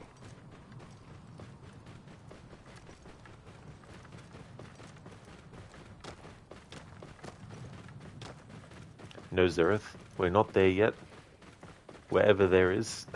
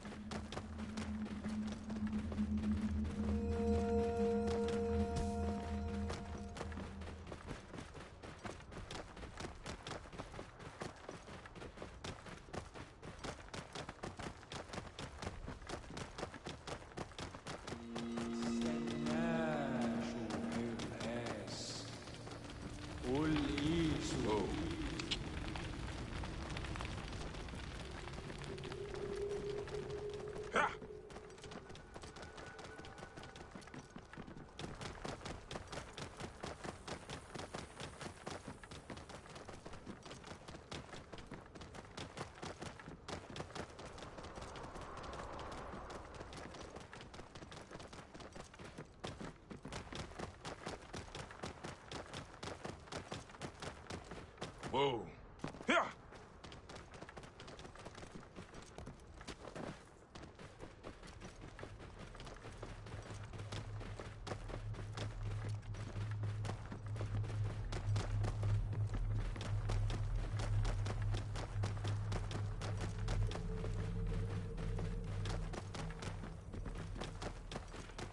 Zereth, ancient supermarket from the Old Kingdom.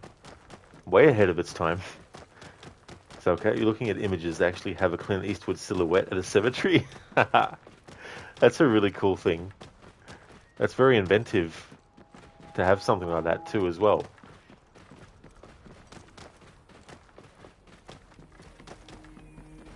Whoa.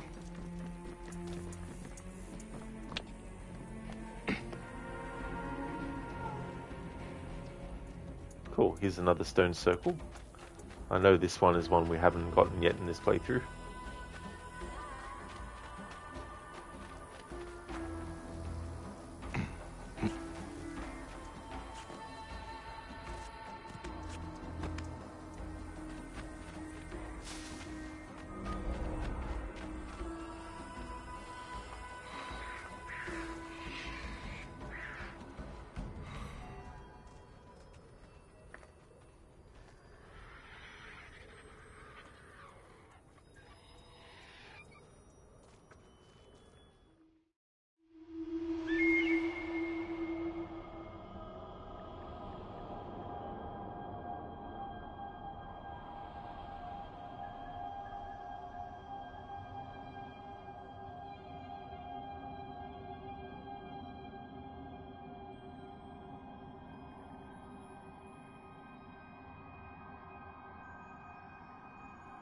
That is Horus, the Falcon, the great black one, god of the sky. The sun is his right eye, and the moon is his left eye. Forever he flies across the heavens, making night and day. The Eye of Horus is what the Magi wear? Yes, Remu. And the Pharaoh is Horus, right? Yes, my son. The Pharaoh is Horus in life, and Osiris in death. That is why the Pharaoh rules not only Egypt, but the whole world. Only a true Pharaoh, though.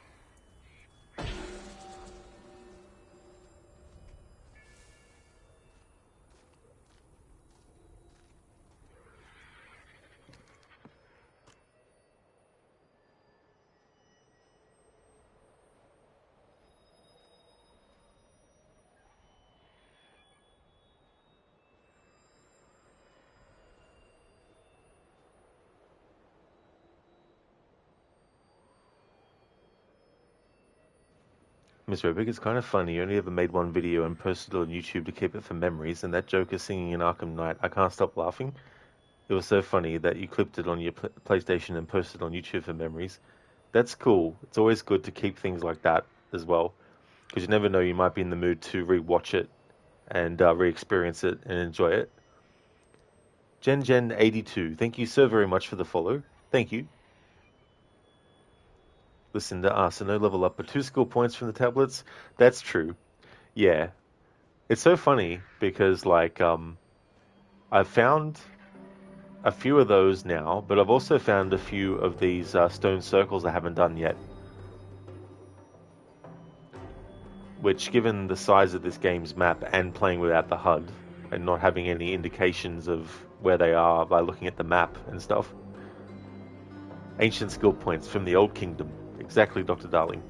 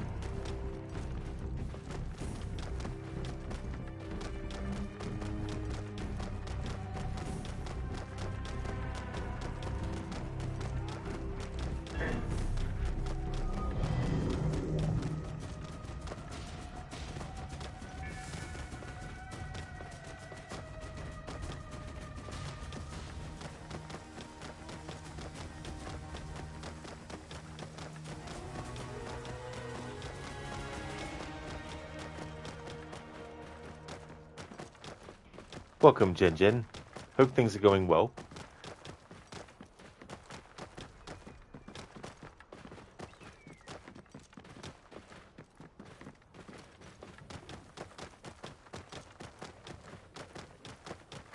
Mr. Epic Valhalla version of this with the stacking stones things was so bad. It was the same dialogue over and over again. Every time you hear Abel's mother saying, Abel, look at the fjords, after the ninth time you're like, shut up.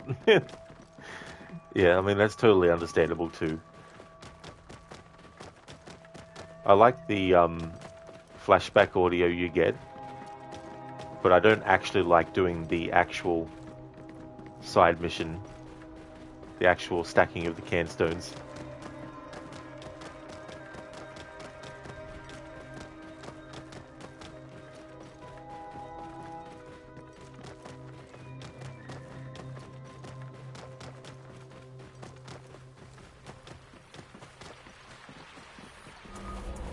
Whoa. Cool, another stone circle.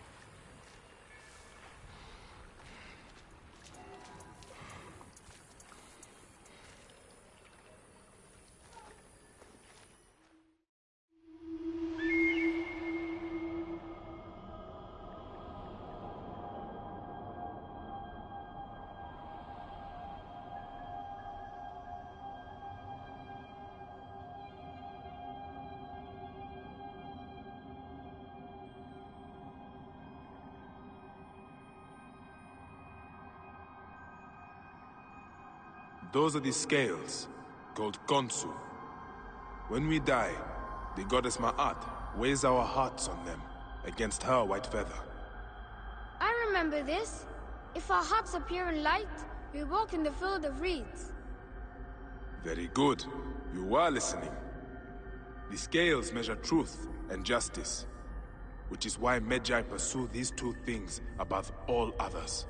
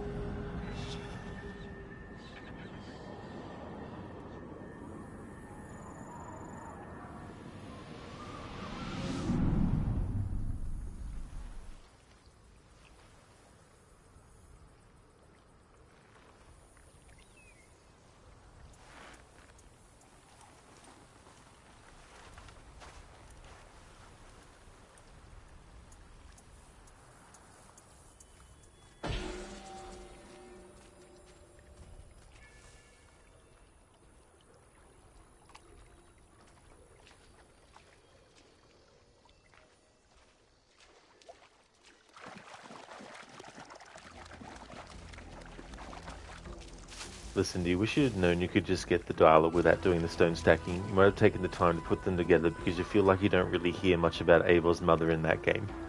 Sorry, not put them together, but you mean visit them on your streams and listen to them. Never occurred to you could just visit them all, but then you would have had to remember which ones you'd visited. Yeah, whenever I do a playthrough incorporating that, I pretty much just use a guide to make sure I get them all. Just makes it easier as well. Because, yeah, there is so many around the game world. Very, very easy to lose track of it. Mr. Epic, yeah, some of them made no sense how you had to stack them. Yeah, that's another thing too. It's like how much time they can take to actually get done as well, versus is it really worth the trouble?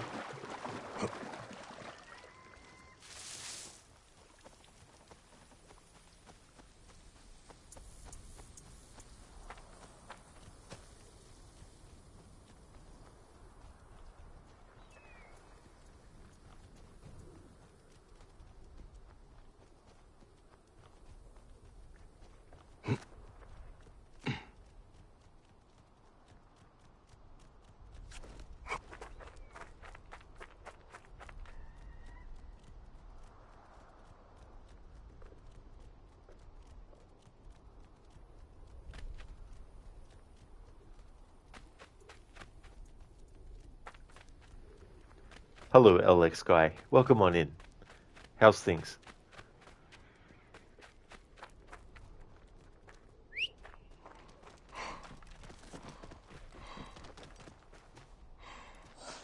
Yeah.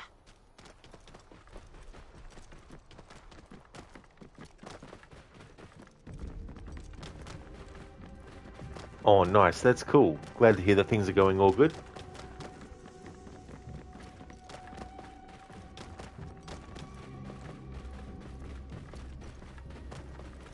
Whoa. Miss Epic, you bought the time saver maps just because the game was already bloated far too much. So you knew where things like the stones were. Oh yeah, I don't blame you for that too, as well. If you just want to get everything without the hassle of trying to find it without any sort of like, you know, guides and stuff. Whoa.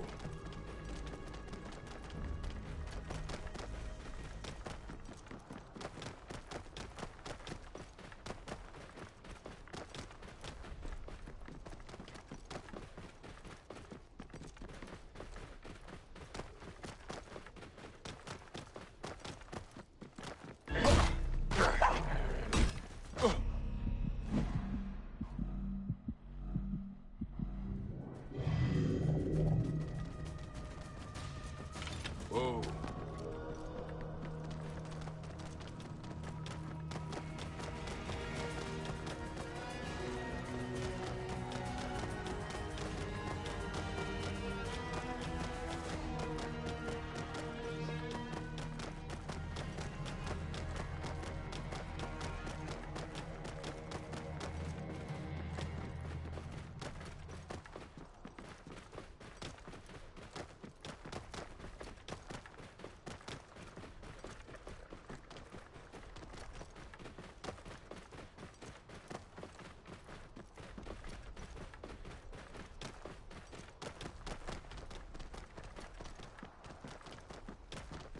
Whoa.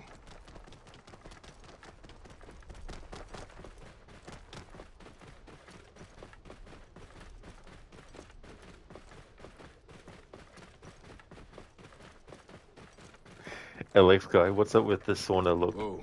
Is it some kind of self-imposed handicap that forced Bayek to fight with one hand because he needs the other to hold onto his towel?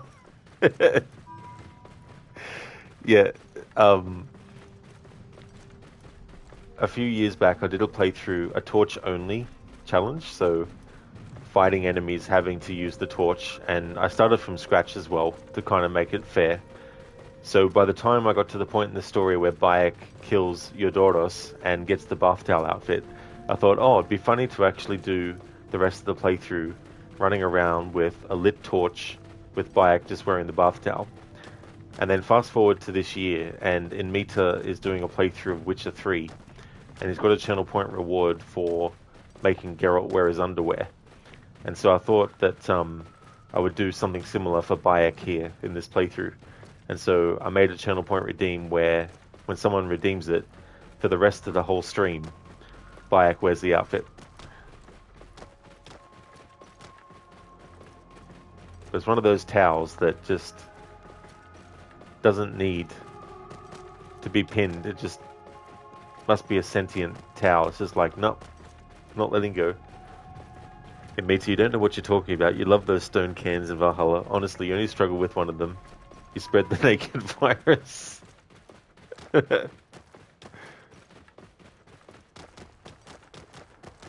Yeah, that's fair too in Meta, you know, like, there were some that I was able to do. Then there were others that took ages, and I'm like, I don't really feel like doing this.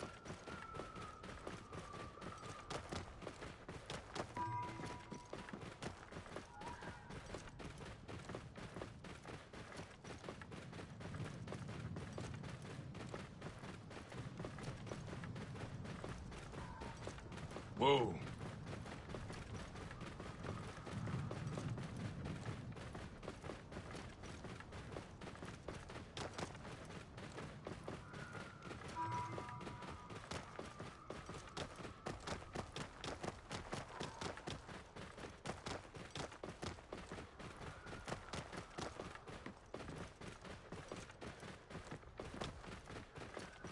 Alex guy, at least with a towel, he's prepared for intergalactic travel.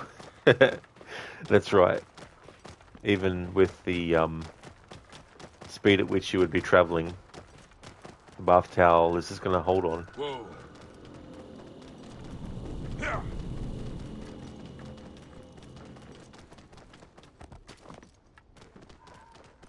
Whoa. Yeah.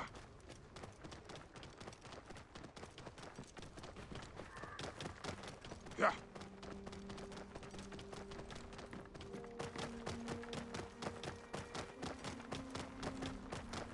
Whoa. Yeah.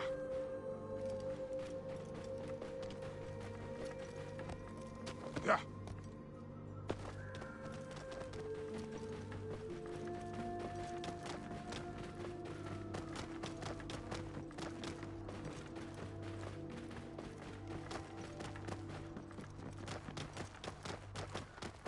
Whoa. Yeah.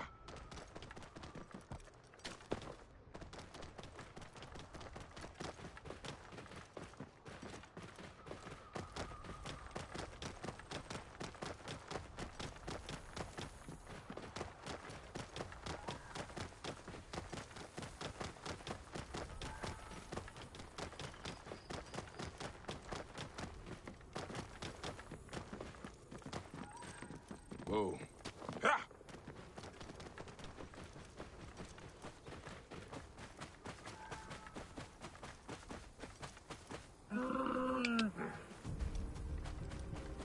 Whoa.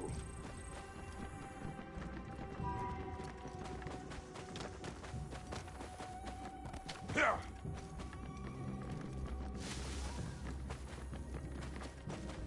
Whoa. Yeah. Whoa.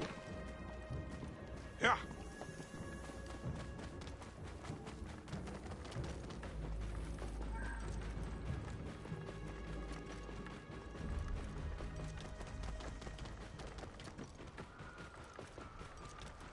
Whoa. Yeah.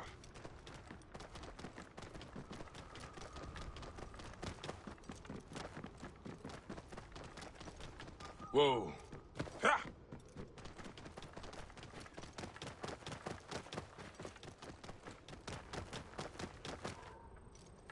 Yeah.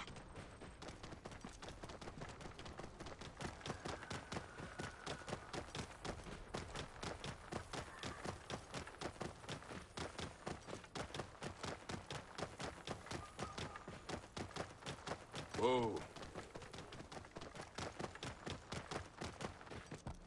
Yeah.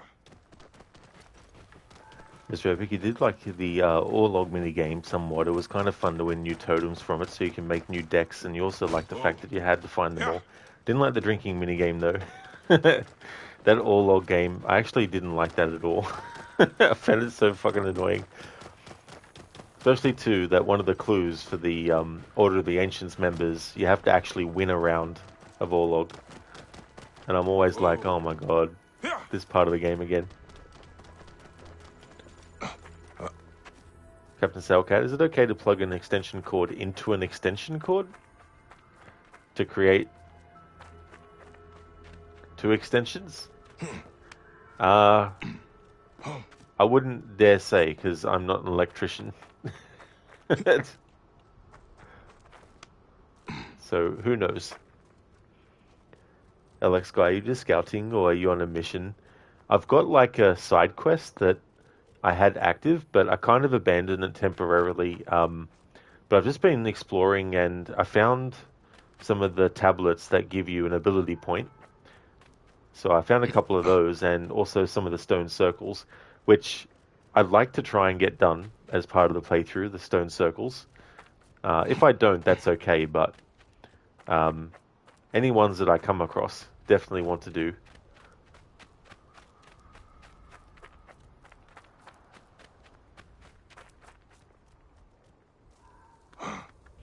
Lucinda, nice one. What are you, an electrician?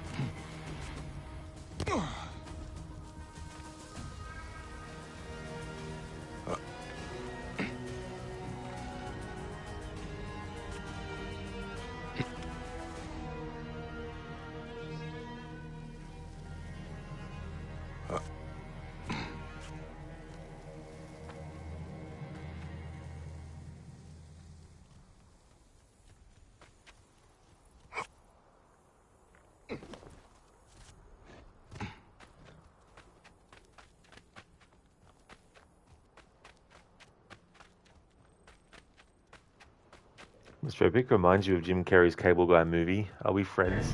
Oh, that movie, yeah. Yeah. I think I didn't know it at the time because when that came out, my knowledge of directors and stuff was very small, but Ben Stiller, I think, directed that movie. But I never actually saw it after the first time, back when it came out. I didn't see it at the movies, but I saw it on VHS.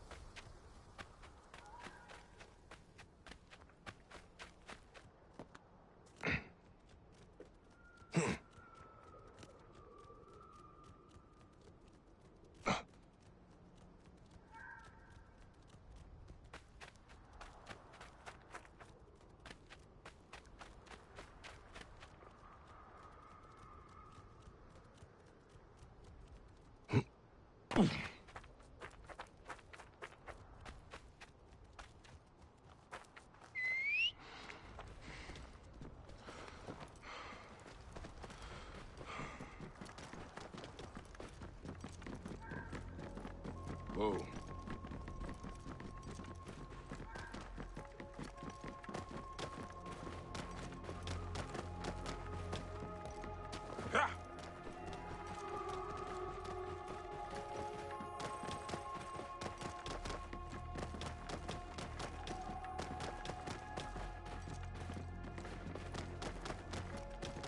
Whoa.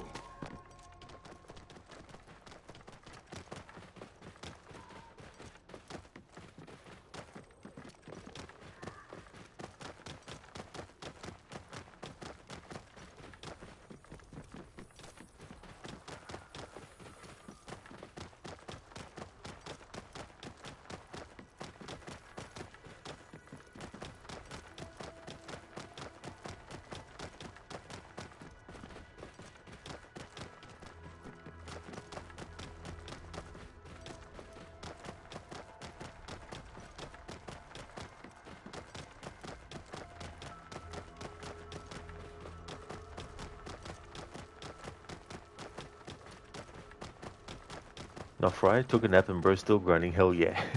Welcome back, Nofry. I hope you had a good rest.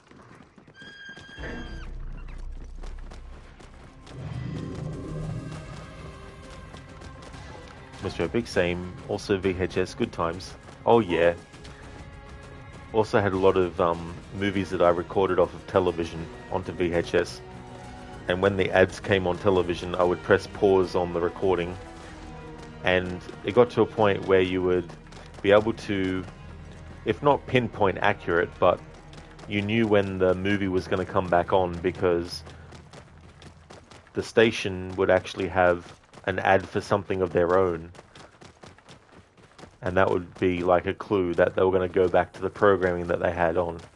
So I'd unpause it at that moment so that when I watched the movie back, it would just basically skip the ads and go straight to the next part of the movie. Hey there, Lizzie. Good morning to you. How's things? Hey, Timmy55. Nice camel. Thank you. How's things been?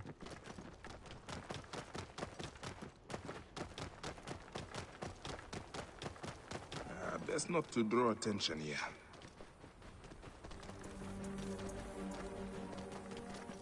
Whoa. Ha!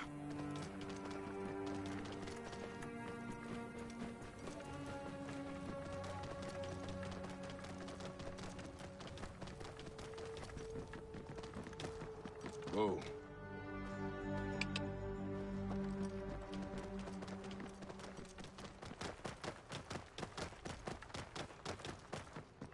Timmy55, things are good. Waiting an hour to drive to your friend's house down the road. Oh, nice. That's cool. I'm glad to hear that things are going well. Thank you so much for popping in to watch before you do. That's cool, dude. Whoa. Yeah. Right now, exploring around the game world, looking for stone circles and looking for any sort of like interesting landmarks and things, and also caves that might lead to finding some of the tablets you can find that give you an ability point. Whoa. Mr. Epic, you did that Dragon Ball Z, you would record a new episode and walk away till it was over so that later on you could watch it and fast forward during the ads in between. Whoa. It's just like, get all these friggin' ads out of the road. Get straight to the actual show.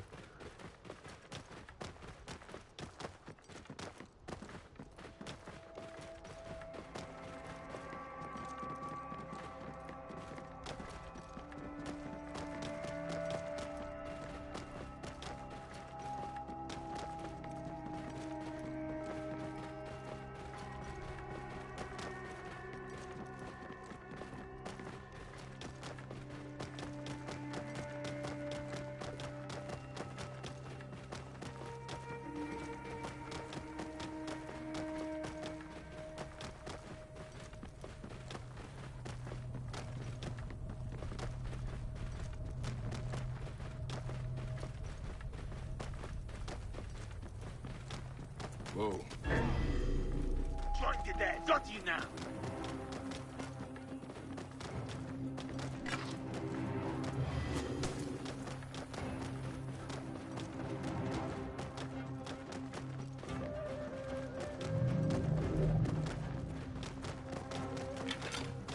Get out of my way! Whoa. Yeah.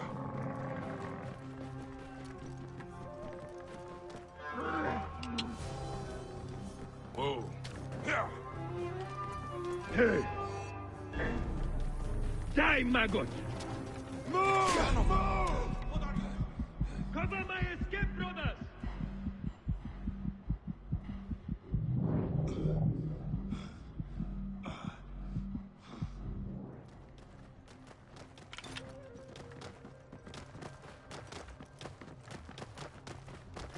Lizzie, you good? You went to an afternoon gig yesterday and got home around 6 p.m. and crashed?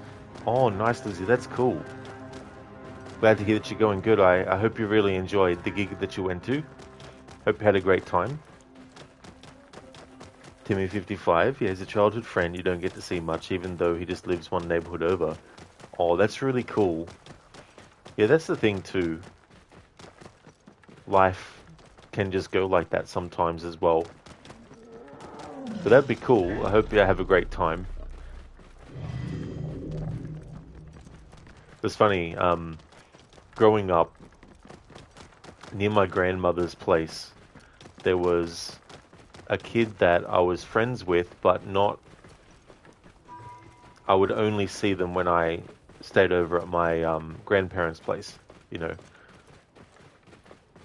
And I mean, it was so long ago, I was like, you know, 7 years old, 8 years old, around that, so I don't even remember their name or anything. And me too, when you see things like the Stone Cans in Valhalla or other similar challenges, it feels like they're calling to you, lol. You like challenges? I actually forget. Oh yeah, no, you've played the Tomb Raider reboots, haven't you?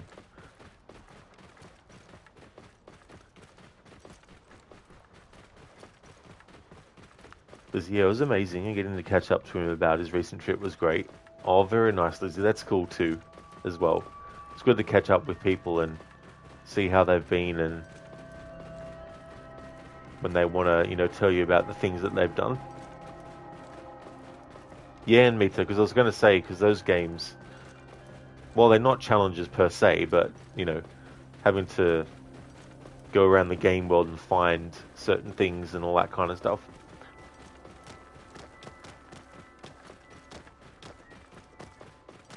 Whoa.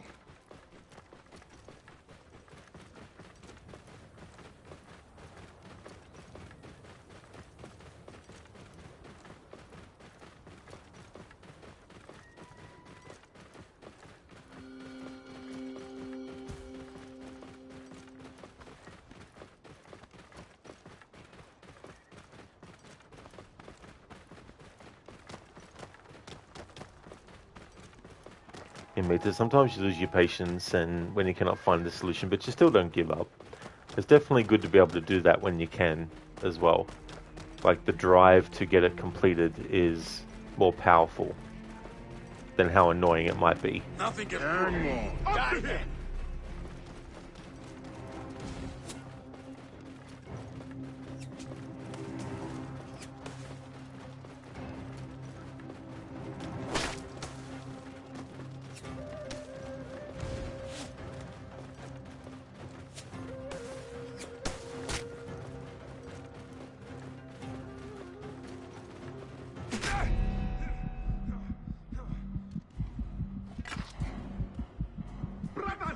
Shield me! I must get away! You are prepared! Stop! You! Brothers! Shield me! I must get away!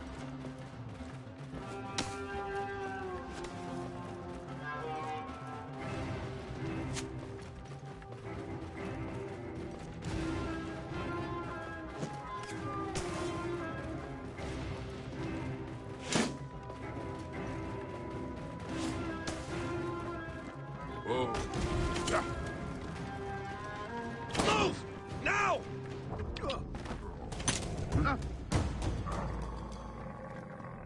I hate these kinds of enemies that just keep pursuing you until you die, because it gets in the road of me actually what I'm trying to do. Which is not fight enemies that are overpowering.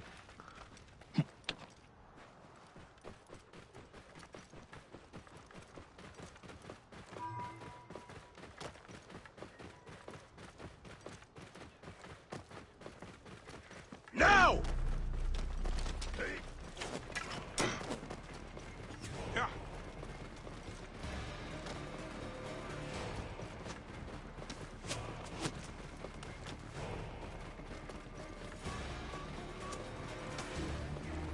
Out of the way!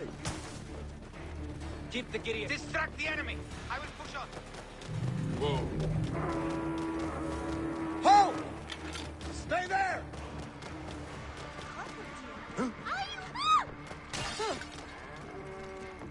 Whoa. Ha!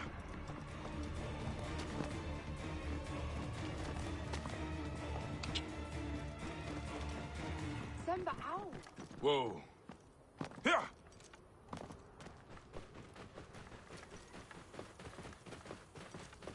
Yeah, not Fry and then Mita. They're bloody relentless. Like, they've got a lot of range on their arrows and even their spears as well.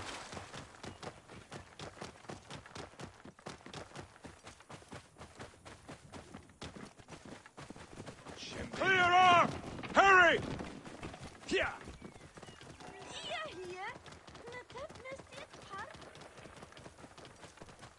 Penachte hiert in bed.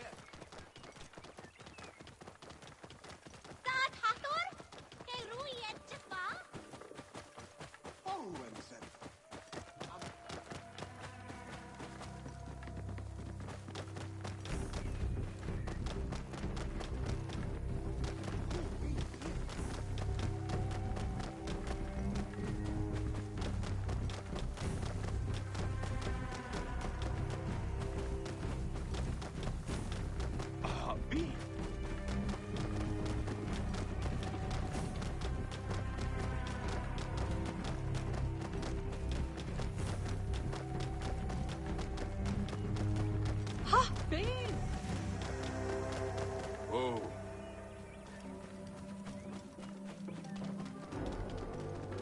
Aheru? In Nebu? Meduhem!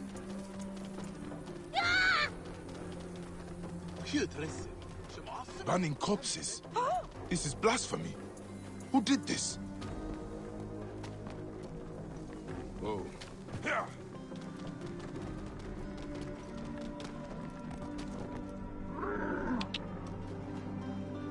Yeah. Whoa.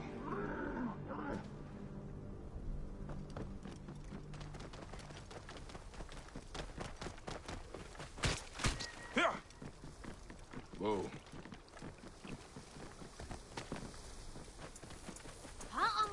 هاني شيرو سمعة شعات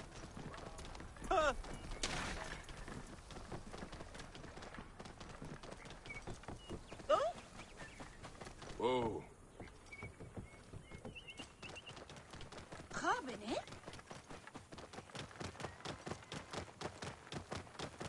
That's fair enough. Listen, the two, if you have to do that as well. But that's cool, though, to have someone that can help you like that, too.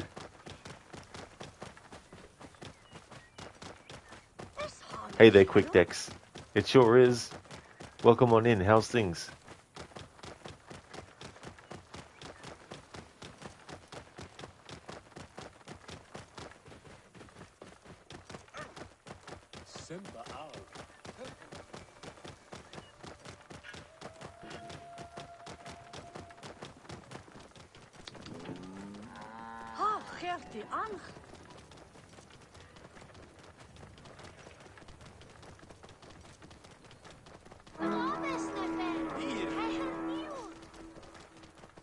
Hey! Medjay! Must get clear. Stop any pursuit. Whoa.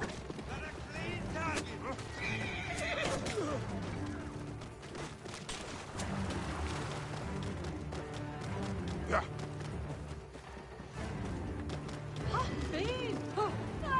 Whoa.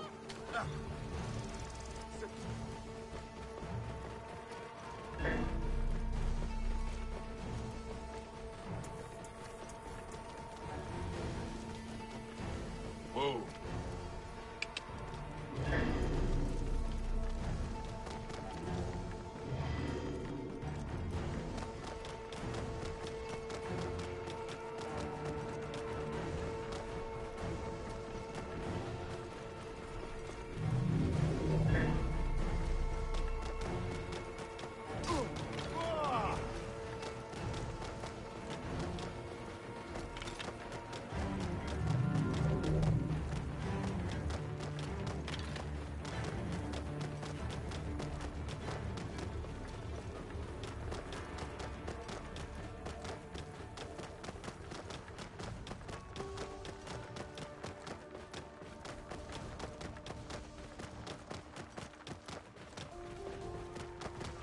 Listen to that one puzzle in Resident Evil 4 original where you play as Ashley and you have to slide around the 9 panels in a 3x3 puzzle to show an emblem. You usually just end up moving the slides around and making the same mistakes over and over again. Yeah, those puzzles can be very, very friggin' tricky. And it's annoying when you think you've got it correct, but you clearly don't. But you find that out the hard way and you're like, oh fuck. So you let Necro do it and he solves in like 3 moves. Whoa. And you're like, what the hell?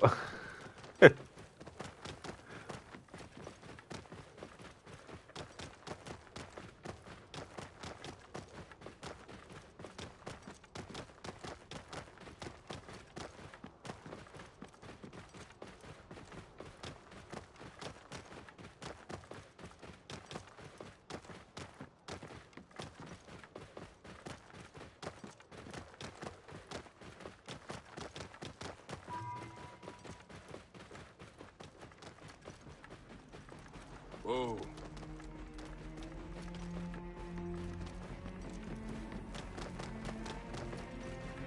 Yeah.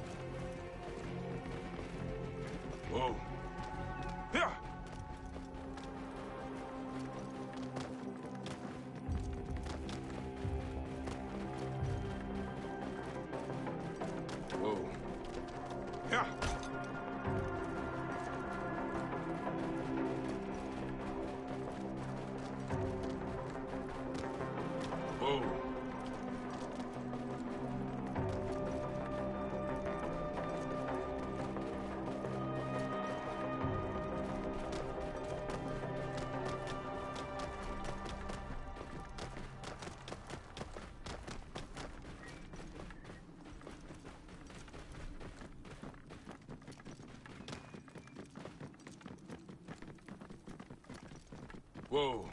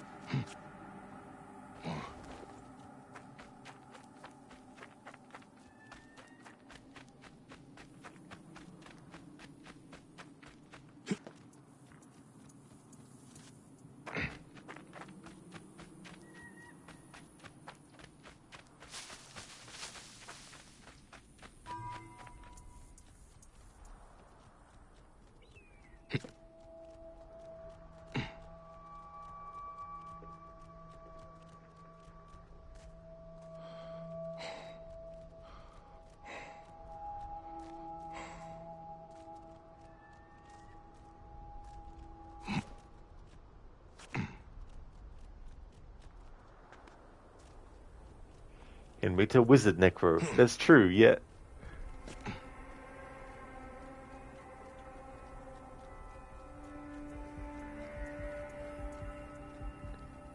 Lucinda, your working memory is terrible, lol. I think, too, there's some puzzles in games where the perspective they expect you to do the puzzle from can make things unclear, too.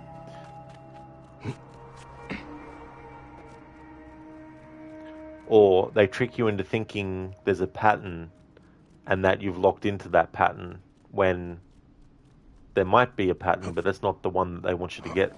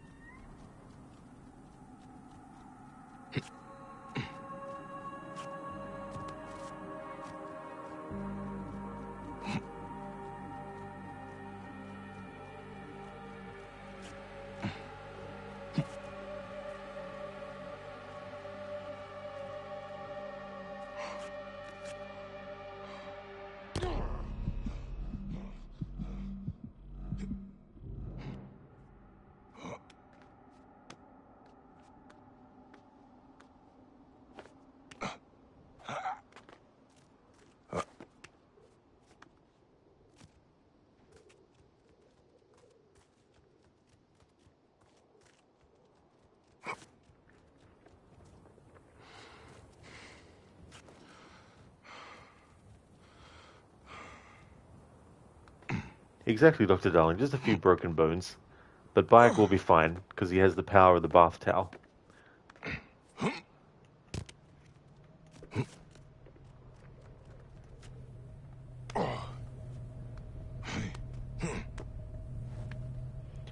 The human body has like 200.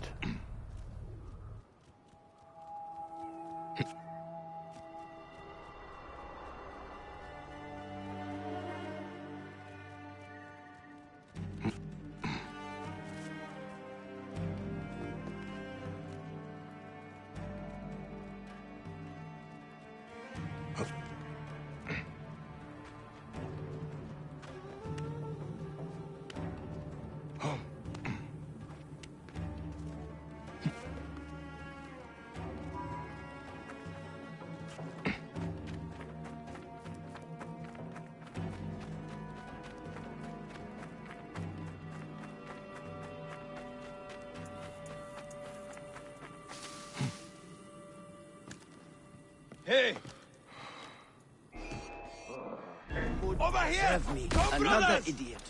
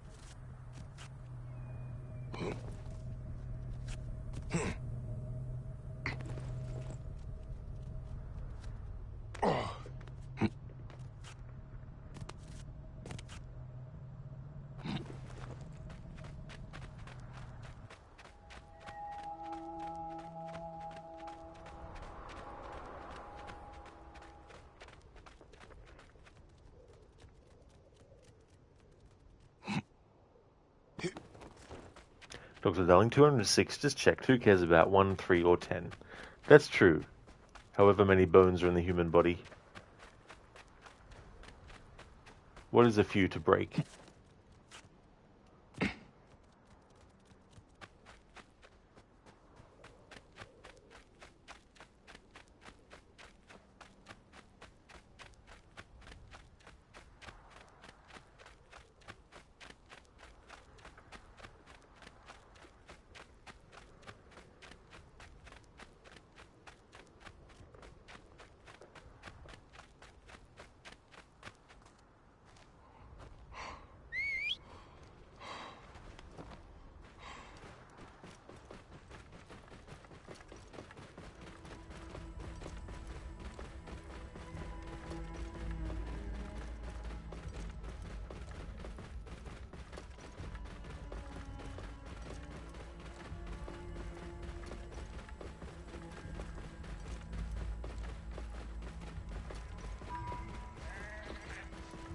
Mitchell!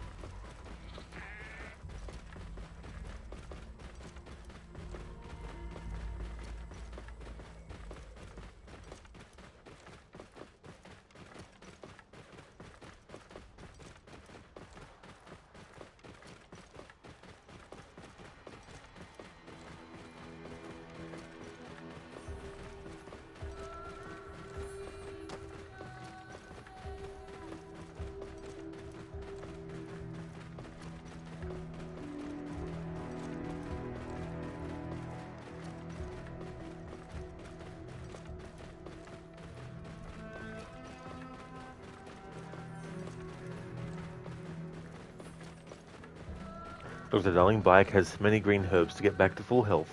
That is true. The good old Resident Evil trick. That wind will raise the suns.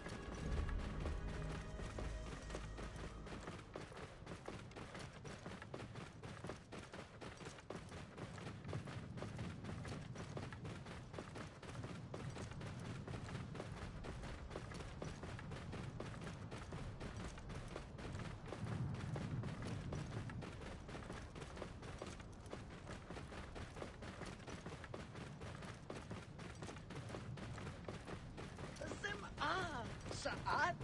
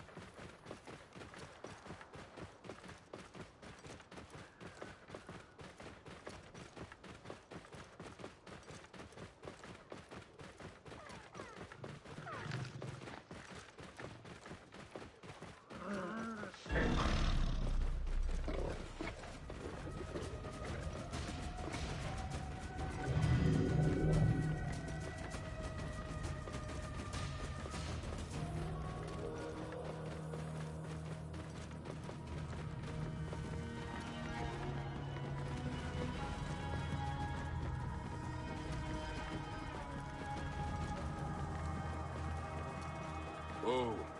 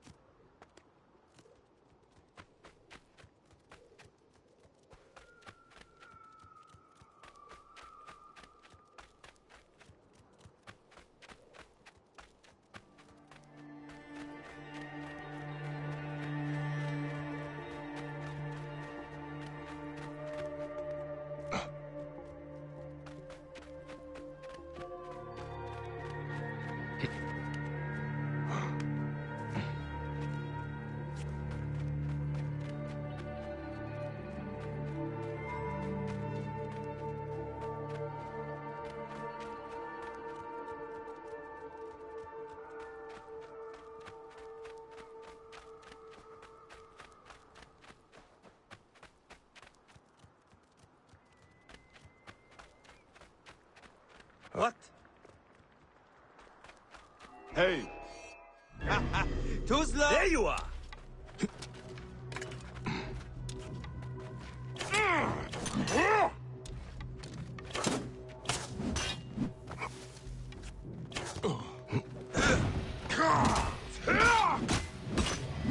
But you! Going to kill you!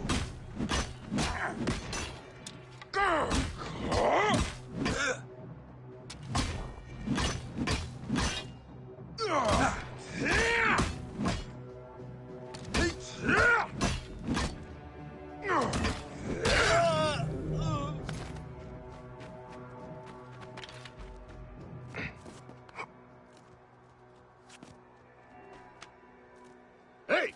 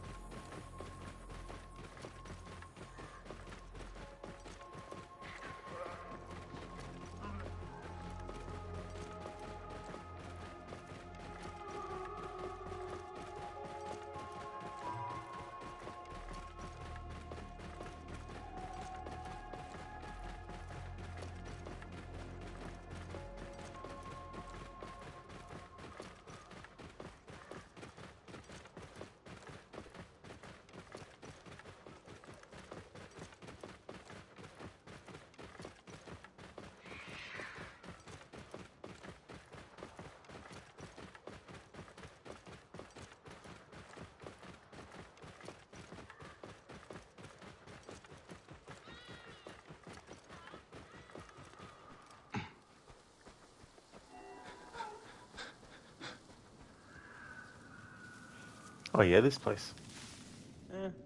Bayek! The spring, you got it back! Thank the gods! The farmers need this desperately. I'm very grateful, Bayek. It's like having our Medjay back again. I'm glad I could help. May Amun walk with you, Seni. Thank you, Seni. But that happened, geez, 20 plus hours ago in the playthrough.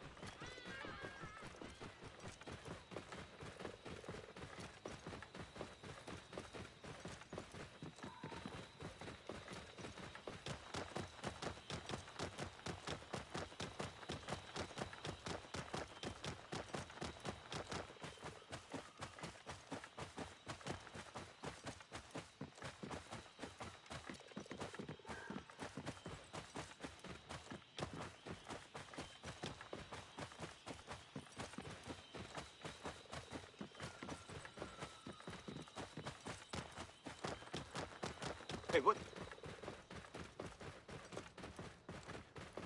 Hey! Die, die! And now!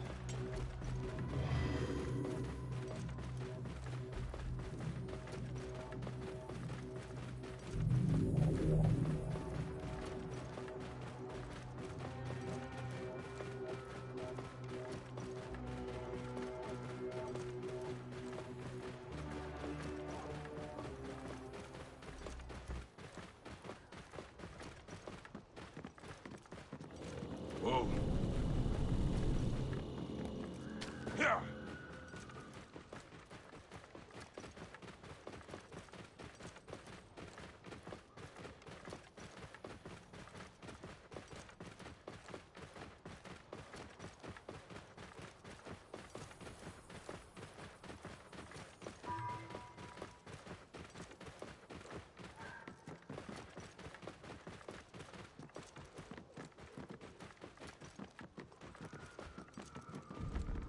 Whoa.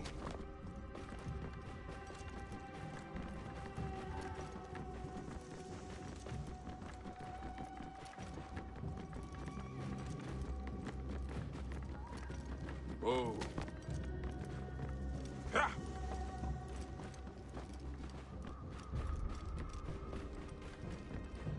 Whoa. Yeah.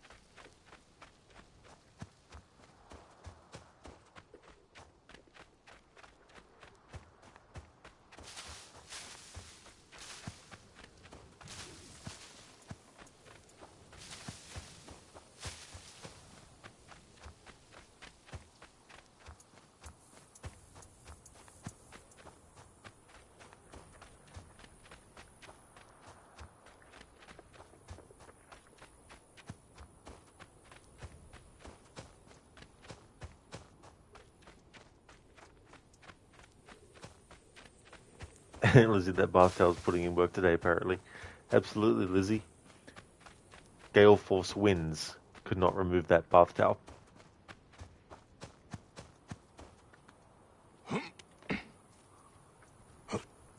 Not even a tsunami.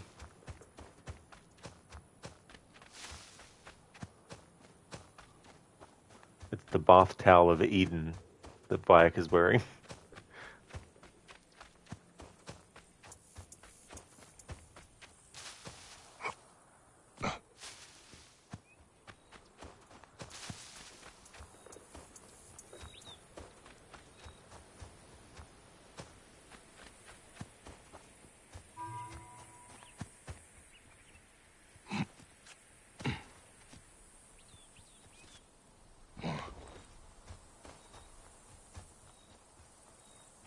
Exactly, Lizzie. It's a bath towel with upgraded stats to the max.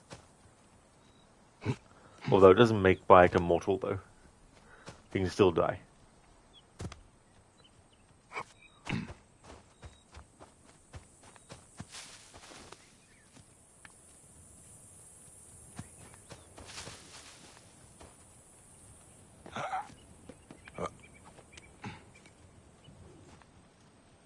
Anti-stain. Well, unfortunately it does stain, but after a while it disappears.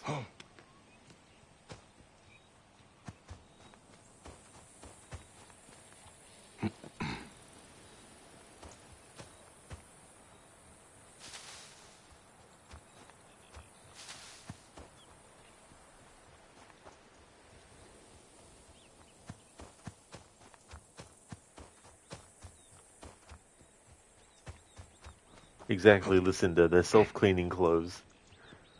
Now that would be awesome. It's like, oh no, I spilled something on my shirt. Wait a minute, it's already gone. What?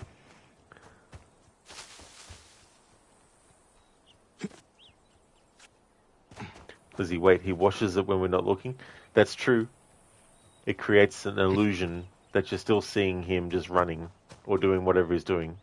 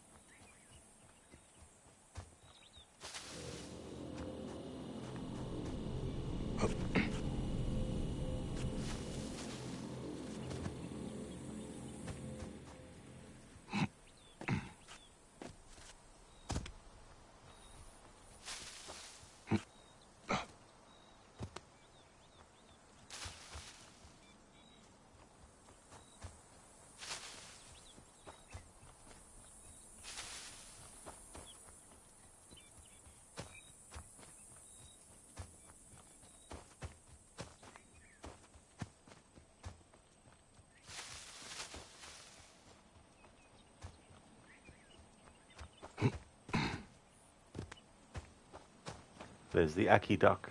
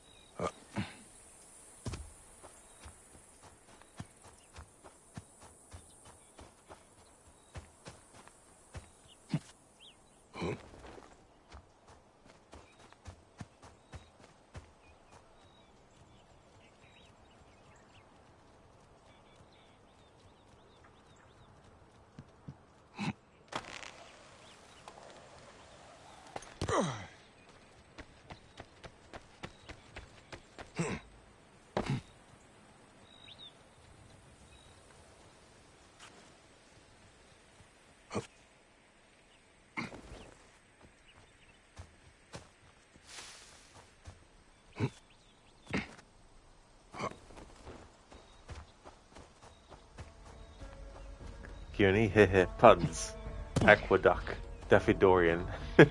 That too, yeah. It's a good call. Also Hugo from Plague Tale Innocence calling the aqueduct the Aqueduct.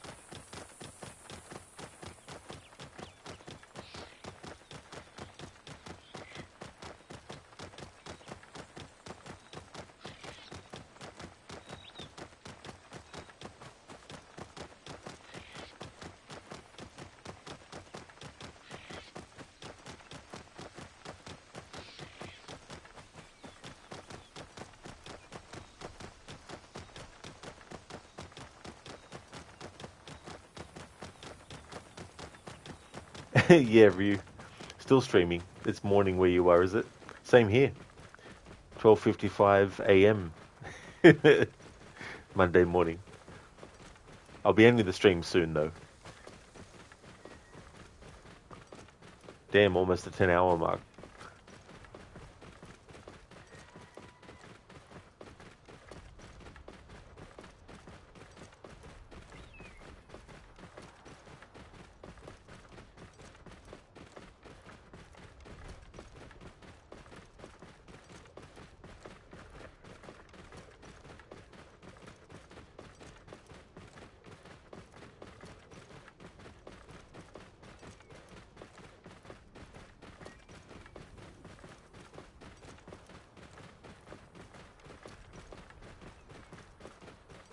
Hey, what out of the way!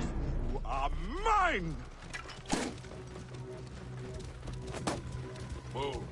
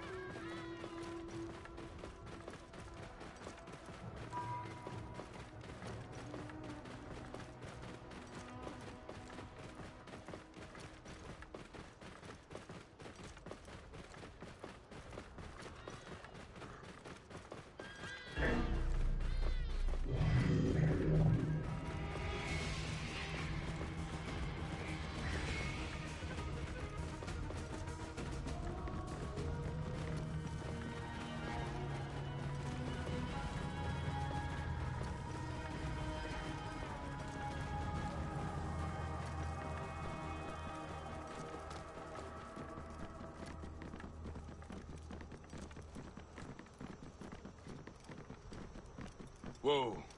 Yeah.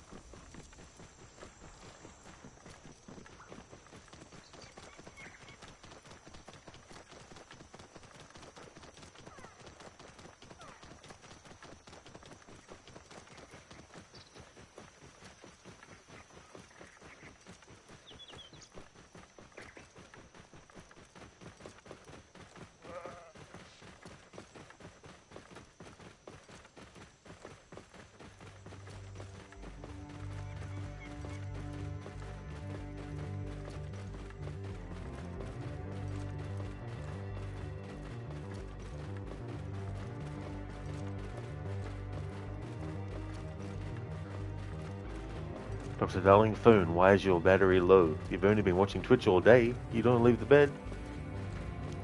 The phone should just recharge itself without a charger. It should just be like, right, time to recharge. Whoa.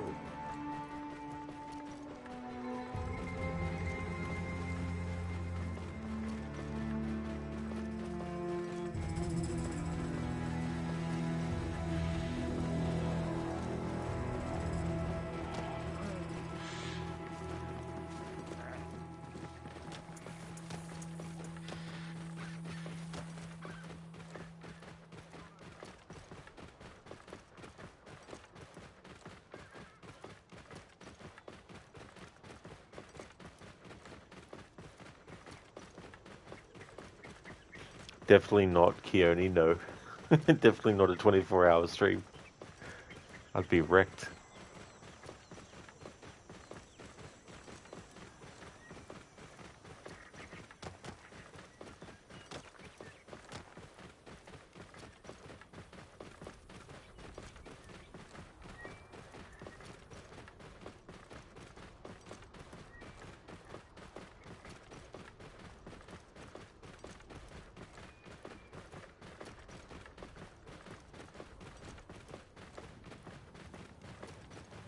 Hey!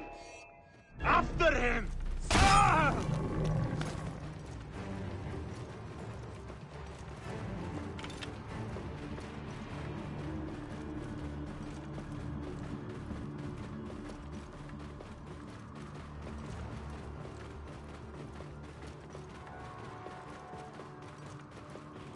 Very nice in meter. That's cool. Work's finally over. Awesome.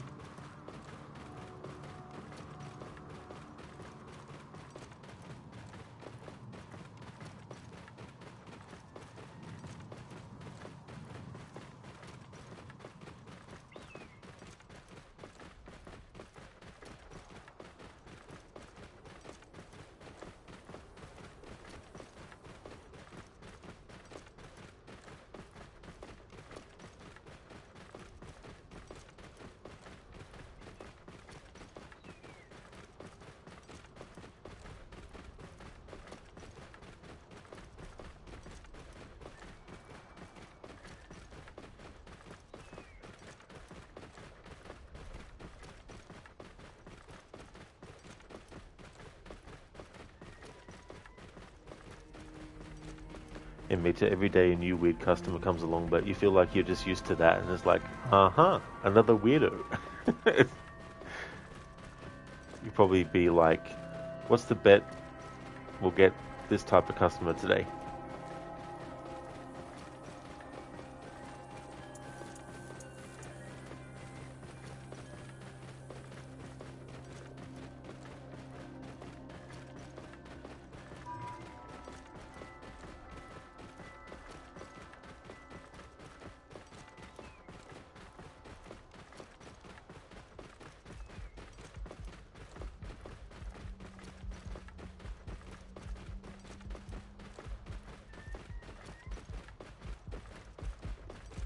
Whoa. Yeah.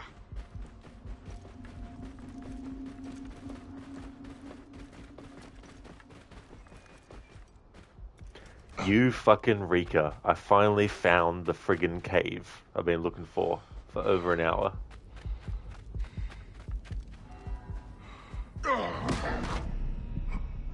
That'd be right, and it's where some enemies are overpowered.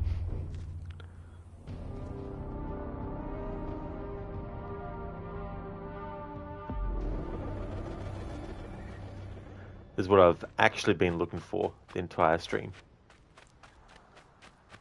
Not the entire stream, I mean, the last hour or two. This is the cave where Layla is in present time.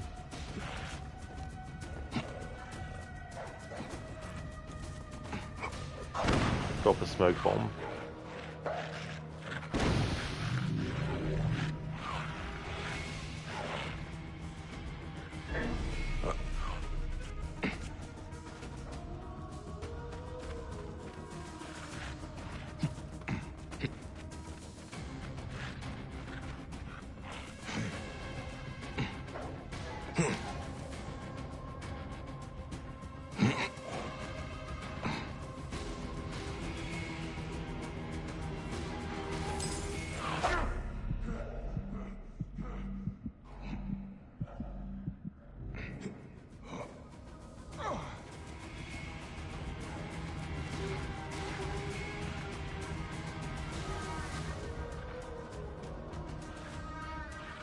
Alright, so now that we've actually been inside this cave, when you go inside this cave as Bayek, and then you exit the Animus, and then go outside as Layla, she'll make a comment on it.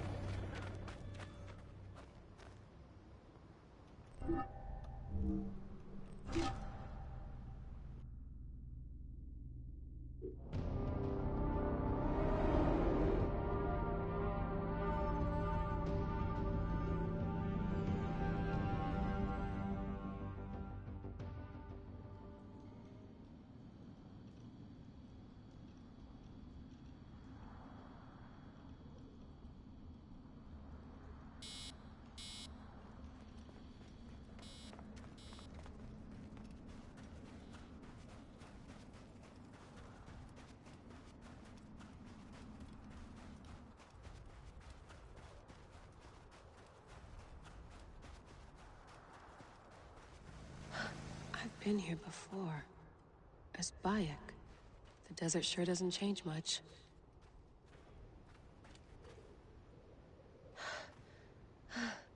And there we go.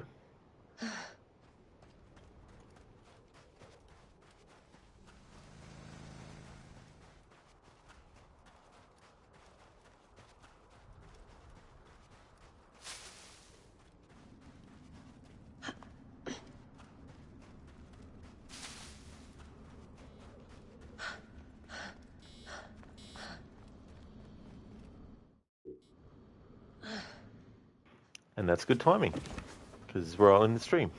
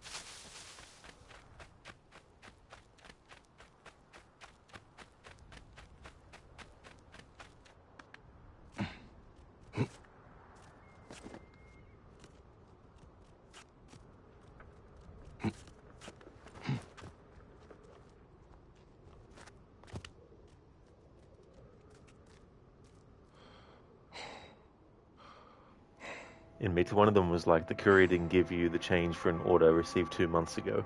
You're like, oh wow, don't you think it's a bit late for that? He was clearly lying. What's more, he also said that he talked to one of your colleagues and he promised him a refund. But of course, there was no such conversation. Oh yeah, that's one of the oldest tricks in the book that some customers will try. It'll be like, oh, I spoke to one of the employees, they said no. But if I go and talk to one of the other ones, maybe they'll say yes.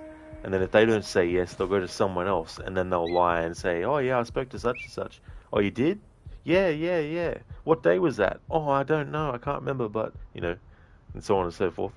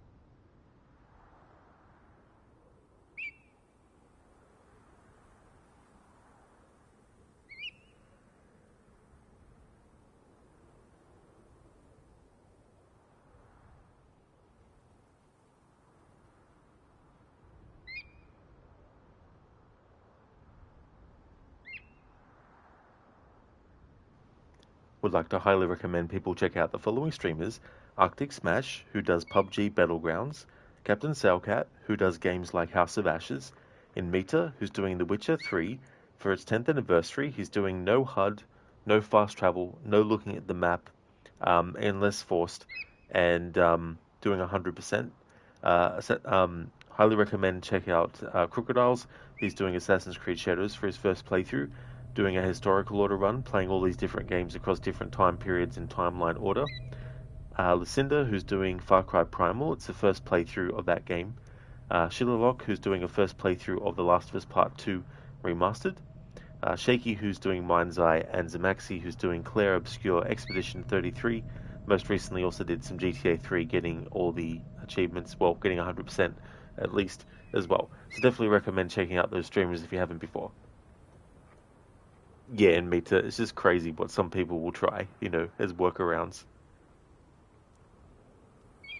No problem at all for the stream and for the shout out, Meta. No worries, dude. I definitely will have a good one. I hope you do too.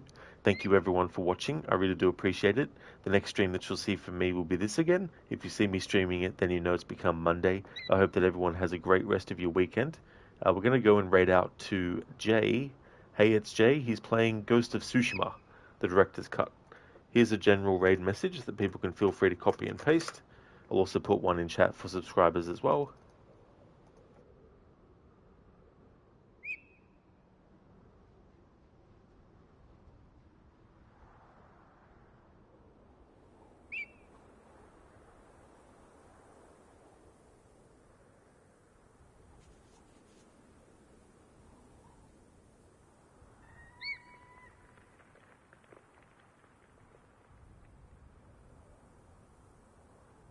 Thank you, Not Fry. I definitely will have a good one. You too as well. Lucinda, no worries at all for the stream either, and for the shout out too. More than happy to give you one. And Cirque, take it easy, I'm just needling you. Good old Red Dead Redemption 2 quote. That's all good, Lizzie, for the stream. Absolutely no worries at all.